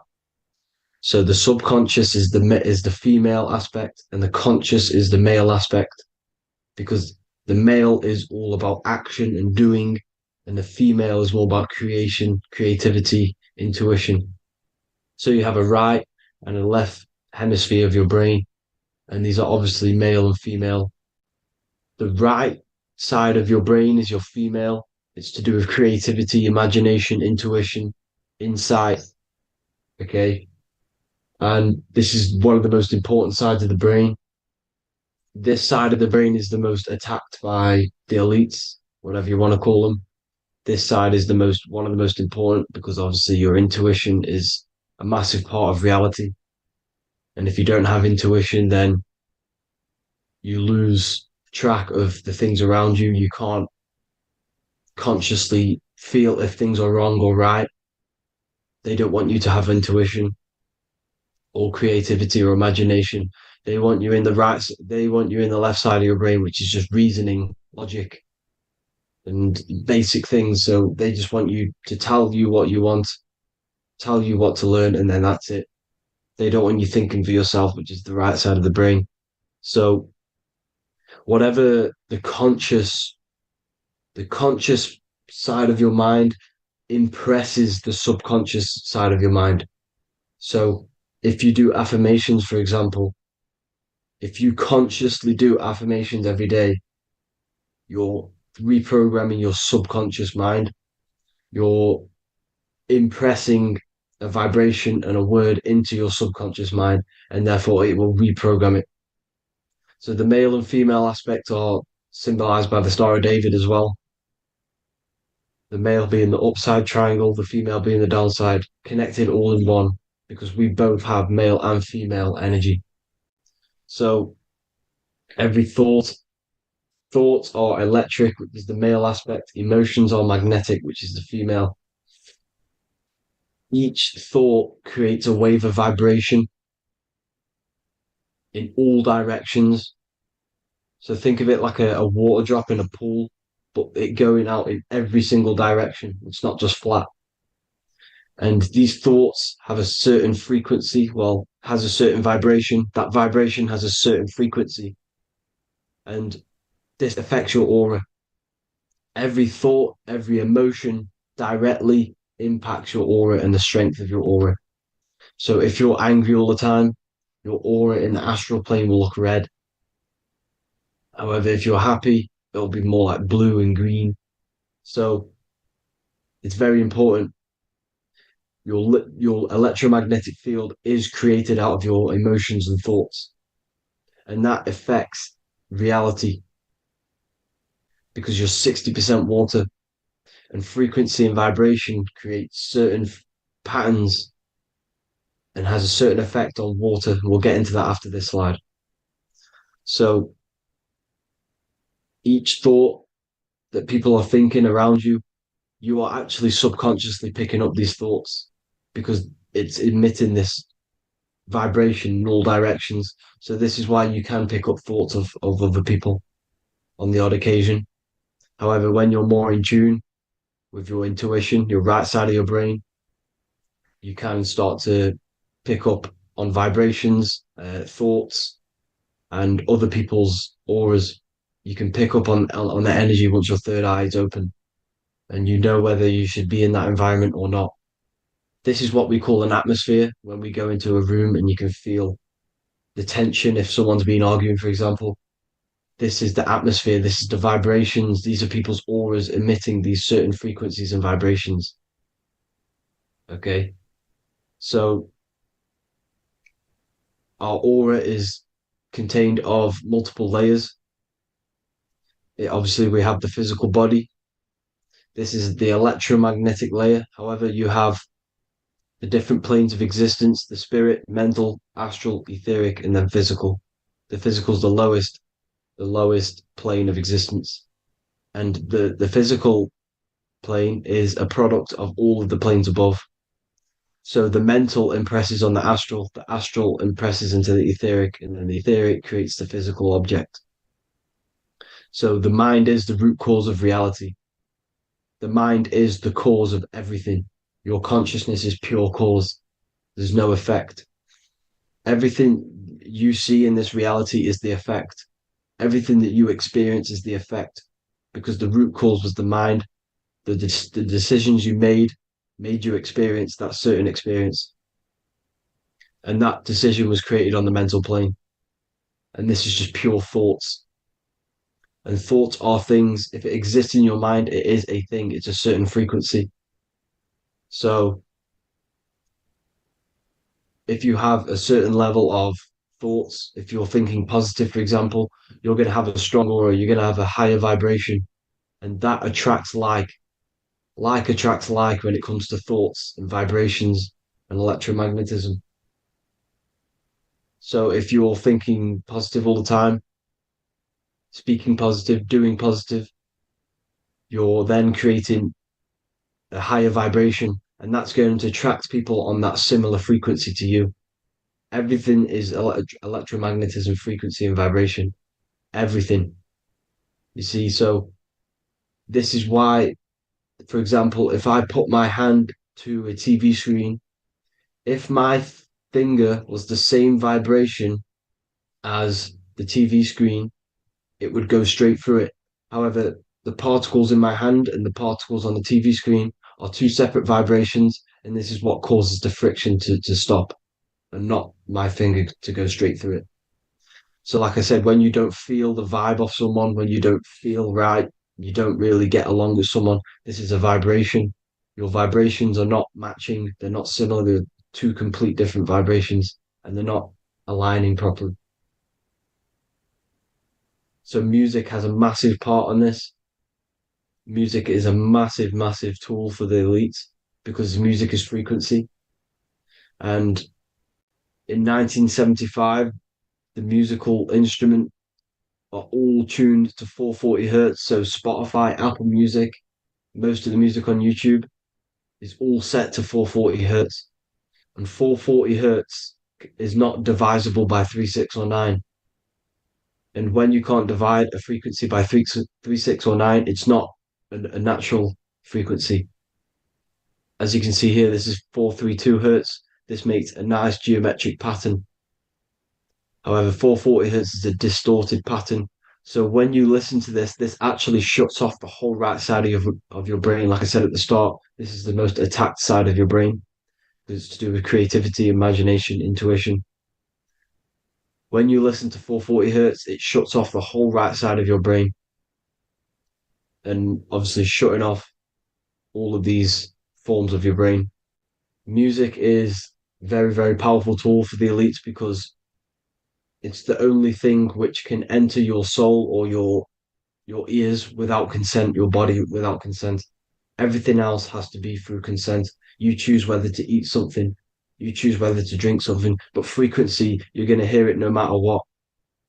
This is why it's so powerful. And music influences the body in many different ways. It's the most powerful imitator of everything. It directly affects all listeners. It directly affects intentions, gestures, movements, and actions. It stimulates your mind, and certain songs, certain catchy songs, can reprogram your subconscious mind, invoking certain emotions. This is why when you listen to slow beat songs, makes you feel more sad. When you listen to upbeat songs, you feel more energetic. This is because these frequencies have a profound influence on reality and on how you feel. Because, like I said, you are 60% water. And as you can see here, each frequency creates a different geometric pattern. And inside of you is 60% water. So, like I said, 440 hertz is going to make a distorted pattern in your water. And this is going to have a profound effect on your emotions and your reality. So, like I said, health is not just the body. It's you are made of body, mind, and spirit. You need to look after what you put in your body. You need to look after your spirit and look after your mind.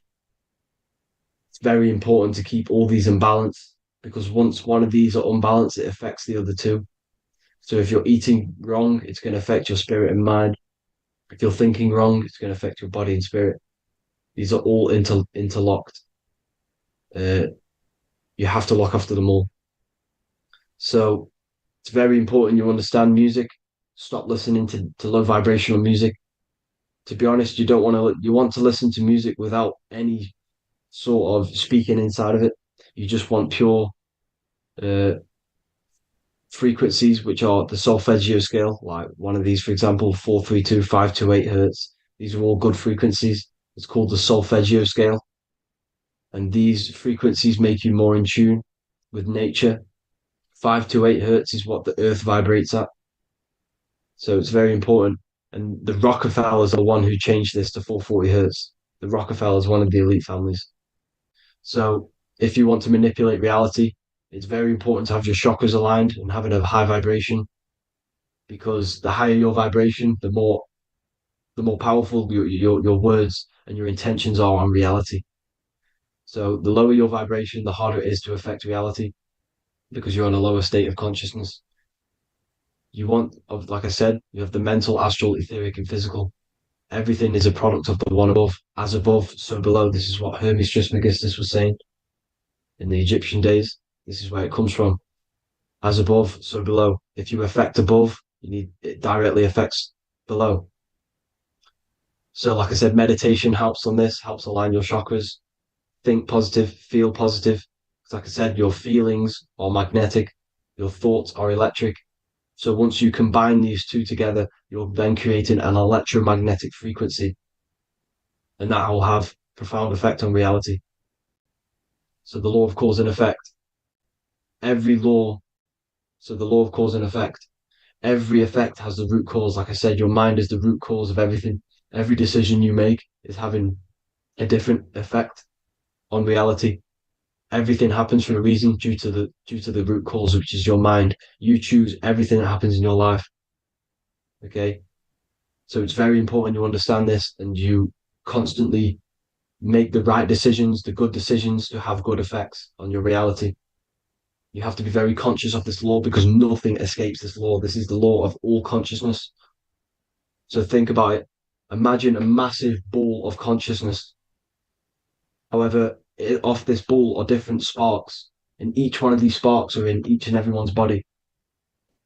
This spark is governed by these laws, the law of cause and effect, the law of correspondence, the seven hermetic principles. It's very important you understand this because this mass ball of consciousness is what is obeying these laws, and everyone has this spark of consciousness inside their third eye.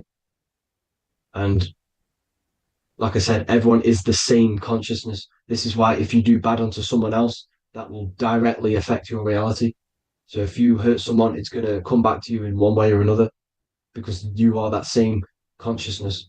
This is like a mirror reality, as within, so without. Whatever you feel on the inside, you're gonna see that on the outside. You're gonna experience that reality, whatever you've impressed. So there's different ways to bend reality to your will. This is kind of a sort of magic. So obviously you have black magic, which is manipulating reality to harm and influence others, or to be very selfish. And then you have white magic, which is manipulating reality for the good of humanity. So you do have to be very careful with your intentions, people, when you're trying to manipulate reality, because this is nothing to be played with. If you are manipulating reality for the wrong reason, it's going to come and bite you in the ass in some way or another. Because everything is balanced. Everything balances out in this reality. nothing escapes the laws. Not one thing escapes the laws. So if you're stealing from yourself, because it's just going to come back in one way or another. Inside of everyone's heart, you know whether you're doing good or wrong. You can feel it when you do something wrong. You can feel it when you do something good. The heart is the center of the torus field. It's balance. And this is why you say follow your heart, because it's the center of the torus field. It's very important to listen to this inner voice inside of you, because that is telling you the right things to do, the good decisions to make. And when you keep following that voice, that good voice inside of you, it takes you to your life path. Very important to follow that voice. However, don't let the ego get in the way of it. Don't care what your friends are going to say. It's very important to understand this. So you have different ways of manipulating reality. You have sigil magic. This is where you create your own sigil or symbol. You create your own sigil and symbol, and then you charge it. You behind that symbol, you have an intention. So, for example, if you want to manifest wealth, you create a sigil which represents what you want. You create that sigil, you draw it out, you charge it, because wherever your attention goes, energy flows. So whatever your attention is, you're sending energy that way. So what you do with your eyes and your hands, you place attention on the sigil. Imagine that it's glowing. Imagine that you're sending energy to the sigil. And then you burn the piece of paper once you've done this. And then after this, you meditate on that symbol. You constantly think about that symbol, because that symbol is the frequency, is the thing that you want to manifest. So that's one way. Or you can just meditate on your reality. So imagine yourself having already what you have. This is what they call a mindset. You must set your mind to the frequency what you want to manifest. Okay? So if you want to manifest wealth, for example, imagine yourself being wealthy. What would it feel like? What would you be doing? Imagine a scene in your mind. Constantly do this, and you're putting out that frequency. Like I said, you must think, because the thoughts are electric, and then you must feel, which is magnetic. Together, this creates an electromagnetic frequency, and this is how you attract things to you. You will attract the certain people to come in your life to bend reality to your will. Okay? Or you've got mirror magic. Stare yourself in the mirror, because a mirror reflects light. It also reflects energy. So you've got to be very careful with what you say to a mirror. You've got to be very, very, very careful, because whatever you send into that mirror is directly sent straight back to you. So if you're thinking negative, you're sending negative energy back straight to you, and that's going to have an effect on your reality. Affirmations are very important, because your words are frequency, your words are vibrations, and each word you say has a certain frequency. If it's positively charged, it's going to affect you positively. If it's negatively charged, because like I say, your brain and your mind is like the director of energy. That's what your brain is. And it directs energy into certain things. You can either positively charge it or negatively charge it. And this brain is creating your reality constantly. It's manifesting your reality constantly in the present moment. So this is what the government knows. The government know your mind is the root cause of reality. This is why they call themselves a government. Government. The New World Order is not being manifested by them. They are controlling the information. They are controlling your perception of this reality. And they know the mind is the root cause of reality. Therefore, if they control your perception of reality and your information, what you believe, you're going to manifest that information, that perception. So we, the people as a collective consciousness, are the ones manifesting this New World Order. You see, so this isn't black magic. They're actually tricking us into manifesting their own their plans, this New World Order. You see, this is how smart these people are. They know how to get around the laws of reality. They know how to bend reality to their will without facing the consequences. They're getting humanity to do it. You see, there is a collective consciousness. As like I said, we all have that same spark of consciousness, right? So as a collective consciousness, we are on a very low vibration at the moment.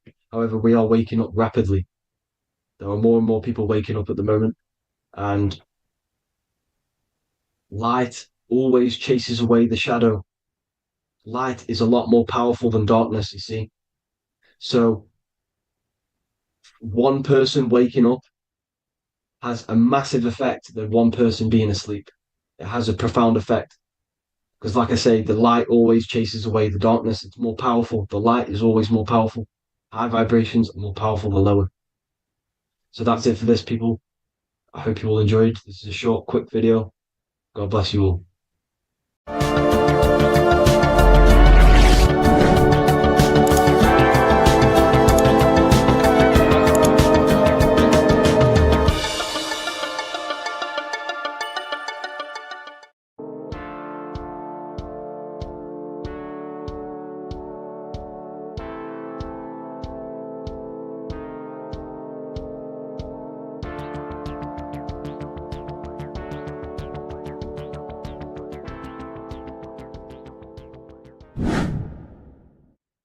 How are we all doing, people? It's Revival of Wisdom from the Wisdom Academy.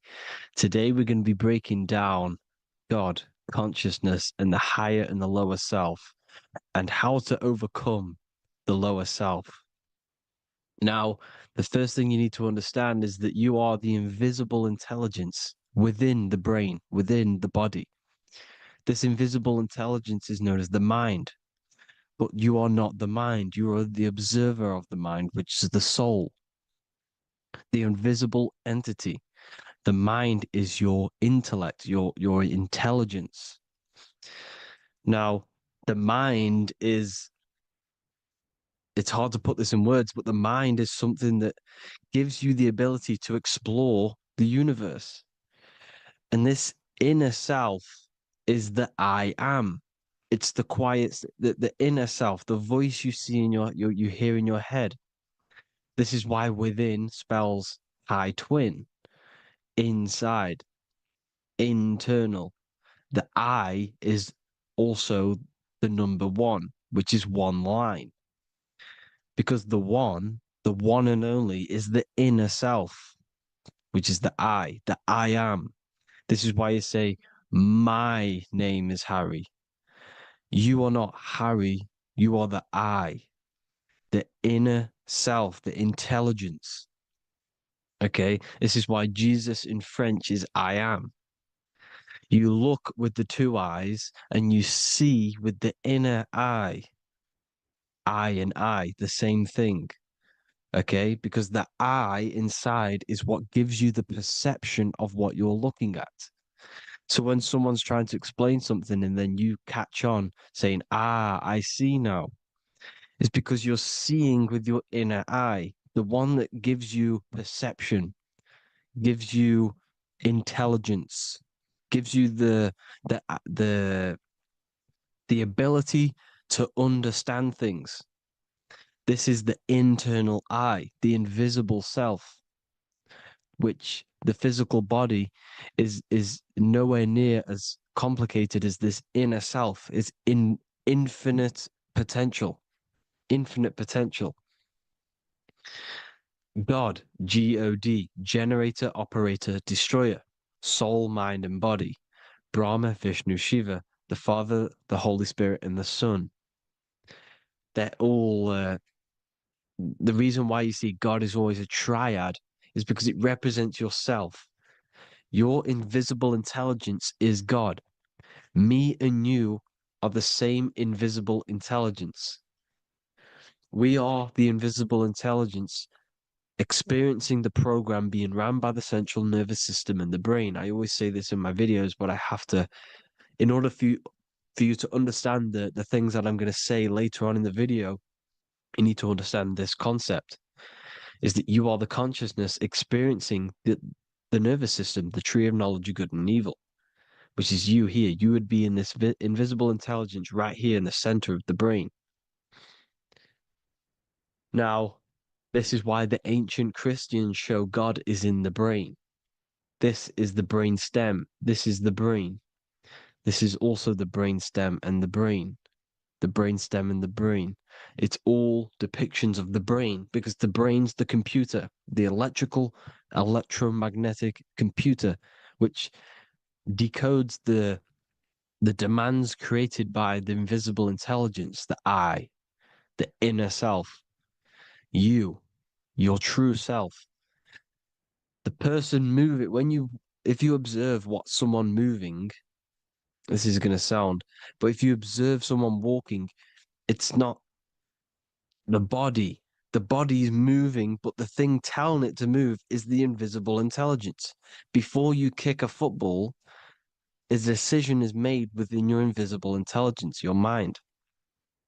And this consciousness, this invisible intelligence, is either stuck between the lower self and the higher self. Okay? When the invisible intelligence, meaning the true self, identifies itself with the physical body, it will trap its mind within physicality. This consciousness that we have is either operating in the lower self or the higher self. It's either feeding the material body or it's feeding the spirit. Okay? But because we are physical and spiritual, we need to be even.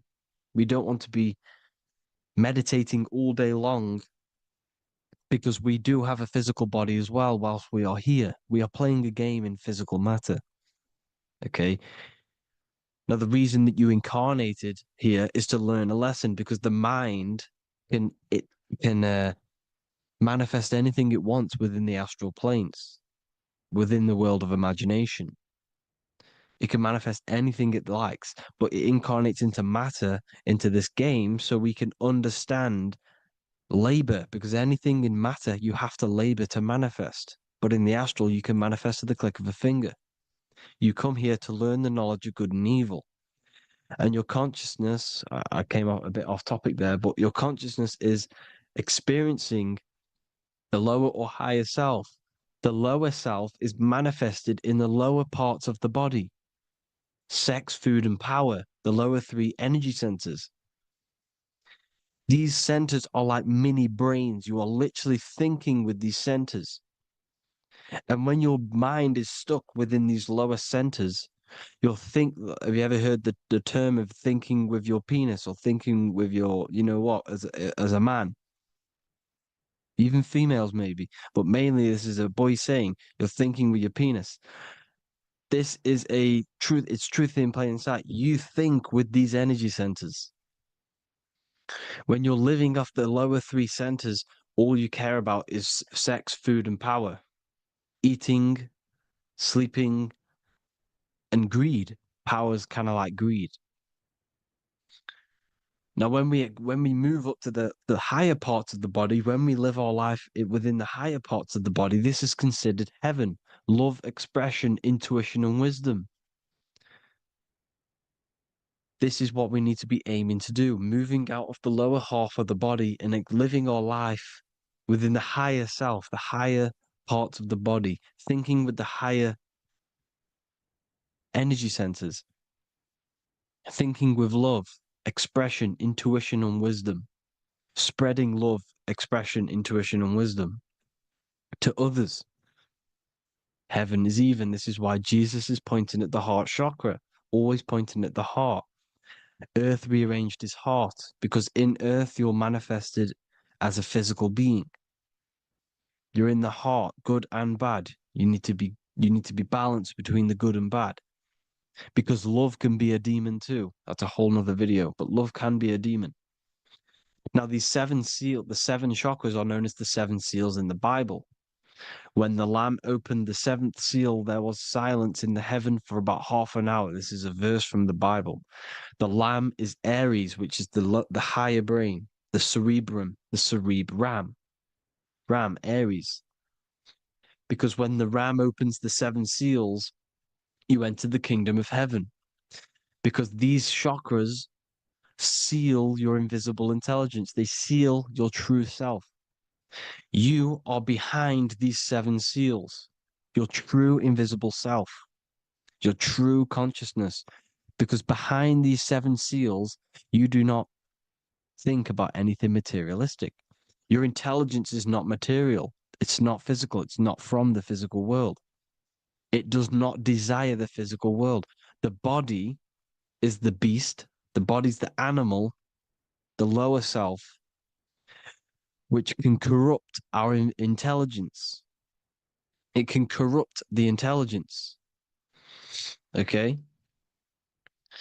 Now, we need to balance these chakras so that we gain a deeper connection between this intelligence and the brain.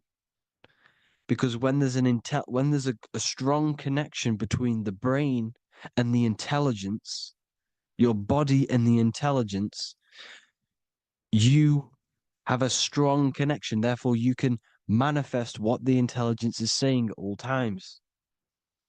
Meaning, when, for example, your higher self, this is intelligence, the higher intelligence is always speaking to you. It's always guiding you. It's always telling you the right thing to do. You can feel it when you're doing something wrong. You can feel that you're doing something wrong because this higher self, this intelligence knows what it needs to do here. And when there's no connection between the body and this our intelligence, our true self, when we strip away, when you close your eyes for long periods of time, you will figure out you are this invisible, infinite, creative being. There's no words that I can't describe what it is, but it's the voice inside of your head that you can feel when you close your eyes. You are this being inside of the heaven, because this is heaven, this intelligence.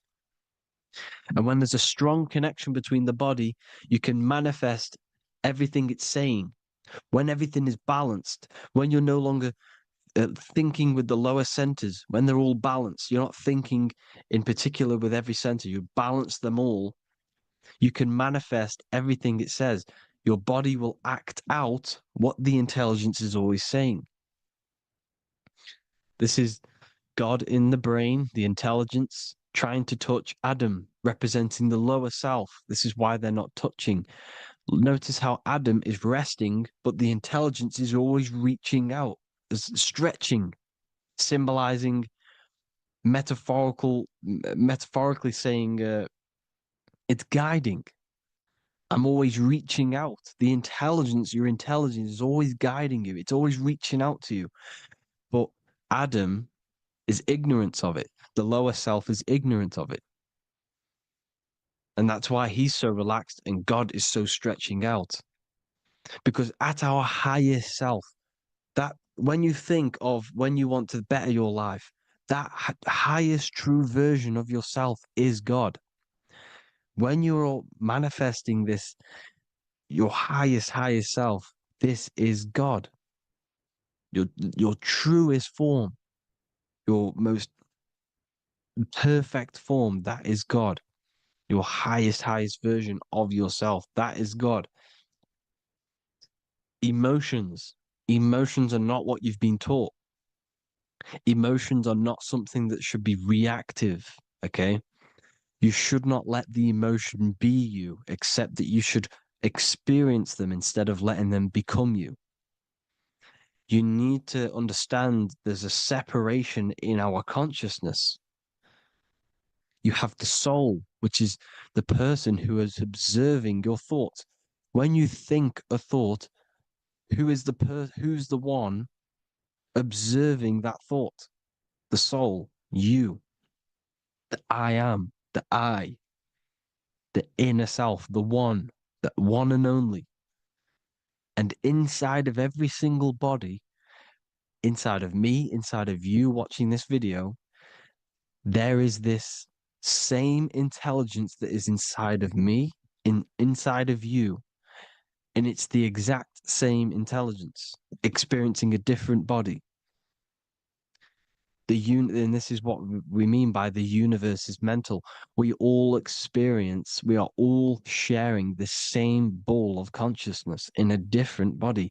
The animals, the fish, the cells, all expressing this one consciousness. Me and you are the same. This is why the golden rule is treat others like others should be treated, because I am you and you are me in a different body. Now, going back, you need to identify that there's different levels of consciousness: soul, mind, emotion, and body. Okay? Your emotions are on a separate layer than the body, the mind, and the soul. So when you identify there's a difference between all of these, you do not let them become you. You do not let your mind rule you, because your mind can be corrupted. Your soul is the one that is pure good, pure love, but your mind can be corrupted. Okay? Your emotions can be corrupted. The body can be corrupted, but the soul can never be corrupted, only layered on top. You can only throw piles of programs within the subconscious, layering the soul down, but deep, deep down inside of every single one of you, there is a loving being. Because love comes from the heart. Love is the universal emotion, expression. Now, your thoughts can become bondage, your emotions can become bondage. Now, what do I mean by bondage?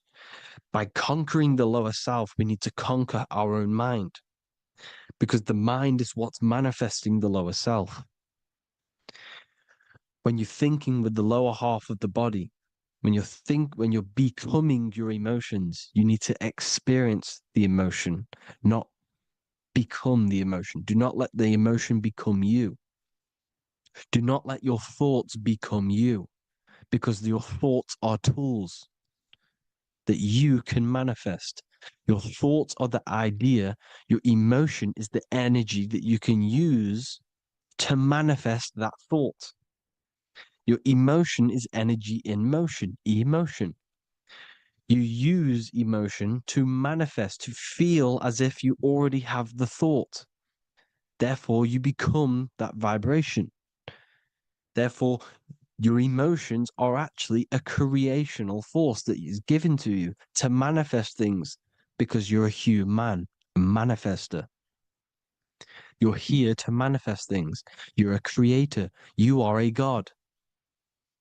Your inner self, your intelligence, your I am, the one and only inside of you, the inner self, the quiet one, the one that's deep, deep down, the invisible intelligence, is it's creating things all the time. All the time. Speak no evil, see no evil, hear no evil. This is the astronauts, they're Freemasons, but they understand this, because thinking, seeing, and hearing can corrupt your mind. And when you have a corrupted mind, you'll have a corrupted subconscious. The subconscious will manifest into the body, because 90% of your behavior comes from the subconscious mind. So you got to speak, see, and hear no evil. But sin, what is a sin? To overcome our lower self, to overcome our lower self, the 7 deadly sins are not something that goes against an external God. A sin is something that goes against your inner guide, your inner conscience, the inner self that's always speaking to you. It's always telling you the right thing to do.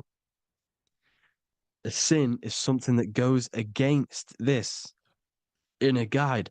And this is why you can feel something where you can feel you're doing something wrong, because the inner guide is speaking constantly. And when you commit these 7 deadly sins, which are 7 internal states which keep your invisible intelligence bound to your physical body. Because evil, right? Evil love bondage. This is why they stay in this realm and they control this realm, because they love the bondage of the body. They like matter. They want to stay in matter for eternal life. They don't want to ascend back into the heavenly realms where you do not have a physical body. You can explore the universe within the astral planes. They stay bounded to the body, bounded to the 3D construct of the physical world. They have greed, lust, envy, gluttony, wrath, sloth, pride. They want all of this. And if you want that, that's okay. But deep, deep down, you don't want that because your soul is always telling you the right thing to do. Your soul knows what to do to get out of here. It needs to detach from the external world. Detach from all of these 7 internal states which bound you to your lower self, your lower centers. That's what a sin is. You know, you have a left and right brain. The left brain is always analytic. The right brain is metaphorical. So the right brain is producing a holistic view of reality. Now, what do I mean? And not view, perception. When you see, because your eyes are parts of the brain, sorry, when you look at something and you look, that image is produced in the back of the brain in the visual cortex. And then the right brain produces a perception, a holistic, it breaks down what you're seeing into a holistic image, a holistic perception. So, for example, if you're in a woods, the right brain sees the whole woods as one big woods. The left brain is breaking that perception down into individual trees, branches, and leaves. So the left brain's to do with duality, the right brain's to do with wholeness, unified. The left brain's dualistic, analytic. This is necessary so that we can pick things up and manipulate them and break things down. We need the left brain. We need the right brain. I'm not saying any of them's bad, but the left brain, sinister in Latin, means left. Because when you're left-brained, you see everything in dualistic. You see everything is dual, when everything's actually one. We need to be focusing and strengthening our right hemisphere. I'm not saying sit in the right hemisphere all the time, but we need to be strengthening our right hemisphere. And this is why left is sin and right is right. Because when you focus on the right hemisphere, you see the holistic perception of creation. The right hemisphere sees humanity as one unified consciousness. The left hemisphere sees everyone as individual persons and egos. Because the left hemisphere is dualistic. And this is why the Bible says, cast the net onto the right side of the ship and ye shall find. John 21:6. What does that mean? Cast your energy, cast your perception into the right hemisphere of the brain, and ye shall find unified consciousness. You shall find your higher self, the one and only. If then you have been raised with Christ, seek the things that are above, where Christ is seated at the right hand of God. Wow. Powerful. What does this mean? Seek the things that are above, where the Christ is seated at the right hand of God. God is your consciousness, your invisible intelligence between the 2 hemispheres. The right hand of God is the right hemisphere. Seek the things that are above the heart. Love, intuition, expression, and wisdom. Seek the things that are above the heart, the higher self, the higher part of the body. Because when you seek the things of love, expression, intuition, and wisdom, you create a strong aura. You attract the same frequency. And this frequency is heaven, God. This is the Sumerian artwork showing the Lamb. This is a step symbolizing stepping upwards, raising up. He's stepping over the Lamb up to the bird. His hand is going to the bird. The Lamb symbolizes the lower self. Okay? The bird with the wings is in the sky. It represents the higher self. This is why angels always have wings, because it represents the higher self in the sky. The lamb is a ground animal, symbolizing the lower self. He's stepping over the lamb to the bird, his higher self, his invisible intelligence. Horus and Set, Jesus and Satan. Look, Horus has an evil brother, Set, just like Jesus and Satan. Horus is a bird, higher self. Set is a ground animal, lower self, which is the devil and the angel on your shoulder. You see? The right and the left hemisphere, the two wings. So the devil and angels always speaking to you. The higher and the lower self. It's the battle between the higher and the lower self, between the invisible intelligence and the physical body, because the body's the one that wants the sugar, it wants the pleasure, it wants the sex, it wants the porn, it wants all of the materialistic things, it wants the seven deadly things. Okay, it wants this. There's a battle between the higher and the lower self, your intelligence and the body. This is why you need to become balanced, so that there's a deep connection between the body and the invisible intelligence, the I am. You need to master your mind with discipline, and you gain a connection between the brain, the body and the intelligence. Resurrection, transmuting sexual energy. Okay, this is important. Res is Resh, which is Hebrew. The early Hebrew Resh symbol is the head. This is the head. Resh, erection. Erection is a sexual stimulation. Resurrection is rise erection. You got to raise your sexual energy up the base from the spine to the head. This is the Christ, the Christos. There's a psychophysical germ, psychophysical oil produced in the brain every month. Go and watch my other video on raising the chrism. Okay? And every month there's this fluid produced in the brain, which takes 2 trips, because one's produced by the pituitary, one's produced by the pineal, magnetic female, magnetic and electric charge. And it takes 2 trips down the spine to the solar plexus, the bread of life in the Bible, or Bethlehem in the Bible, because the River Jordan's your spine.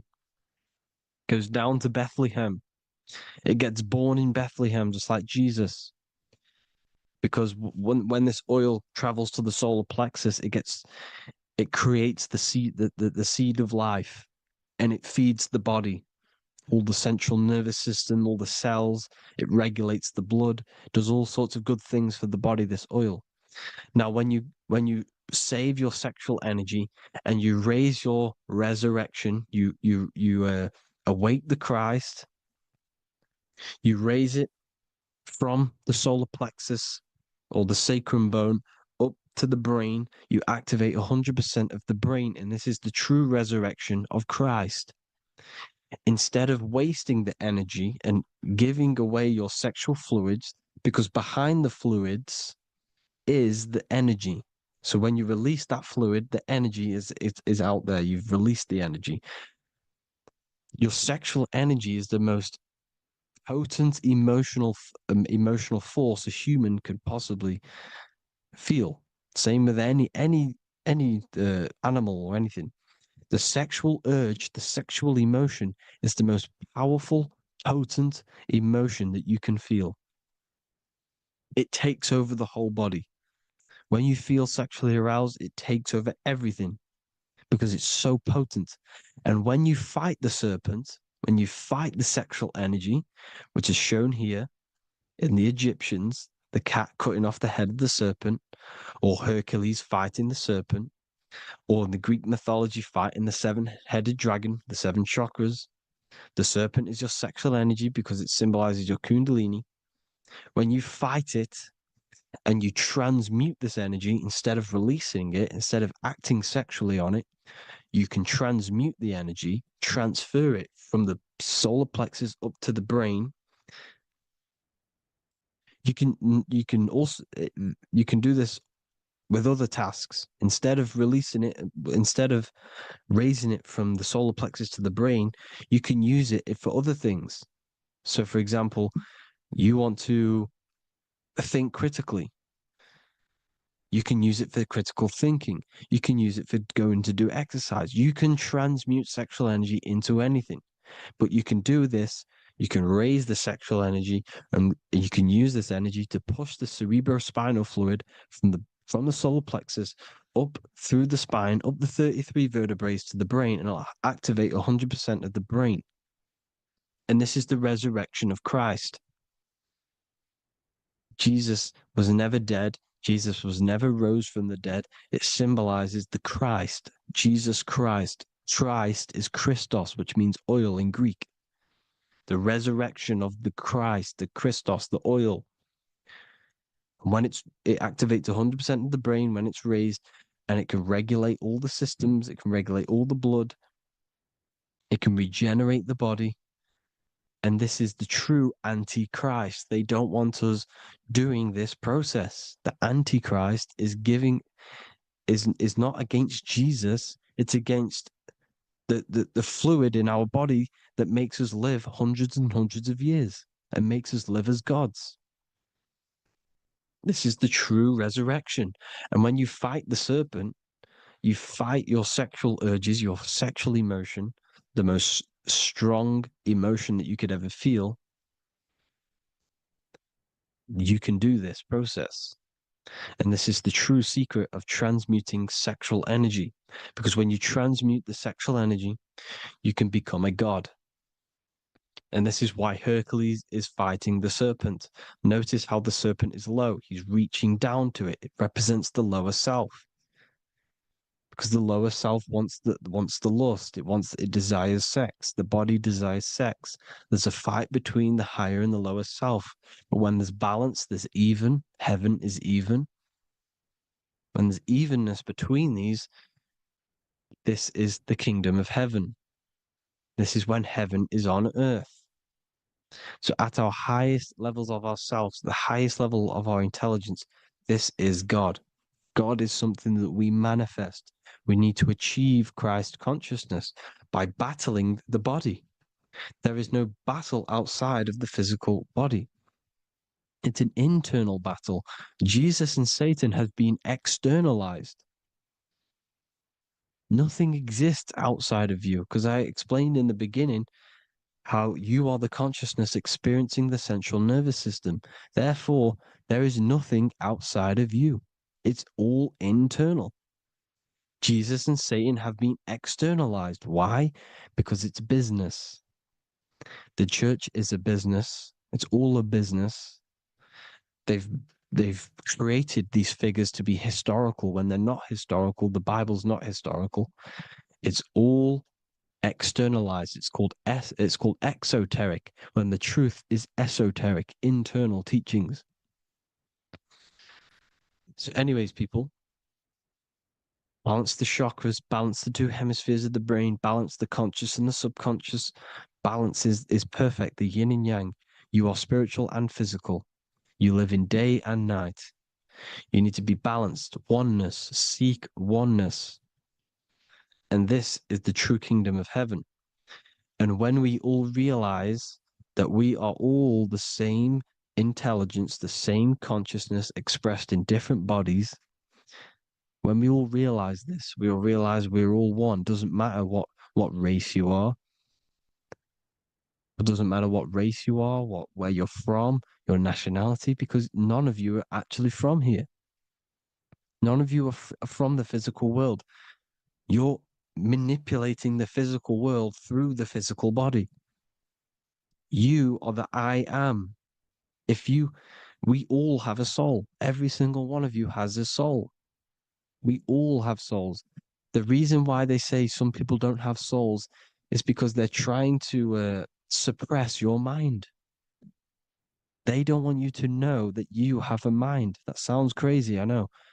But a lot of people haven't realized that they have an infinite intelligence called a mind.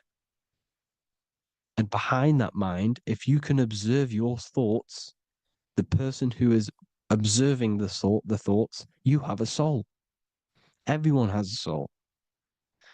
Don't listen to all these people saying some people don't have a soul, some people do. We all have a soul. Every single one of us. So anyway, you need to break the lower nature of yourself. At our highest levels, we are gods. Our intelligence, our universal intelligence, the I am, the intelligence that's inside of the brain, is God. Our minds are being corrupted within believing that you are the body, and the result of this is a society like today, because everyone thinks they're the body, and everyone's living in the lower nature of self, where everyone only cares about themselves.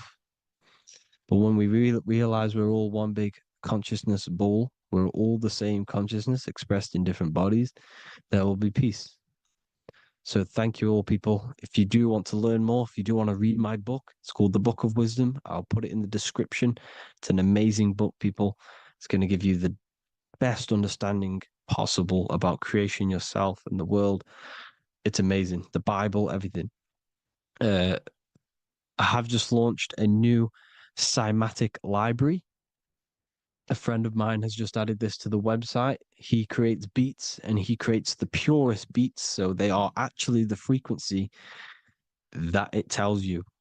Most of the stuff on YouTube and Spotify and Apple Music it says it's a certain frequency, but we know these major platforms are all playing with the frequencies of the app. So if you want a real binaural beats, solfeggio scale frequencies to meditate on or listen to throughout the day, join the Occult library. You can get a 2-day free trial.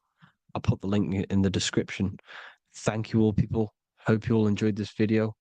God bless you all.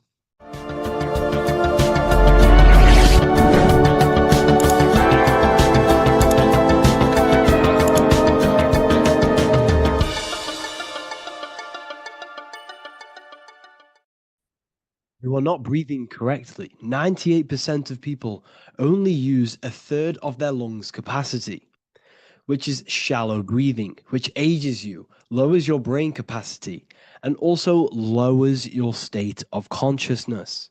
So it's essential that you breathe consciously on a day-to-day basis, because this is what truly elevates your consciousness. I am going to give you the key for you to raise your consciousness just through breathing alone. Such a simple thing, but yet the most effective way for raising your state of consciousness and becoming more spiritually and mentally advanced. So tune in for this video, and I'm going to show you exactly how to do it and the symbolism behind breathing. Air is more than just air. It carries electromagnetic energy. So now I'm going to give you the science behind this spiritual truth. This invisible force is what sustains all physical life, providing the life force energy essential for existence. Electromagnetism. Everything is fed off electromagnetism. Your body is an electromagnetic battery.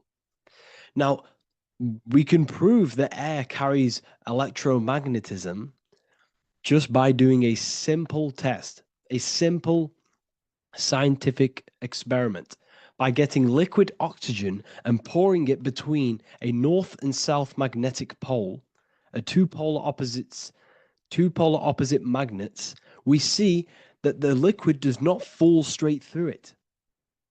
It is sucked, it is magnetically attracted to these two opposing forces, opposing magnets. This is proof that air, liquid oxygen carries electromagnetism. When you are breathing electromagnetism, the essential life force behind all living beings. This is known as energy or prana, chi, ether, or spirit. This is all the same thing. Air is not just empty space. It is energy. It is prana. It is life force. It is spirit. It is ether, chi, prana. You are an electromagnetic being. Your consciousness is in direct correlation with your electromagnetic aura or biofield around your body. Your state of consciousness is mirrored within this field around your body. Now, your breath, when you breathe in, you're breathing electromagnetism or life force. Breath is the vital link between the physical and the spiritual, bridging the body with the soul. Through breath, we connect with both tangible world and deeper, the unseen realms of energy and consciousness. Breathing deeply and properly elevates our consciousness, enhancing the brain's functions, heightening the sensitivity of our five senses. It also brings a profound calmness to the mind, creating a state of clarity and inner peace. Like I said earlier, breathing properly is the fastest way to elevate your consciousness. It is the fastest way because breathing, when you stop breathing, what happens? You lose physical consciousness. Your body will shut down if you do not breathe in this vital electromagnetic energy in the oxygen. If your body does not get this for 5 minutes or however you can last without breathing, this makes you lose physical consciousness. Your body will not survive without this essential life force energy. Therefore, air is one of the most overlooked things. This is why we see the symbolism of Buddha having a big belly. Why does he have a big belly? Because it's symbolizing breath work, proper spiritual breath work, the certain teachings of breath work, of when you breathe in through the nose, you have to breathe in through the nose. You don't want to breathe in through the mouth because the nose acts as a filter which catches dust particles and filters out the air before it enters the lungs. The mouth does not do that. The nose is for breathing inward. We breathe in through the nose, and when we breathe in, we breathe into our belly, not our lungs. When we breathe into our belly and our belly expands outwards, we are then moving this energy down from the nose down the spinal column. And when we breathe back out, the belly goes in, which is raising the energy up the spinal column, back out through the mouth. This is the true way of breathing, because when we breathe, we are moving energy. We are moving electromagnetic energy. When we breathe in through the nose, the energy travels down the spinal column. And when we breathe out, we are raising this energy back up the spine, some of it going out the mouth, and some of it reaching the brain, activating dormant brain cells in the brain. But when we breathe, we need to make sure we are using 100% of our lungs' capacity, because the lungs is what transforms this special energy into consciousness, physical consciousness. So this is why Buddha has a big belly. It's not because he was fat. It's not because he was overweight. It's symbolism. It's symbolism of breath work. So try this. Do this for 2 minutes while you watch this video. Breathe in through the mouth as hard as you can until you no longer can fill any more air into your lungs and belly. Breathe it into your belly, not your lungs. And breathe out through the mouth. Do this for 5 minutes or 2 minutes, however long. I promise you, breath affects your consciousness. You will notice the difference. If you do it quicker, the quicker it'll affect your consciousness and you might go lightheaded. But that lightheaded is you activating your spirit, your energy body. So try this just when watching this video. When you breathe consciously, you are renewing both your energy body and astral body, aligning your consciousness with a higher state. This practice feeds new life force energy into the body, revitalizing and enhancing your overall well-being. Like I said, your brain requires the most amount of oxygen. When we have shallow breathing, this is reducing the brain's capacity. Because when we are not breathing properly, which 98% of people are only using a third of their lungs capacity, we are essentially only using a third of our consciousness, because your breath is directly correlated to your consciousness. your state of consciousness. When you breathe in through the mouth, out through the mouth, out in through the nose, out through the mouth, consciously and deeply for 5 minutes, you will notice that your senses are more powerful and sensitive. Your brain is quicker.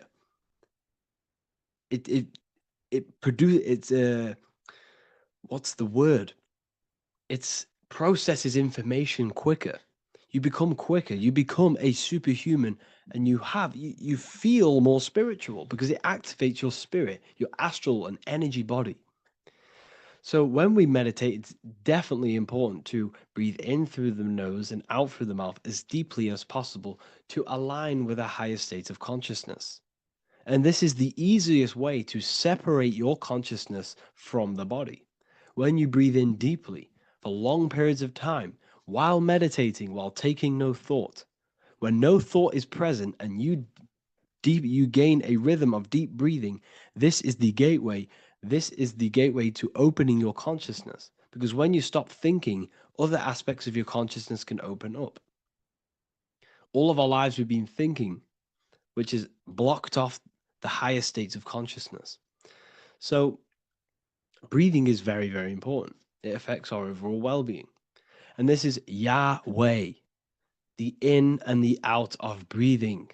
When we breathe in, this is Yah. You can hear it. It sounds like Yah.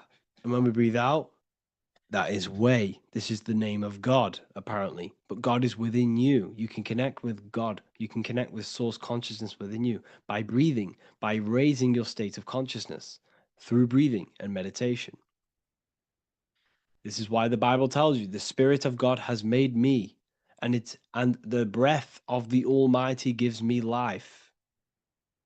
You are consciousness. You are God. You're an extension of God's consciousness. Job 27:3. As long as my breath is in me and the Spirit of God is in my nostrils. The Spirit of God is through breath. John 20:22. And when he said this, he breathed on them and said to them, receive the Holy Spirit. The word spirit means breath.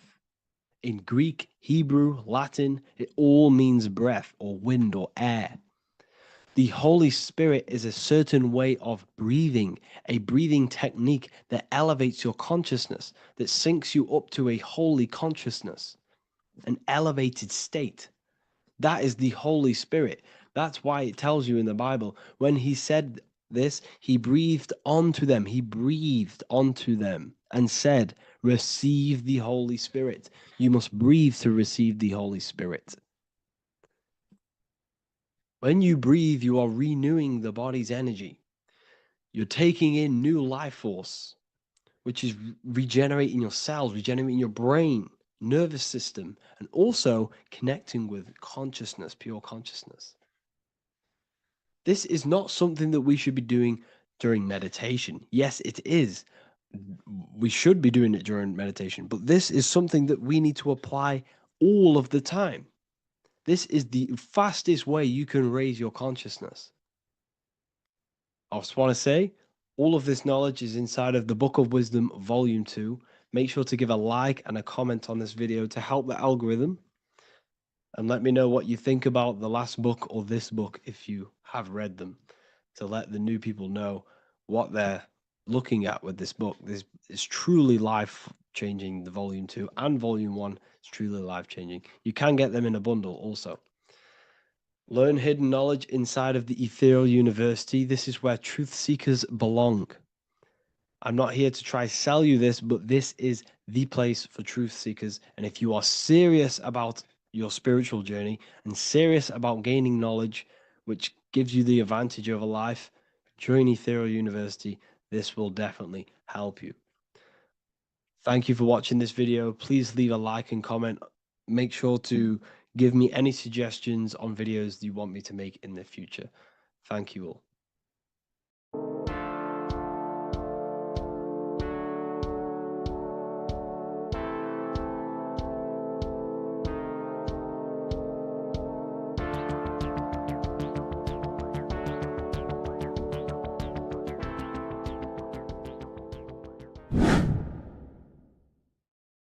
How are we all doing, people?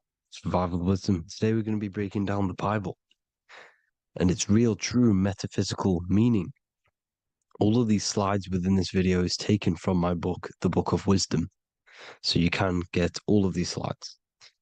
So the Temple of Solomon, you are body, mind, and soul, which is the Holy Trinity, the moon, sun, and earth.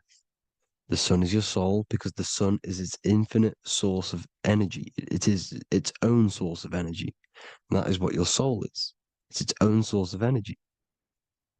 The moon is mind. This is why you call people a lunatic. You're a lunatic. Luna means the moon. And inside of your mind, you have a specific mood. Mood is moon. And mind in German is Mond. And the word Mond means moon. And earth is your physical body because your body contains of the four elements, the four physical elements. Well, the Temple of Solomon is the temple of the soul and the mon, the soul and the mon, the soul and the mind. And it's the temple of the Holy Spirit in the Bible. Everything leads back to one singular point in the center of the brain. The brain is not the mind. It's mind over matter. Okay? The brain is the physical manifestation of the mind. The brain is the electrical computer which decodes the light waves given to it by the mind. This is why everything in the body leads back to one singular point. And we'll go over this in a minute. But this is controlling the physical body. This is the within. If you rearrange within, it spells high twin because within you is your twin, your true self. And it's just an entity in the center of the mind. And if you shut your eyes, you can feel it. Your awareness is in the center of the brain. So there's just an empty chamber in the center of the two cherubs, the two brains. They are two separate brains. They're two hemispheres. And the empty chamber, when scientists chop it up and see it's just an empty chamber, well, because you can't see in that plane of reality. You cannot see the mind. You cannot see thoughts. It is invisible to the human eyes, to the visible light spectrum, to the two eyes. The reason why we call it the third eye in the center of the brain, it's not the third eye, it's your true self. It's the mind and soul. It's an eye because it does see. It's the all-seeing eye that you always see here. There's some Masonic artwork showing the two pillars, the two cherubs, the two hemispheres of the brain, and the inner eye. This is the eye that sees all things. What do I mean by seeing all things? Not physically. It sees the mind. It's what, because your soul is watching the mind. You can observe the mind. You are not the mind. And if you meditate deeply enough, you can go beyond the mind. It's the all-seeing eye. It sees the mind. It sees what emotions you're feeling. It sees what you're thinking. It sees what you're seeing with the two eyes. It's the all-seeing eye. It sees all things. It's omnipresent.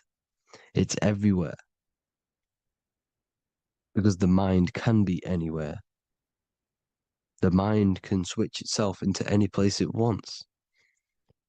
There is no limitations with the mind. So there is two hemispheres in the brain. And in the Bible, there is a quote saying the most holy place between the two cherubs. The two cherubs is the two hemispheres of the brain, and the most holy place is between them, which is what the Masonic artwork is showing. This is the all-seeing eye, the soul and the mind in the center of the brain. And you will not see this with the two eyes. So when scientists come to seeing the empty chamber in the center of the brain, they wonder because they do not understand the occult side of the world. They do not understand the layers of reality. How the two eyes, everything physical comes from the unseen. Everything seen comes from the unseen. Now, the two hemispheres of the brain play a major role in our lives. The right hemisphere is the artist. The left hemisphere is the scientist. The right hemisphere controls the left side of the body. the left hemisphere controls the right side, so there's a crossover. Now, the right hemisphere is to do with your feminine energy, creativity, unification, metaphors, visualization, intuition. The left hemisphere is to do with sequencing, facts, materialistic details, language, and logic. So they keep us normally trapped within the male aspect of our mind, which is the left hemisphere. You know, if you listen to Spotify, Apple Music, and radio, they're all tuned to 440 hertz, which shuts down the right side of the brain, makes you left brain dominant. And we learn, well, 90% of people learn to write with their right hand. They're taught to learn with their right hand, which is to do with the left brain. You see, so we are being trapped within this left side of the brain, which is all to do with logic, thinking logical, not creative. You know, very analytic. But the right side of the brain is to do with your creativity. So the right side of the brain is perceiving reality as a holistic perception. Now, what do I mean?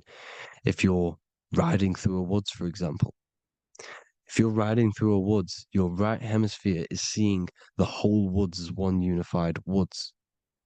The left hemisphere's job is to break down the perception given to it by the right hemisphere and break it down into individual trees.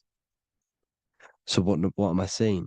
The right hemisphere is seeing humans and everything in creation as one unified consciousness. The left hemisphere is seeing individual egos. This is why the left hemisphere is the place of the ego, the right hemisphere is to do with the higher self. They're both needed, though. I'm not saying one's better than the other. It's balance. Now, they don't want you to see the unified picture, perception of creation. They want you to think everything is individual, everything doesn't come from the one, because all things come from the one. And we experience the two in this reality, dualism. In order to understand the one, we have to experience the two to advance. So, anyways, let's get away from the two hemispheres. The right hemisphere, like I said, is to do with the higher self. And this is why in John 21:6, it says, cast the net onto the right-hand side of the boat and you will find fish. Meaning, cast your energy, cast your perception into the right hemisphere of the brain, and you will find God, unification, and higher self. You will see things from a unified perspective. How we are all one. Because we are all the same consciousness. The same spark that is in me is in you. This is why I am you and you are me. We are all the all-seeing eyes of God, just split up into individual bodies. We are all made up of the same essence, consciousness. And that consciousness, that mind and soul, is in the center of the brain. You are just in different avatars. And until we see this, we'll forever be divided and conquered. Until we figure this out as a collective consciousness, we will forever be divided and conquered and ruled over. This is why the Bible says, ye are gods. You are the sons of the Most High, because we are. We are the Word made flesh. We are God made flesh. Mark 16:19. So then after the Lord had spoken unto them, he was received up into heaven. Head is heaven, H-E-A, and sat on the right hand of God. God is the consciousness in the center of the brain. Heaven is the head, and the right hand of God is the right hemisphere of the brain, meaning he sees things in unification, creativity, intuition, the higher mind, the higher brain. When Moses crosses the Red Sea is the corpus callosum, moving from the left to the right hemisphere of the brain to see unified perception of reality. Head, H-E-A, heaven, same root word.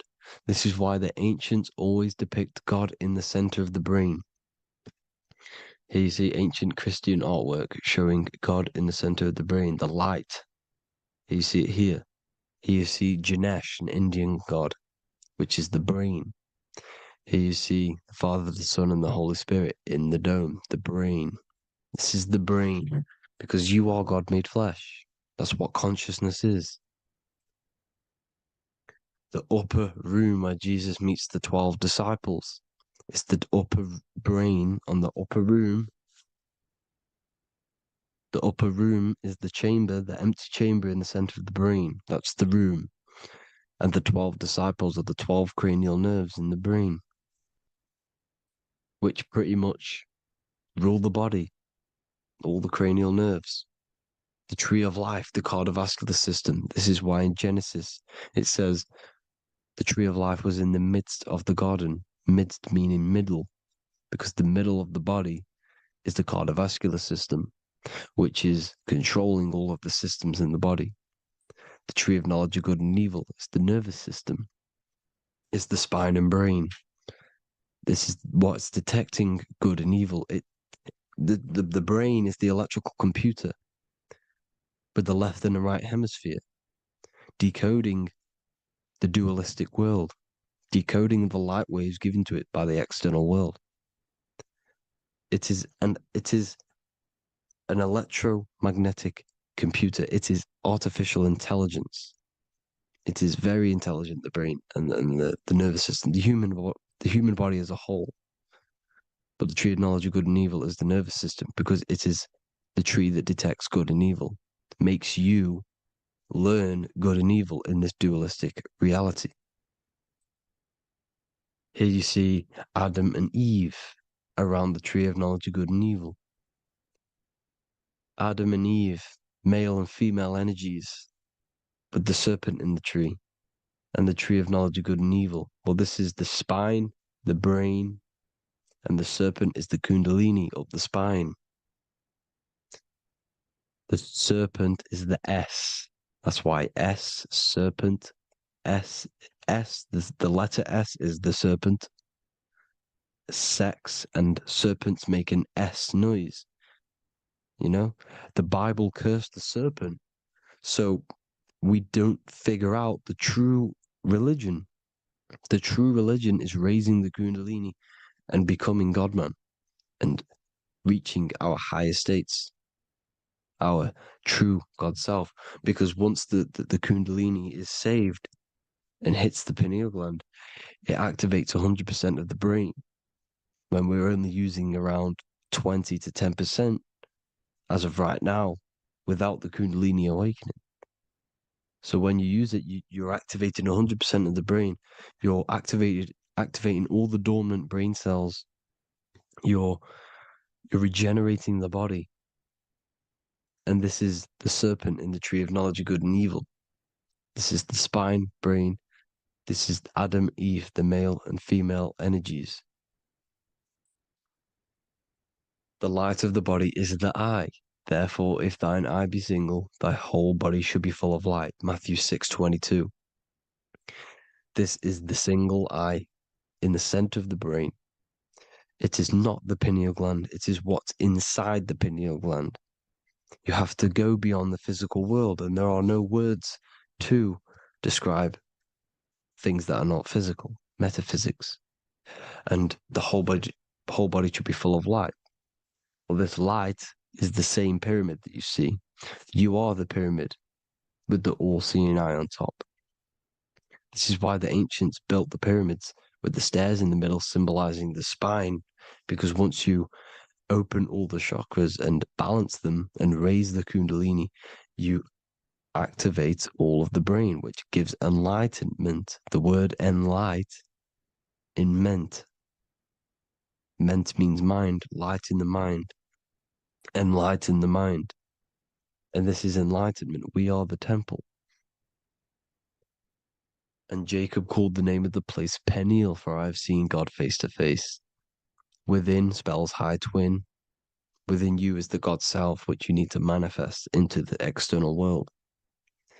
And he's seen God in Pineal, the consciousness. He's seen his true self, consciousness, in the pineal gland. Genesis 28:10, Jacob's ladder. Jacob, he took a rock there and laid his head on it to sleep. Jacob had a dream. He dreamed there was a ladder that was on the ground and reached up into heaven. Head is heaven. The rock he fell asleep on is the sacrum bone, because he's symbolizing the oil that comes down the spine, hits the sacrum bone and rests there, falls asleep, and it looks up and it sees the ladder to heaven. Because when you raise this oil, you become God man. You become God in heaven. You can leave the body at will. Do you not know that your body is the temple, that your body is the temple of the Holy Spirit? Corinthians 16:19-20. Or do you not know that your body is the temple of the Holy Spirit within you? Your body is the temple of the Holy Spirit, the soul and the mind within the center of the brain, the temple of Solomon, temple of the soul and the mind. Romans 8:10. Christ is in you. It's not external. When you give where attention goes, energy flows. When you give your energy to external things, your attention, your worship to external things, you're giving energy, meaning it's draining you, and you're feeding something within the astral plane, a mental thought within the astral plane. So with you realizing that the Christ is in you, that you don't have to worship anything outside of you, this means that you're internalizing your energy. You're not giving your energy, because where attention goes, energy flows, which means you become more present. You become healthier because you're not giving off all of your special electromagnetic energy that's charging you. This is why the religions ran by the Vatican is all external. They're exoteric. Exoteric means external teachings. The esoteric is the internal, the hidden teachings. In Psalms 82, I have said, ye are gods, and all of you are children of the Most High, because we are the Most High, split up into individual bodies. That's what consciousness is. Consciousness is the Most High, and we have to raise ourselves to the Most High. Brahma, Vishnu, Shiva, the Father, the Son, and the Holy Spirit. Why is it always a trio? It's a trio because it symbolizes us, the soul, mind, and body. The mind is the bridge for the soul to be in the body. What is the soul? It's the life force. It's the watcher. It's the all-seeing eye. The soul sees into different realities, and it gives life to the body of every reality it goes in. This is why you always see light around the all-seeing eye, because it is the energy, the life force, the light, life, L-I. Life is light. And it's the eye because it sees into the different realities. It sees into the dream world. When you're going to sleep at night and you dream, it's not a dream. It's another reality. You're a multi-dimensional creature. We live in a multiverse. There's infinite amount of yous. And there is a version of you which is the highest self in a reality somewhere. And this eye has the ability to switch realities, which is exactly what astral travel is. Astral travel is the ability to switch reality beyond the 3D construct of this world.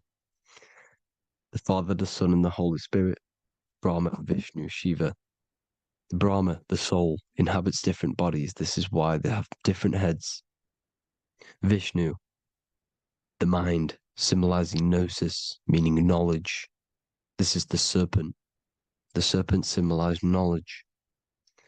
Shiva, the body. Father, the Son, and the Holy Spirit.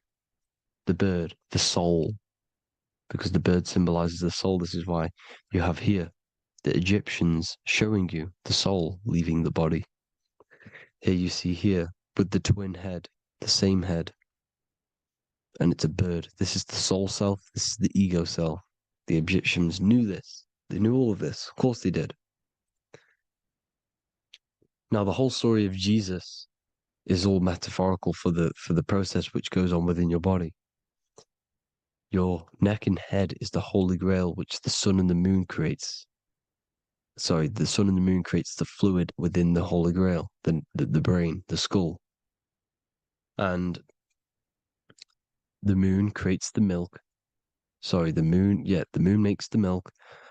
The sun makes the honey, the land flowing with milk and honey in the Bible. The land flowing with milk and honey is the center of the brain in the Holy Grail.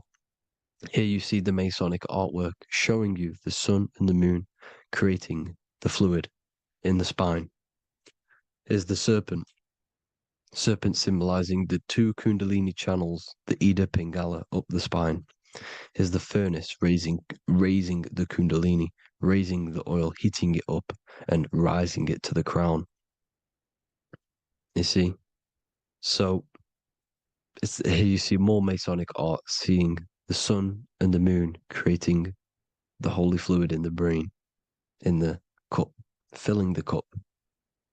This is why it's a cup, because it's the Holy Grail. This is the holy oil in the center of the brain that gets released down the spine, which is Jesus coming down from heaven. It comes down the spine, down the River Jordan in the Bible. This is when Jesus goes from Nazareth to Jerusalem. He comes down the River Jordan, and Joseph and Mary are in Nazareth waiting for Jesus' return. Joseph and Mary symbolize the pineal and pituitary gland, which produce the two oils created by the sun and the moon. And he returns. When he returns, he gets crucified at 33, because there's 33 vertebrae at the back of the spine, and it crosses the vagus nerve. The crucifixion of the oil past 33 vertebrae creates God-man, and it creates your higher self, and it activates 100% of the brain. And you turn into spirit, you turn to your spirit self. This is why Jesus dies. He didn't physically die, it's metaphorically dies, and becomes his higher self. The ego self is left behind. It's the same with the whole story of Jesus. Jesus comes down from heaven, which is the oil. He dies in a cave for 3 days, which is the oil hitting the cave. Here's the cave. And resurrects after 3 days. If you resurrect the oil, comes up and gets crucified at 33 in Golgotha. Golgotha translates to a place in the skull. The three wise men from the east. Well, if you look at the Masonic artwork, they'll always show you a ladder up to the east. Okay? Here you see north, south, west. This would be east. Here you see east here. East here. The ladder up to the east. The east is the top, up.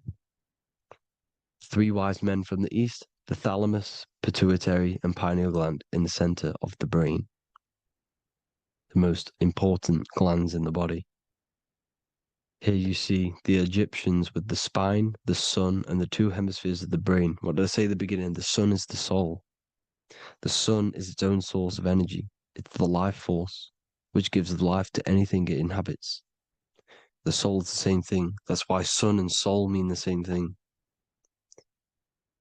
So, what I'm saying is consciousness is God. And this is why when it refers to as God in the Bible, means your higher self, pretty much. And returning back to this higher self, because God is something that you need to manifest. Consciousness is God, and your body is a reflection of the creation by God. This is why everything in the body corresponds with the stars. The stars rule the body. We are an image of the stars. This body is an image of the whole of creation. Aries rules the head. This is the cerebrum, the ram in the brain. Here's the ram, Aries.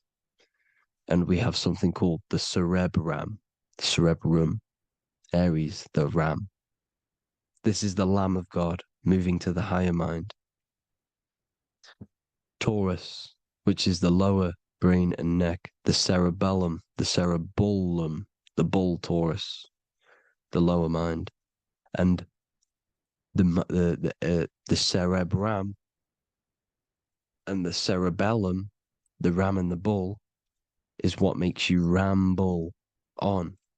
Ramble meaning walking. The higher mind and the lower mind working together makes the body ramble.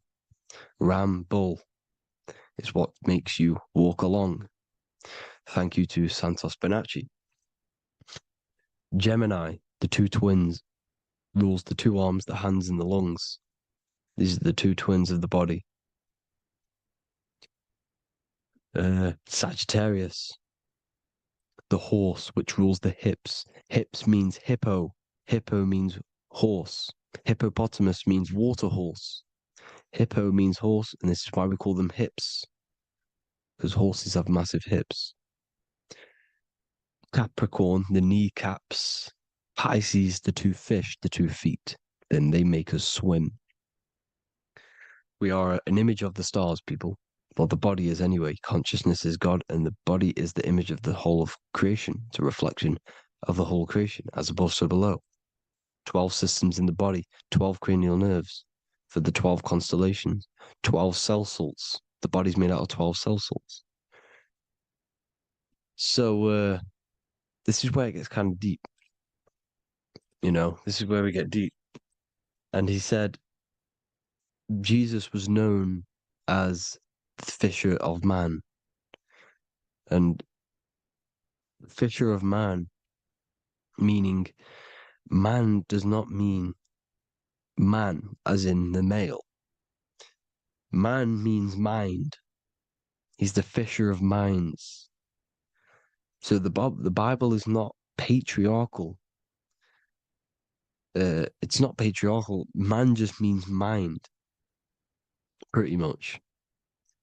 So the fisher of mind, man, because he was fishing minds out of this reality into the higher realities.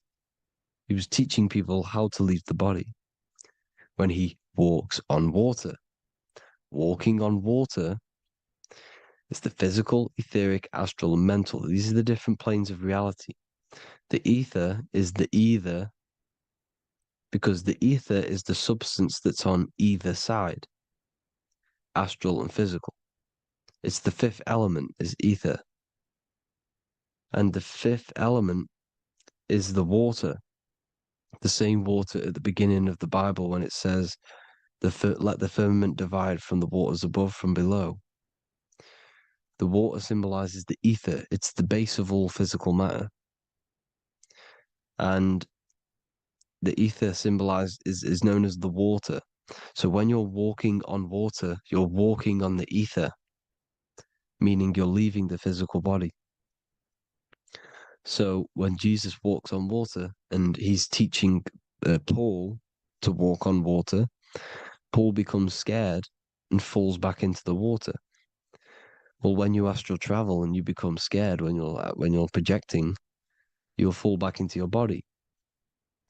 So he's pretty much saying walking on water is leaving the body, and walking on the ether, because the ether is the veil between the astral, and that's what devil means. Devil has the word veil in it, because the devil is trapping you between one veil, which is this world. They're trapping you in this world, this thin layer of reality. Your dreams are different veils. The ether, the astral, the mental are different veils. Devil is the veil. The veil. You need to escape being stuck in one reality and live in between realities. And this is when you truly become a multi-dimensional being, because your soul is just the eye. That's what you are. You're just an eye, and you see into different worlds. And it also, when Jesus means the fisher of man, the fisher of minds, I truly believe, because of my research, that there is other worlds. It's not just this one. There's higher worlds. There's an infinite amount of you, and you've been in them dreams. You call dreams. Them dreams are other realities that you are in. That's why when you're there, you don't feel like you're in a dream. You feel like it's 100% real, because it is real.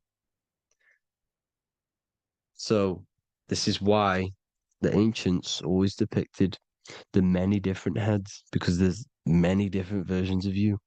And this I, the soul, the watcher, is switching itself into different bodies at all times. Well, when you sleep, when you astral project. And this is what the ancients were doing. They understood the multiverse, and they could switch bodies at will.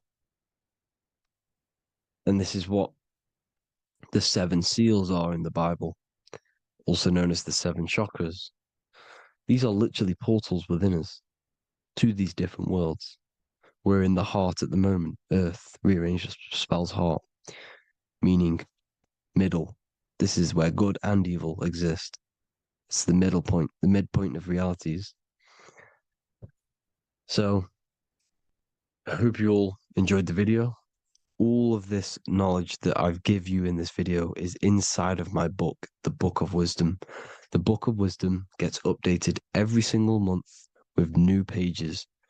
It's a one-time payment for a lifetime worth of research and knowledge by me. So if you do want to get it, the link will be in the description. But I hope you will gain some amazing insight. Please like, comment, and share to help the algorithm, and drop a subscription. And for more lectures, every 2 days, I drop lectures and knowledge within the Patreon. If you want to support the channel, join the Patreon. Everything's in the description, because we are not monetized on YouTube. Thank you all.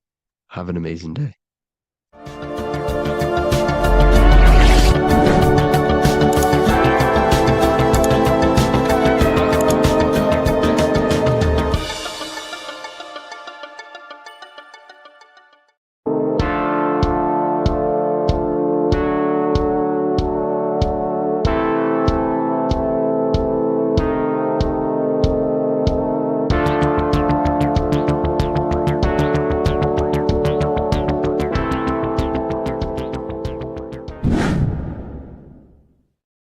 What is good, people? We're back with another video, and today we're talking about the chakras. Let's jump straight into this, because I know there's been a lot of requests for this video. So let's jump straight into this. So you have 7 chakras, right? 7 chakras, and these chakras are feeding off your electromagnetic field, known as your aura. This is both positive and a negative pole, male and female, right? This electromagnetic field is made out of electric and magnetism, and together they come as electromagnetic. Now, your chakras, the word chakra just means wheel, spinning wheel, because that's what they are. They are spinning wheels of energy. They do not exist on this physical plane. They exist on the etheric plane. Okay. Now, these energy centers are known to regulate your emotions, and each energy center controls the organs and cells in that particular area of the body. So, for example, your sacral chakra will control the cells and organs of your sexual reproduction area. Okay, the navel chakra or solar plexus will control the digestion in your body. Same with the heart, same with the throat, right? So they are like mini brains for each center of your body. They run along up the spine, but notice the crown chakra exists outside the body. It's just above the head.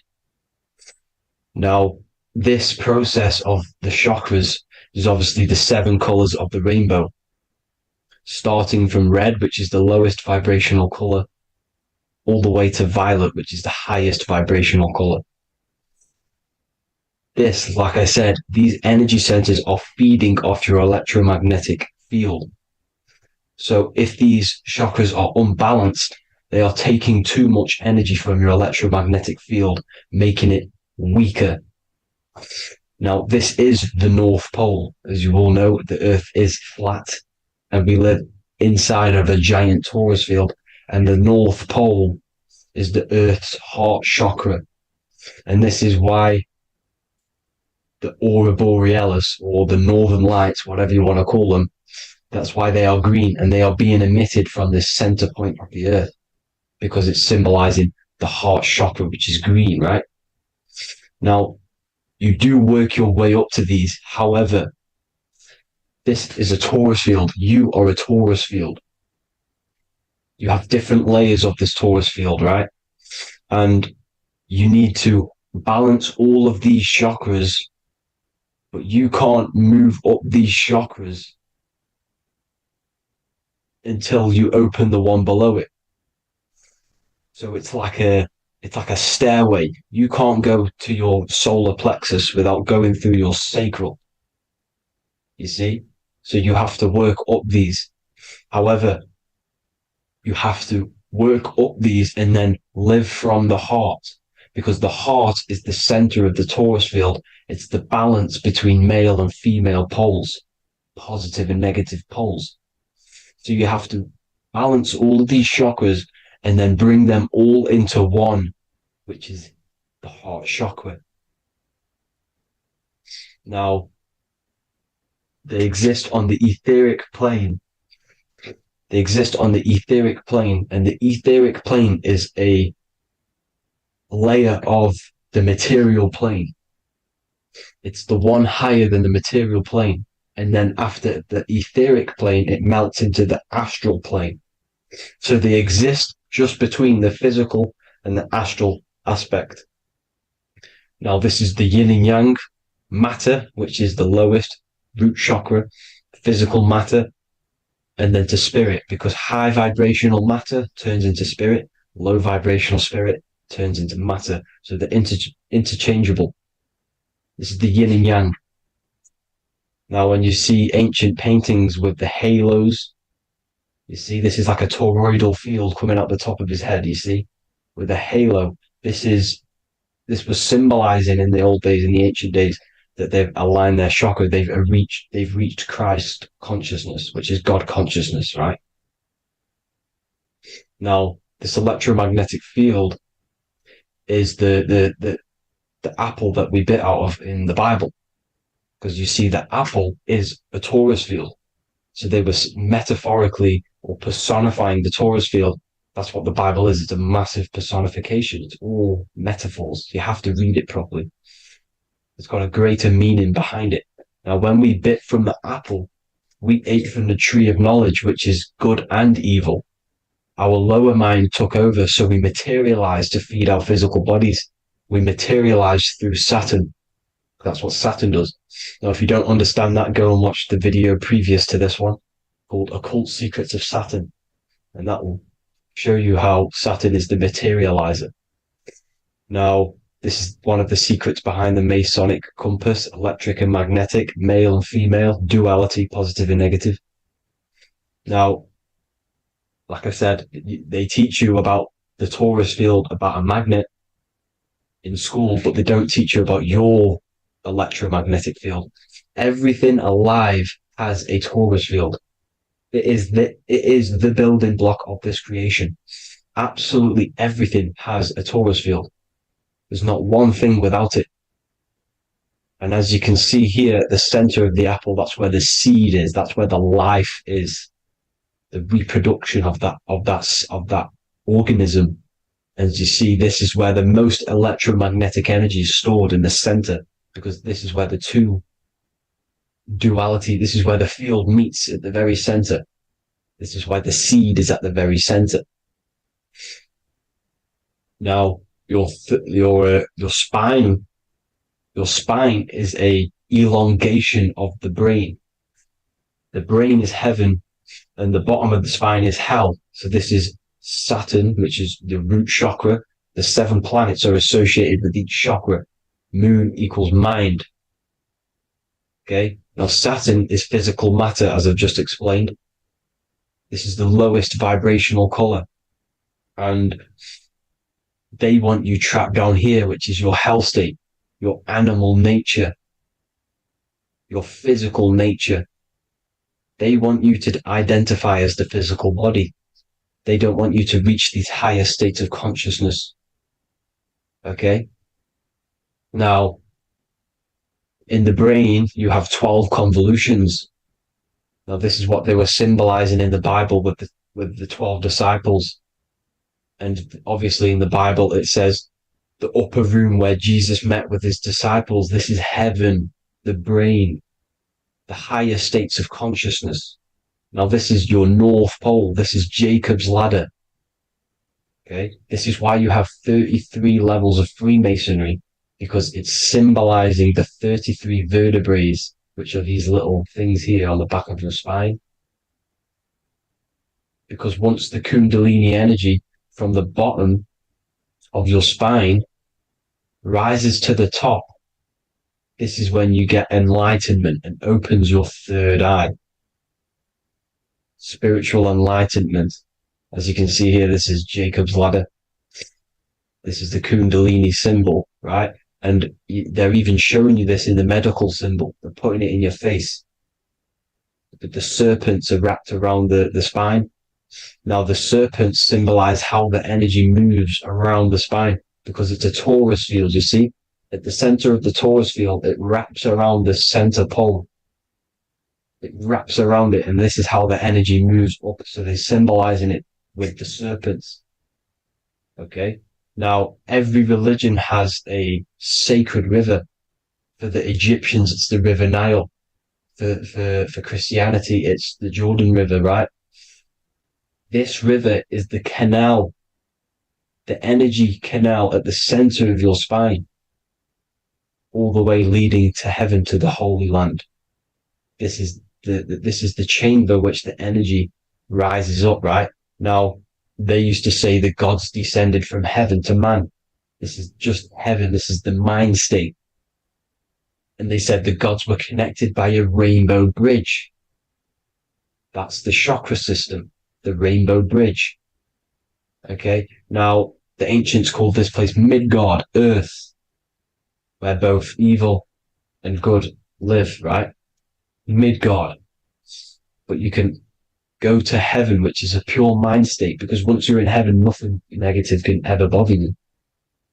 That's completeness, pure Christ consciousness. Now, this is why Jesus dies at 33. He didn't actually die, but it's symbolizing the death of the physical body. Not the death of the physical body, but his consciousness rising above the physical body to, as I said here, matter to spirit. Matter died off and he came spirit consciousness. This is symbolized by the 33 vertebrae, which is obviously the 33 levels of Freemasonry. And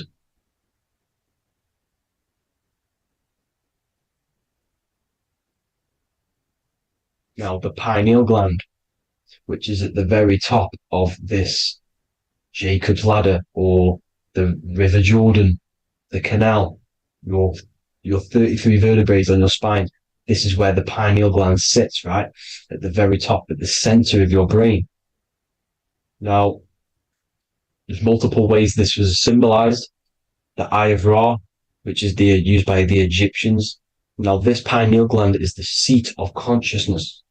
This is where your consciousness is stored, right? And the ancient Sumerians used the pine cone, hence why it's got the word pineal gland, the seat of the soul consciousness.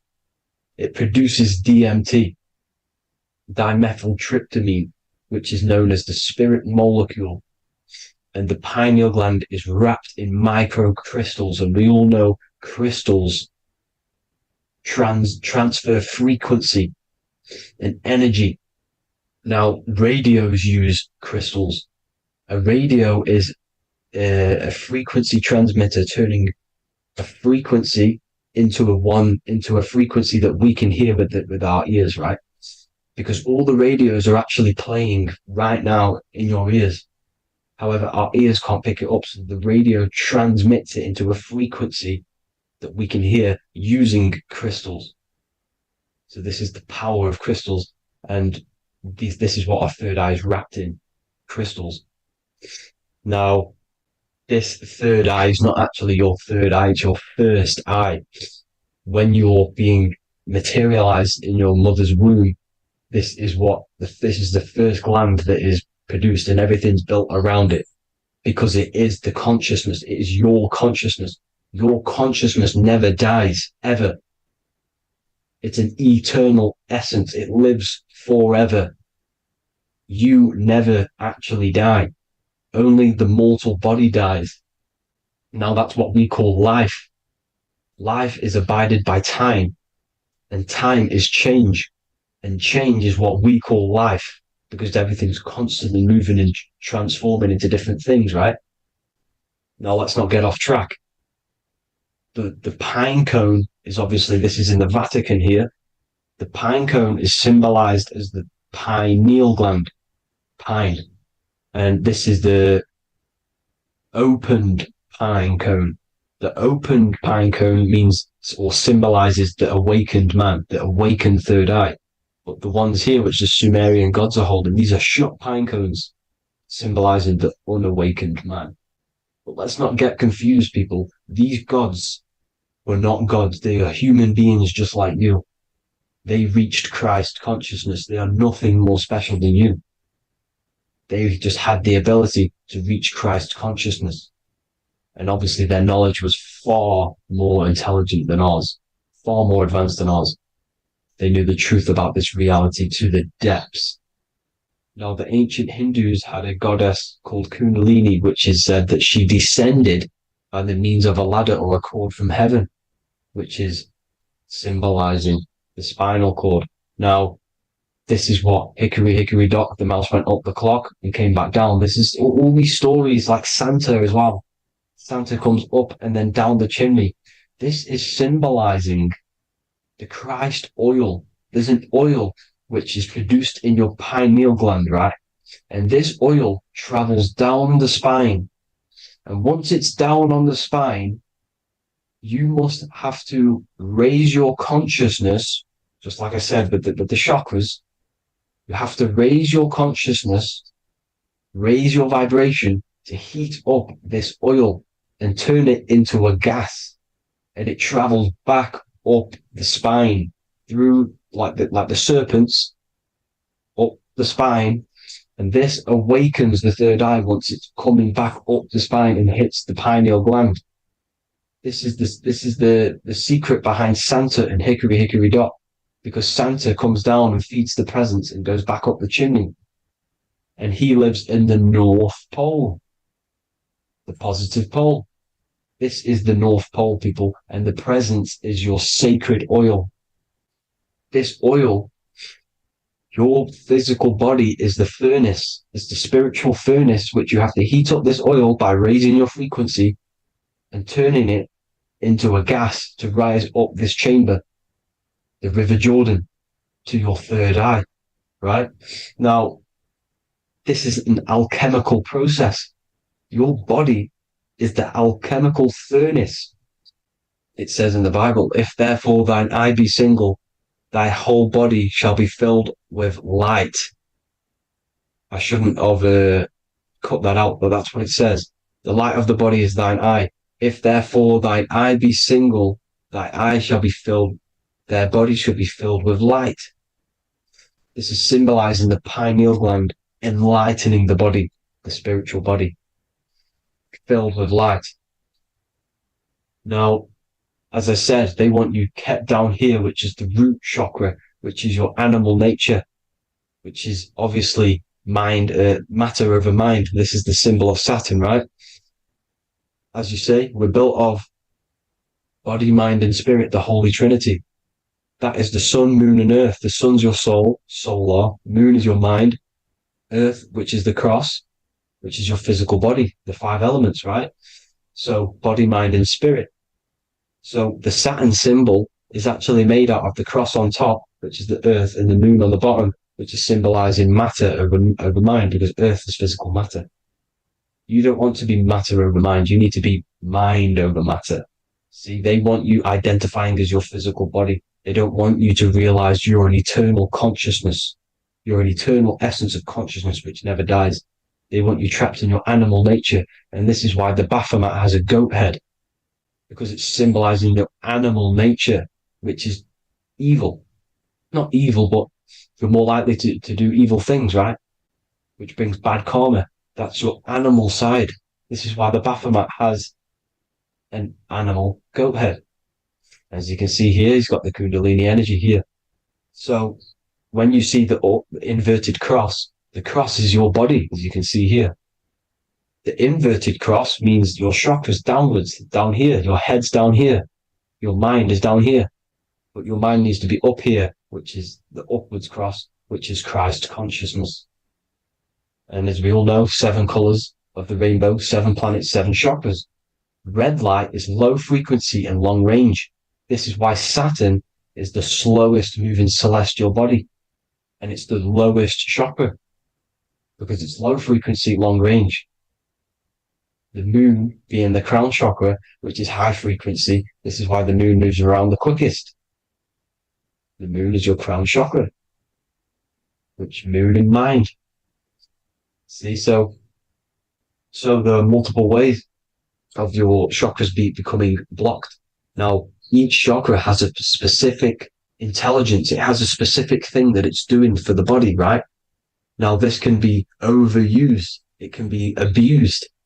For example, masturbation.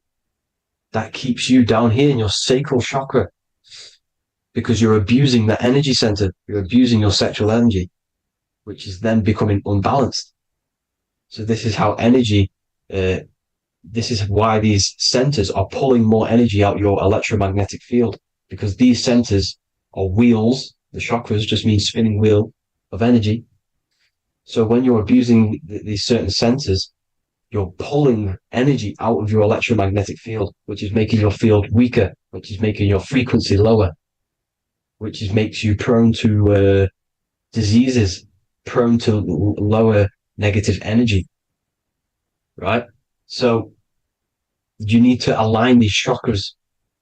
You need to unbalance them. And as you can see here, you can screenshot these to see how they're blocked.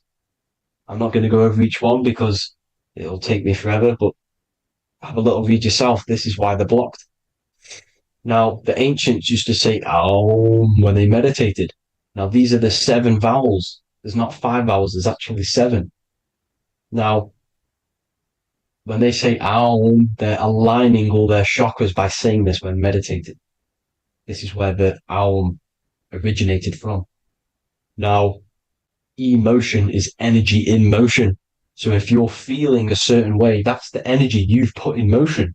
It's a reflection. We live in a mirror reality. Everything's mirrored. Everything's mirrored. As within, so without, as above, so below. Everything's a reflection of some sort.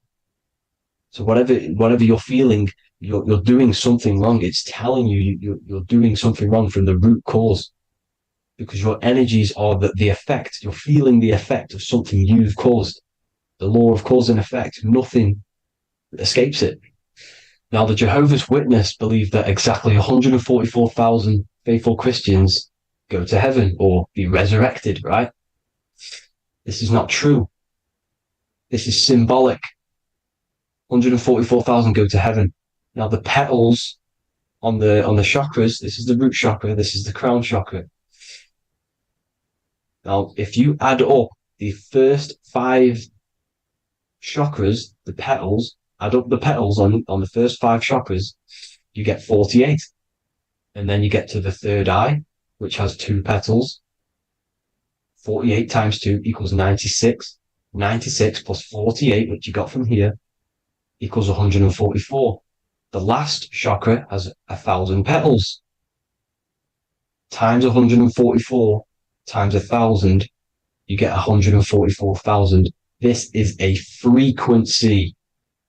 This frequency is the frequency of the ascension up your chakras. This frequency is a high frequency, which turns that oil into gas, which rises up the spine, activating your third eye. Right? So this is all the religions are all symbolic for this sacred secret of Christ consciousness. As it says in the Bible, the kingdom of God is within.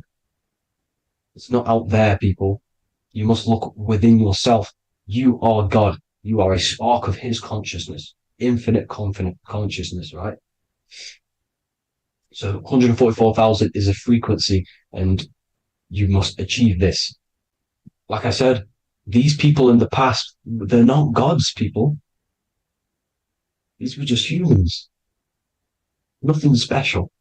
They just reach Christ consciousness. Now, they keep you in these lower vibrational states with the food, right? And as you can see here, all of these fast food restaurants are mainly are red and yellow, which are these lower states, these lower two chakras, lower vibrational colors, because they want you trapped down here in matter. And these foods are so low vibrational, they will keep you down here because your gut produces, I think it's like 80% of melatonin. Melatonin is your feel-good hormone. These foods will not make you feel good. This is very low vibrational. Meat. It's not meat, it's raw flesh. These animals are stripped from their family, put on a conveyor belt, watch their friends be tortured, and then get slaughtered in a slaughterhouse. Think of all the fear that's running through their blood, all the hormones, all the fear, and you're going to go and eat that very low vibrational energy. As you can see here, this is the light photons within fruit. You can see the light, the life force in this fruit. You must think, feel, and do positive to raise your vibration. As you can see, earth equals heart. If you rearrange it, everything in nature is green, right? The aurora borealis is green. You must align all these chakras and then live from the heart, because the heart's the center of the Taurus field. You must become the consciousness in the center. So that's it for this video, people. Thank you all. God bless.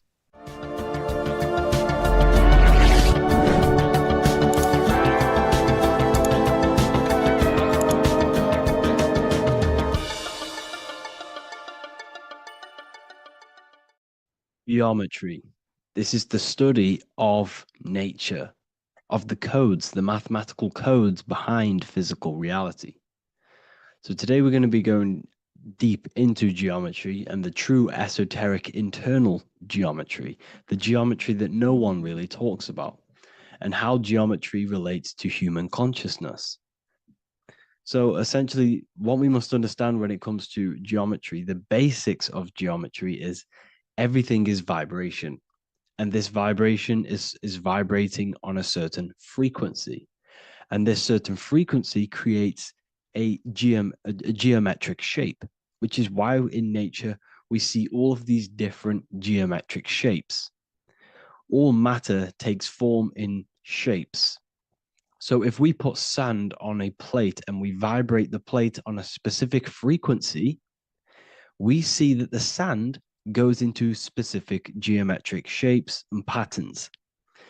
So essentially, matter is energy condensed. It's energy vibrating on a low frequency, vibrating at a certain frequency. So matter is condensed energy. And each geometric shape is manifesting and showing a specific energy. Some shapes carry more energies than others. For example, the cube is what traps energy. A square is what traps energy. So geometry and the flowers are basically how energy manifests itself into physical matter. We are in a world made out of energy or light. Light is energy.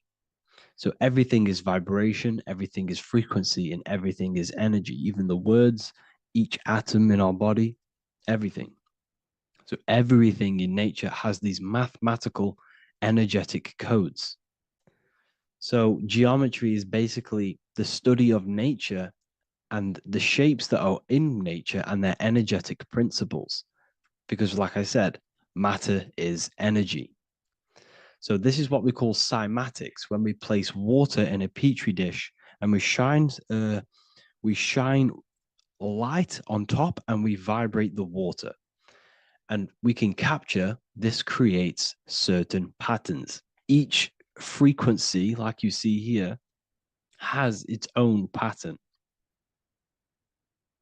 So what we are seeing here in the physical plane is essentially energy condensed into physical reality. We see it in the turtle. We see it in every single form in nature. Now, external geometry and normal geometry, we normally get taught that this is God's way of creating physical reality, which is essentially true. However, it's far more deeper than that. Far, far, far more deeper. Okay, so what geometry truly is, it's not God's codes to reality. What we must understand is what the brain truly is. And what we must understand is that we are not in the world. We are not in the universe. The universe is us ourselves, and the world is produced by our brain itself. Okay? So the way you must understand how the brain works, so what you visually see, so geometry is to do with what we visually see. And what we visually see is heavily connected with our eyes, which are an extension of the brain. The eyes are the brain. And essentially how we see is energy enters the eyes, and each eye goes to the optic nerve. And this energy is transferred into electricity, which travels to the back of the brain, to the visual cortex of our brain. And this is where the image is produced, what we see. Therefore, the world outside of us is truly inside of us. It's a projection from within the brain. The brain is an energy condenser, a decelerator, an energy decelerator. Everything outside of us is basically formless energy. It is formless energy vibrating at a certain frequency. So what the brain is, it's sucking in this energy, this light, and turning that frequency, that code, that light code, into a physical reality. It's condensing the energy and turning it into a visual image inside of the brain. Therefore, everything outside of you is not what it looks like. Everything outside of you is basically energy, infinite energy. And our brain is condensing this into a physical reality and projecting it outwardly, which you experience your visual field. Okay? And the ancients knew this. So this is basically called the sigil of Lucifer. Lucifer is known as the light bringer. Lucifer in Latin means to bring the light. This is the sigil of Lucifer, which shows the visual field and the brain. We also see this in the Google Play symbol. It's a powerful symbol showing you the visual field, which is basically a symbol that tells you that reality is inside of the brain. The brain is what produces reality, but consciousness is not produced in the brain. The brain is essentially a consciousness downloader. It's a computer, and it's a reality simulator. The body is a simulation of physical reality. You are inside of the body experiencing the body simulation. The body produces this reality. It's a piece of technology. So Lucifer is to bring the light. Lucifer is the light being produced in our brains. Okay?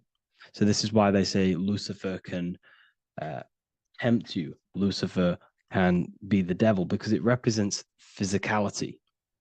It represents the false light. Lucifer can trick you because it represents the physical world can trick who you truly are. So now that you understand how the brain is basically an energy decelerator and it creates and simulates a reality to your consciousness, you are no longer a person in a universe. You are the universe itself experiencing itself. Therefore, geometry is heavily linked in with the brain. Geometry is essentially how your brain and how your eyes decode energy. So what you are seeing is the mathematical codes of your brain creating reality. So what they teach you is the external is that geometry is God's way of creating this world, and these are the mathematical codes God's created. But now I'm telling you the internal. This is the truth. Geometry is how your brain mathematically condenses energy and light into a physical reality. So therefore, your brain is a computer program. So now geometry is nothing outside of you. Geometry is not something created by something else. It's created by your brain. Your brain produces these patterns through mathematical codes by breaking down energy into physical reality. And this is why you see geometry in everything around you. This completely changes your view on geometry. It's in your ear, it's in your face, it's in everything. Geometry is everything. Okay? So now that you understand this, now, as we were talking about the visual field earlier, the ancients knew about this. The ancient Egyptians knew about this. We can see this symbolism inside of the casket, the Egyptian casket. See, this crossover represents the visual field. This represents the back of the brain. This is the left hemisphere, the right hemisphere. And now some of the most simplest teachings in geometry is that straight lines are masculine and curved lines are feminine. And we even see this in the human body. The feminine human body is curvy and the masculine human body is liney. And even with the genital reproductive area, we have a line and a curve, 0 and 1, the binary code of all creation, 0 and 1, because that's basically all that exists. Nothingness and one, nothingness and God, nothingness and consciousness. That's all that exists. Now that I've told you that, the basics of geometry and the line and the curve and the feminine and the masculine, what do we have here? You see this stick here? This is a curve. And what's the right hemisphere? The right hemisphere is the feminine, the feminine energy, the feminine aspect of our brain. Then we have a straight line. This is straight lines. Now this represents the left brain. So the Egyptians are showing you the left masculine brain and the right feminine brain because of the curve and the straight line. And this is the visual field, the crossover. So there's a crossover in the brain. The left eye is connected to the right brain. The right eye is connected to the left brain. Okay, so the left eye is connected to the right brain. The right eye is connected to the left brain. The solar and the lunar. So, like I said, everything outside of you is basically energy. Your body is basically a holographic avatar, condensed energy produced by your brain. There's nothing actually outside of you. Your 5 senses are electrical threads of light. And when you touch something, this is basically electrical signals in your nervous system, which are reporting back to the brain. Therefore, what you touch is actually, you're not touching. The feeling that you feel when you touch something is not the true feeling. That's your nervous system you're feeling. You're feeling your nervous system in the brain. It's electrical signals to your brain. So the 5 senses do not decode, well, what you're experiencing as the 5 senses is not outside of you. This is your brain interpreting electrical signals. You don't experience the world, you experience your nervous system and your brain. The nervous system is an extension of the brain. So this is the truth. This is not woo-woo spirituality. This is true consciousness science that I'm teaching you here. Okay? So nothing is truly outside of you. It is a universe. You yourself are the universe, the fabric of the universe itself. The only thing that exists outside of you is essentially energy. That is it. And your body and your brain condenses this energy into reality. So when we look into architecture, why is architecture, the ancient architecture, so important? Because what did I tell you at the beginning? Shapes and physical matter is condensed energy. Each shape holds specific energy. Some shapes hold more energy, emit more energy. Some shapes condense energy. Some shapes transfer energy. Each shape, each geometric shape has an energetic principle because matter is essentially energy. So when we look into cathedrals and the ancient buildings, they were filled with geometric patterns, geometric shapes. because they understood the energy principle. Architecture is basically solid energy. It's physical energy. If we create this pattern here is an energy code. And if you stand next to it, you're going to gain that energy. It's going to be imprinted on your body. So essentially, they filled their buildings with high energy geometric shapes, points, triangles, pyramids are very, very energetic. This is why you have crystal pyramids made, organite pyramids. They're always in pyramid shapes. That's why the Egyptians built in pyramids, because pyramids hold high energy. They emit high energy.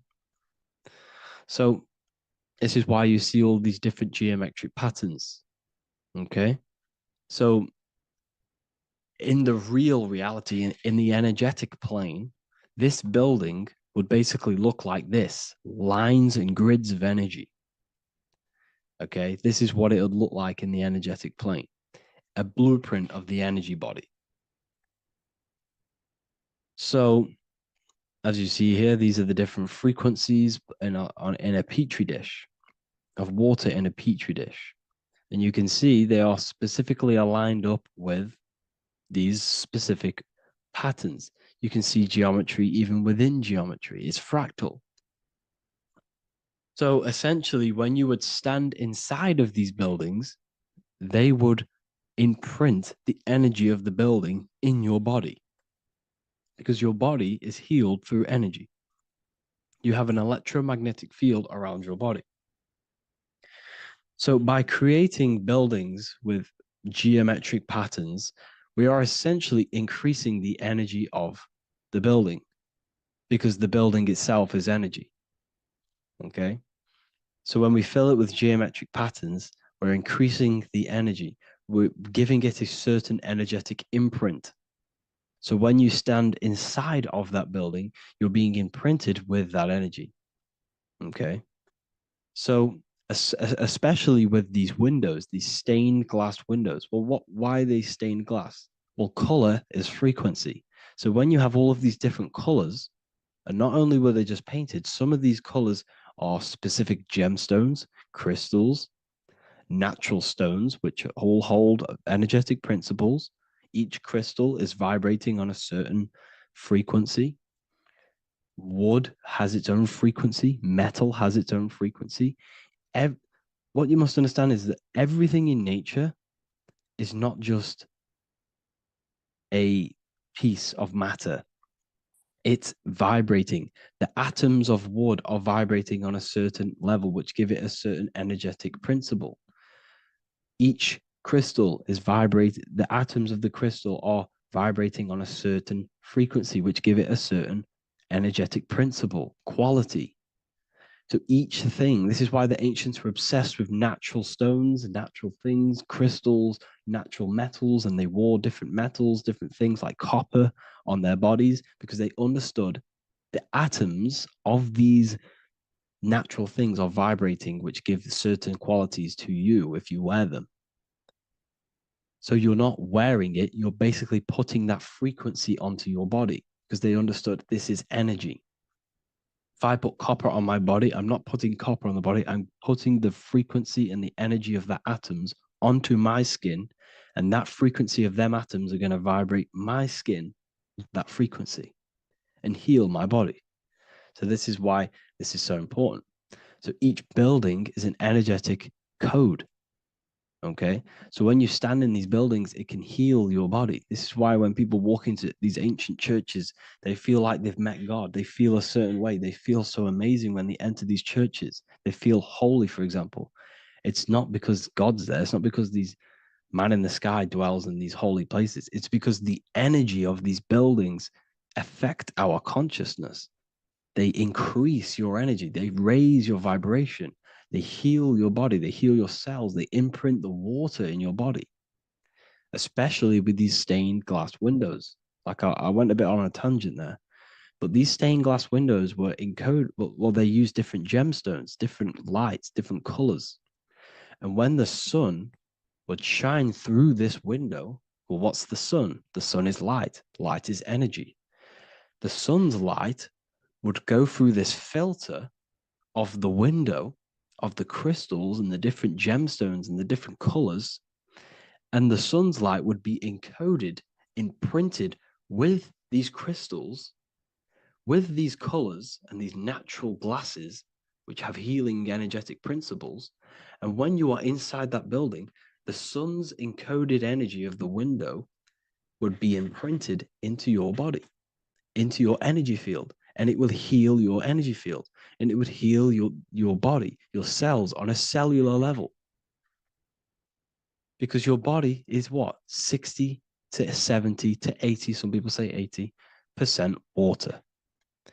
And water is encoded with vibration. If you say certain things into water, it gives it a specific geometric pattern, like I broke down in the beginning. If you say love to a water and then freeze it, it will go to this. If you say hate, it will go to a distorted pattern. So when you are in these buildings, you're being imprinted by the energetic codes of these buildings, the energetic principles of the windows, of the structure itself.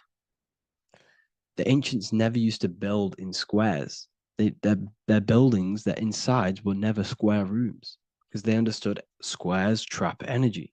They always had pointed roofs so energy can escape. So there's many little things that we need to look into geometry. For example, when you see magicians, when you look at ancient magic, why do they stand in circles with different geometric patterns? They use different geometric shapes. Why? Because shapes are energy. They hold specific energy. So when the magician stands in a circle with a pentacle, they're working with the energy of that pentacle. You can work with different energies based upon the different geometric shapes that you draw. And you can use this in your structure, in your architecture, in your work, and it can influence everything. So this is the true geometry. I hope you gained a deeper understanding on geometry and how it relates with you and your consciousness. Like I said earlier, your brain produces geometry. It's basically how your brain decodes energy. It's not God, how God creates this reality. And no, you're in this reality. You are the reality itself. Your body produces the reality. Therefore, geometry is one with you. So therefore, if I play with the geometry of the buildings, for example, like the government have, everything's in squares. If you look outside, everything's a square, everything's a rectangle. You go to a city, every window is a rectangle, every building is a rectangle. You live in a box room, everything is boxed and squared off in this reality, in this modern society. Why? Because they're trapping energy. The box is the cube is the most simple geometric shape, which basically condenses energy and it traps energy. And if you subconsciously see squares all the time, your phone's a square, your TV screen, everything's a square, your keyboard, your desk. Go and look at the ancients. They never used to build in squares and cubes. And if you go into nature, you'll never see squares and cubes. Nature doesn't create squares and cubes. Everything in the modern society is squares and cubes to simple your consciousness down, to dumb your brain down. So the ancients built very, very complex structures. Why? Because they understood what we see affects our brains, because our brains decodes reality and creates reality. If you see a sophisticated building, this is going to give you a sophisticated mind and raise your IQ levels over time, subconsciously. I'm not saying if you look at this building, you're going to become smart. I'm saying if every single building in your environment, ment is mind, mental, every single building in your environment was this complex and complicated, it would increase your IQ on a subconscious level.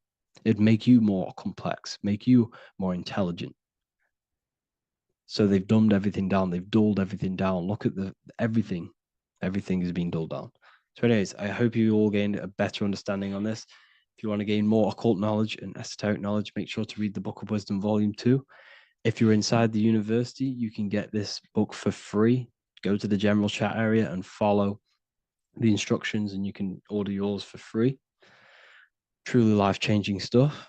Because the issue is with the world is that no one really understands who they are, what they are, and why we are here.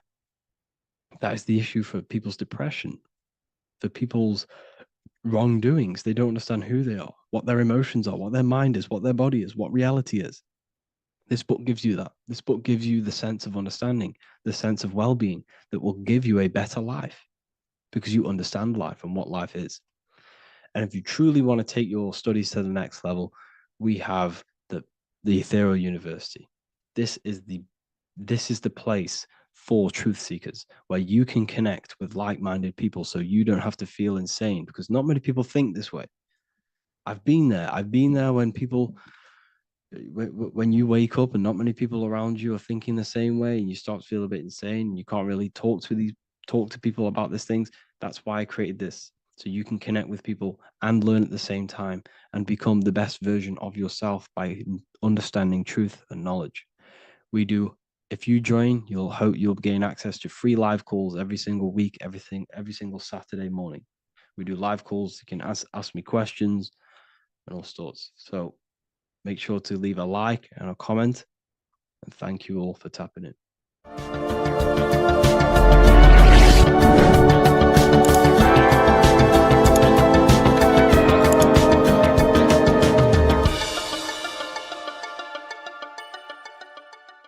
Religions were made to hide the truth about yourself, God, and the universe. You see, religion teaches there is a God separate from you. He created the universe separate from himself. They did this to truly disconnect you from consciousness, from God, and from yourself. Now let me explain. It's going to be very difficult to understand this from a left hemisphere dominated perception. The left hemisphere sees everything individual. The right hemisphere sees the whole. For example, if you're walking through a woods, the left hemisphere sees individual trees, leaves, twigs, and branches. The right hemisphere sees the interconnectedness of the whole woods. We've been trained our whole life to be trapped in the left hemisphere, to think logically, scientifically, with evidence. This way of thinking traps you in illusion, division, and separateness from everything. Plus, in science, they teach you the universe exists outside of you. You exist in a universe, and the universe exists whether you exist or not. This is completely false. You are the universe experiencing itself. There is only one person in the universe. There is only one awareness in the universe, and that is God. That is your consciousness. Not your name, your job, your reputation, your thoughts, your beliefs. That is not God. God is the infinite awareness that you are, the alertness, the essence of life. You are an individual. You have a dual nature, an inner world, consciousness, and an outer world, this physical body. The inner world is the immortal, consciousness, awareness. This physical reality is for the immortal within us to experience and enjoy. And the immortal consciousness, the immortal self, the individualized expression of the only thing that is truly real, which is God, consciousness, is seeking a way to understand itself through infinite vantage points. The same consciousness inside of you, inside of the dog, the squirrel, the plants, the stars, the same awareness is in absolutely everything. Only the right hemisphere can see this connection. The universe is one mind separated into the infinite bodies and life forms. This is why scientists tell you that the universe is forever expanding. It's truth in plain sight, because the universe is the mind. And the mind is always seeking more vantage points to understand itself. And the mind is always expanding into new realms of thought. The mind cannot be filled up. It does not exist in space. However, human awareness, human consciousness is very sacred. And the reason why I say that is because humans possess a two-way consciousness, unlike a dog, an animal, or a squirrel, for example. The dog looks in the mirror. It is not aware of itself. It doesn't look in the mirror and see that it needs to improve something. However, humans, we can look in the mirror and say, who am I? Where do I come from? And I need to change this aspect of me. I'm lacking in this area. Dogs do not have this awareness. They function only on their immediate surroundings, on survival and instinct. Human awareness is special because we have the ability to reflect on the self. We can question our consciousness. We can question, who am I? Where do I come from? And where am I going after this? The human mind has no limitation.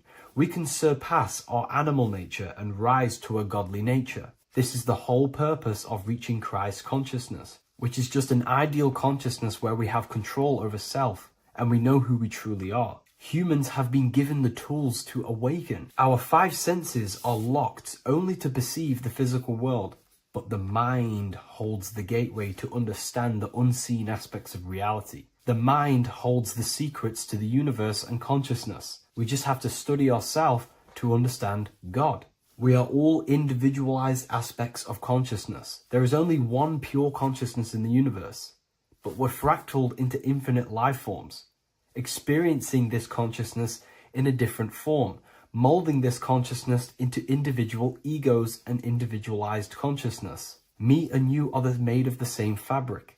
However, I have thought different things, believed different things, experienced different things, which has conditioned my consciousness to be my own individualized aspect of God. And that's what makes me, me, and you, you. God is the creative power within us to turn thoughts into physical reality, to create things. We are a creator. Each one of us is a miniature earth, creating and building in this physical 3D reality. Our consciousness holds power over the 3D reality. We can mold it and create anything we wish. However, we have been conditioned to live like an animal, living in our animal nature, eating, surviving, lusting, and these low-level desires keep us trapped from figuring out our creative power. This is why the ancients always depicted God inside of the brain. Even in ancient Christian artwork, William Blake, Anton Raphael, all depict God inside of the brain. Why is this? Because God is our creative power. The spinal column acts as a type of ladder of consciousness. If you just think about sex and act on sex, eating, consuming, and living in a survival animalistic state, then your consciousness is functioning on the lower end of the spinal column, where your reproductive organs are and your gut organs are to consume food. In order to activate the God within us and to us to truly know God, we have to be aligned with the God consciousness. We have to unlock the God within us so we can truly actually experience God and understand it. However, God exists beyond our personal consciousness, beyond our human identity. In secret societies, satanic rituals and satanic societies, they are seeking a way to escape the human identity through ritual work, meditation, and trance-like states. A trance-like state is like the state that you enter just before you fall asleep, where there is no thought present in your mind, because you are not the mind, you are the observer, you experience the thoughts. And when we escape the human identity through rituals, meditation, or trance-like states, we can actually experience beyond the veil of this material world. However, satanic rituals do this in a negative way. Satanic rituals include ways to make the human mind tap out by pushing the human minds to the limit through pain, suffering, and even torture, to allow the mind to pass out so you can temporarily pass on the veil of the physical world and escape the limitations of the human identity and the human thinking mind. Now, you do not have to do it this way. You can experience the divine and beyond your human identity through many different ways, such as deep, deep meditation, rising above your thoughts, and setting 3 alarms, one for 6 a.m., one for 6:30, and one for 7:30. And when you wake up at these times, what you need to do each time you wake up is allow your mind to stay awake but your body to fall asleep. And you will enter this trance-like state. And you can gain ideas, experience lucid dreams, and maybe even astral project. All of these rituals in secret societies and satanic societies is all about escaping the human identity and experiencing the divine planes beyond the physical. To wrap all of this up, this is all about consciousness. Consciousness is the infinite awareness of the universe, just fractaled into separate bodies. And this consciousness is seeking a way to understand itself in infinite angles and vantage points. And religion was made to cut off your connection to the divine planes beyond this world and beyond your self-identity. Therefore, if you want to know God, you have to study the attributes and qualities of God, such as geometry, numbers, consciousness, the mind, the subconscious, human anatomy. All of these things are aspects of God. We have to study ourselves and study nature so we can see God. God is the infinite awareness of the universe. If you love this video, please leave a like and share it with a friend. I'll leave a link in the description for the Book of Wisdom, Volume 2.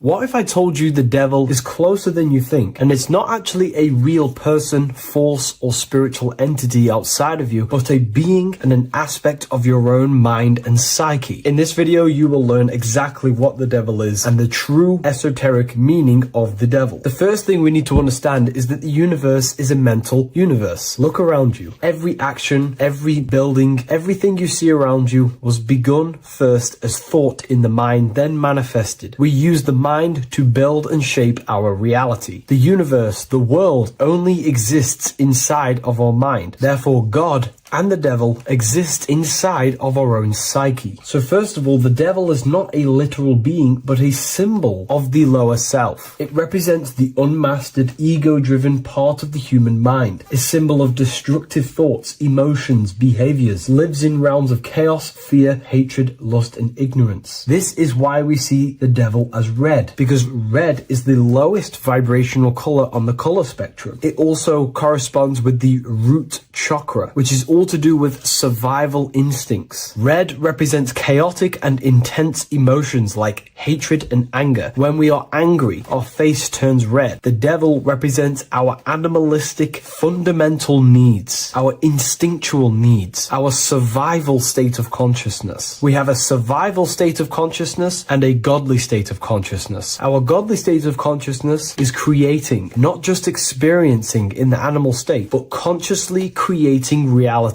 This is why we see the devil with a goat head, an animalistic head, and the head is where the brain is. The animal head represents living off instinct, the part of our mind that lives on urges, impulses, and instincts, eating, sex, power, ego-driven actions, and ego-driven thoughts. Animals are only aware of themselves. Animals live on instinct. They have no ability to consciously create like humans. This is our lower desires for the material world. That's not to say the material world is evil. However, when our consciousness is only seeking material things, this leads us down a path of self-destruction, because nothing material can ever satisfy our soul. Everything material is temporary. Therefore, the devil represents the part of us that seeks only material desires, only material fulfillment, the ways of thinking where we only think about ourselves and ego-driven thoughts. It also represents the unchecked, unconscious self, where we have no mastery over our thoughts, over our emotional impulses, and no mastery over our actions. We're living in instinct and impulsive states, which causes chaos, selflessness, destruction, and keeps us bound to our lower material 3D state of consciousness. It's important to recognize that the word devil was never present in the earliest Gospels. Instead, what was mentioned was a spirit of evil. This distinction is crucial because it underscores that the idea of the devil, as popularly conceived, does not actually exist as an independent entity. Rather, it is a personification of the lower aspects of the human mind, a facet of our own consciousness. The term spirit of evil was not meant to denote a specific deity or being, but rather any force of negativity, whether it manifests as a destructive thought, emotion, or action. A spirit is a force, an energy, and we have three forces that create our reality: thoughts, emotions, and actions. We have full control over these three aspects, which transform and mold reality. A destructive thought, a destructive emotion, a destructive action is a spirit of evil, and it originates from the darker aspects of the human psyche. So now, because we're on the topic of the devil, we have to look at the pentagram, which is obviously connected to the devil heavily. The upright pentagram represents spirit, air, water, earth, fire. Upright, which represents spirit, the most important element on top of the earthly elements, showing spiritual principles over material principles. As spiritual beings as we are, we have to put our spirit first, our higher self first, and material things second. Why? Because material things never satisfy us long term. Seeking material fulfillment will leave us feeling unfulfilled in the long run and very unhappy, and we can lose ourselves in illusions. We have to put our spiritual principles first, seeking wisdom, knowledge, connection to the divine, and connection to our higher self, itself is what gives us true fulfillment in our hearts and souls. But when we see this pentagram inverted, we now have spirit on the very bottom, which now represents earthly principles on top of the spiritual principles. We're putting our earthly elements on top of our spiritual element, which this inverted pentagram represents no longer caring about spirit, no longer caring about our invisible internal world, and only caring about this external body, food, sex, material things, cars, money, and all the things outside of us, the world outside of our mind. This is what true Satanism is. Satanism is not worshipping an external deity, but it is worshipping the self, only fulfilling the ego's desires. This is what true Satanism is, and we have all been conditioned to live in this state. Satanists want us to believe that there is an external deity called Satan or the devil, and the reason they do this is because they trick us, making us believe that we are not Satanists, while they are actually conditioning us to be self-seeking, ego-driven people, where we only care about sex, food, material things, and money, which is actually conditioning us to be Satanists. 80% of the population today are unknowingly involving themselves in Satanism, which is ego-driven thoughts, actions, and emotions, dwelling and living in this state where we only care about ourselves. When we are spiritual, we realize we are all one. We are all one consciousness family, and we need to do things that help and contribute towards our collective experience, helping others instead of seeking to serve only the self. The angel is depicted with wings, which represents elevation, higher self. The devil is represented with an animal horns, which is on the ground. A goat is on the ground, which represents the lower self. This is the elevated mind and the lower material mind. Horus, the bird, higher self. Set, the ground animal, lower self. Jesus and Satan. These are two forces, two characters that exist within the human psyche, not real entities. They are forces of our minds, and there is a battle between our higher self and lower self all the time within our own minds. There's always a part of us that's telling to do one thing and another thing, to do something bad and to do something good. There is this battle inside of our own consciousness. Here we have the human spinal column. The human spinal column is showing you the higher and the lower self. The higher self represents the head. The head is where the mind is. This is the creative essence of the universe. This is where all material things begin as a thought in the mind. We create with the skull, with the brain. This is our higher self, the heavens, connected to the heavens, the sky. And the lower end of the spinal column is where our reproductive organs are, where our gut is. Our reproductive organs and our gut is all to do with survival. The lower end of the spinal column, lower instinctual 3D based consciousness. The lower end of the spinal column is where our lower self dwells. Eating, consumption, power, and sex, lust. These are all emotional forces and instinctual based organs that are not inherently evil, but when we dwell and live off this lower end of the spinal cord, it keeps us in low states of consciousness. Our goal to raise to our higher mind is to balance this, not to overeat, not to abuse power, not to abuse sex and lust, but to master these organs and gain the ability to say no to these organs so that we can raise to our creative side of consciousness. Instead of dwelling in our instinctual nature, we can turn to our creative nature and consciously become a builder and constructor of reality. This is the true way of raising consciousness. This is the stairway to heaven, out of the animal consciousness to the higher consciousness. To wrap all of this up, it's all about gaining control over our instinctual lower nature and allowing our spirit to rule over our body and not our body ruling over our spirit or mind. The moment you let a thought become instantly an action is the moment you are an impulsive person. We are all trained to be this way. It is okay if you are in this state. The moment you let a thought turn straight into an action without questioning, that is the mind controlling you and you not controlling the mind. We need to gain control over the mind, and we do this through many different ways, through meditations,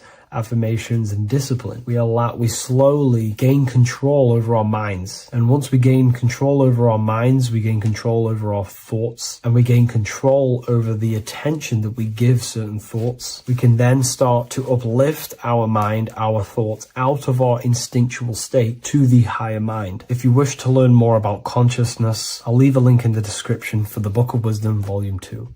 This isn't just spiritual fluff. Your words are vibrational commands that teach your subconscious what to believe and what to create in your reality. Now, I'm not going to sit here and tell you how words are these vibrational things that create reality. In fact, they are. However, the power of words does not hold in the vibration of the word. Yes, it has a little effect on plants. Yes, every word is a vibration that speaks to every cell in your body. However, this is not the main power of words. The main power of words is restructuring your consciousness and invoking energy inside of your own consciousness. I'm going to go over these two in detail for you. Your life is an externalization of your consciousness. Your belief system, your internal world, are building blocks to create your external world. What you believe in is how you see reality. It is the filter that you see to see reality. If you want to change reality, you have to change your consciousness first. There's no point trying to create a change, a manipulation in the external world, because it won't last very long. You have to restructure your inner temple, your inside world of thought and emotion. For example, your external reality is an externalization of every thought you thought in the past. Your life circumstances are just a result of every thought you thought in the past. You become what you think about. So if we can control what we think about, we will control who we become. Words are a powerful way to restructure your subconscious mind, which will then restructure what you think about. For example, if I said the word chicken all day long, I'm going to be thinking about chicken all day long. The words we repeat enter our subconscious mind, and our subconscious mind molds our conscious mind of what we are consciously giving attention to and thinking about. And that becomes our emotion. Our emotion becomes the energy, the charge behind our action. And all of this creates who you are and your reality. If you want to create a change in your external world, you need to repeat the end result as in an affirmation. I am abundant. I am disciplined. For example, if you're trying to stop a certain addiction, don't say, I am going to stop smoking. Say, I am disciplined. By saying discipline, the subconscious mind accepts the word discipline and not the word smoking. If you repeat smoking, I am not smoking, your subconscious mind will just pick up smoking and then do more smoking. So if you are trying to create discipline in your life and trying to stop something, say, I am disciplined. The reason for this is powerful because you're conditioning your consciousness. You're conditioning your subconscious mind and filling it with the word discipline. And I'm not going to say do this a certain amount of times a day or do this in the mornings. I want you to do this as much as possible. I did this as much as possible. Whenever I had free time, whenever I had a free minute, I would say these words either physically or mentally, just to condition your consciousness. Words are the most powerful way to restructure your belief system and restructure your inner world, which will then mirror in your outer world. Words are also a powerful way to invoke energy. This is why when you see these magic occult rituals, you see people chanting and doing these things. It's because if you slowly chant a word, you can actually invoke the emotion. There are three aspects of creation: thought, emotion, action. Emotion is energy in motion. By repeating a word over and over again, you can actually begin to invoke that energy, that emotion inside your heart. And you can start to feel the reality as if you are already living it. And this is just another powerful way to condition your consciousness to become a certain thing before you have it. This is what magic is. Magic is all to do with reprogramming the subconscious mind, aligning the subconscious with a certain belief or reality, which will then produce an effect in our thoughts, our emotions, and our actions, which will then create that reality. So if you want to create something in your life, literally just repeat, I am something. I am is referring to your consciousness. I am is the highest aspect of you. It is the true self. Whatever you condition your consciousness will be mirrored in your external reality. I am abundant will condition your consciousness to feel and believe you are abundant, which will then seep into your thinking. And then you will start to act more on this because you are thinking about it, which will then change your external reality. Words are vibration, and vibration is powerful. However, if you truly want to change your reality, you have to change your inner world of consciousness. And words are the best way to invoke feelings to become the reality you want.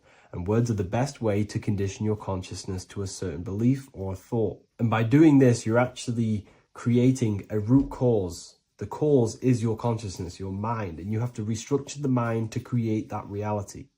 Words are a great way to restructure your consciousness and create reality. If you are struggling with the internal chaos, if you are struggling with emotional chaos, if you are struggling mastering your mind, or if you are isolated from your high intelligence, because intelligent people are not welcomed in our population today. I have created an amazing space, Ethereal University. Check it out. I'll leave all the links below. And I'll see you inside, where you can learn everything you could possibly imagine about occultism, esotericism. I'll see you inside. Hey everybody, welcome back to Living Life with Miss Faye. And today I thought I would talk about the Book of Wisdom, because to me, this is information that should be in every household. And you really shouldn't pass this by, because information like this may not be out here forever. But this information is so important, especially for you today, because so many things have been hidden from you about the world, about our living in the world, about our own existence. So many things have been hidden. And these books, the Book of Wisdom, this is book 1, and this is book 2. And they both are jammed with hidden knowledge. Now, I realize, I have been promoting this material for some time, because I wholeheartedly recommend that this material should be in everybody's home. Your children should be exposed to this material, because when they go to school, they're taught one thing. They're taught to be not to be free thinkers. They're taught to be followers in school. And this information goes into why that happens, and why the system keeps you in the dark. All right. And also your religion has a lot to do with it. Now, even in your religion, a lot of things have been misconstrued, and some of it is just downright lies that have been told to you. But in this material, it tells you exactly what's going on. It really does. And it tells you the meanings behind a lot of the artwork that we've seen, and the beautiful figures and the way that the chapels are painted. There's a meaning behind all of that we are not privy to. But this information reveals it. These people have really dug deep into finding the truth. And I am a truth seeker. So I am all about finding out the truth. Now, in book 1, it's an overall summary, and it really opens your eyes about a lot of things. Look at this. Know thyself. Do you really know who you are? Do you really know who you came from? Do you really know how powerful you are? The powers that be don't want you to know that you have power. They want you to live your life in fear, number 1. Because when you're fearful of everything, then it's easier to control you, easier to manipulate you. And people look at it. When you go to school, what are you taught in school? You're taught to follow instruction. You're taught a skill to work for someone else. You're not taught to work for yourself. You're not taught to think for yourself. You're taught to obey orders. People, you're bigger than that. You're more intelligent than that. And this book of wisdom will help to open your eyes. You're not stuck in a life that you have no control over. In book 1, it talks about man is God made flesh, and it tells you why that is. We're all a part of the God source. That's how we were made, being a part of it. And a lot of us don't know that. We just think we're just out here flapping in the wind, and that's not true. It talks about the influence that the moon has over our lives. You know, in a full moon, you realize that there's a lot of activity that goes on during the full moon because it energizes people. You know, it energizes, and a lot of times there's a lot of crime that goes on because people are energized. They don't know what to do with that energy, but they're being affected by the moon. And it tells about Saturn and what Saturn has to do with your religion and what Saturn has to do with our existence. Okay? This book goes into all of it. And what it does, like I said, book 1 is more of an eye-opening summary of it all. And it says here, this discerning wisdom doesn't merely offer easily assimilated insights. It serves as a guide, illuminating the intricate threads weaving between our essence and the cosmic expanse. It provides an abundance of information to facilitate the evolution of your mind, your body, and your soul. This is genuine awakening. The author is Harry B. Joseph, and I know a lot of you, if you're on social media a lot or whatever, you've probably seen where he'll tell you some inserts from these books. And volume 2 is a more in-depth look at it. So if you want to go really deep, then you want volume 2. Now, one thing in volume 2 that I thought was interesting, of course, everything in here is eye-opening. But I wanted to bring this one to you because it's about the significance of sex. It says sex is a sacred ritual that transcends the physical realm and also takes place in the astral plane. So, you know that saying, as above, so below?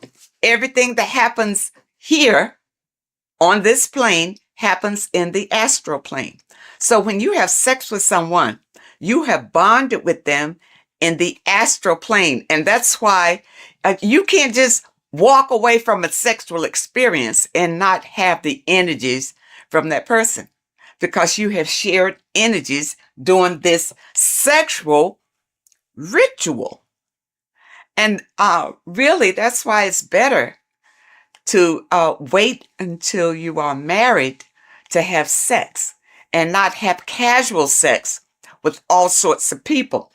Because even here it says, casual sex, often driven by superficial desires such as greed, lust, and monetary attraction, tends to vibrate at a lower frequency on the astral plane. Now, what does that mean? If your casual sexual experiences are vibrating on a low vibrational astral plane, well, what's in a low vibrational astral planes? Demons, low entities that will attach to you, because that's where you are. They will attach to you and make your life miserable. You see, that's one way how we get these entities attached to us like parasites, because of casual sex. You got to be careful of that. And the only way that you can break the tie from a casual sex is through a spiritual awakening. See, when you have casual sex, these entities feed off of that energy. That's why they attach to you so easily. This is what you need to be aware of. And a lot of you don't understand why your lives are in the toilet. It's because of the things that you are doing and the people that you are interacting with. And if you had this material beforehand, then you would be aware and able to guard yourself from a lot of heartbreak and disappointments in your life. Because once these entities attach themselves to you, they're not bringing you any good. They're going to bring you harm. Okay? And devastation. You don't want that.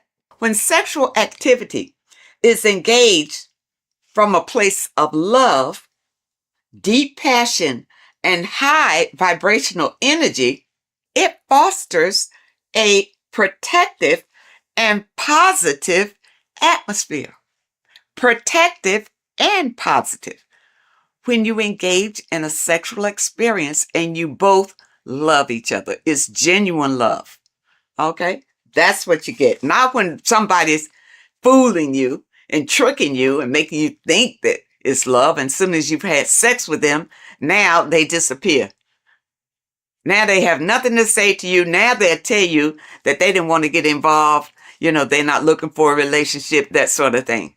But no, that's still low vibrational because you didn't wait until you got to know the person. Just had sex with them. Don't do it.